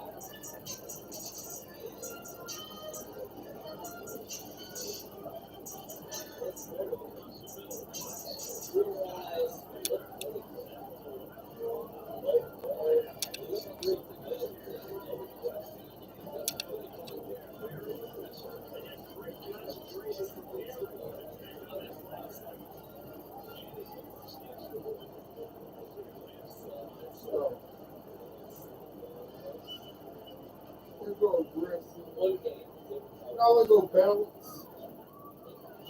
So we're probably going to lose to Oregon.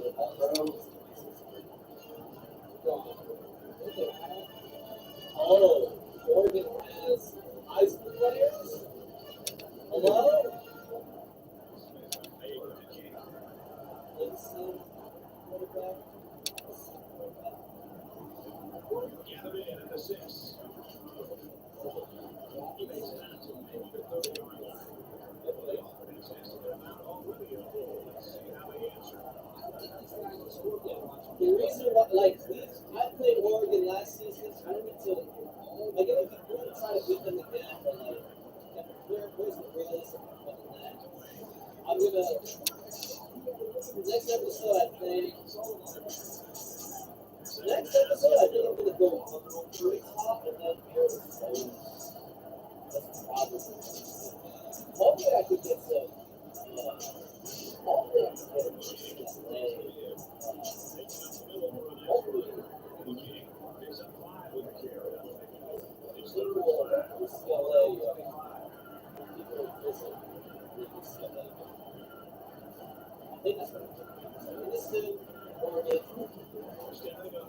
Probably gonna lose, but Yes. it is a whole Yes. Hell, bury that motherfucker.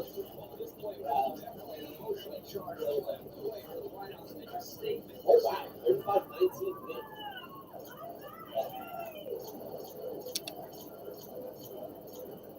First down, 10 yards away from a score.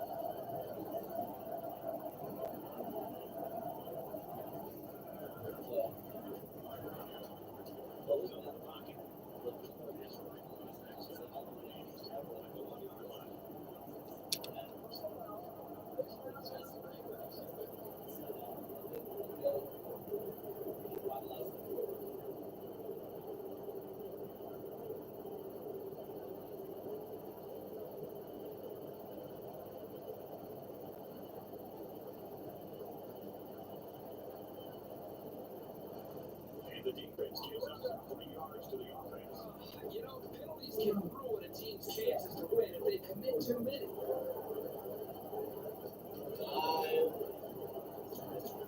A touchdown away from a tie. You're facing Baylor in the Dynasty. Did I read that right? Somebody hit the upset alert button. Just might be heading in that direction. The score here at Oh, shit. It goes down, upset, bro. Oh, yeah. Oh, we got the 5 stars so interested after that win versus Oregon. That's great.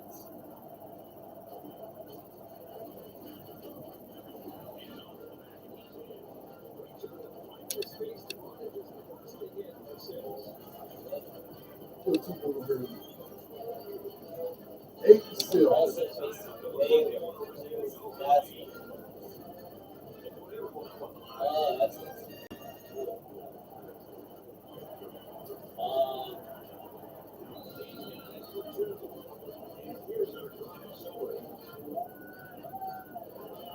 walked out of practice today.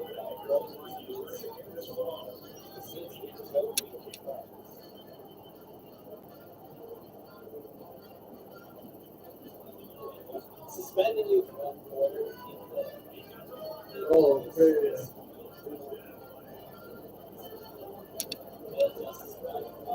But in part was being able to start.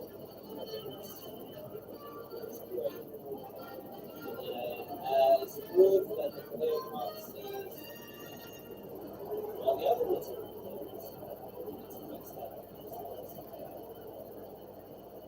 yeah, that's pretty standard. And then I'll play Arizona, and then I'll play at Arizona as well in the next episode. I don't know if we're gonna have any visit for UCLA. We'll see. But with that, then it's me, Boy Left, and Red Line. Catch you guys next week. Peace.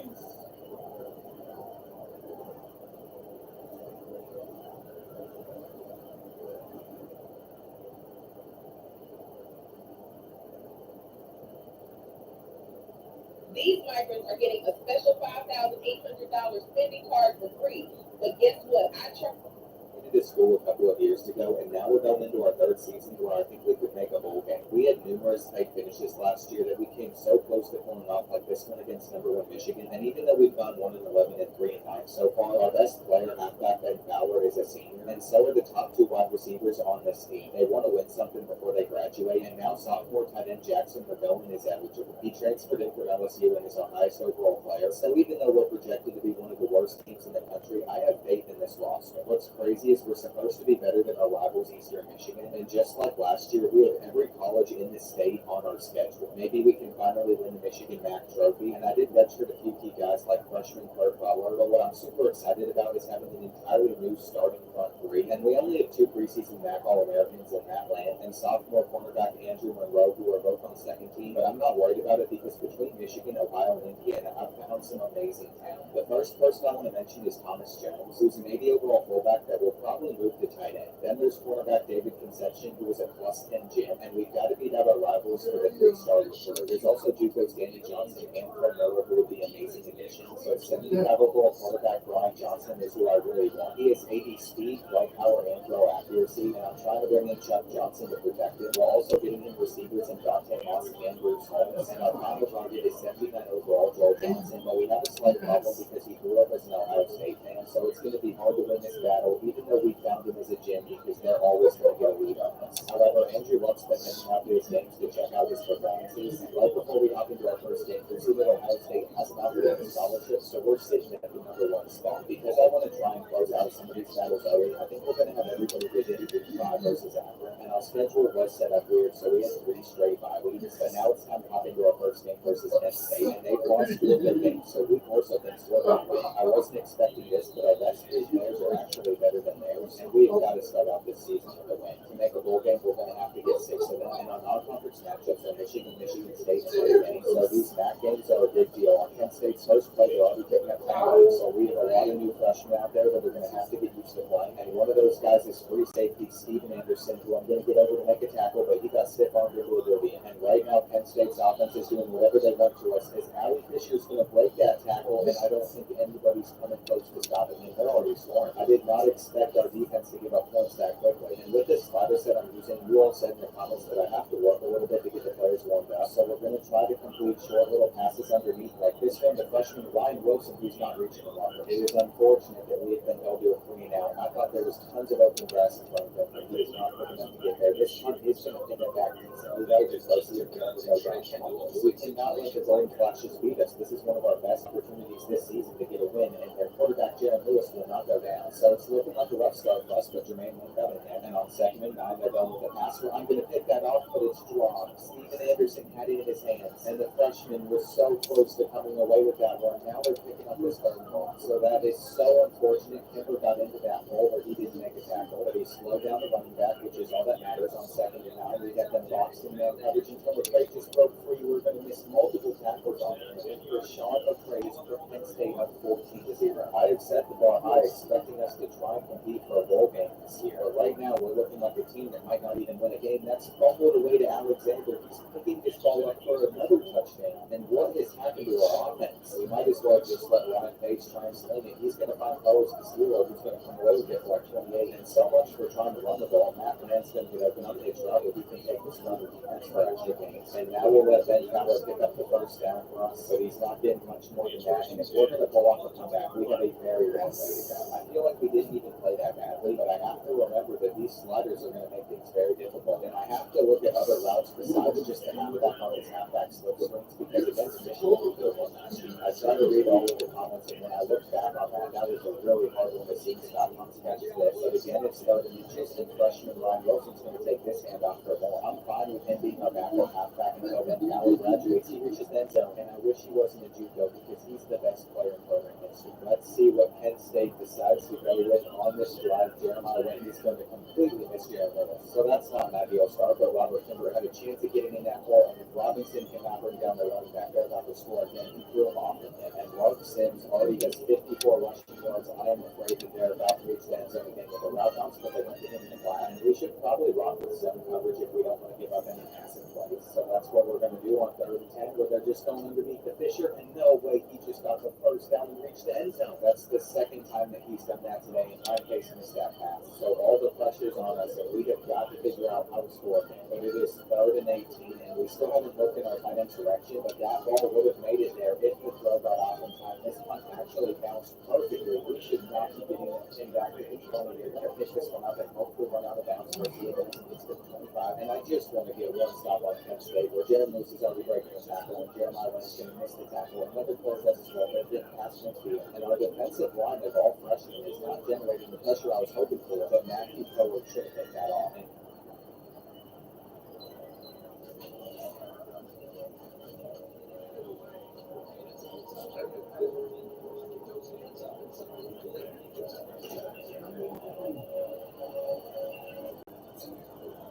Second and 10, they're going to just take the drag underneath, and we literally gave them the boost that they needed to get more. If this gets too much more out of hand, I'm just going to see you all in week 5 against that. But for whatever reason, I have the hopes that we could potentially pull off the comeback against them, and I'm not going to give up, even though they're about to make it 45%. So we just need them to have this ball quick enough to give us time to potentially get it back. Jeremy Lewis is going to try to escape the pocket, then Travis is going to get over the one, and I took the time out because I want to get the ball back for their scoring. So we are trailing by 4 possessions, and this is just gone terribly for us. It's so bad that I'm trying to run the ball on 2nd and 3, and Ben Fowler gets about 10. Well, we're going to need a lot more than that if we're going to get points before the half, and Land is going to come away with this ball to get out of bounds. It is time for the halfback slip screen, but Ryan Wilson's in the game getting tackled, and we have to run our second timeout. So I'm afraid that there's a very low chance that we're able to reach the end zone before the end of the half. Castillo came away with that one, and maybe we can. I'm going to throw a hot read to our tight end, but that came out a second too late. It's intercepted by Cox. We're not scoring, and we knew that Ryan Pace was probably going to struggle, but this was not expected from us. That was a cool play and all, but we should have kept this game a lot closer than it is right now. And there's Jackson McGowan's first catch. He might as well force it up the same thing again. Right before I got sacked, and he might take it to the house himself. He is not going to be marked down and keep out his way in. Never seen anything like this before, but I'm hoping the refs don't review it because we need all of the help that we could get. And it's time for our defense to go out and do something. We have so many new faces out there. They cannot be a disappointment. But Sims gets another 7, and Ben Fowler is out for the game with a concussion. I just saw the injury update, so we are in a lot of trouble. He's our best player as he split plays on both sides of the ball, and now we don't have him out there as strong safety where Fisher is getting open again. And the longer this drive goes on, the more it looks like they're about to get another touchdown on us, which is embarrassing. But it's about time we move on to game number 2 because they have just broken multiple tackles. Come on, they're going for it on 4th and 1, so this is an opportunity for us, but it doesn't matter because our freshman cornerback just let number 84 run right by us. We need Rodney Cronin to be better than that. And aside from his interception, and Ryan Pace has looked incredible as he's going to find that man who breaks free and is going to give us 21 points on the board. I have to hope that we will get things figured out defensively eventually. This is our chance to get a tackle for a loss on Penn State. And on 2nd and 11, they're going for the pass, not another run. So we got to do a 3rd down one now. They threw the ball away on the next play, so maybe we can do it here. I think we're going to have a 39 we can rely on this hand. 39 to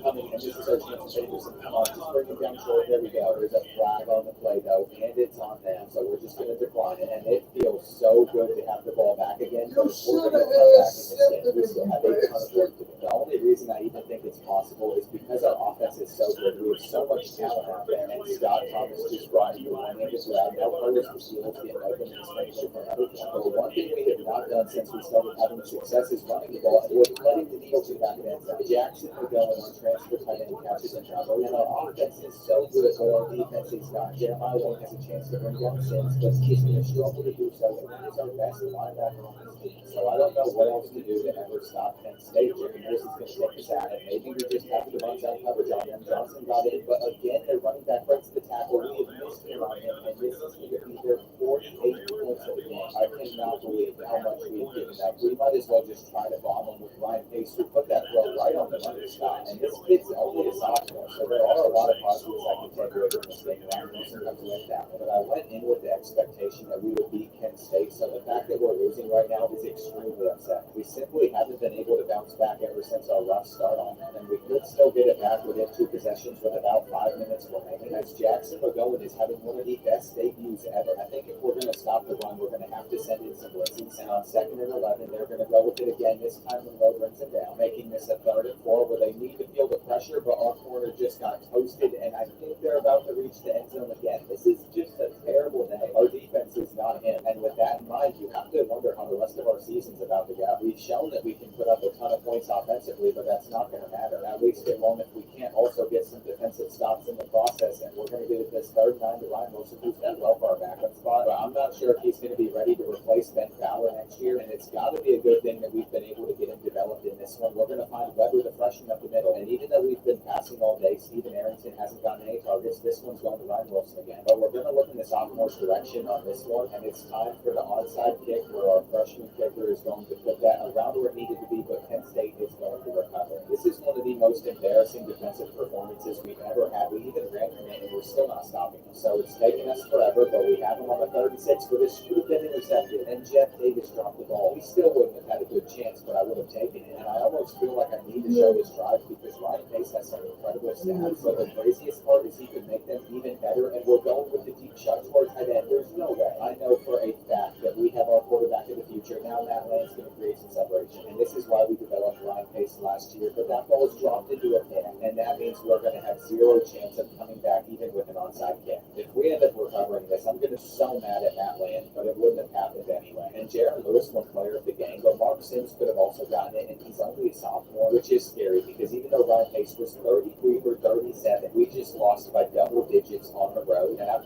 decided that we need to switch up stuff defensively, so we're going to burn freshman Anthony Woodward's redshirt and start him instead. I also want to make Andrew Monroe our cornerback too, even though he's a lower overall. And although things might seem grim right now, our future projections have us in the top 60 in 4 years, which might be even higher if we're able to land all of these guys that are coming on a visit. And once again, we're favored to win, but Akron's lost to 2 decent teams, and they have the overall advantage on us, while also having one of the best quarterbacks in the map. It is time for us to shine now, because we have a ton of visiting recruits to impress, and last year we only lost to Akron by 8 points, so this is a very winnable game for us. We have a lot of confidence in our passing attack after that last one, but Ben Fowler's healthy again, so we have to make sure that he stays in control, and I will try my best to utilize him out of the passing game. We had to get some blocks though, and because we didn't, it is 3rd and 11 where our tight end creates the separation, but it's a bad throw. I shouldn't have attempted such a deep shot with Ryan Pace early on. Taj Bullock's already trying to rush for the first, and I'm ready to try to get into that hole with Fowler where he is not going to be able to get over to Kellen to make a tackle, and freshman Anderson just throws up. Cronin's going to have to bring him down, but Steven Anderson should have prevented him from getting that many yards on us, and come on, boys. We cannot let this season be about how terrible our defense is. Taj Bullock's going to take the sack from Johnson or not. He's somehow broken. We do not have anything going our way right now. Come on, boys. They're not shedding 3 different tackles. What is happening? Charles Helen might be a good player, but he's not built like that. And Grand Rapids University's in their 3rd season, but our defense looks worse than it did during our 1st season. They clamped up on 1st down. So now we're going to look in Jackson McGowan's direction, but it was man-to-man coverage, and Carlos Castillo came away with it. That's a big play for him. Now we're going to feed it back to Ben Fowler, who takes this handoff and uses his speed to try and get the outer edge. But even though he is 98, he does not run like it, and Matt Land did create enough separation, but I don't want to have to sling it every single play to have positive gains like this. I'd like to be able to run the ball at the same time. This halfback screen of Ben Fowler is going to get him out in space, though. He's going to juke out that defender for the first. So we're moving it, and it looks a lot better than it did on our first one. Ryan Wilson had the edge, but the freshman's not that quick yet. So we're putting Ben Fowler in where he takes it in himself, and just like that, the game is all tied up at 7. If we can't figure out things defensively in this one,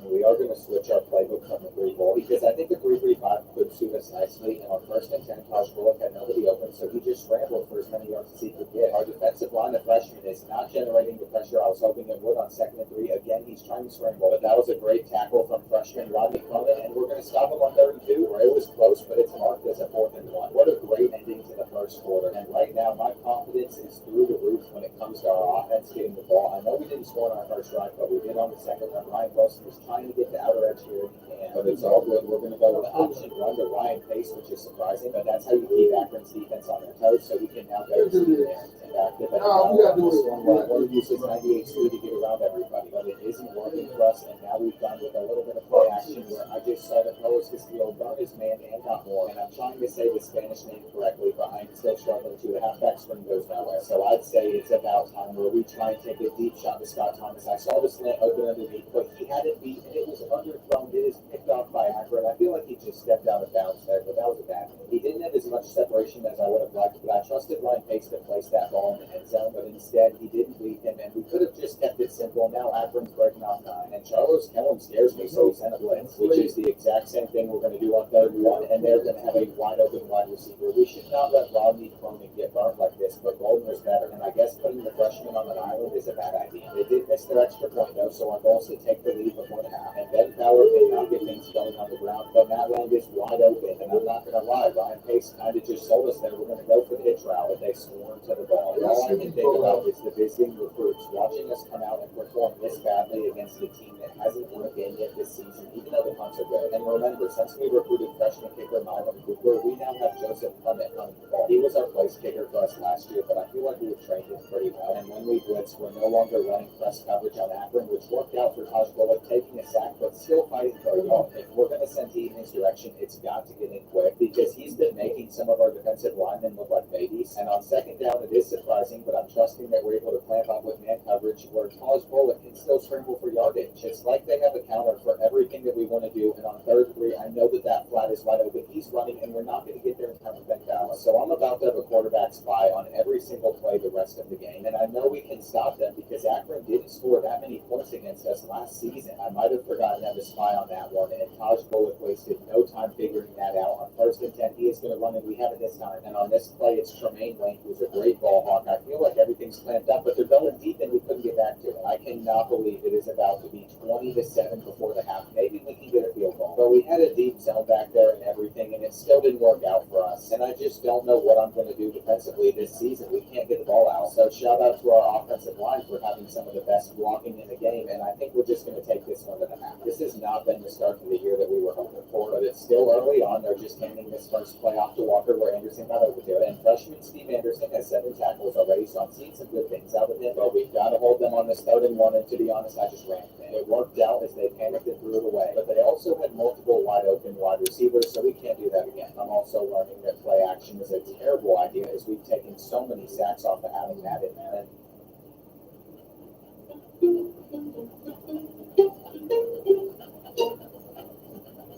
And they are not worried about us potentially running the ball. We're going to take this drag to Scott Thomas on 3rd down, but we have got to get Ben Fowler going on the ground, and he's going to try to get to the outer edge here, which he does get, and that is why we have someone like him. We just have to be smart about what we call, and a halfback toss to get him into space is a great idea with this one going past the 40. And whenever Ryan Wilson's in the game, we can just hit him up the middle of the gut. I still need to change his number because 40 is pretty rough, but this ball was underthrown to Stephen Arrington, and if Ben Fowler can get the right blocks on halfback stretch, I've seen it go for touchdowns. So even though that one didn't, we're still moving it pretty well. And on 3rd and 3, they've sent a blitz in our direction, but Matt Land's wide open, who's reaching end zone. With this extra point that we're not going to miss, it's 10-6. And it all goes back to making the smart reads and not having that early interception. On 2nd and 1, I didn't have time to get off the quarterback spot, so of course Taj Bullock runs it. And I swear, this guy must have played running back or something in his past. Now he's throwing a laser on Ben Fowler, and this guy has yet to miss any of the gaps in those zones. So we have deep roofs back there, so we still don't get burned deep, and it doesn't make a difference. On 3rd and 5, they're not going to go with the run. Of course, they're passing, and I feel like we can generate the pressure. So thankfully, freshman Joseph Penn was able to bring it down. And I'd be shocked if their kicker drilled this, but that looks like it's going to be good. We are still trailing by 2 possessions, and I just noticed that this play had a play action in it. That is scary. So we're going to resort to running, even if it's a read option. They somehow get on Ryan Pace, potentially keeping it, and Ben Fowler is going to find the space on the defense. He's going to get around every single defender, and his 98 speed has finally done the work. I am so glad we have him on our team. And let's end the 3rd quarter the right way so we can go out and beat Akron on our home field. That was the exact shot that I was looking for, and now that we have quarterback spies out there, or I use it at the time, I even have him on this play just in case. I'm hoping I'm able to get some special shots at this could have been intercepted, and I'm not mad at Jamal Robinson for dropping it because we are getting the ball back, and are you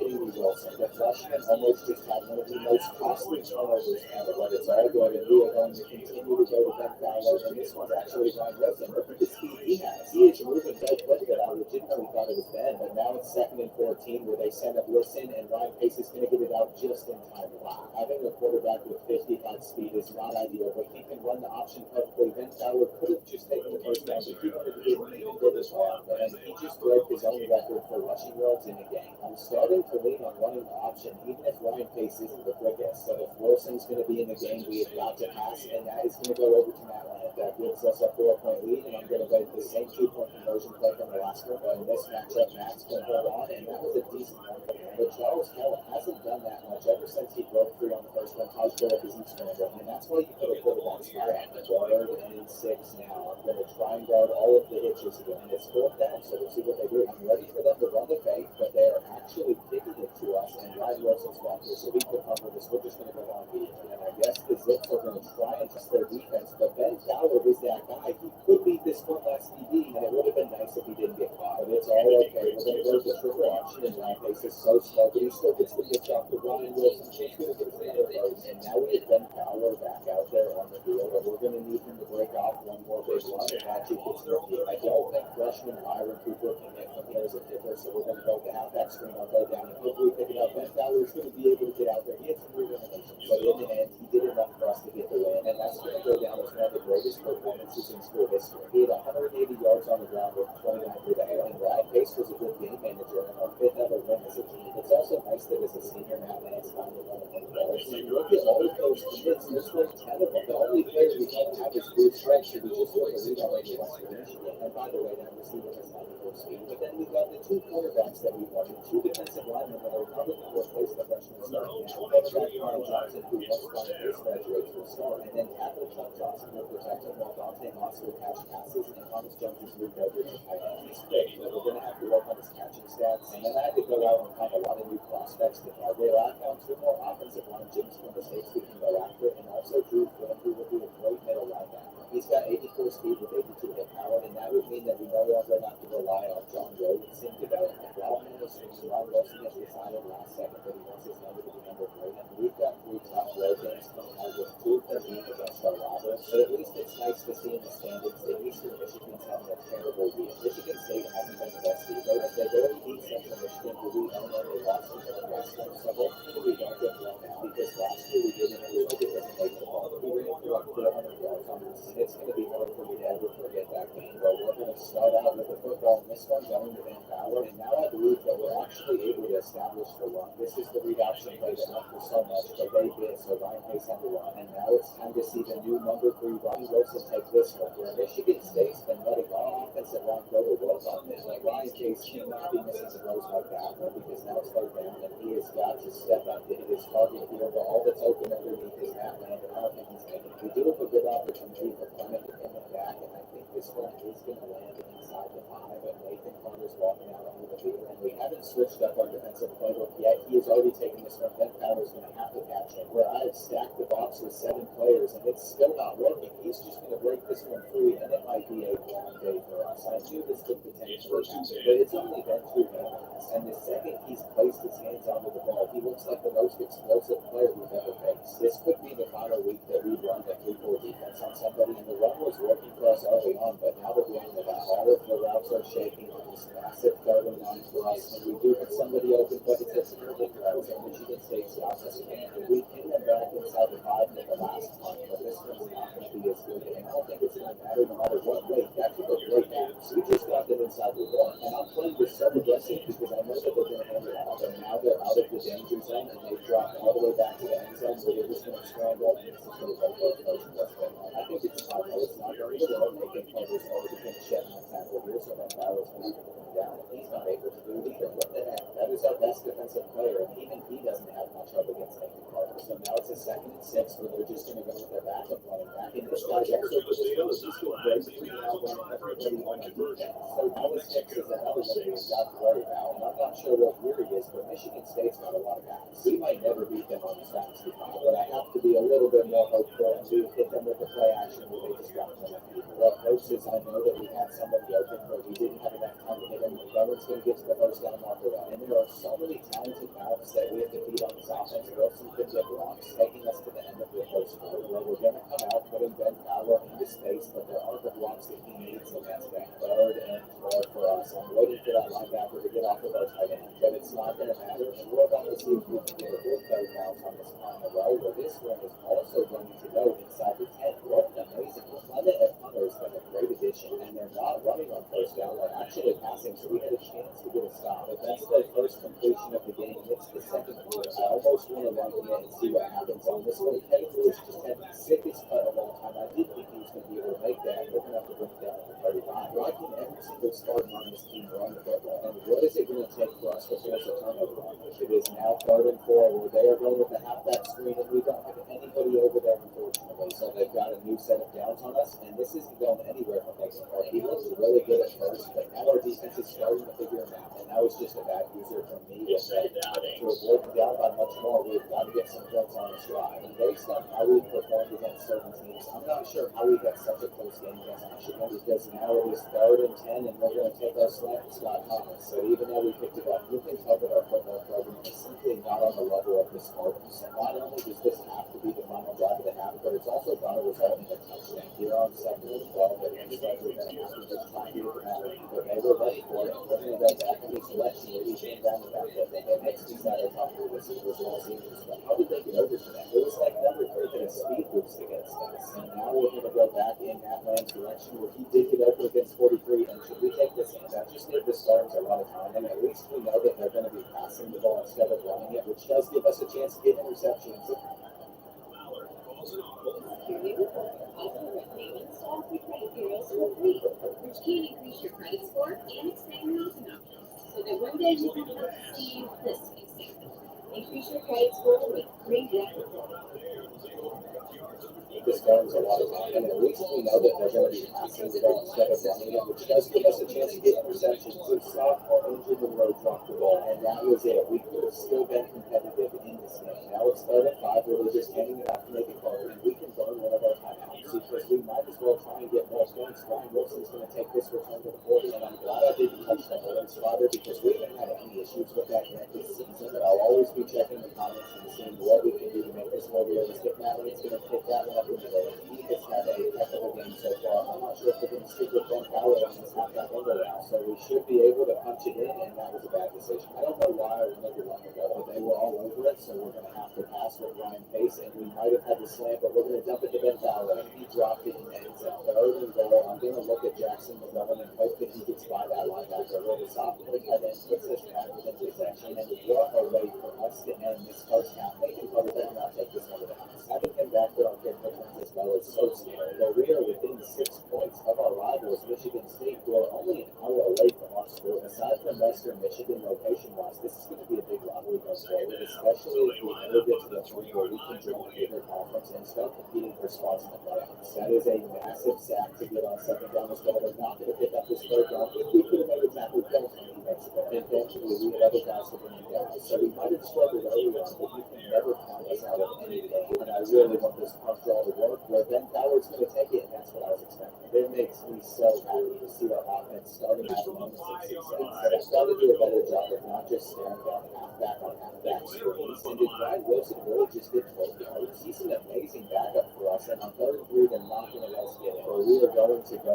for it anyways, and that one's going to hold on. We have moved the chains and kept this drive alive. But what's important is that we keep on picking up these first downs, and I know that Ben Fowler sees all the open space on the right side. I love how well we have started to establish the run, and I know they're expecting another one, so we're going to hit the pass where we're just going to go underneath the Scott Thomas. And what are you doing? I just wanted to pick up the first down, but almost started on. We've got no chase, but the guard with the quarterback C1 and throw which went for 5 or 6 yards. We're getting very close to reaching that sound. But I'm going to let the clock run into the 4th quarter, and now that everyone's had a chance to catch it, either we're going to hand it off to Ben Fowler, but we still haven't made it in, and on 3rd and goal, he gets it. This extra point is to go up by 1, and I can't believe we have this lead. Nathan Carter has not done a thing against us in a while, and I was starting to like this 3-4 defense. They think that they're going to keep it on the option and beat us. But Stephen Anderson gets over to that, and having a quarterback spy out there seems to change everything. Kent's going to have to get over to Nathan Carter where we make the tackle, and we have held them again. There's only 4 minutes remaining in this game, and we need Ben Fowler to come away with a couple more big runs for us. This could be that if they just caught him, making this a 3rd and 2 where Ryan Wilson's in. We probably should have passed. I wanted to keep running. Clement has given back 20 times though, so that's what I'm hoping we can do again on this one. And look at how good our second half defense is back. 20 yards is insane, but they are going to keep the option. And I see that they've come up with blocks pretty well. So they can move the chains for now, but that's not going to get them on 2nd and 7. We know that they want to feed it to Nathan Carter, and they do. But that time it went for a bit more than I was just hoping and we're just picking up the hitch route from another team. I'm afraid that they're closing in on reaching field goal range. So it is time for our defense to step up, and that quarterback just got behind us. If they are going to score, I would love if they gave us enough time to respond back. But we might have to start learning some of our timeouts. And why is he so open? They just had their running back in as a tight end. That's going to be touchdown. But the 2-point conversion is important as well. And I was right there. The Spartans mascot Twitter with Lexington. So the program shouldn't even be in a close game if the schools are pound for right now. We're going to have to get out of bounds. And because we couldn't, we have to use a timeout. Ryan Pace hasn't run an interception yet, so I'm hoping he doesn't do it now. And I didn't want to have to take the drop because we would have had to use a timeout, but we're just going to throw it. And that was intercepted. Are you kidding me? The wide receiver I wanted to hit was 10 yards behind this linebacker. And the fact that we're now losing this game by 2 possessions makes me so sad. We played the best second half that we have ever played before, and then they just came around here and that man's going to need to get out of bounds. And when I watch it back, I'm sure I'm going to notice that there are some reads that I could have taken it and actually got out of that play. And he's going to spit out as well, which is going to take it to the career. So it's nice to see the sophomore development because he's going to be a starter next year. And I'm going for the 2-point conversion on offense that we somehow scored. It didn't go the way I expected, but the Southside kick's going to be recovered by the Spartans, so it doesn't matter. And it's nice that we were competitive, but I feel like we could have won it. I'm proud of our efforts, but I hate to make our fans disappointed. And Nathan Carter's stat line still turned out to be good. And aside from that big turnover, Mike made it through that game. And I really don't have anything to be upset about because I'm proud of their offense. How we were for the conference plays there's 5 undefeated schools in our division. And if we're going to make a bowl game on this remaining schedule, we're going to have to play extremely well. After losing at number 1 Ohio State, our record is not on a 4-game win streak. So this is going to be a tough one going into their place, especially since our defense is ranked 121st in the country, and they have a very solid wide receiver and halfback duo. I'm worried that we're going to take our third loss of the year, which isn't good, especially since we're probably going to head to the Central Michigan game where we've got to lock in if we want to pull this one off, and we're starting off with a halfback swing that goes out. It's a good thing that Lawrence McLaughlin's injured, who is their star halfback, and they're using a backup against us. So I can already tell that we're going to need a quarterback spot for Negan Primo Sully. And come on, please, see, that's throw hands up in that situation because there were 3 of them that could have made a play off out, but now those are the ones taking this one. And this team is just locked it down. Should have run the touchdown, but I see Lawrence McLaughlin out there on the right side of the field. I need to get over to the flat to hit him. He is huge. What on earth?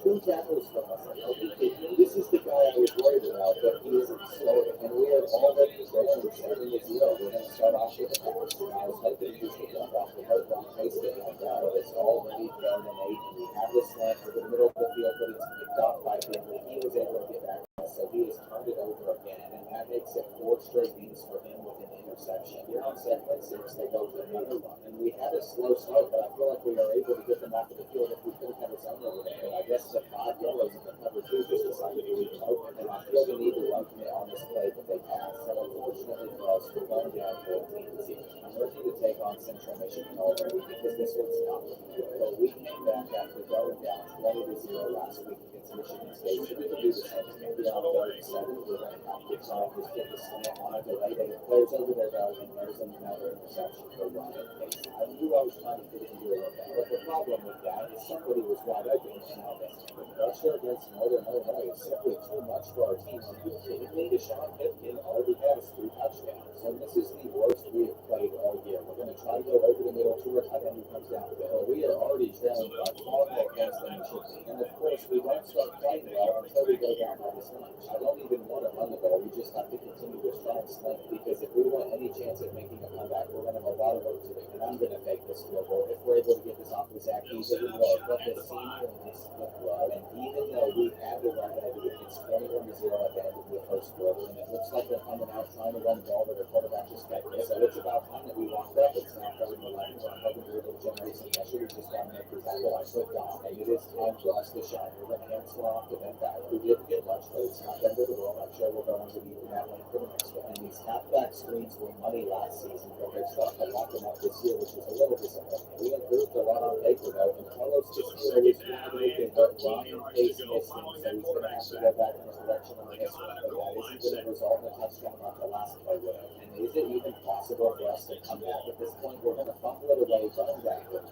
So it is 3rd and 25, where I just had the most inaccurate throw of all time. Ryan picks it out. And even when I want to take the check down, Ryan Pace is just going to soar way over his head. We have got to wake up because if we play like this against Central Michigan, our rivals are going to embarrass us next week. And we've never lost to them, so we cannot let that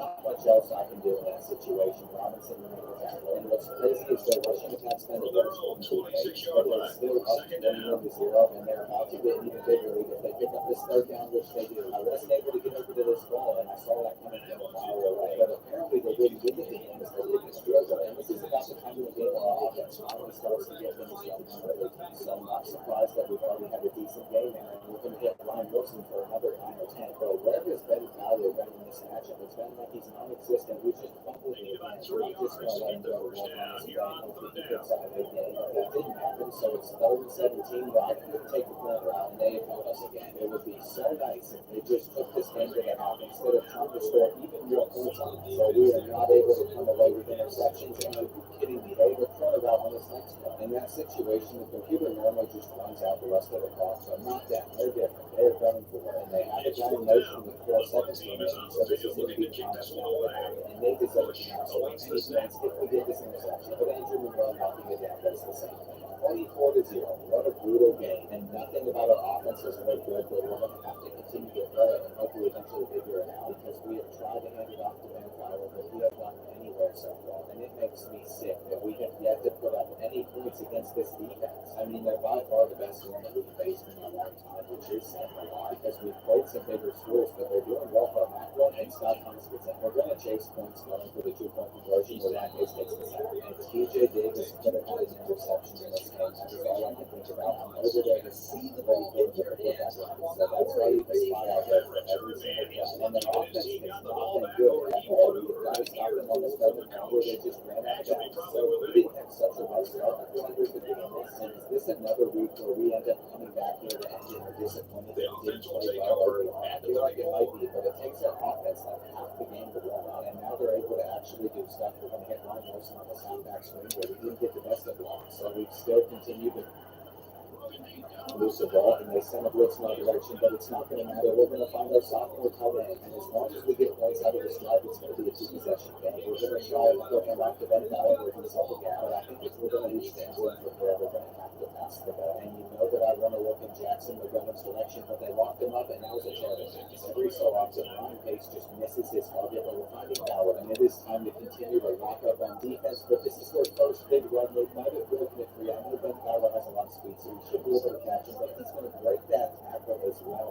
And are you serious? Billy Dozier the third, who has not played well up to this point, just scored on their first play, and now my hope of coming back is all of a sudden gone. We need to have a big breakaway play ourselves, and we could have, but Ryan Pace had 0 time to get it out. And I don't think we've run a wide receiver swing yet this season, but it goes nowhere. So it's 4th and 9 to start the 4th quarter, and I've accidentally called a punt, which means we have to run a timeout because we need to go for it here. And they're all over our tight end, so I'm going to try to get the crosser, but it's not going to matter. They got pressure in too quick, and this Martin Illinois team might be a hard one, but I feel like we could have played them better. Stephen Anderson missed this out, and I just have to hope the next week against Central Michigan we don't perform this badly. 3rd and 14, Ben Fowler was right there, and they're not going to we're still trailing by 3 possessions, so we have a lot of work to do if we want to come back. And their man-to-man coverage isn't going to lock up on this next play, so Stephen Anderson comes over there. I just know the second I mix in play action, we're going to get pressure in immediately, so I have to make sure that we don't call any plays with that in the playbook. That's going to be fumbled away by Ryan Pace, and I think they'll do it. I've been run committing, but they're still going to rush it for a touchdown, and we just played like a team that didn't want to make a ball game, so I'm pretty salty about this loss. So we're about to play Central Michigan, so everything has to flip around quickly. We were able to beat out Western Michigan for Bruce Holmes, which is nice. So right now they're sitting above us in the standings, along with Central Michigan, who's 4-1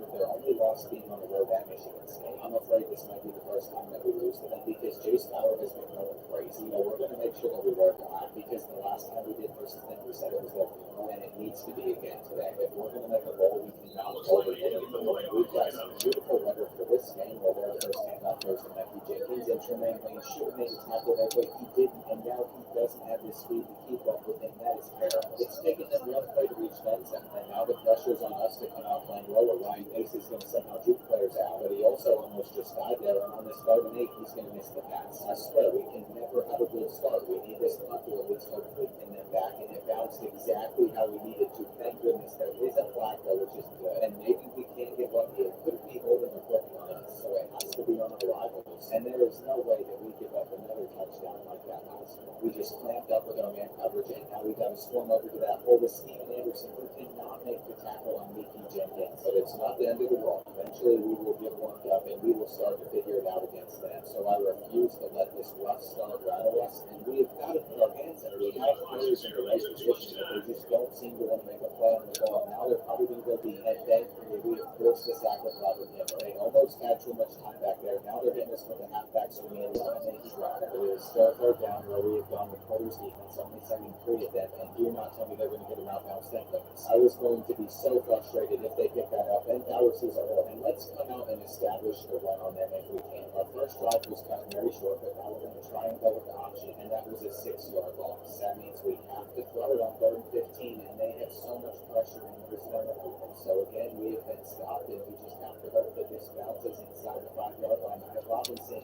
and it was great. This is our chance to force a safety against them, and they hit us with a play action for the first down. But that was very risky. And next time we'll just send more players. I want to get into another defensive battle with the team, and Steven Anderson gets the sack. So that is exactly what you want to see out of the freshman. Better than 9. I see that Mickey Jenkins has gone over for the halfback screen, which is not able to get there. So this is a chance for us to get the ball back in decent field position, just like the last drive. I think Brian Wilson has got a lot of space on his right side of the field. If he's a little bit quicker, he's going to get even more yards on him. And it's time for our offense to get things going. We're used to having these slow starts, but now Ben Fowler's going to take the handoff, and his speed's going to give him 15. So I was hoping we'd continue to feed him, but he's not in the game. And that takes us to the end of the first quarter. We're on 2nd and 11. We're going to be looking over at our tight end, but Ryan Pace still hasn't completed the pass. And we have yet to get him going. He's going to try and hit Steven Anderson, but that's another incompletion. So we're about to find out if freshman Robin Cooper has the leg for this game. And it's good to know that he can probably hit from about 50. We had somebody out there in the backfield, but that is another broken tackle that we have had to witness. And there's just so many of them. He's going to go for his 2nd touchdown of the day, except his team just stopped him. I always want to run for the after all these last 2 plays. But at the same time, I should probably just stack the box a little bit better on 2nd and 6. So we knew that eventually our defense would start to get things out, which is why we have to start having success on offense again. And Ryan Pace has yet to hit his target, but we're going to try and get him warmed up here. Don't think this one over to Scott Thomas. And I'm not going to even worry about running until we start picking up some first down. So we've been doing recently just hasn't been working. But I have to be in the deal with him, and this is going for another round, so that's nice. But I'd like to see a little bit more by running the right wasn't in the 5 going for the first down. Thankfully, he took him out, and the refs are doing something that was just scary because I think he stepped down. I don't know how they could review this and miss that his right foot hit the right line. But the play has stood, so this first and 10 for us would have been 1,000. And at this point, we have completed 5 straight passes with Ryan Pace. So I think it would be a bit more warmed up to hit his progress like he was telling me. Because it's working for us anyway. We got a little bit of a wide receiver swing down there where he was able to find space. With a minute left in the half, we can't leave much time for some to score on this after this. So I've tried to be intentional about running down some clock, but that was a bad run, and I can't believe that we caught it. But now we're going to take the drag and run. So there's 12 seconds left in the half now, and I'm going to go for a halfback, which is open. I don't like chasing points, but I'm going to the situation, and that's not going to work out. And at least we get ball to start the 3rd quarter, but Ben Fowler might be able to take this hand off for a lot. If he can get around the edge, he was able to plus spin. I am going to miss him so much, and we have our time in, but there simply was not enough time, and now we're going to go underneath the Ben Fowler again, and therefore, this is a really big 3rd and 10, and our home run did get open to Scott Thomas, so the nerves are starting to kick in as well in this rivalry matchup. I don't want to make any mistakes, and the result of this was so much for all the rest of our season goes and what the future of our program is. That's why the fact that Zach Keys is out there right now is terrible, and do not tell me that Ryan Pace is out there on okay, real returns. I can't discredit that of Zach Keys too much because he has done us to our 2 wins against separation. But I do want to make sure that Ryan Pace is in for this 3rd and 7, and hopefully we have enough time to get this thrown out while our tight end's open. Whoever comes down with it, he's going to might as well go the ends out. Now we have got to get this 2-point conversion, and Scott Thomas is open as well. So going into the night, we are up 17-14 on Central Michigan. We got to knock it out, and I'm sure that this crowd is stunned, but we've worked our way back in. This is a very big 3rd and 7. I know what's going to get open. I just can't run it all. We did run, and he missed the open receiver, but that's okay. We're actually getting the ball back close to Central Michigan. Again, I swear, we called this football program, and all of the momentum is still in our favor. We're just going to have this one. Ryan wasn't great, and I don't know where Ben Fowler is, but as long as we continue to move it successfully, I'm not going to lie. Brad Wilson has given that speed of his, they look at his, but he is been able to do that to move us down the field, and that land is open. I just want to say, Ryan Pace started this game 0 for 5, now he's 17 for 20. And I know I'm good in this reads every so often, but I'm playing better than him. That touchdown gives us a 10-point lead, and with the importance of this game, we had to turn that power over. We were playing against them as a dynasty. But I think it's about time that we send another blitz in, and I swear, the same thing happened against Central Michigan or something else last week, and that tells me that we need to continue to send in pressure. Anderson's going to bring down the back, so Jace now will have nowhere to go, and I'm third and 10, and I'm on the right side of the field. I should have been using on the left. Chris Parker makes it, and that's my fault for not getting the play call out there that I wanted to in time. And he Jenkins broke that. But as of recently, we have kept him pretty much under control. We got to stop him. And I don't know if I can guarantee that when we get this ball back, we're going to find ways to shoot back against him. We have everything locked up, but we are not generating enough pressure, which is a problem. We're also breaking that tackle. And I'm going to send one more this time. Instead of 3, we're going to get 4. And hopefully that generates pressure. But how did they convert it? It's down to the point where we are going to run and just hope that my user can do the rest of the work. We are going to force a sack if we go to put it down. But instead, Rocket and Langston Lewis catches the touchdown. I cannot believe that Johnson let him run down like that. But the refs are reviewing something. And are they saying he didn't get it put in because he cleared the game? I'm just upset at Justin Johnson. Because obviously we're not going to overturn the touchdown. But then Howard's going to take this game off. And how did he not break free on this one? They're running back and they're taking it to the house. And Moses definitely passed. But we are ready to lock in and try to run out as much time as possible, which is already been working on. We're now going to start at 6, but we know that our time to make it open. And Jackson will go to the 3 minutes left.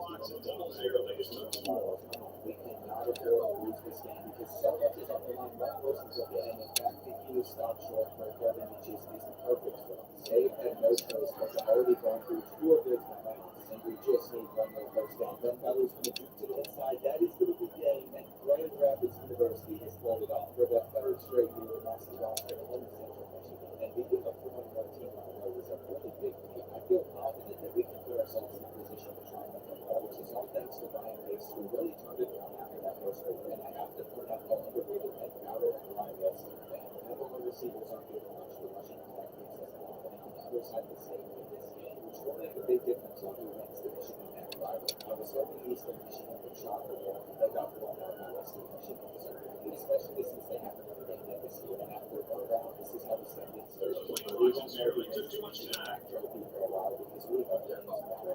Like this next year against Strategy Buffalo was undefeated in conference play. And the only losses at home to Boston College and UAB, but we did host this, so I have some faith in this. And I got to mention that we also just needed Justin and Anderson. It looks like if anything, we are going to have to worry about both of us.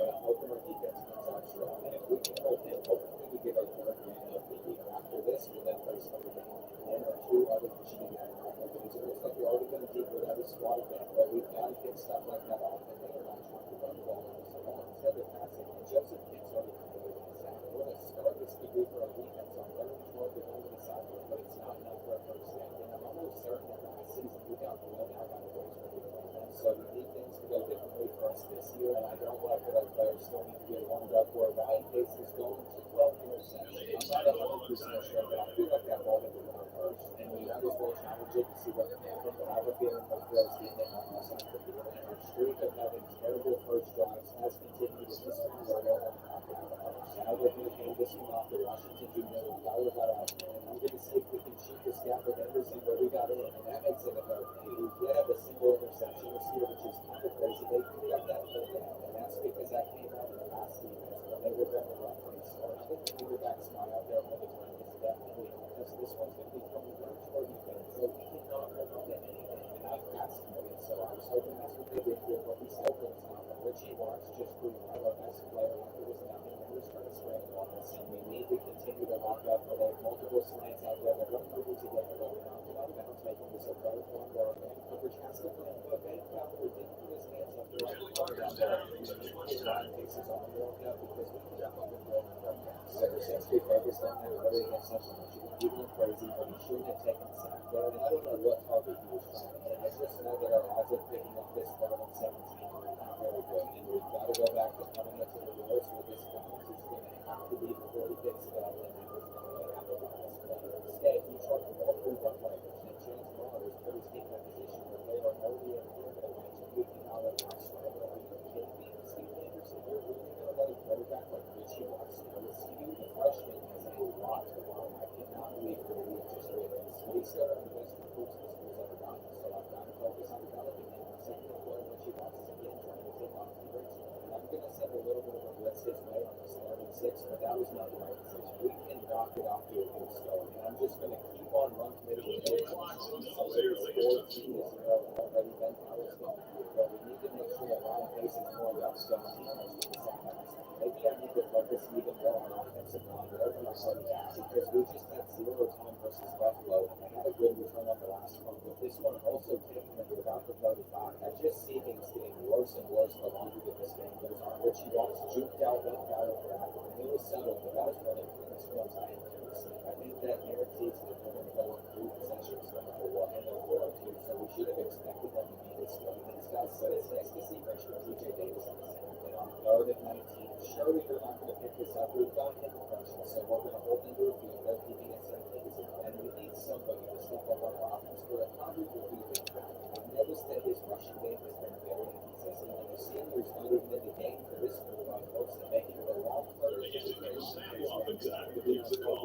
just say it, I don't even know what to say at this point. He's been so off target, which is disappointing because he's had a relatively good year. Buffalo is also picking up his muscle, and they're lucky that the left side and if we want to get back into this game, we need our defense to do something, not just our offense have success. And on 2nd and 10, again, they're going to the pass, but they're going to get at least a field. But it is done choice, we can get them off the field, and now we're going to go on another try. So hopefully this is where we start to turn things around. But up to this point, Ryan Pace has completed one of his passes, that's number 2, and the team can begin to remember if we want to have any success in this game. I don't understand why he is so on target right now, but he still is able to create a ton of separation on this one.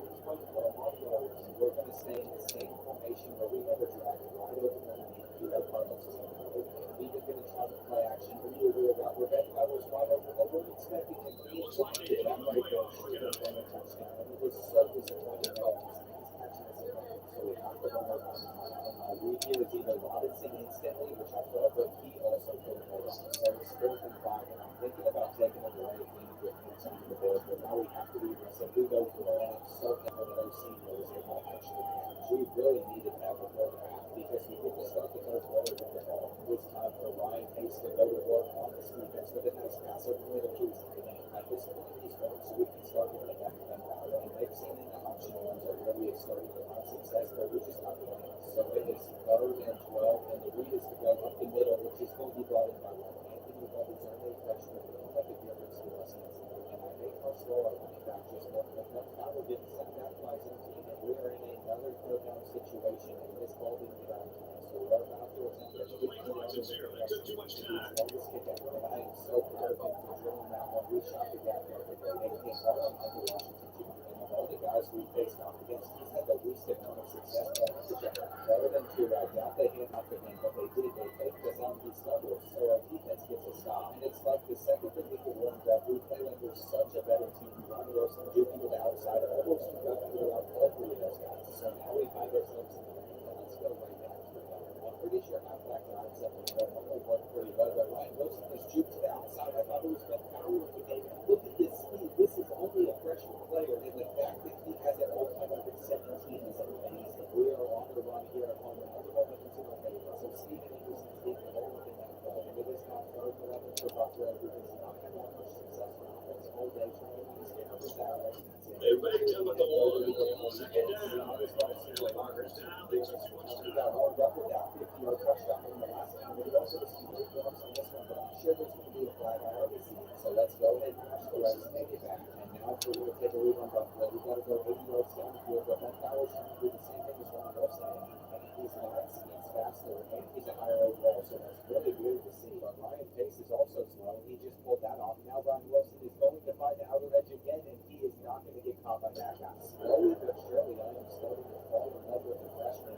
That's good for me, taking us into the 4th quarter and stop. If we continue to run the ball this way, we should never pass it again like that. And we're going straight back to him where he takes this one for another yard. So the issue is we need to get another 10 yards, which is hard to do on the ground, but Ryan Wilson does it for us. I don't know what it is about this guy, but whenever he's out there on the field, our backs look so much better. At one point, we were down to 17 to 0, now we're up by 7. And this time around is that he didn't show us spectacular. I don't know what she wants to And the defense gives up some 40 yards to the offense. and that is extremely frustrating Rule because the team's chances to win if they commit too many. what you have to remember is because we were super low overall defense, and I have seen the comments about adjusting the backend style, but I think as this series goes on, it'll work out. I tried to see if Andrew LeBeau could get a stop on the island there, but he did not step up with man-to-man coverage. Washington has finally gotten the big run that he was looking for, but I think the refs are going to bring it back, which is a massive deal because now it's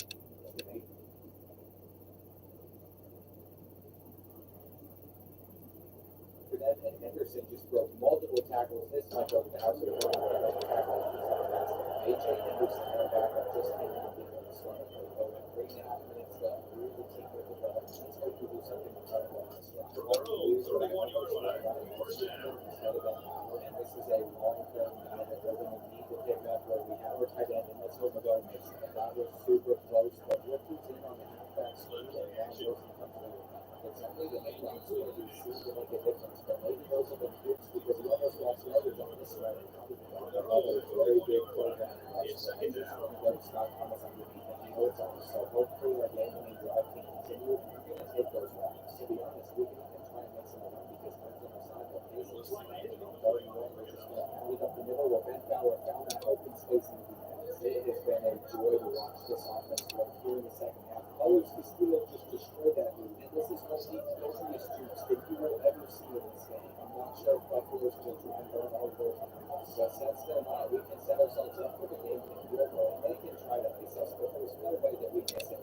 That is back-to-back wins for the Mastodons. And Grand Rapids is starting to bunch. Ryan Wilson also had a standout game, and Ryan May started out slow, but he led us to back-to-back. Our backup running back outperformed our starter anyway. So it's second down and 15 after the penalty. And I can't be upset about the number one on the last week because evidently as they just gave Western Michigan their second loss of the year in November last year. We were with the should see that they were the quarterback who's so hard, and they both watched 4 games, but they've some of those good teams besides so you have to fight on the road, which makes this a perfect time to get both over. We're going to need that power on the base because the Irish are motivated, and the stadium is packed out for this game versus out. So that's extremely happy to see our first and Stephen is motivated to his own way out. So I'm really not worried about it because he struggled last year, and that was without his quarterback spies. So I'm pretend that he's going to be a flag on his Concentration lab right there.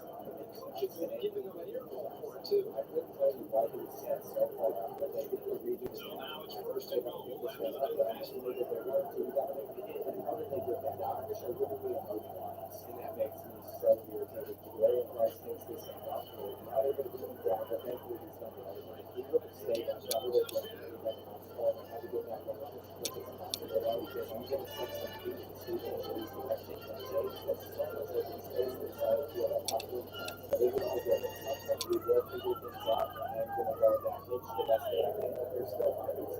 It's been a long drive for the Irish. We're back out. We delivered the hand, and that is a big play on this one. We're making it started. I'm just going to stick with the run. Yeah, it's close to one part of the game. So this seems like this long drive for the Irish. They didn't slow the piece out. Now they run on 35, so dropping everybody back in the Irish way. We're going to get the sack. We're going to play to rush the ball back. They played and send us one shot. They come up with the entire first area out of the block. But even though that foul is coming, he's got to get out. This is where Ryan plays close. This is his target, so we're hoping for this here, and that's not close. I hate that he held it coming out, but depending how this one goes, I either be mad or not upset about it. If that's the way we go, and what's slow is our defense is not the much more running, so we're probably going to be exhausted in the place with the game. But we can now have somebody like Stephen who got up on us, now they get their time off another age, and take us to the end of the place together. And their slow style of play might be frustrating, but it doesn't versus that last year, just how we eventually won. Some of our play just got knocked out by the different person who gets what it is. But this is where our freshman defensive end should be riding. I don't really see Bradley as a getting better step out of the block. It's got to take that. But I can't get upset because he's another freshman that was making good plays for us this week, and we simply have to work on it. From the 40-yard line, it's second down. But it's going to be almost impossible to work on it. Larry James is getting everything to happen. It's wild that this is only the second time this season. Hopefully we can continue to run it like this, and Irish will all over get out. I didn't need the result of passing on third and 8 where I had that hit where I was open, but Ryan Wilson couldn't hold on, and back-to-back 3-and-outs are really going to hurt us especially since we're some of our fish punts actually bounced out of the first round. It's playing inside the center. Everything is for something like kind of transitioning that we can give him. And let's see if Ben Fowler can get some pressure in on Steve Angelique, where he had way too much time back there for us sending pop. I'm never going to understand how we were able to pull this one off last season against them, because you can just see how outmatched we are on every single play, but we do have straps on this one and have throws going. Now, look, if we're going to get them off the field, I think we had to send a blitz. And look at Stephen Anderson making the play. We've got like 7 new freshmen on this defense, and they are starting to impress me. This is going to be dropped by Ryan Wilson and picked up, but that's the second time that he's done that now this season. With the handoff to Ben Fowler, he's going to have some space on this side of the field, and that's first. It's taking us a quarter and a half to beat it, and I really think that we're going over to Ryan Wilson for what looks like another, and it's about time to start moving the ball. I think that like They really just didn't have any moves with the quarterbacks. The defense just sucked. We were missing our star running back in those 2 plays, and now we're trying to find that one again. But I'm surprised that we held under that football, and we sort of make sure to do it against our that is own field. He's a big linebacker, he's no problem with that. And no matter what happens here, I think we're going to go forward on both ends. Unfortunately, we don't even have to. We were able to make the change in this first drive for the play. So after my offensive line just gets shredded, and I should have taken something, but I was scared of forcing that 2 interception. We had no trust in us. We had to move the changes. Now we're going to get off the bench. How do we take this to the and I feel like there's no way anybody's going to keep up with him if we do it on the halfback tops, which is what I thought. Just like last year, one of the close games that happened. Notre Dame's going to try to bring us off where we're over here with Ben Fowler. We like to go back to breakfast one. We cannot let them get field goal range on us. Thankfully, they shouldn't go to halfback run. And where is Goodwin? I don't even know. When you do something like that, that's probably the last time we're ever going to see him in the game. Even if it gets the throw off, but he doesn't even reach that time. And we still haven't gotten a single interception all year. Surely I'm forgetting a play or something, because that seems crazy to say since we're already past the midway point of the season, but I can't remember anything off the top of my head. And Ben Fowler isn't holding that out of the line. Are you over there? We have a promote me because online that was a good process. If you're looking at things like educational training today, the cool testimony of the name.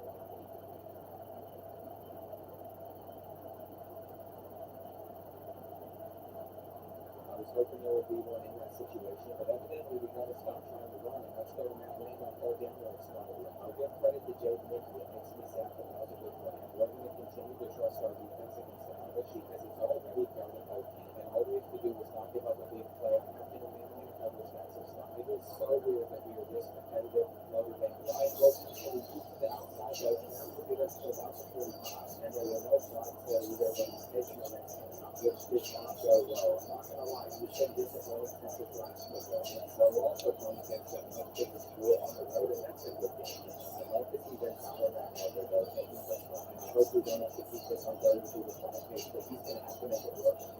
Now that we made the change, we can go back and hand it off to the outside, and Ben Fowler just got multiple good routes on this one, and he breaks that tackle as well. So unless we turn it over, we've locked in at least a field goal, and Ryan Wilson's going to the house. The freshman had an explosive play for the first time today, and we have found our groove with Grand Rapids University, but we have to give another good attempt. We all know Notre Dame will eventually figure it out, and I was just frozen with Jeremiah Lane to start that play. So the game didn't even let me try and tackle the running back. The Steve Angelique's about to fall over for a loss of 13, and that is a massive deal. He's going to keep this one, but Ken should have gone down there, but don't tell me he gets it. This shouldn't even be a third manageable, but it is, and he misses the throw, but the refs are calling something, and don't tell me that's wrong. Thankfully, it was on Reverend James, and it looks like they're about to pin us back inside the line, which wouldn't be an issue if Ben Fowler was out there, but it's Ryan Wilson instead, and he takes this one out. I was honestly afraid that was going to backfire for us, but it looks like Crucial that he's a stud, and he's going to get even more rushing weapons.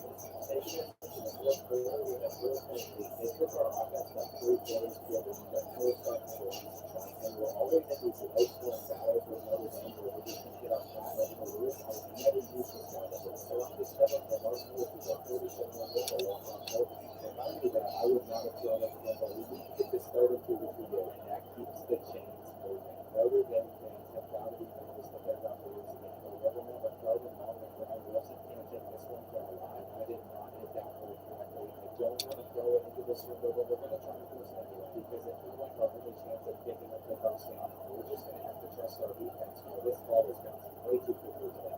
On the right side, we did start that drive on the 2-yard line, so it's a good thing that they're in this position. From last year, this game went to overtime, and I don't know this one too. We just got blown off by Thomas. The freshman Stephen Anderson still having some rough moments. So like I said earlier, they're gonna learn from those mistakes so they don't make them later on in their career. And I'm just hopeful that none of them cost us the game on this place. Teenage weeks before a great run from him, but he dropped it, and it feels like the defensive backs on this team have like 20 catches. It was 3rd and 5. They go 5 wide. We're on a cover 3, and he was wide open. But something got messed up there, and with that miscommunication, they've got to go for it. We're trying to generate some pressure, but somehow they burn us deep, even though Andrew goes back there. That's our deep safety in this deep blue, where he looked all sorts of lost on that. But at least he caught it, so we still have a chance of getting the stop on this. And this could be the clutchest goal on Hogan's score history, but I know somebody's out there and I can't get back to the ball extra. And Jeremiah Lane's going to go on. Third and goal now. We're maybe with the one we probably would have been exposed, but I'm over on the flat and he's getting in. We just went down by 3 points to the migration. That puts the pressure on our offense. It is time for our running backs to shine. We have to have a two-way run, and they definitely outplay us when it comes to getting garbage. And I'm hoping for the best, and we are going to try a few games. That's not working. And why is Ben Fowler still on the sidelines? I know he's probably trying to more strong, but we needed him because now Ryan Wilson's coming in. Andrew Flurry's out there on the field right now. Who's our third stringer? So we're the audible to a different pass, and thankfully we picked it up. That took us way too long to pick up the first down, but now I see that Ben Fowler's out there on the field, and we have got to get the star into some space where we have to take them out with a halfback screen, but they still stop it. I'm hesitant to use any of our 3 timeouts because I want a chance to get the ball back if they stop us on the next down. So now that we picked that up, I will be more open to doing it, and I should have taken that away. Just for an update, Ryan Wilson's out with back spasms for the game, and I didn't realize that Ben Fowler wasn't in for this play, so I went to the third string, which is not good news for us. I'm throwing a laser straight to the freshman, and he comes down. And I felt like I had to risk it in that situation. Now we're going over to the sidelines back to him, and we have to make sure that we at least send this game to overtime since we've now gone into this position. But I'd also like to take at least one deep shot to the end zone where Scott Thomas might have created enough separation and he comes in. But I want to try one quick handoff before we kick a field goal, and we have to make sure that we get the right ball. And Notre Dame just took all 3 of their timeouts. I think that this is a whole Ben Fowler could hit. He's going to take it, and that was a little disappointing. Overtime, here we come in South Bend. And this time we're starting with the ball, so if we score, we can't go for the 2 point match. Last year, that's how we raised our defense, shocking the left. Stephen Anderson's going to get the coach, and that puts us on the 80-yard line where Ryan Pace is going to step up and find his receiver again. But I think that's Carlos Castillo's first drop of the year, and that's first time. He's still going to trust him on his starting ball, but when he got the separation he needed, and that is why you go back to your senior. It's pretty safe.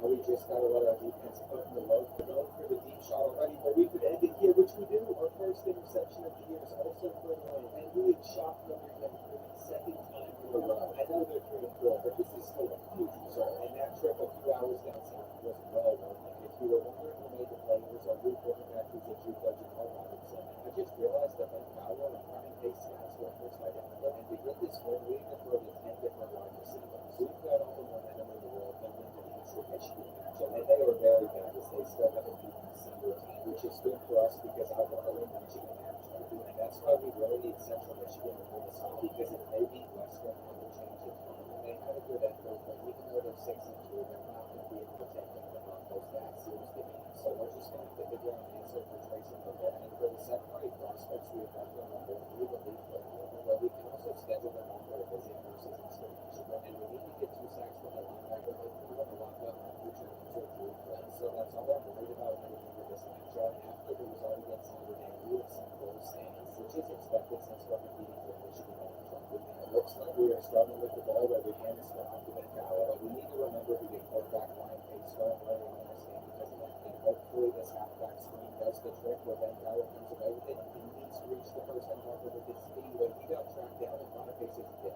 I cannot think of anything that would be a worse start than what just happened to us. Stealing runs, getting the same out there. We are not going to bring him back to that time. But what is our team doing opening up like this? I'm terrified of waiting the news for what's going to happen with quarterback Ryan Pace. And in our 2 years as a school, we beat Eastern Michigan once and Oxford once. So this matchup is for a lead in our rivalry series, and I am all over that with Andrew Lowe. I'm even going to try and take this back to the house. That is what we want to see from the sophomore quarterback. But of course, we have Zach. He's out there on the field right now, and I trust this quarterback to take over, especially since he can't hold the option pretty well. But he won't even have to be out there for long because Andrew is on the bruised ribs. I was so worried what the damage was to Ryan Pace, but that is not the best thing in the world. Ryan Wilson's going to get us to the 3, and that's an amazing first one for him. He's about to punch this one back in. He's trying to finish it off himself, which he does. And this is the best start we've had against a team all year. I'm starting to feel really good about our chances of making a bowl game and getting 6 wins. Andrew, like, that is interception, but he did get it, making this a third and 9. He was all over that and wanted Curry not to his hands. I can't get mad at the young guys. We know that they're starting to get better and doing what this, but they're still marking it as a second inches and both power could not play both of those guys. We should not be letting Eastern Michigan move it down the field this easily on our defense because the longer we let them stick in it, the better of a chance they have. And I'm going to try to get a sack with TJ Davis, but they're just running it again and we're not getting over to them. Elijah Jackson Andrews and Dan Carter numbers one first year. And it's crazy that he's the backup now because he destroyed us for like 200 rushing yards. Ben Powell was a first. And both of our running backs are off to an incredible start in this game where it's getting to the point where they're starting to split the carries. And I'm not upset with backup running most of the season. I trust them to get the job done, but I also trust Ben Powell. And we don't even have to pass it when we're facing with people playing like this. So eventually the Eastern Michigan defense is going to catch on. And that will force us to pass on 107 where we go underneath. Pace misses the far. We have to just pin it back and hope that our defense can force a safety or something. Robinson is getting back to this ball, but Jackson Andrews just snagged it out of nowhere, and I did not see that coming on that play. But Steven Anderson's been going crazy, and Eastern Michigan's making dumb mistakes. A all-star penalty backs them up over 5 yards, and what a tackle from that guy. Even though he got knocked over, he made sure to still bring him down in the process. They're not being fixed. So they're hitting us with a flag, and are you kidding me, TJ Davis? We were going with the sack from him, but that is a very late hit. So Eastern Michigan gets an automatic first down on us, and let's make a tackle on the field. I'm not happy about it, but all we can do is hope that we get some stop on it. Anderson's over there. So if somebody explain to me how Max Reed's not that. I was pumped up for Steven Anderson to get his first hit. They're always good. It was second and 9, and they hit us with another one, and I did not see it coming. Another handoff on third down, and we just close up and miss the tackle. So Dion Brown's going to get in by getting around our freshman. And are we seriously losing to 0-8 Eastern Michigan at home right now? This is the worst team that we have faced all season, and I think we've been caught looking ahead to our game against Western Michigan next week. It is 3rd and 6 where we're going to have to go in the flat over the middle to pick up the first. But that was very risky, and they are blowing up our halfback screen, and he has no chance of getting over. Thank goodness Ben Fowler's back up on the field because we need to change the pace. So the speed stuff from the Aiken going down, and they blocks our wide receivers from the field. Stay healthy by leaps and bounds. Making a dinner that makes them whole better and giving your best friend the best nutrients for their best life. Science did that.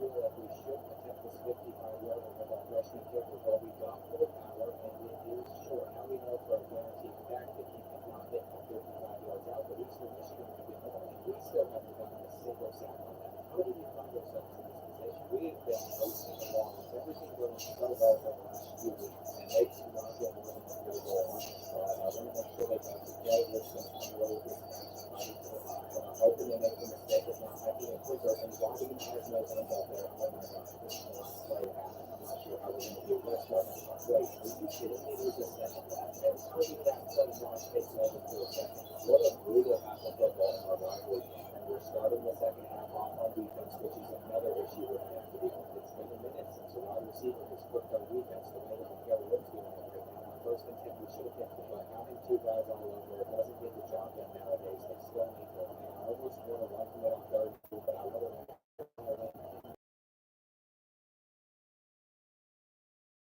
this one's going to be ready to go back to the place.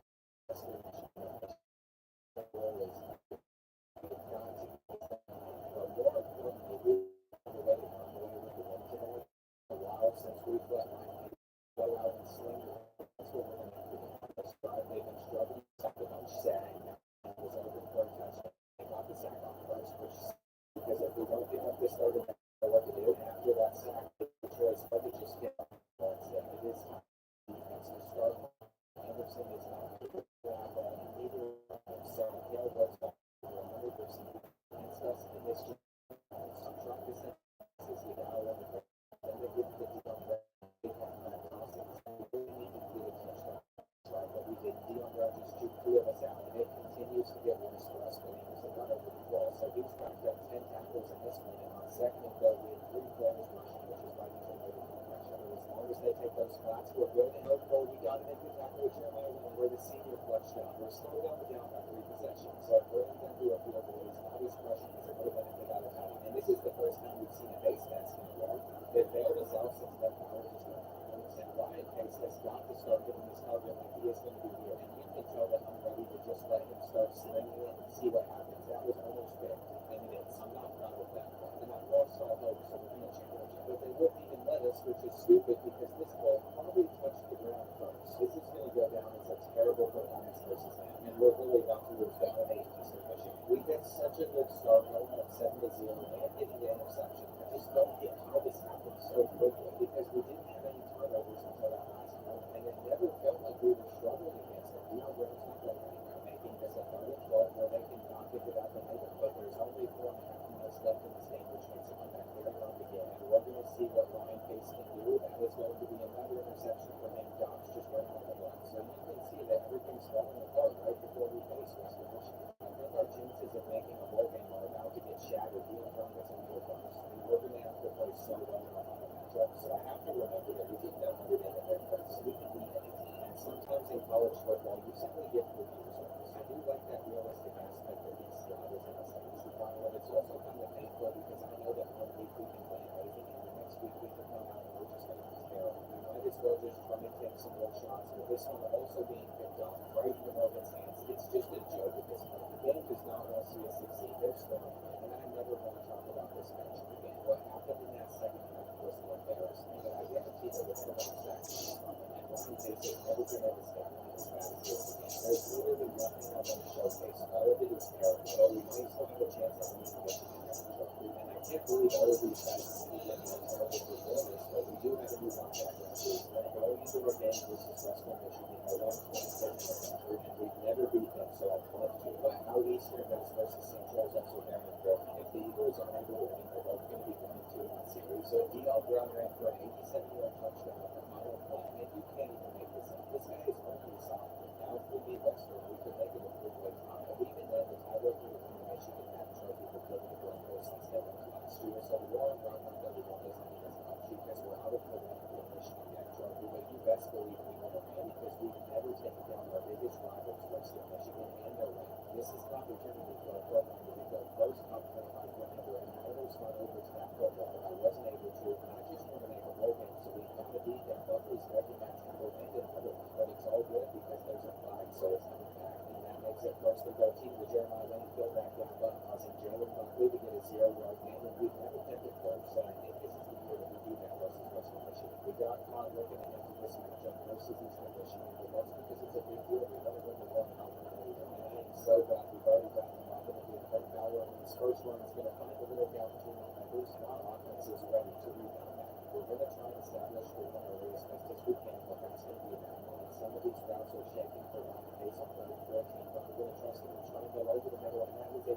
terrible throw, but we can see that as a run, and I'm not going to be upset about it. We should have gone with the run dunker and run through it, but we were impatient instead, and now Jalen Buckley gets it through. It is a little unfortunate that we still haven't found our snow battle, but we got the middle, and what a play from Jeremiah Lane. The senior has made for such a great user. There's no way that they're going to pick up this third down, and I'm glad we got over to that ball, but I didn't think they'd actually be coming in this situation, and I will take it. We're going to go ahead and start this drive off with another one, but those have not worked for us, so we're going to let them Pace try and slow the run instead.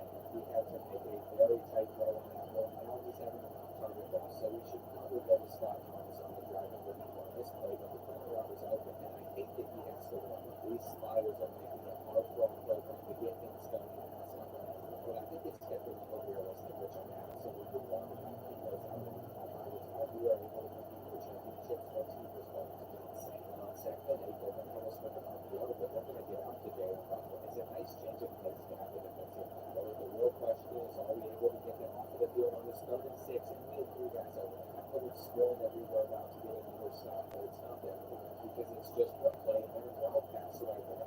But they're still going to be able to pass it, and Andrew Monroe drops the interception. If only he could have held onto that ball. They go to run on 3rd down, and there's a halfback draw. So, of course, I was not expecting it, but now I see that they're back in a wildcat formation again, and Jalen Buckley's right back in. And I'm still happy with the job that we've done, and so far, I'm just not confident. They keep picking up the exact yardage that they need to keep their drive alive, and I have to go multiple players on your Henderson. Now we're going to beat, so Kenneth Warren has always been an issue for us, and this year is no different at all. We just gave up a long touchdown on that last play. The goal was to get them to freeze up when Ryan Pace hands it off on a read option, which is what they did. But I don't see getting 9 yards as a disappointment in that situation because earlier on year, we saw them as a house one, and this is a tough point on video, so I guess I have to make sure that we continue to keep it simple, but that isn't working either, and these road rivalry games are so tough. Ideally, if this was the final drive of the first half, we would be in worse position, so there's still like 3 minutes left, so I have a hard time believing we're going to be able to make that happen, and the second half, I'd be real remote exactly what's coming, but evidently Western Michigan did as well, and we're going to go to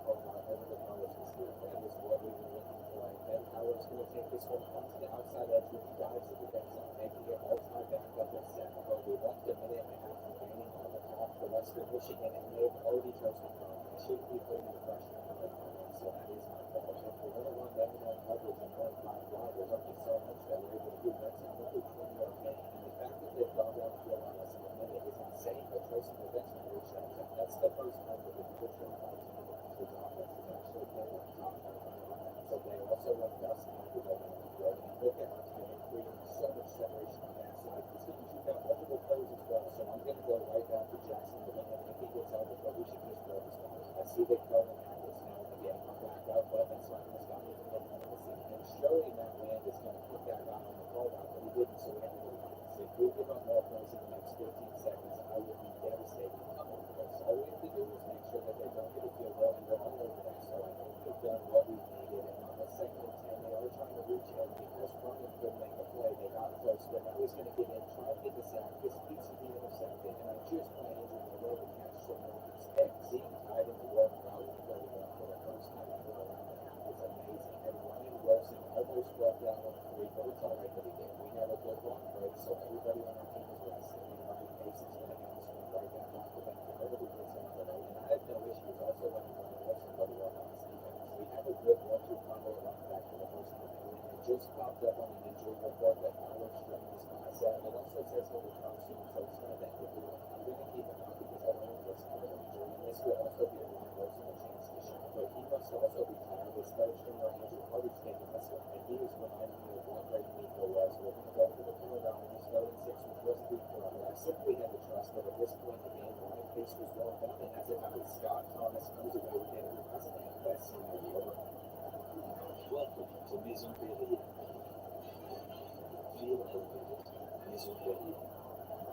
Way through the third quarter, we have a lead on the Rivals, so I highly doubt he's worried about it. We're going to stop it in the speed option, and freshman Joseph Penn has really impressed me on third down. We're just going to go underneath. Howard gets over the moment, and we were getting the double back again. After how we played against Eastern Michigan, the fact that we have gone into Western Michigan's place and putting up with this level is such a great thing. Ryan Wilson's going to take it past the field, and what a start to the second half. We're going to try and get him at the halfback to run the counter, but there's a reason I don't know those much. And I want to go with the counter with Ryan Wilson, but we're also going to add up where he fumbles the football. It's the first time the freshman's made a bad mistake, and they're also picking it up. Ryan Pace isn't catching that. And are you kidding me? I almost feel like I should challenge it just in case it wasn't that. And we might as well see what the rest of it. I have no idea what he's going to do with it, but it was definitely a touchdown. And that was a waste of a timeout, but at least we have the ball back again, and I can't believe it. We had all of the line on the wall, and then Ryan Wilson once he didn't even get a yard there, so we have to get this third and long. And right now he is averaging like 1.5 yards per carry, so we should just resort to passing. But sophomore Kelvin Hackett just dropped the ball, and our backup tight end cannot be trusted either. We're just going to have to go underneath to Mr. Act, making it a third and manageable for our offense, and then let's go over to running back on Howard. I'm ready to get him into space and let him go to work since nothing else is working. And this is the first time a halfback screen is going to go to work in our flipping the work. This should go all the way to the half, and that is a 51-yard touchdown reception for the half. That was the exact ending to the third quarter that we needed. Tracy Leggett just stepped on it. We need to throw a quarterback spy out there. I have got that handled already on 2nd and 6 and running out, but I forced them to take the one strong available. And on this 3rd and 5, they threw one flat. We had somebody over that football, so now they have to come back to us again. And Ryan Wilson, it's your time to not cover, just go down. And I'm not going to try to do too much with you, but if they're going to put you in open space, you know who's going to take all of it for a second. Right now, I have a love-hate relationship with him, all depending on the result of this game. And that was some tight defense from Western Michigan, but they can't guard Scott Thomas on every single play. So it looks like we are getting closer and closer to securing our win, where Ryan Wilson's going to hit the outer edge, and he might take this one to the house by himself. He had a rough game all day, but then he puts stuff off like that. And are you kidding me? We have a 14-point lead on Western Michigan right now. This is crazy. Every single time we face them in the past, we have gotten destroyed by them, and we can't let them get it going. And I'm going to assume that they're done handing it off to Buckley, but I guess not. We forced them freshman free safety, Steven Anderson. Maybe we are going to make a ball game after all. I can't believe they keep running, but I'm ready for it on the starting floor where we send in a blitz. Safety know that Tremaine Waits gets to the quarterback. Forward and long. We're going with the halfback screen. We're over on it with Johnson. So our defense is first in the position that we want to be in. And I know there's nobody ever going to right side the field, so I tried to get it on foul lane. I'm not even mad that we didn't get it because we're one first down away from 0-0, which Tremaine is going to pick up, and that is it. Mastodons are taking down the Broncos for the first time at their place, and we might as well just rub it in with this one. They have beat us so badly in the past 2 seasons, but none of that matters because we are about to take them to top 25 level. And what a defensive performance from this team. You can see all of the development that they've been having, and we literally just got what our matters from. This one's definitely going to go down in the history books, and you gotta love seeing all of our fans being so shocked. But it is stupid that they win the Michigan matchup because that was the real time for first place and they had it last year. And I understand the rules correctly, and I think I handled that out there. And it's all good because we're going to shoot for it next year, and we may not have Ben Fowler, but we will have Ryan Lewis. And also, besides the only thing, Ryan Hicks did very well. I think Steve Thomas for 2 touchdowns, and we've got our final rookies on our board, Victor Taylor. I gotta say, so when I said we're going to see that there are a lot of guys that are going to make a big difference next season. And our class will finish this high, but right now it's sitting at number 17.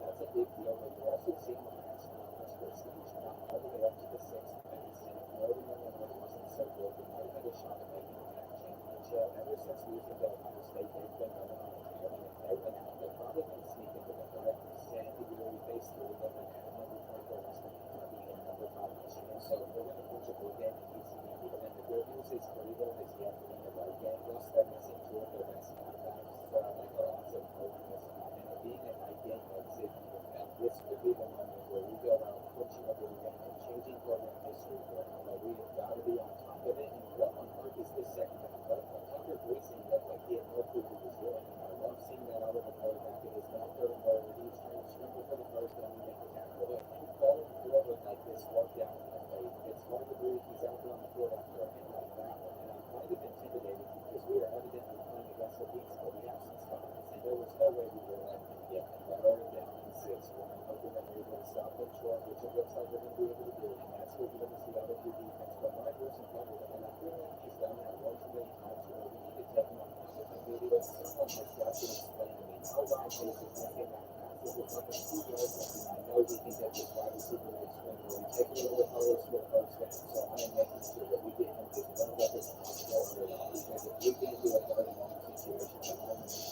we're about to see if he's able to deliver what he misses now. I don't know what else I can do, and I guess he just needs to develop more because he's only a 74 overall. We should be having that much success anyway. Just look at the down from that one. Getting them back to the 27. I'm feeling confident about our defense in this game right now. We're just not, but it's all good. Jeremiah went back to mine. I swear I'm probably holding Tremaine down for like half of this video at this point, and I don't know why my mind always mixes that up, but on 3rd and 15, we are all over that wide receiver screen. They're trying to hit us with an outbound play, and there's no way that we don't get sacked. There was none other than Joseph Campbell that ended that one. And I think he's got 4 sacks this year, which is the most we've ever had. But now it is time for us to take care of things offensively. And on 2nd and 7, it's just an easy throw for us to make. But that drop was almost into an interception. And Ryan Pace can never have a good start for us. Matt Lang is open there, and he has so much speed coming off of it, which is exactly what you want to see. I don't think he's getting anywhere with this option run, but maybe he can stand. And it's too bad that he only has 55 speed. I'll tie it with 0 up into the first quarter, but we're hoping for a little bit better here in the second, and that pitch was right by them. They deserve to be taunting us after that, and I'm hoping that this isn't an interception on their down, but I think we have to go to replace this out on the corners and over this drive. That is unfortunate, but we can always try to pin them back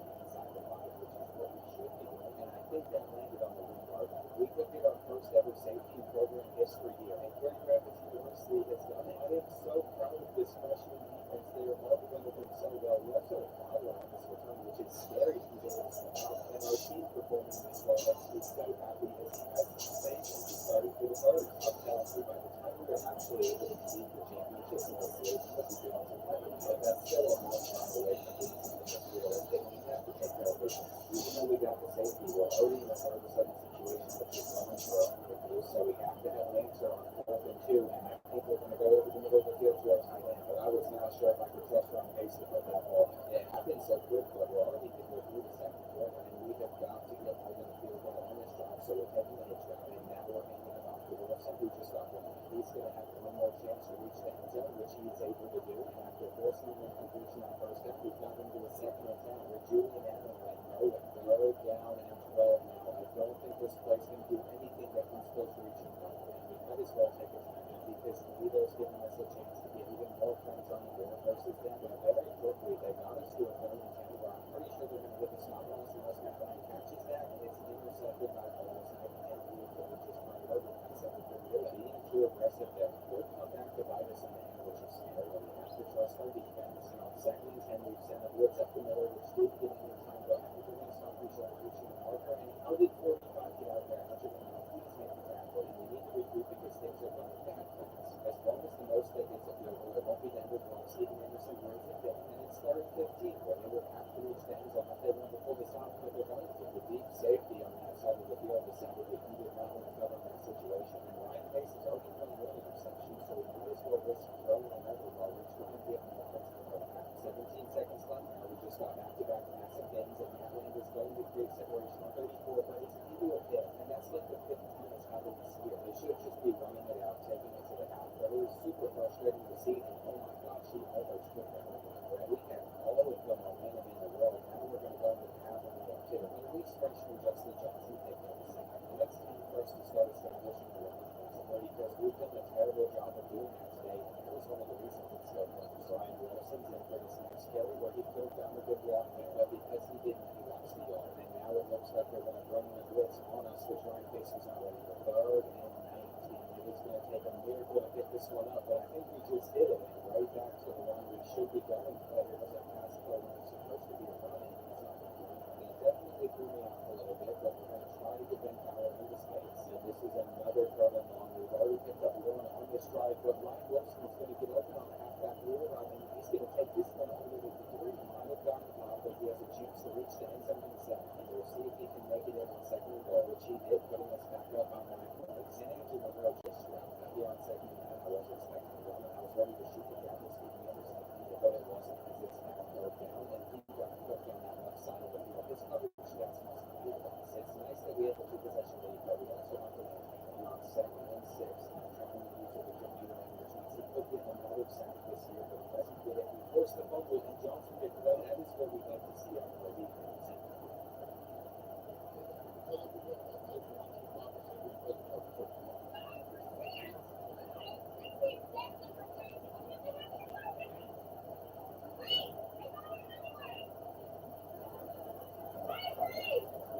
No reviews on the play, so we're going to get it inside another block. Ben Fowler is inches away from breaking up another massive one, but until we pick up this third down, we can't try it again, and I'm just going to feed it straight to Scott Thomas. And I thought this route was going to be more towards the sidelines, but he still makes sure to hold on to the ball. And now that I'm feeling this confident, I'm going to take a deep shot to him with number 12 deep, and that is a beautiful throw from Ryan Pace. There's a couple games left in the year, and he's already broken his record for last season. And we could go up by 3 possessions, which we are going to do. Now we can start to play some soft coverage since Morgan is on the line, and we're going to catch it in this one. And as long as we're not getting anything big, they can have that all day. I will say, at least on this third down, I do feel like we should be aggressive, and Andrew Monroe almost came away with it. What a perfect throw over that most of us. We went into it only up 97, and we're going to leave it with the ball into 2047. And I think we're clutching it. Okay, our entire focus in the fourth quarter is simply going to be on running the football down to those coats, and maybe we'll find some more running plays that work well for us. We're pitching this one last second without a split because it wasn't worth the risk in that situation. Ben Fowler must not get tired because this is his fourth straight one, and now we got Ryan Wilson out there who isn't going to get much on this either. But all is good. It is third and 9 where we can continue to move the chains attack at right score. And normally I will move to clock off for this one, but we're 400 through the third quarter, and we should since we're already up 3 possessions. I feel like this is a good scenario for us to just run off the clock as quickly as possible. If you're a little like that, I can adjust it in future episodes. What's crazy is they're not even taking time out, so they've given up on us. And we can actually just take a quarterback and the NBA. Grand Rapids is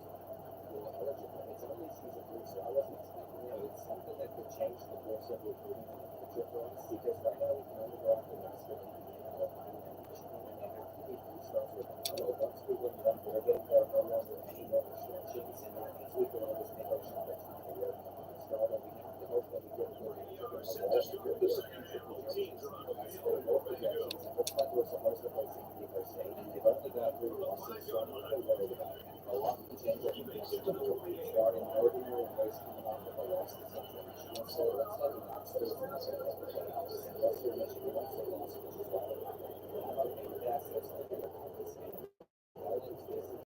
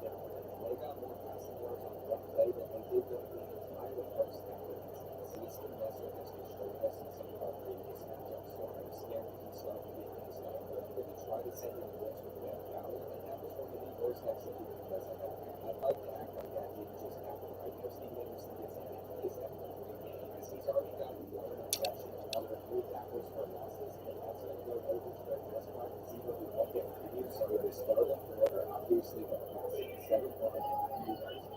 Never will wrong there, but I just made that up. And if they send a blitz here, we might have a chance to hit Scott Thomas. He really can't stand because their offensive line did not hold up for that. And then no matter what, I'm just going to hand this off to Ben Fowler. He had to spin that guy out, and he's also going to do it on this one to Cameron. So there's no question he is still better than what Ryan Preston is right now. But I've been seeing numbers leading the game a lot recently, and that's a problem since his 7 carries have only gone for 9 yards. Are you serious? We just had another clock pass, another interception, and we're going to take this one back off.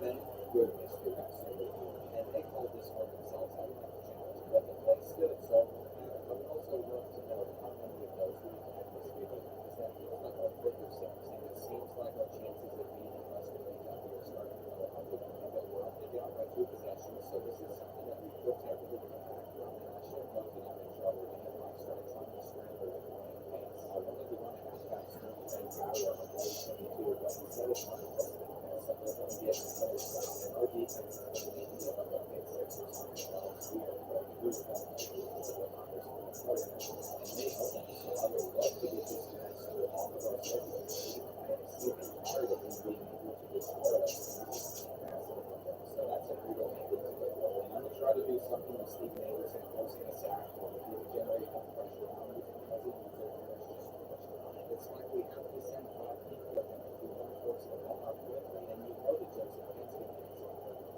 I'm afraid that it might be a little bit too late for that to happen. Over and over and over. That forces a defensive stop. And I was going to say this one down to we're going to have to score pretty quickly if we want to stay in this game as a tight run. It looks like they're going to somewhere so we can get that another week because Scott Thomas breaking over already. And I would love to take some deep shots on this team, but I'm also scared that we'll never know what would have happened because there wasn't enough time anyway.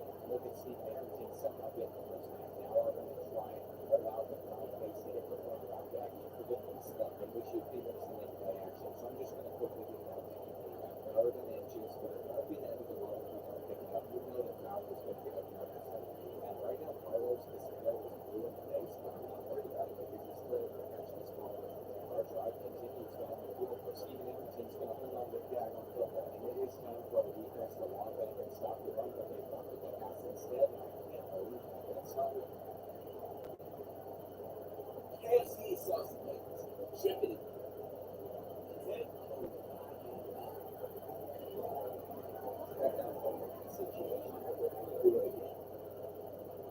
Surely they got to be coming off sooner rather than later, which they did. But we have forced them to win 6. And I have a blitz ready, dialed in, but they wanted to pass there. The halfback screen out to Anthony Saunders, and we don't make the tackle on the offense. I feel like that gives us a slight chance, but they got it with the pass instead of the run. And now we have a real chance. I'm going to continue to run to it where we get it in the backfield. And I can't imagine they actually passed the ball to 11, but they did, and they threw it right to our defense. You just need the Tuckers to have a bad carry. It seems like they're and we needed to hold on to that interception, but we weren't able to. So now we're going to go to Matt Webb, and he drops it straight into Davis Stewart's hands. That is the 3rd time it's happened in this game, and the computer just decided that we weren't going to take that Western Kentucky no matter what we played. That was one of the most frustrating things we've ever had to go through, and it just wasn't happening because we're going to the division and get our 6-1. Now we're the goal projections against James Pence, and then in case you were wondering, this is what the double standards are. But something important to note is Michigan just lost their Ohio State, so we could certainly manage guys and then we knock them out of the 12-team playoffs, and maybe we'll possibly make us get into the year. It's going to be difficult. We're going to packed out big house, and we're going to open things up by giving it off to Ben Fowler. We've got the right blocks, and that means this is going to be a big launch. If the refs are already trending about the reservations, and that makes this a first and 18, where Ryan faces a weak because he's missing throws early on, and half of his receivers he's not even sure what they are. He's still going to find a couple tackles for some of them, and I couldn't tell you if he's ever completed the first pass in this video. So you just got to force him to sling the rock, and let's go up to see Colorado today. We have nothing to lose in this game. We did well against Michigan last year, but it's an inaccurate pass one, and that's kind of disheartening, but it is what it is. Kyle Moses going ready to catch already, but he knocked over one of our DBs, and Jeremiah Wade's going to have the catch, and we're going down if he isn't able to do it either, he's shedding another tackle. And are you kidding me? Someone just stopped it. We could be in for a very long performance versus the Wolverines. And it's now quarterback Darius Warren that's at the helm. But we do have the fact that Ryan Pace shredded this defense until the end on the last drive by Notre Dame. And Kelvin Hackett somehow got hurt on that play. We can try to hand it off, but I'm not sure if it's going to work against the Wolverines. So I do know the halfback swings well as they did last year. And this one's going over the wheels and he doesn't get anything. There's a sea of names in the crowd, and they're going to go to the halfback draw on their first play of this drive. To find out if they're prepared, they're going to go blitz, and it turns out they're not. After keeping it so close last year, my expectations for this matchup are pretty high. They've been running an entirely different offense with JJ McCarthy now graduated, and on 2nd and 6, Steve Nicholson was able to fill that hole, and neither ran the linebacker. The result of all it is a sick game, but I'm hoping that we can eventually stop it, and it's going to be another one where they go back up in the game, they've got some fresh legs out there, and you can definitely that level of explosiveness makes us have to run it up there, and I'm surprised at how well that does work. Here on 1st and 10, we're going to laser up the scene from skip 25, and I swear the Wolverines defense isn't that good. The passes just have to be caught. Also being put in the right place by Ryan Pace, because whenever he misses them, it's been third down and 10, where the halfback can go out with that guy right underneath him and everything. I don't know that it's going to be much of a juice because we're going for it no matter what. We're thinking about the longer we can stay in it, the better for us. And that run did not work. It got blown up, so we're going to just take our check down. And what was that from? The inaccuracies are so frustrating to see, and that's another bad run. So we're back to relying on our running to pin him back. And this is one of his worst punts yet, as Howard Morris caught it runs away with it. And he also got some perfect blocks with it, and just up with it. But that was way too close to being taken for a touchdown. But they picked up our pressure perfectly off of the ball. So Muhammad sheds the tackle and takes us through it. All of a sudden, it's 14-0. It happened so quickly. Ryan Pace has also been inaccurate, so he's got to start getting these targets back. But then we have nothing to lose in this game, so I'm just going to let him sling it down the field as much as he can. He's got 3 different senior outcomes, and I'm sure we'll have some more targets. And on 2nd and 10, we are going to look in that right direction for when he breaks that route, but that was the most underthrown ball in school history. And the placement of some of these passes have been atrocious. At least on paper, Michigan's the hardest team we face. And that really doesn't mean that much because it was Notre Dame. We went out and beat them. We're going for the deep shot against us now, and that's the one time you can't test run. We've actually held them pretty well, but our offense is struggling. And maybe this is the play where we can start to get something going as we're seeing and everything. And if they're getting anywhere after on that ball, it is over because I see Scott Thomas off of his quarterback who's trying to chase him. Either way, we're going to take this one back. We needed that so bad because all of a sudden we were right back in this game. Not letting me play on that, which I understand.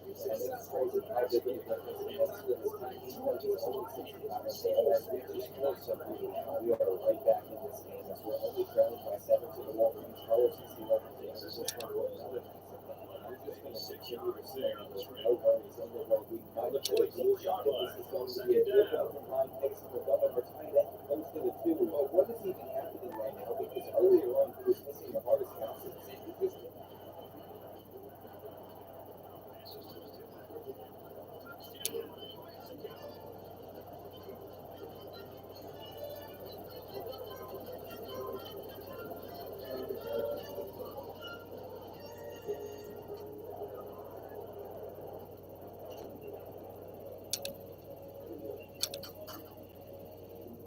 morning run really does deliver for me that strong sense of inner calm, and that is critical to me to try and generate those new innovative ideas. And so that's going to do it. Our final score of this one, New Mexico 36, UAB 13.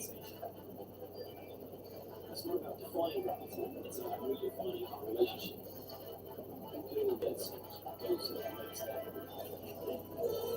Now it's time to present the Reese's Perfect Play of the Game, which is brought to you by Reese's Peanut Butter Cups, the perfect combination of chocolate and peanut butter. Kurt, what do you think of this one? You know, I think it was a well-played game for the most part. New Mexico came to play today and deserves the praise. They were well prepared and well coached. The Jets seem to go to that next level.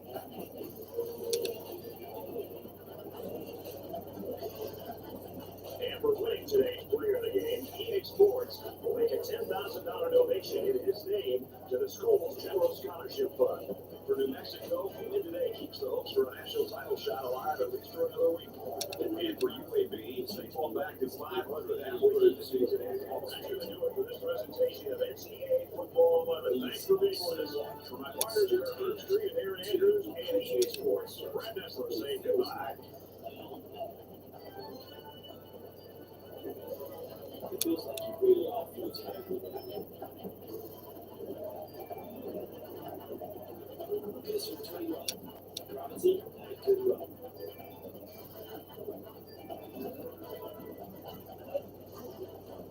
This is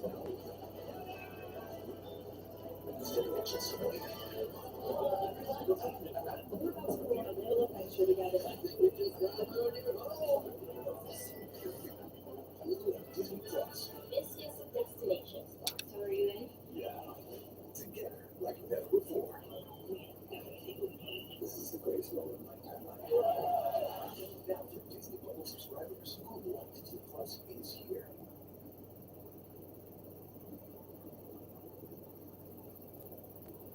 Make back-to-back great throws. The more I try to understand it, the more confused I get. So I'm just going to have to hope that the game continues to bless us, and neither of those corner routes should have gotten that open, but there's not much that we can do about it. Kent tried to force a sack there before they got it out, and I'm all about trying to get pressure in, but I think we sent a bit too much of them as more comes away with it. We should have just sent like 3 and forced them to take stuff underneath, and I did leave somebody open, but Davis Warren couldn't hook up with him, so it's all good, and we got hooked. The offenses in this game are starting to really turn things up, but that was a terrible play, and there's only 13 seconds left now. They have a guy in motion. They're wasting precious time. I hope that they screw this up somehow, and I could not stick with him. To be honest, after how we started, I'll take things down by 7, but they're getting to start the third quarter with the ball where they've already picked up a few, but then they just lost it back. So it is now 3rd and 10, where I'm not sure what Warren's going to try and hit, but we have somebody all over it, and we have forced the 3 and out on the Wolverines. Wilson fumbled that ball for a second, but I've left him back there on the returns because I want him to keep on developing, and now he's out there to take this handoff where he only got a few yards. So we could pick up this 3rd and 9 where Ryan Pace sails the ball. I hope during the offseason, which is coming up soon, his accuracy improves a ton. Tyler Morris is going to catch that one off of the bounce as well, and he's had multiple good returns. And the Wolverines are starting their drive on our side of the field, which is a bit worrisome, especially since that goes for joint. I'd prefer if they didn't get a 2-possession lead on us, but there's not much I can do about it now. And that was pretty embarrassing, but we're going to go over to our tight end, which did not work out in our favor. Ryan Pace is going to try and hit Fowler here to make a play and sell, but he couldn't get anywhere, so it is now 3rd and 10 where we're going up the seam back to McGowan, and I am so thankful that that paid off, but Land just dropped it into another interception. Is that like the 3rd or 4th time he has done that this year? This is starting to get ridiculous.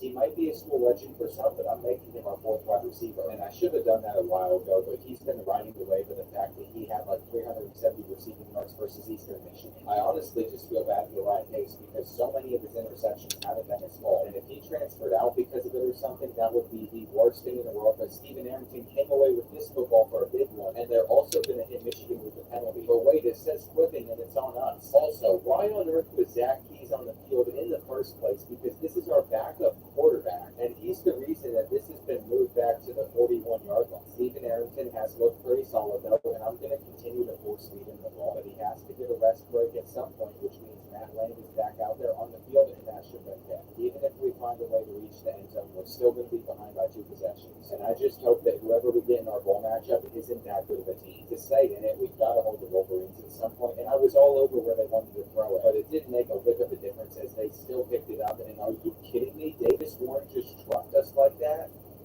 Still up as well. I thought the play was over, but no, he continues to go. At this point, the writing has got to be on the wall. Ben Fowler can't make that tackle either. And if you remember how our season ended against Michigan State last year, this honestly isn't that bad, but it just stinks that this is one of the final times we get to use this great offensive group of guys. And they've elevated the program to a level that I thought would take even longer to reach. Our only hope in staying in this game is scoring on this drive against Michigan, and Scott Thomas just broke free from that one. But the refs just don't want to see us succeed. And Matt Land was the one that committed that clipping penalty. Stephen Arrington comes away with this pass. But no matter what we do, I feel like it's not going to be enough, and let's just fit it into that tight end. I'd say that it's very encouraging that the sophomore's been coming down with all of these passes. We also just got into Sauls, and he's a senior that never touched touches it, but he's been on the roster the entire time. Just 10 more yards to get it back within 2 possessions against them. And we'll let Ryan Wilson try to finish this one off, where I have no idea how they gave him credit for that touchdown. And there's the review from the refs. I mean, he didn't come close to reaching the end zone, so his touchdown isn't going now. And Ben Fowler gets to come in and steal. We're also going for the 2-point conversion, where Ryan Pace is just going to thread that needle. And he put it right where it needed to be, but it wasn't held on to. We weren't able to recover the onside kick, and they're also about to run the option for a big gain. Davis Warren just broke that tackle, and we are going to stop them short. But in the end, they reached the end zone, and they'd seal a big win over us. So there wasn't much left there for me to mention, and maybe one day we'll take down the Wolverines. But for now, it's conference championship week, and both of these teams took us down. Western Kentucky tried to keep up, but Northern Illinois is having too good of a season to lose now. And Texas A&M's quarterback won the Heisman. As for All-Americans, somehow freshman Steven Anderson made first team All-NCAA, and he was also the only one to make the first or second team All-MAC. It kind of makes sense since Ben Fowler and Ryan Wilson split along stats, and none of our receivers had the best of seasons. If Matt Land regressing every year since he was a sophomore, and Ryan Pace throwing even more interceptions, but not that many were his fault. 20 is ridiculous, but when you take this many sacks, you gotta get it out quick. And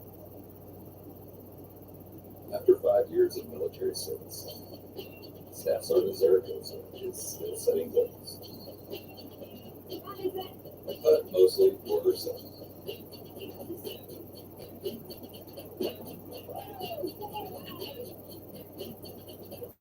She was ready for more family time. She was ready for the reserve.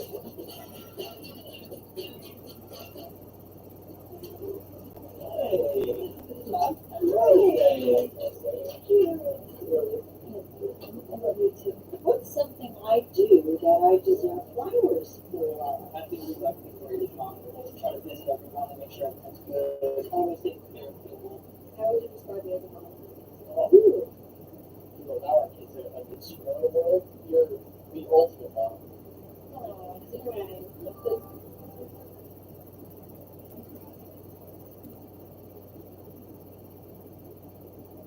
And not that many players had many tackles besides Jeremiah Lane and Steven Anderson, but sack-wise, I love to see all of the different freshmen running up the numbers. And I hate to say it, but Ben Fowler regressed both offensively and defensively. Michigan would get revenge against Ohio State to make the championship in the playoffs, and if they could beat the Heisman winner, they'd win it all. But I hate to see another school from our state pull it off. And thankfully, they got blown out by Texas A&M, which makes sense considering we kept it close with them. Hunter Weekman literally had the season of his dreams, carrying the Aggies on a 16-0 national championship run. And in case you were wondering, our bowl game is against Wyoming, so we've got a decent chance of winning this one, but they are the favorites going into it. We're not playing in the most prestigious bowl in the world, but there's a lot on the line if we're able to win the Arizona Bowl. And on the first play of the game, Lowry is already trying to pass it on our defense, which I guess he did successfully, but they only got like 10 yards, and DQ James is going to take his first handoff of the game, where Jeremiah Wayne is not able to bring him down. Ben Fowler also misses the tackle, and I think that one is going to go to the brim. I swear, we are always due to give up something like that, and this is the last time a lot of the players on this offense are going to see the field. We have so many seniors like Mr. Ben Fowler out there, so we need to make sure that they go out with a bang, getting the win. And Ryan Wilson's going to be our starting halfback next season, but I'm not sure if he's ready for that. Here on 3rd and 6, we have somebody motioning over, but Ryan Pace couldn't get it out, and this is not how I was hoping we would open it up against Wyoming, but they are a good team as well because they made a bowl game, and we have just got to stop them on his punt return. I'm a little terrified of DQ James getting more handoffs because he took his first one to the house, and he also just fit through that hole, but thankfully he got tripped up, and on 3rd and 10, Davis is going to get the sack. What a play from freshman TJ Davis, because now Wyoming has no choice but to punt us the ball, and we got to make sure that this doesn't bounce out at the one. Oh my gosh, Wilson, no.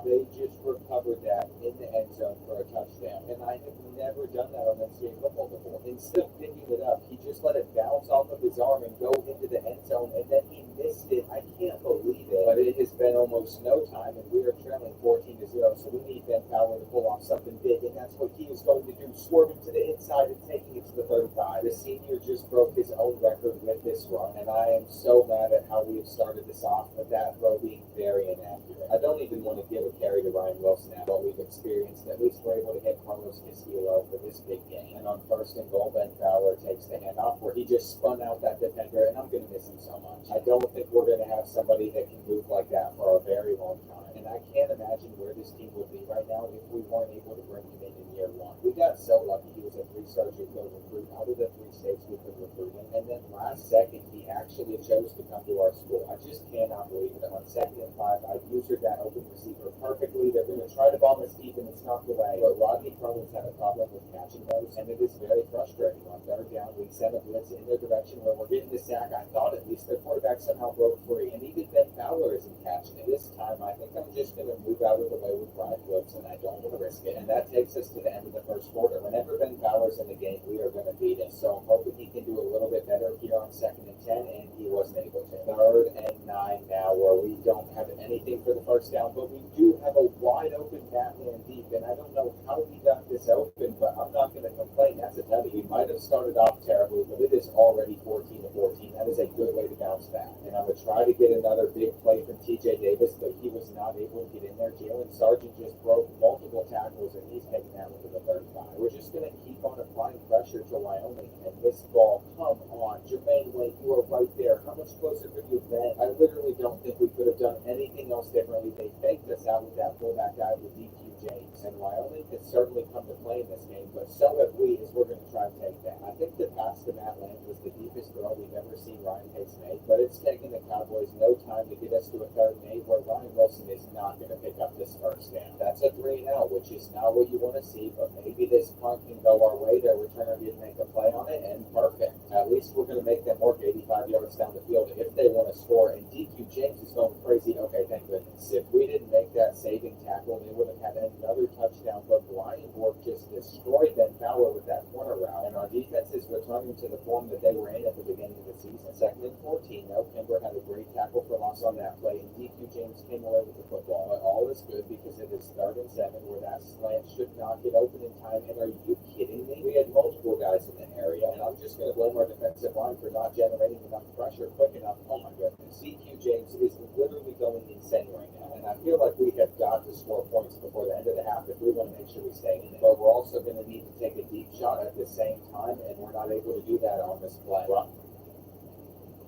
Gatorade Zero tablets. Zero sugar hydration for every athlete. Forever. Paces and inaccuracies are starting to drive me crazy, and I didn't get that one out. So it's unfortunate, but we're just going to trust our defense, and maybe we can force a turnover or something because they can't run it. So I'm honestly not as worried as I would be if DQ James was going to be getting fed the rock, and it's time to clamp up on this 3rd and 5 where they're just going to go with another drag. But we held them, and I even took a timeout because I want to give our team a chance to actually score some points, which is possible with someone like Ben Fowler. We're just going to have to give him the handoff and hope for the best, but he doesn't get this. So it is time for round 2 where the blocks are lining up, but he got tripped. We could probably take a deep shot as well and just hope for the best. There's no way that this actually pays off. Thomas is going to get caught, and what an unfortunate ending to the first half. But we get ball to start the 3rd quarter, and Wyoming had some lucky stuff happen. I feel confident that we can come back in this game. You know that I have to get Carlos Castillo if he's going to get that open. And now Ryan Pace is going to look over in Scott Thomas's direction where he has toasted his man. He's going to float the ball right over number 19 for a touchdown. That is the arm strength and accuracy that I want to see out of Ryan Pace. And I'm pretty sure it's one of the first deep shots he's ever taken, but it was beautiful. And come on, their quarterback literally just tried to give us the ball, but the game wouldn't let us take it. Now it's getting open again.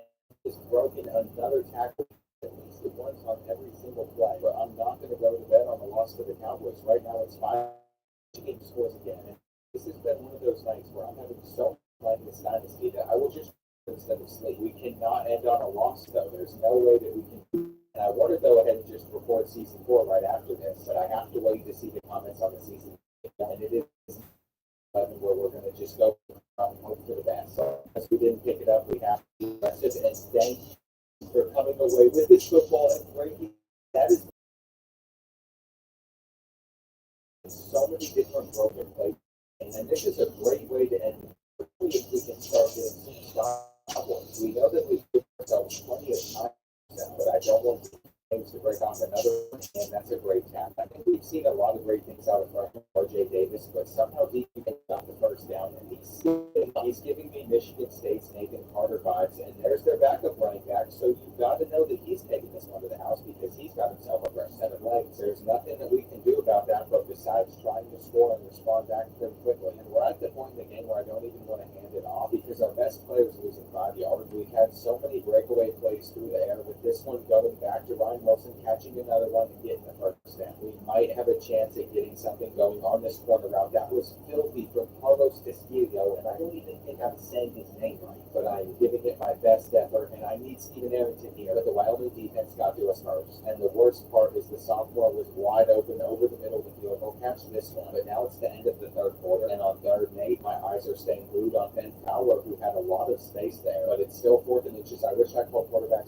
sneak instead of this, and if they could have held us there, that probably would have been game for us, but all is good. And why are they biting on Ryan Pace in this situation? If we're going to get the ball back, though, we have to figure out how to stop Wyoming, and that's not simple because they've done whatever they've wanted to against our defense, and we should have just tested our luck at an onside kick because this guy named DQ James is just destroying us. I don't know if he's a generated recruit or he's somebody that Wyoming has in real life, but he has been a problem, and Ben Fowler was right there. I'm spamming triangle, but Jalen Sargent just catches another football, and oh, there's the backup again, who's somehow perfect. We have done everything that we can offensively, but I think our defense is going to let all of our seniors down in this one, and I cannot believe that that was marked as a 3rd and inches. We need this man-to-man coverage to not stick like glue, and it didn't because Scott Thomas got a lot of separation. But the problem is there's only 3 minutes remaining in this game, and we have another deep route open. Normally, I don't care that much for bowl games, but if you like offensive shootouts, this is one of the best ones of all time. And the question is, do we go for the onside kick? I almost did it, but I figured we got a better chance of stopping them normally, and that's Justin Johnson. What a sack from the freshman, coming up big time for our defense. DQ James is going to get 11 now, and we're going to burn our first time out, which means we're selling out for the run on 3rd down, but they actually hit us with a pass, and I can't believe it. In that situation, the computer normally never does something like that, and I'm literally just run committing, but it's not going to matter. We can sell out for it one more time, but DQ James picks it out, and that is going to be it. We just put up 42 points in our bowl game and lost, so we're still going to have recruiting restrictions here at Grand Rapids, and I don't ever want to hear the name DQ James again. Ryan Pace literally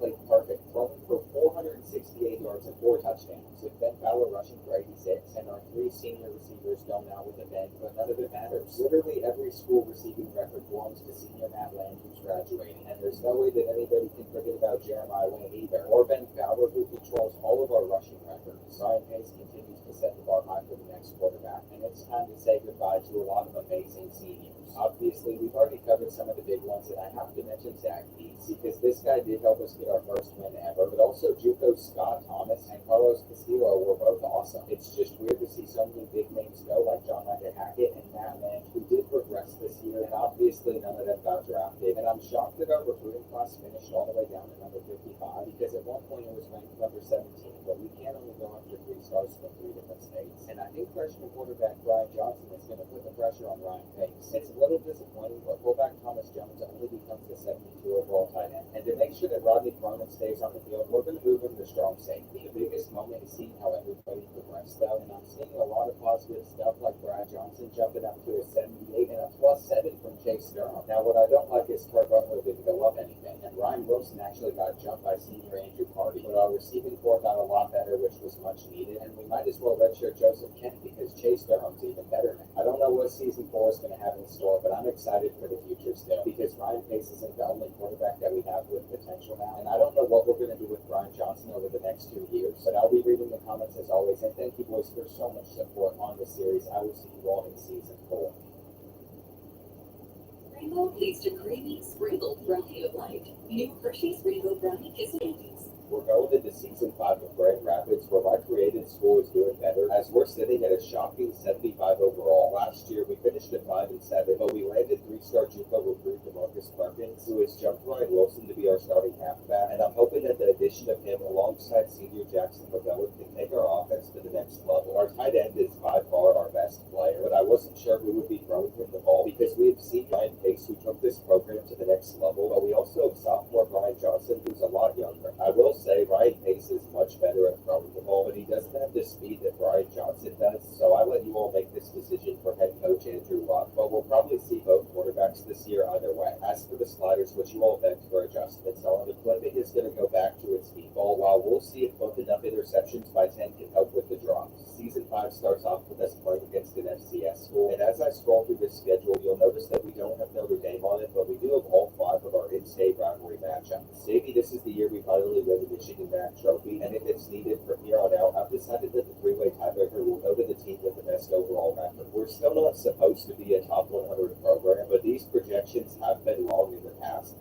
When it comes to recruiting, we only have a few team needs. My main targets include some linemen, a fullback, and quarterback Pat Smith, who looks like a slightly better version of Brian Johnson, so I want to bring him in to add some competition to our quarterback room, even if it's already kind of full with a bunch of different young guys. With all of that out of the way, it's time to start our season, and in this series, we played through an entire year in just one video, so hopefully by the end of this episode, we'll be winning our first ever bowl game and lifting all of our recruiting restrictions. It looks like we're starting out with a night game, and I'm going to use the freshman to make the tackle. You might see me controlling a lot throughout this year. Matt Small is already a 74 overall. He was a great recruit from our last class, and he isn't going to make the tackle on this one. But if you all remember, Steven Anderson didn't start out being the best either, and South Dakota State has yet to try to pass the ball on us, but they're finally attempting it, and that's going to be intercepted by Steven Anderson. He finally gets the interception. I am so glad we changed those sliders, because even though they're still lower than what the default ones are, we all know that last season he would not have held on to that football. And on 2nd and 11, we're going to try and get Ryan Pace going by rolling out, throwing a perfect ball over to Stephen Arrington down to the 10. Now for DeMarcus Perkins, he reminds me of Ben Fowler, as we're going to have him for 2 years, but unfortunately he doesn't have 98 speed. He only has like 87, so we have got to throw the ball on 3rd and 7, and that's going to be dropped. Our star tight end should have definitely held on to it, especially if he's going to be the first ever player drafted in Grand Rapids history, so hopefully we don't see much more of that in the future. They're going to have a nice jet sweep play to the outside where Conception's going to catch it, but you have to keep in mind that this probably won't be an easy one for us, because South Dakota State is a very good school, and they're picking up another first down. Here on 1st and 10, they're passing again, and that is going to be another 15 yards, but I think the refs threw a flag on them, and somehow they held it 0.2 seconds. I'm kind of confused because their running back barely even touched anyone, but our home field advantage is looking good so far, and that's going to be about 6.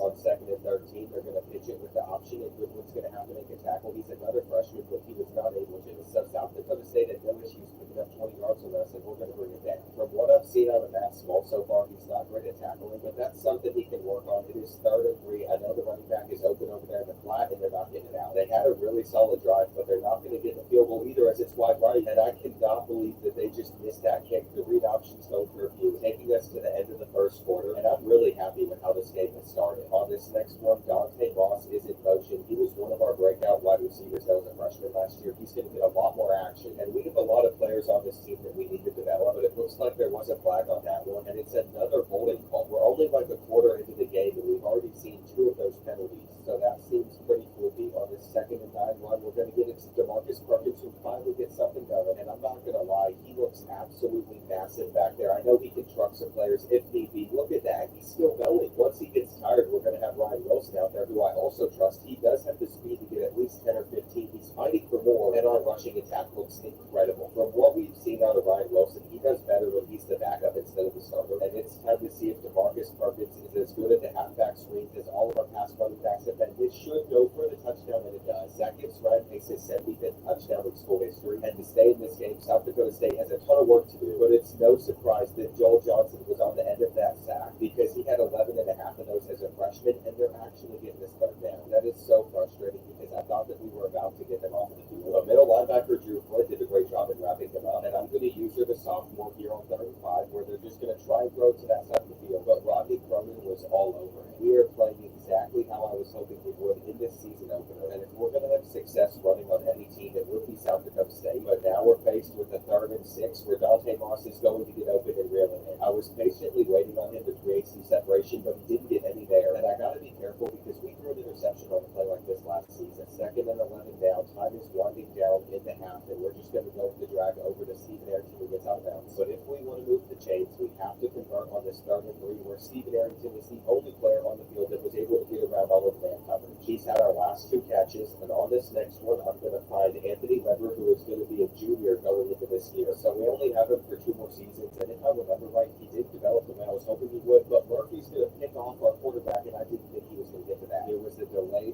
from Ryan Pace, but you know what? We are going to make mistakes, and I can't expect myself to come out here and play perfectly. Just the fact that we're doing this well against South Dakota State makes me happy, but I would also love if we could prevent them from scoring, because I don't want them to get points before the half, and our DBs aren't the highest overalls, but we seem to do a lot better in man coverage, so that's what we're going to stick with, getting the sack. And their kicker already missed a close field goal, so we know that they're nowhere near field goal range. This could be another interception, but unfortunately it wasn't. They're just going to punt it back to us, and I highly doubt that we're going to do anything with this to end the first half, but we might as well try and take a shot to the end zone if possible. We're going to go over to Dante Moss, see if he can break free out of this, and unfortunately he wasn't able to. Without that interception in the second quarter, we'd be up by 17 right now, but even though we're not, I do feel comfortable with this lead that we have, because we've shown that we can play well. Dante Moss catching it again, and there were multiple comments saying that whenever he got targets, we played a lot better. Our linemen just kind of ruined that run, but I also need to be more patient with DeMarcus Perkins to hit the hole, and we're going to get the outside one to go for 10 yards. I am very interested to see how this roster matches up with some of the other MAC schools. Ryan Wilson's going to take the toss for another 10, and we're literally going to flip the play and run it with another one, but we didn't get the right block there, so it's back to passing the ball where our drag route was open underneath the Anthony Weber, but we have to get 8 more yards to move the chains, and we're going with the halfback screen to Perkins, where he tried to go to the outside, but it didn't work. It's a beautiful thing that this is the first time our punter's out there on the field with this one hitting them inside the 10, and we know that South Dakota State's probably going to want to run the ball on us. That's what they've been doing the most.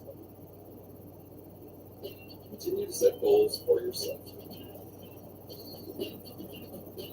And help your family make some too. Are you ready for the reserve? Hasn't resulted in any massive gains yet, and I think we have to blitz on 3rd and 2 where we get in the hole with Matt Small, but he doesn't make the tackle. So the Jackrabbits have gotten another set of downs where Deshaun Winston is going to take this for about 8. We know exactly what is coming here, but I guess the question is, can we stop it? And I'm just going to run commit on this play, hoping that worked out for us, but it didn't either. This drive has felt like it's gone on forever, so it's a good thing they started inside our 10-yard line. Matt Small is not going to make another tackle, and I'm just going to start going for hit sticks with him and hope that's how we're going to have some success. Davis is scrambling here, hitting them onto our side of the field, where now we're going to try and use her with Monroe. We're going to force him into a bad read, and this should be intercepted by Miller. Thank goodness he was able to come away with that football, and that's it. Another turnover forced by our defense, and Fred Miller is a senior, but he came into this program as a junior, so we always knew that his time with us would be short, and it is nice that we are finally holding on to some balls. Perkins going to take this handoff for a big gain, juking to the outside, and then fighting off of 54, so I think he's set to have an amazing year, especially in the MAC against some of the weaker defenses, and I see no reason for us to not continue to feed him, because he can truck players. I know we've had some speedsters, but it's also satisfying to watch people get run over, and here on 2nd and 8, it looks like they're going to go with some zone coverage, but Ryan Pace takes his first sack, and we are going to need a huge gain on this 3rd and 17 when we're going with the deep post and it's dropped. I'm not going to lie, there's been a couple moments where our offense has made some bad mistakes, but our defense has kept us in the lead in this one, and that almost pinned them inside the one, but even though it didn't, I'm not worried, because they've only had success when it comes to running the ball, and that is a big pass for them. Their quarterback, Thomas Davis, can't seem to put that much zip on the ball, though. Joel Johnson gets the sack, and the season just started, but he has already gotten 2 this year, so imagine what type of numbers he might put up. He's trying to take on 2 different players here. He wasn't able to get pressure in time, though, and Matt Small's got moving down. I thought we were about to get South Dakota State off of the field again, but it's okay. We should be able to hold them, bringing them down, forcing the fumble, and picking it up with Jones. I don't know if he's going to have the speed to take this to the crib, but I guess he will. This is the freshman Brad Jones that we just recruited, and he's our right end on the other side of Joel Johnson, making plays like that. But we also have to give credit to quarterback David Conception for forcing this fumble, and Myron Cooper might have missed the extra point, but it's all good. Just 2 seasons ago, we had a defense that gave up so many points, so to have one now that has forced 3 turnovers has been incredible, and I don't think we're going to get over to that football, but I'm not worried about it, because there's only 2 minutes left. They are bound to eventually reach the end zone. Davis is going to find Scott to get him to the 1, and I would have loved if we could get the first ever shutout in school history, but that's something that is incredibly difficult to achieve, and come on, we've just got to hold him 3 more times. Here on 3rd and goal, they're going with the quarterback sneak, but he's going to get in, and I just realized if they get this 2-point conversion, they're within a possession, and it felt like it was over, and with this onside kick, we're still not able to seal it, because they have all 3 of their timeouts left, so DeMarcus Perkins has to rush rush for 1 first down on them, and that's a good start. Here on 2nd and 2, Ryan Wilson is out there where he is going to hopefully get it, but they're saying it's 3rd and inches, so we're just going to need 1 more yard, and that's it. We're starting the season with a win, and I know it's against an FCS school, but they're one of the better ones, so I'm going to take it. Our the running back looked amazing, and aside from his turnover, Ryan Pace did as well. He found a lot of different receivers with his main being Dante Moss, but I just realized Tyler Jackson Lavelle got 0 targets. So during this bye week, we're going to have to figure out how we get him the ball more, and I'm so mad that Michigan already stole 2 recruits from us. Another player that might be interesting to go after is this Juco Daniel Simmons, because he can play almost anywhere, and when it comes to getting quarterback past Smith, I don't think we're going to have any issues, but we're going to have some tight battles for these linemen and free safety Danny King. Besides all the top prospects we're going after as well, I'm going to give some of these guys for depth pieces, which could be helpful. And we're not supposed to beat Miami, Ohio, but they lost their first game versus Marshall, and on paper, we're 7 overalls better. I really like our odds going into this one, but the one thing that could be an issue is the fact that we have to play on the road. It's another night game where I'm hoping that we're able to come out and get off to a solid start, because if we want any chance of winning the match, we're going to have to beat teams like Miami, Ohio. They're going for the deep shot already, but Steven Anderson was all over it, and here on 3rd and 4, they're just going with the halfback draw, which we are going to blow up. Of all the teams we've had, this one is by far the best one. So my expectation is that we at least win a bowl game this year, because I think we can, but we have to take care of business first to get there, because last year we didn't even make it. DeMarcus Perkins has already had 2 big runs, and this is going to be another few, so we're making sure that we establish it early, and a little bit of the triple option isn't going to hurt anyone. I think this is 4 down territory, so we're just going to run it again on 3rd down, and Ryan Pace hasn't had to throw a single pass yet, but that hasn't been an issue. He's going to do it on the 2nd and 10, though, where we just have to hope that he's accurate, and this is a very big 3rd and 3 where our drag gets open to Clemens, and he holds onto it. Thomas Clemens barely sees the field, but he's not bad when he does, and that was a beautiful spin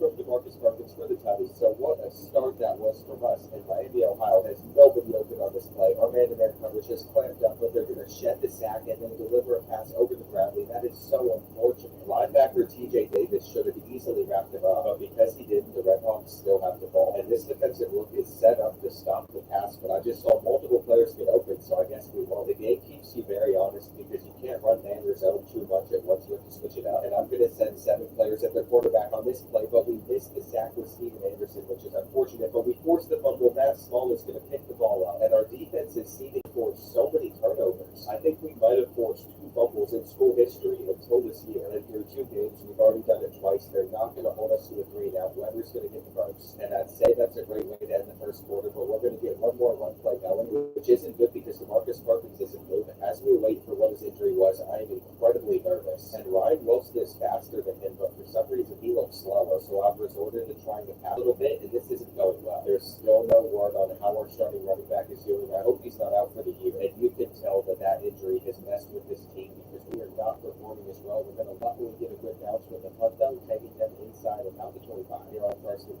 10, it's just going to be a run. That Small got in there, and it turns out that DeMarcus Perkins is only out for the game, so we can all have a sigh of relief. That is not as bad as it could have been, and Johnson's going to try and run on us, but he didn't get anywhere, making this a 3rd and 7 where they're going with a bubble screen, and there's no way they're figuring it out. Hopefully our offense can figure it out without our starting running back. Ryan Wilson had a lane, but he got caught pretty quick, making this a 2nd and 6 where Ryan Pace rolls out and misses. What we need to do is get Jackson to go with the ball on this 3rd and 6, but it's another bad pass, and Ryan Pace has 86 throw accuracy, so I don't know what to do about that. I think we're going to pin that back inside the 10 again, though. This punt is going perfectly, going to the 7-yard line, and I'm so sad that our punter's a senior, because he's been fantastic. That made me realize that we have to make sure that we recruit another one this year. They're breaking off a big run. Steven Anderson isn't making tackles, so that was almost really bad. This one's going back to Robinson, but Drew Flynn has been like a magnet to the ball, and we should have brought down the running back that was from. He kind of made up for it in the end, getting them to a 3rd and 9 where Joel Johnson needs to get back in coverage and come on. To Maison Perrier. Feel elevated. Maison Perrier. Players in the right positions, but they don't make plays on the ball. It's frustrating. Goodwin gets the interception, though. This is the freshman linebacker, or I guess he's the redshirt sophomore, because Adam Evans is the freshman. Either way, I'm pumped up because we're set up to end the 2nd quarter the right way, and I can guarantee that this will be the final possession of it, but we have got to get more than just a field goal. I want to get a touchdown. Jacksonville only makes a catch finally, and on 3rd and 2, we need them to bite on Ryan Pace, but they did, and he's going to have to run for the first. We are now inside 10 yards away from reaching the end zone. Ryan Wilson catches it, and there were so many great blocks there, so it's going to be 14-0 going into the half, and if I'm remembering right, I think we get ball as well. We might not have to mark Marcus Perkins for the rest of the game, but at least we have control of it. A lot of it's because of our defense. Our offense hasn't been the best, but hopefully they can help us pick up this 3rd and 7 where our offensive line just collapsed there. I think they're also hitting Ryan Pace with intentional grounding, but he didn't really have a choice because Harris got shedded almost instantly. We've seen our punter pull off miracles in the past. I'm not sure if he can do it here. He doesn't have the biggest leg, but it's going to roll inside the 35, and I'll take it for sure. On first, Johnson's trying to get into it. He didn't get there quick enough. I'm worried about it. We still have the 2 possessions. I trust our defense, and come on, let's make a tackle here. They should just hand it off on 2nd and 1, but I guess they wanted to go with the pass instead, and that's out of bounds. They could have moved the chains, but now we're going to make it hard for them to. Sending in a blitz, come on, here we go. That's going to get the red off the field again, and okay, Brian, next year as a senior, once Marcus Perkins graduate, that would feel really unrealistic. Still, you all think in the conference is middle, and why did I?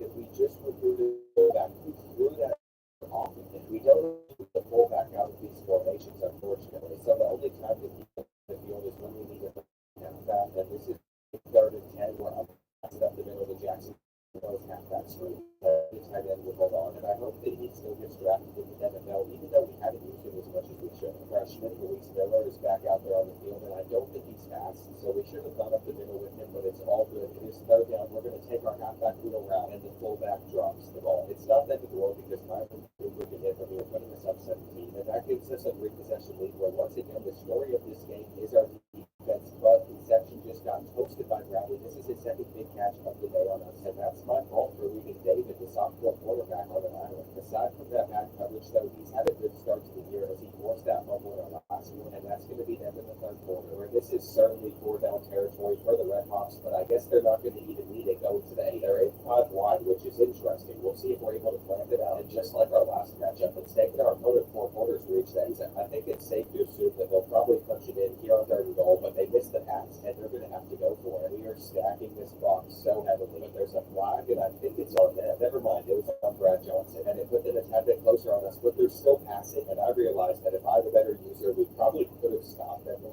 it's all good because there's only 5 minutes remaining in this game, so we can run out some of the clock with Ryan Wilson, and I don't know what all these sliders change, but some of the animations we get on it, at least when it comes to running the ball, are beautiful. I've played a lot of this game, and I can tell the difference between some of them and what you get on base Heisner, so we're going to keep running the ball, hoping for some more good ones, and Ryan Hayes should pitch it. I was holding the L1 button, but it didn't seem to matter, and I don't think that Dante Moss had a single catch in this game, but it didn't matter because we have a 2-possession lead, and with 1 more first down, that's going to seal it. Ryan Wilson was somehow able to get out of there, and our rushing attack, even with our backup, looks amazing. Now, you all told me in the comments that even when we have big leads, you want to see the end of these games to see how players continue to develop, so I'm going to do that in this episode, but I can change that up in the next one if you all don't like it. I can only hope that we have more big leads like this throughout our season in other games, and I think we're about to get another sack, which has caused Miami Ohio to give up, and we get to end it with quarterback deals again. Not having DeMarcus Perkins wasn't an issue, as Ryan Wilson filled in perfectly, and these passing stats didn't need to be good because our rushing attack was so solid, but that left some of our receivers getting almost nothing, and I have to shout out sophomore Anthony Goodwin for his first career pick. After that win, we got another bye week, and the only thing I'm doing during it is looking for a funnel, and unfortunately, there's not that many of the states that we can go after, and of these 3, the best one is this JUCO, but he's also being targeted by Michigan State. Right now in our conference, not many teams have played conference games, and one of those teams is Bowling Green, but they're undefeated with wins over Indiana, Georgia State, and Memphis,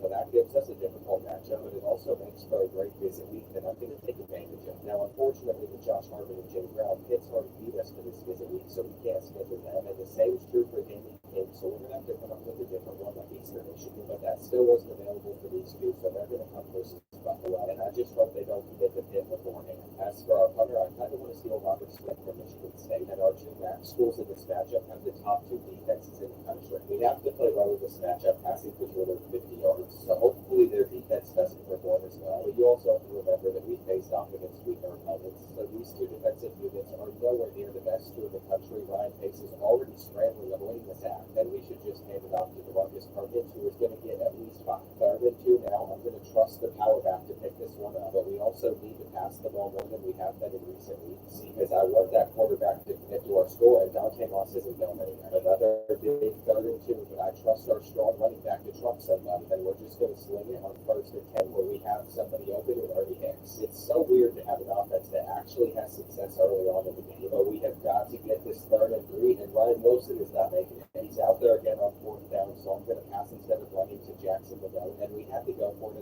situation because we've already got it down to like the 35. DeMarcus Perkins takes this handoff for a big game, and Bowling Green doesn't know what to do when it comes to stopping us. But Jackson Manoa dropped the ball, and I gotta say, he has not been performing like a 94 overall. It is 3rd and 6 now, where they're going with man-to-man coverage on Dante Moss, so we will take our touchdown to the sophomore wide receiver. But I gotta stop sending these extra points because the misses are ridiculous, and Byron Cooper's a junior now, so he should be nailing all of these. Johnson is not going to make the tackle on their own gap, which means they're going to move the chains. Now they're handing it back off to Wheeler. But we are all over the run, and we are in the zone on the 2nd and 10 where their quarterback's trying to run for the first, if he doesn't make it. I'm run committing on 3rd and 1, which didn't work anyway. And so far, our defense hasn't done anything to impress these distinct recruits. That's going to take us to the end of the first quarter, and it feels like it flew by so quick. On 2nd and 8, we could get the sack, and Goodwin came away with it. What a player Anthony Goodwin's been for us. We almost forced another one, and even though we didn't, they're punting us the ball back. So that is a great first stop from our defense. Andrew Monroe's going to take this return for almost nothing. But when it came to moving the ball on our opening drive, we didn't have any issues, and I'm hoping that the same can be true again on 2nd down. That's a sack, where our entire offensive line just got run through, and we're going to need a big throw out of Ryan Pace on 3rd and 17, where he looks over to Dante Moss, who dropped it. We tried our best on that possession, but Bowling Green has forced us to a 3 and out. At least we're going to get the bounce that we were looking for here, and I'm ready to fill that hole up with Drew Flynn, but they get us with the play action instead, and Wheeler's going to come away with a quarterback. Lucian Anderson III could be a little more difficult to stop for that guy, but he just threw for his first incompletion, and on 3rd down we stopped him. It's kind of crazy how fast time is flying by in this matchup, and I'm a little intimidated on 2nd and 5 because they were clearly about to send a blitz. We're just going to throw it up to Dante Moss, who is not going to moss that corner. He's actually going to miss it, and I've been wanting to take a deep shot all season, but I don't think we're going to have the speed to be successful doing it. It was a dumb mistake to try it, but nobody else was open, including Jackson Manoa, so I thought I'd try and let the sophomore make a play, but they have just thrown us deep over on that side of the field on Fred Miller, and Josh Wright's going to put Bowling Green up by 1 point. We felt like we had full control of this game, but it changed very quickly, and I need to run up the passing yards with Ryan Pace because right now he only has like 30 of them. Here on 1st and 10, they're not going to man-to-man coverage. It's zone, but they're not on Anthony Weber, thankfully, and there's still a minute left in the half, so we have time to run it. But I was hoping for a bigger game than that, and we are going to get it on this play as Perkins is broken free to the grid. I think we have to go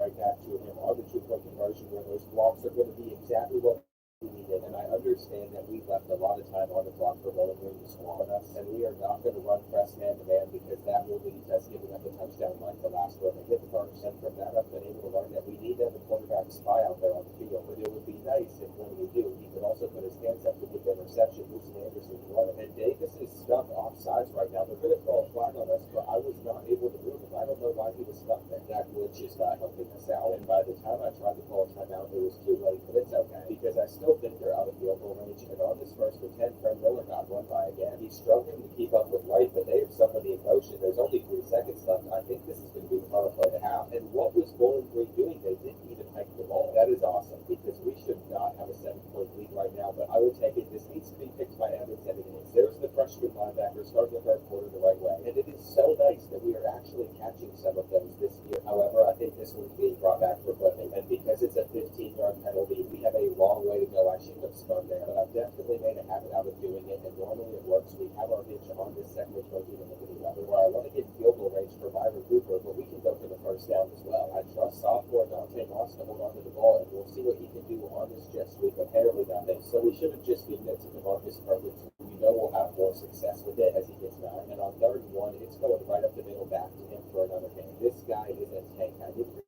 realize how good he might be, but it's helped Ryan Pace settle in and manage the game much better, where you can see that I am kicking these extra points. And if Bowling Green wants to stay in there, they're going to have to respond back on this drive, but I trust us to lock up. I should have gotten that ball to Drew Flynn, and I did. What a user interception from him. And the sophomore linebacker got all the way back to that ball, even though he's kind of chunky. We're just going to go ahead and punch it in at this point. Ryan Wilson took the handoff instead. And where's DeMarcus Perkins when you need him? Now he's out there, but it's 2nd and goal from the 5, which is very disappointing. And we are definitely kicking our field goal. If we can't get in here, but they picked us off, they read it like a book. And I was spamming next the second the ball was hiked, but there was a bit of a delay. That's a rough turnover from Ryan Pace, as we have deserved all 3 interceptions we've thrown this year, but Joel Johnson's getting another sack. And I still cannot believe that we couldn't finish off that last drive with a touchdown. Drew Flynn literally set us up to seal the game with a win, but we couldn't do it. So glad to see Fred Miller finally play up. And we have the ball back up by 14 with a minute and a half left in the 3rd quarter, so it should be good. DeMarcus Perkins is getting out of there again, and you know that he's going to get every last yard he can.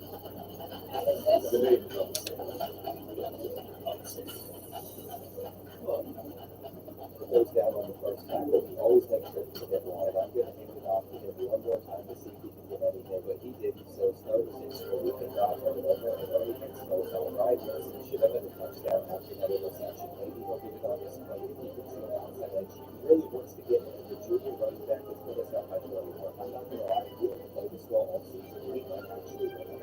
This year, because there's no way that we can't keep it at least close to every other team in our offense. At the end of the day, we're still a home game. The goal here is going to have to start possibly with success, but we get another interception, and Rocky Bowden is a player that never holds on to the football. I didn't even throw that interception slider that much, only by 10 points. So it's something that I don't think we can positive where we can catching everything. So I love the fact that we can actually play defense. We've also been making tackles, and I didn't touch that slider. That's going to be a first. So everything feels a lot more realistic now, and on this first one, so the Bowling Green hasn't been able to score for a very long time, but we cannot give up runs like this because it allows them to give up some momentum and there's a misstep. I think we can trust our head-to-head coverage to run it down in these situations. They had nothing, so they're trying to run. We might as well into a cover 3 on third and 8 when they're not going to respond. That means they have to go for it, and I'm sending 7 players at the quarterback. I don't want to give them any time. We close it deep, and that's what we want. Great defense, but rushing that small, and this is the point the game where I normally wouldn't show these plays. So you all said that you receive one play development, and Marcus is going to take this game off for another 10 yards for him. He's got almost 150 yards on the next one, but I'm continue to want to play it. Might not seem like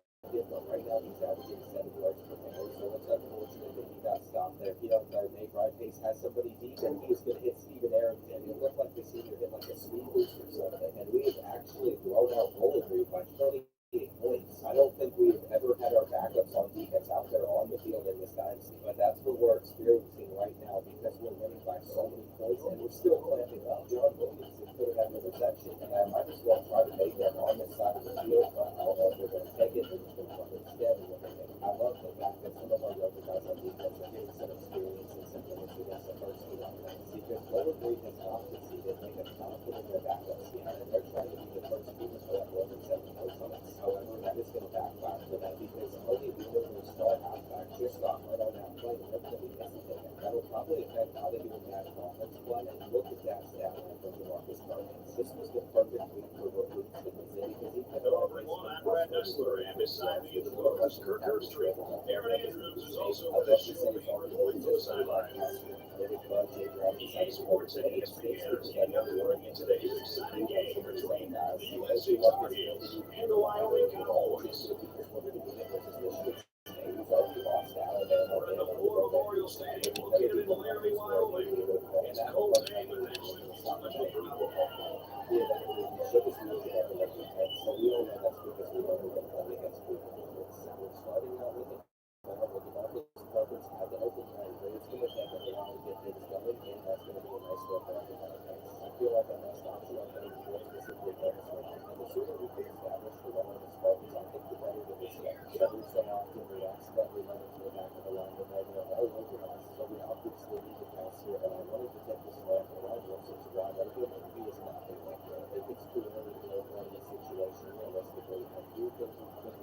It's just about the midway point of the football season, and these guys from the Big 12 are raring to go.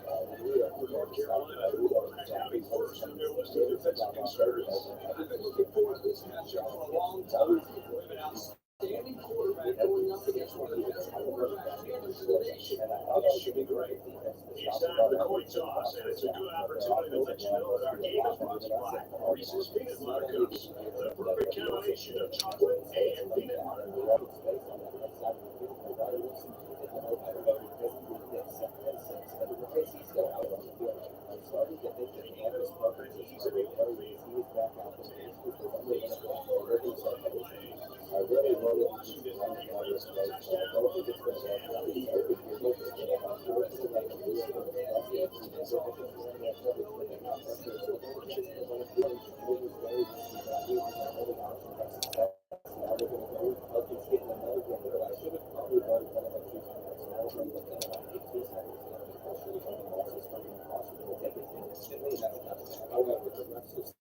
So the offense will stay on the field and attempt the 2-point conversion.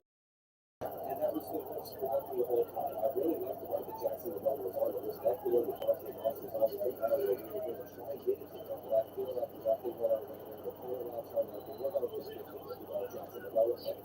We literally just dance but the Spartans get to come away with the right. Carolina devastated with the takes off and you get all that money. And say it's for just 24% to get restarted, and the offense will have the success of their field goal on the last drive.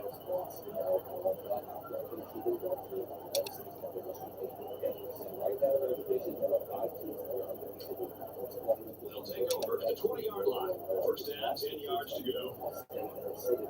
Empty backfield, quarterback in the gun, 5 wide receivers.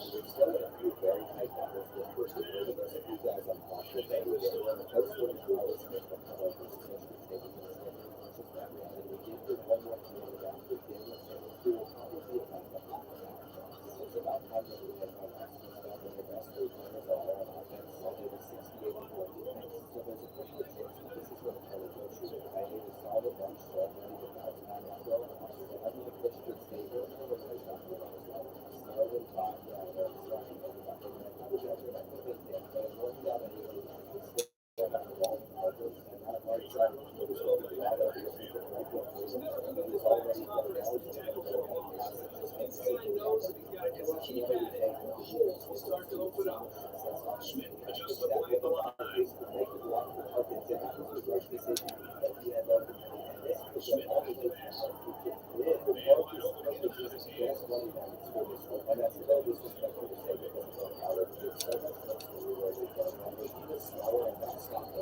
Third down now, they need to get it to the 22.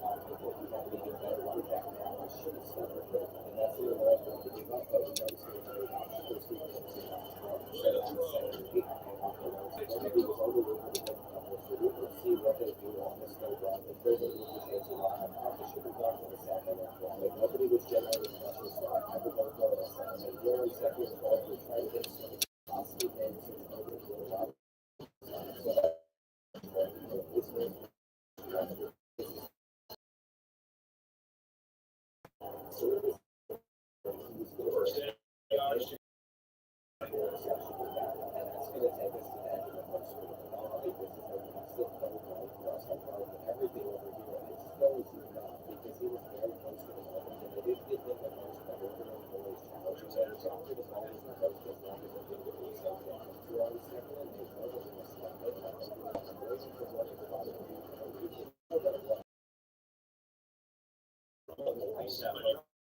it's first down.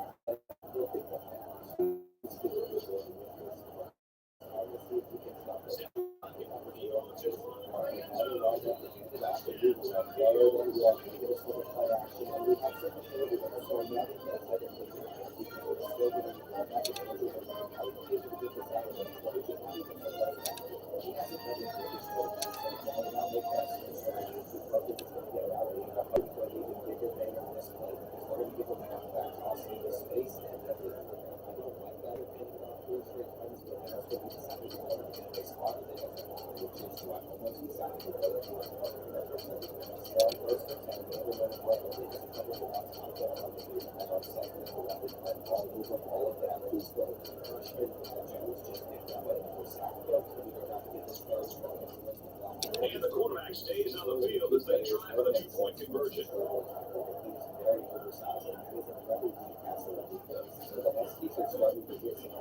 Washington on the inside handoff.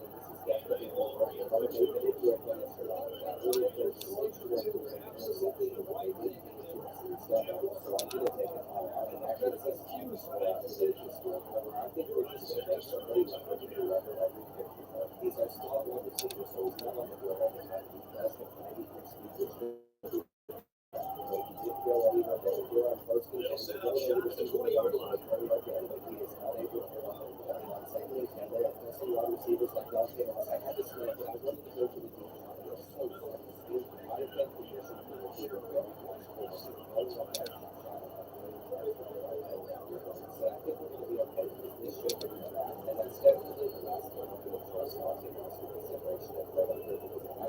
Especially since I'm pretty sure they just got field goal range itself. I guess this is a situation where it would make sense to put it up to that point of our offensive line. They give us enough time. And I'm going to go back to one of the ball because that's where we had one of our successful getting some great blocks here. Parker's is going to juke that guy out. There's one more minute, but he just got juked out there. And he's still out there.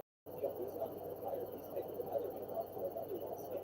point light bulbs that's got replaced in it. That's what we're talking about. So like these are like if he was, I think that goal got a touchdown. And we know the ball all over Michigan State, so there's no reason we can't do it. We have to trust our offensive line. Perkins is going to fit through the hole in this one, setting up a seven for us with that quarter route just got wide open from him with everything. We needed something like that. And Mike Wilson has a lengthy, but he didn't make the most out of it. Why is he still running it? I needed to see Perkins out there in this situation because he is the stronger halfback, and they know this to a full football. And I feel like we just got a lot of work here when we selected a full football play call. Please give us off the ticker. I was kind of worried that it gave Barber for Saturday.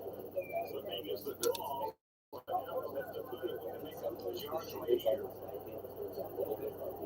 get used to it. You're on second and 5, but maybe this one might be the chance. I was 84 still going. Arizona was really bad. I did still think they're getting closer to the end zone, which is covered in fog right now. And like second and 8, covered and dropped this out of their back. That's who just puts the ball. So a penalty puts him back for first and long. So it's all for this one. Marcus Perkins is really tired, so he's not going to get down. He's coming inside of it on this way. It's back up and he's going to trick it. I am determined to keep it on the ground for as long as possible. But I just would be a great option because as a quarterback, he's in the pass. So that I refuse to go away from Brock Mason. It's not going to be easy. So we're going to have to pass the ball. As Perkins can somehow result. So I'm drawing up the quarterback for a start tight end.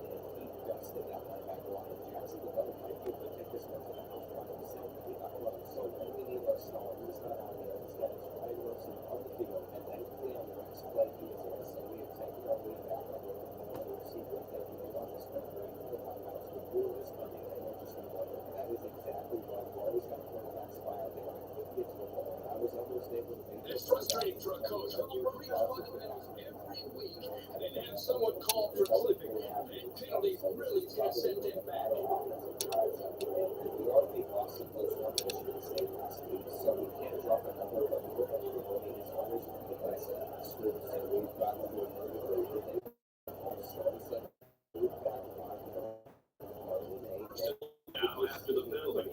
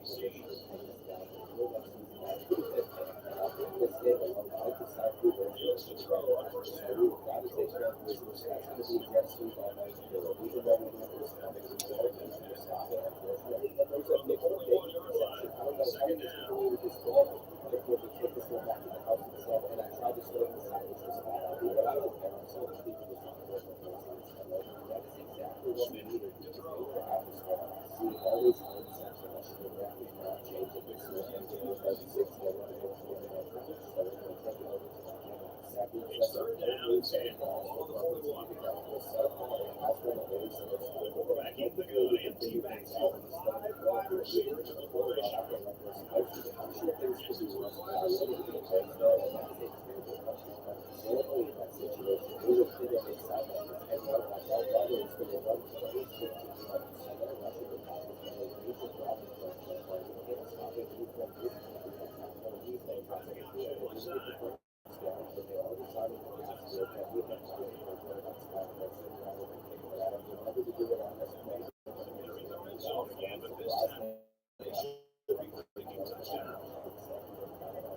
Smith doesn't like what he sees. And that's the issue of having a quarterback spot. Obviously, the stick with it, and they're going to pick up the This is a new situation. But they're working with coaches where they're shooting so much better. So we should be running like let's go bottom and they're not going to try and pass it. So that's what we're doing. That's the way they did it in our favor. Now we get better than that pass. And we did it wrong. Slow the head down and down. We have that now. We didn't know how to two guys take off some catches. And all we needed was something to go our way because now we can start establishing. It's taking a little bit longer than it was. These are the calls they try to cook your drink. Senseless penalties can sometimes be the difference between it's losing the game.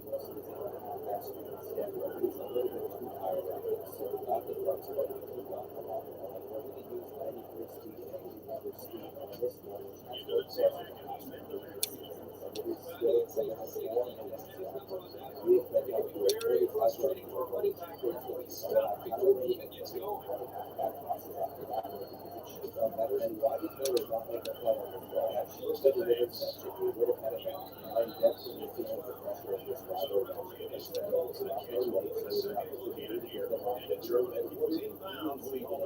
And it was happened so fast that it was very tough to tell if he was able to get a foot down or not.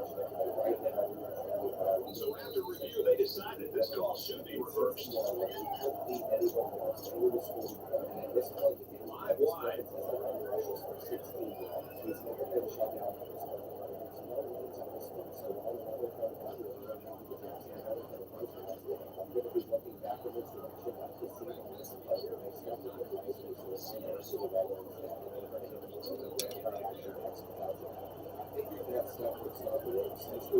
Line up for the field goal, and he can bring his team within a touchdown.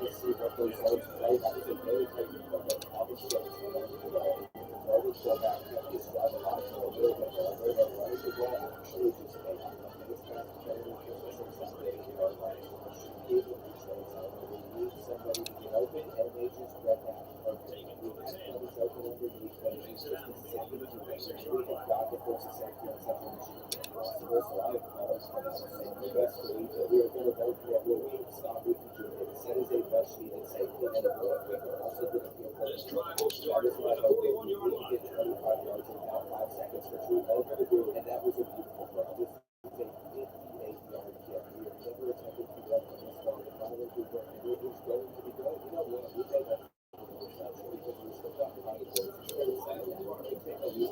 Second year, good. It's not what happened last time. I'm afraid we're going to have that cost and every other game. It's a ball. I was worried if we took the draft.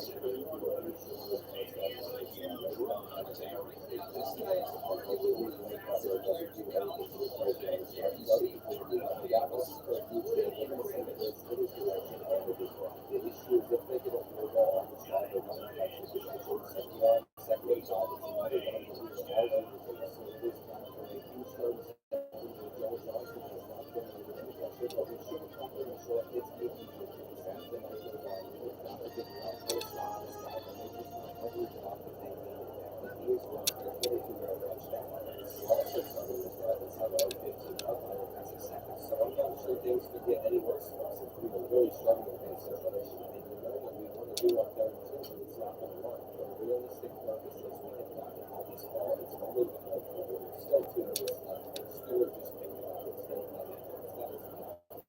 I hate to say it, but we're being outplayed right now. We're probably under pressure. We just got to bring it down. But I missed again. Get these to the crib, and I think the time has come where we actually lose to Central Michigan. Nothing has gone the way that I was hoping it would. We have got to get it out a lot quicker right now. And Stephen Arrington's also going to move out. And as one comes to an end, our final count in this game, UNC 36, Wyoming 6. This is actually having to throw the ball a lot, and that was almost something over the hit, but it wasn't wrong, so the drive stays alive. We needed people to pick up blocks the way they're supposed to, and that was almost Here's today's Reese's Perfect Play of Game, brought to you by Reese's Peanut Butter cups. Perfect combination of chocolate and peanut butter.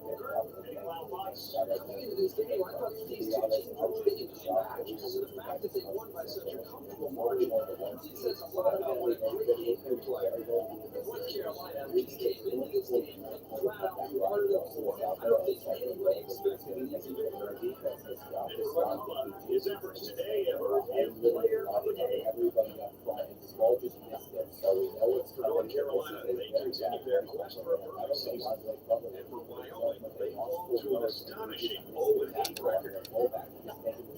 Thanks for joining us for another ncaa football clinic. For Kurt, Aaron, and everyone here at EA Sports, I'm Brad Nessler saying goodbye. We'll see you next time. Able to process it. I don't think any of our wide receivers could beat that. We actually had him, but he was kicking to his phone, and Perkins not being able to pick up 56 in time is going to play us. You're showing development, but he says, I just play out this time of quarter not in. So they can do this, but how to turn out your dog. So that makes it even more irritating because on Facebook, back then we have lost 2 Irish for the every touchdown. We're going to need some other teams to beat them if we want to make the national championship because we're still a kids. We could do that, and oh my gosh, this is, I don't think it's the usual thing, but we could still win the 90 to win out of conference play. And I just have to wonder who's going to beat Central Michigan because it sure is less than just going to run out the ball. Marcus Perkins has rushed 21 times for 30 yards, and he went from averaging 7 yards per carry to 2 of this.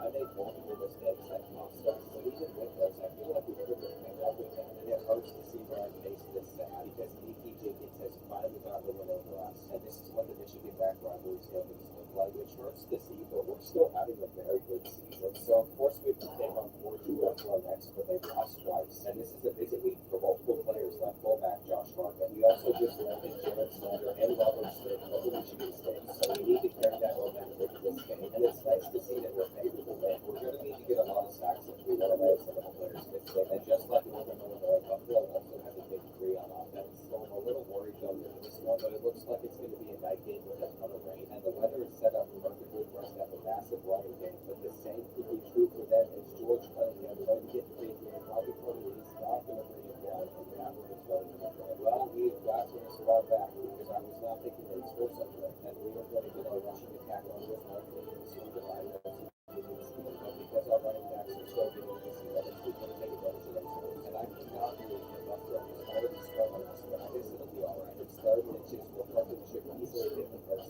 down for us, and it's right over. And I didn't even notice it was hit out there. You should see the open space on this one where we just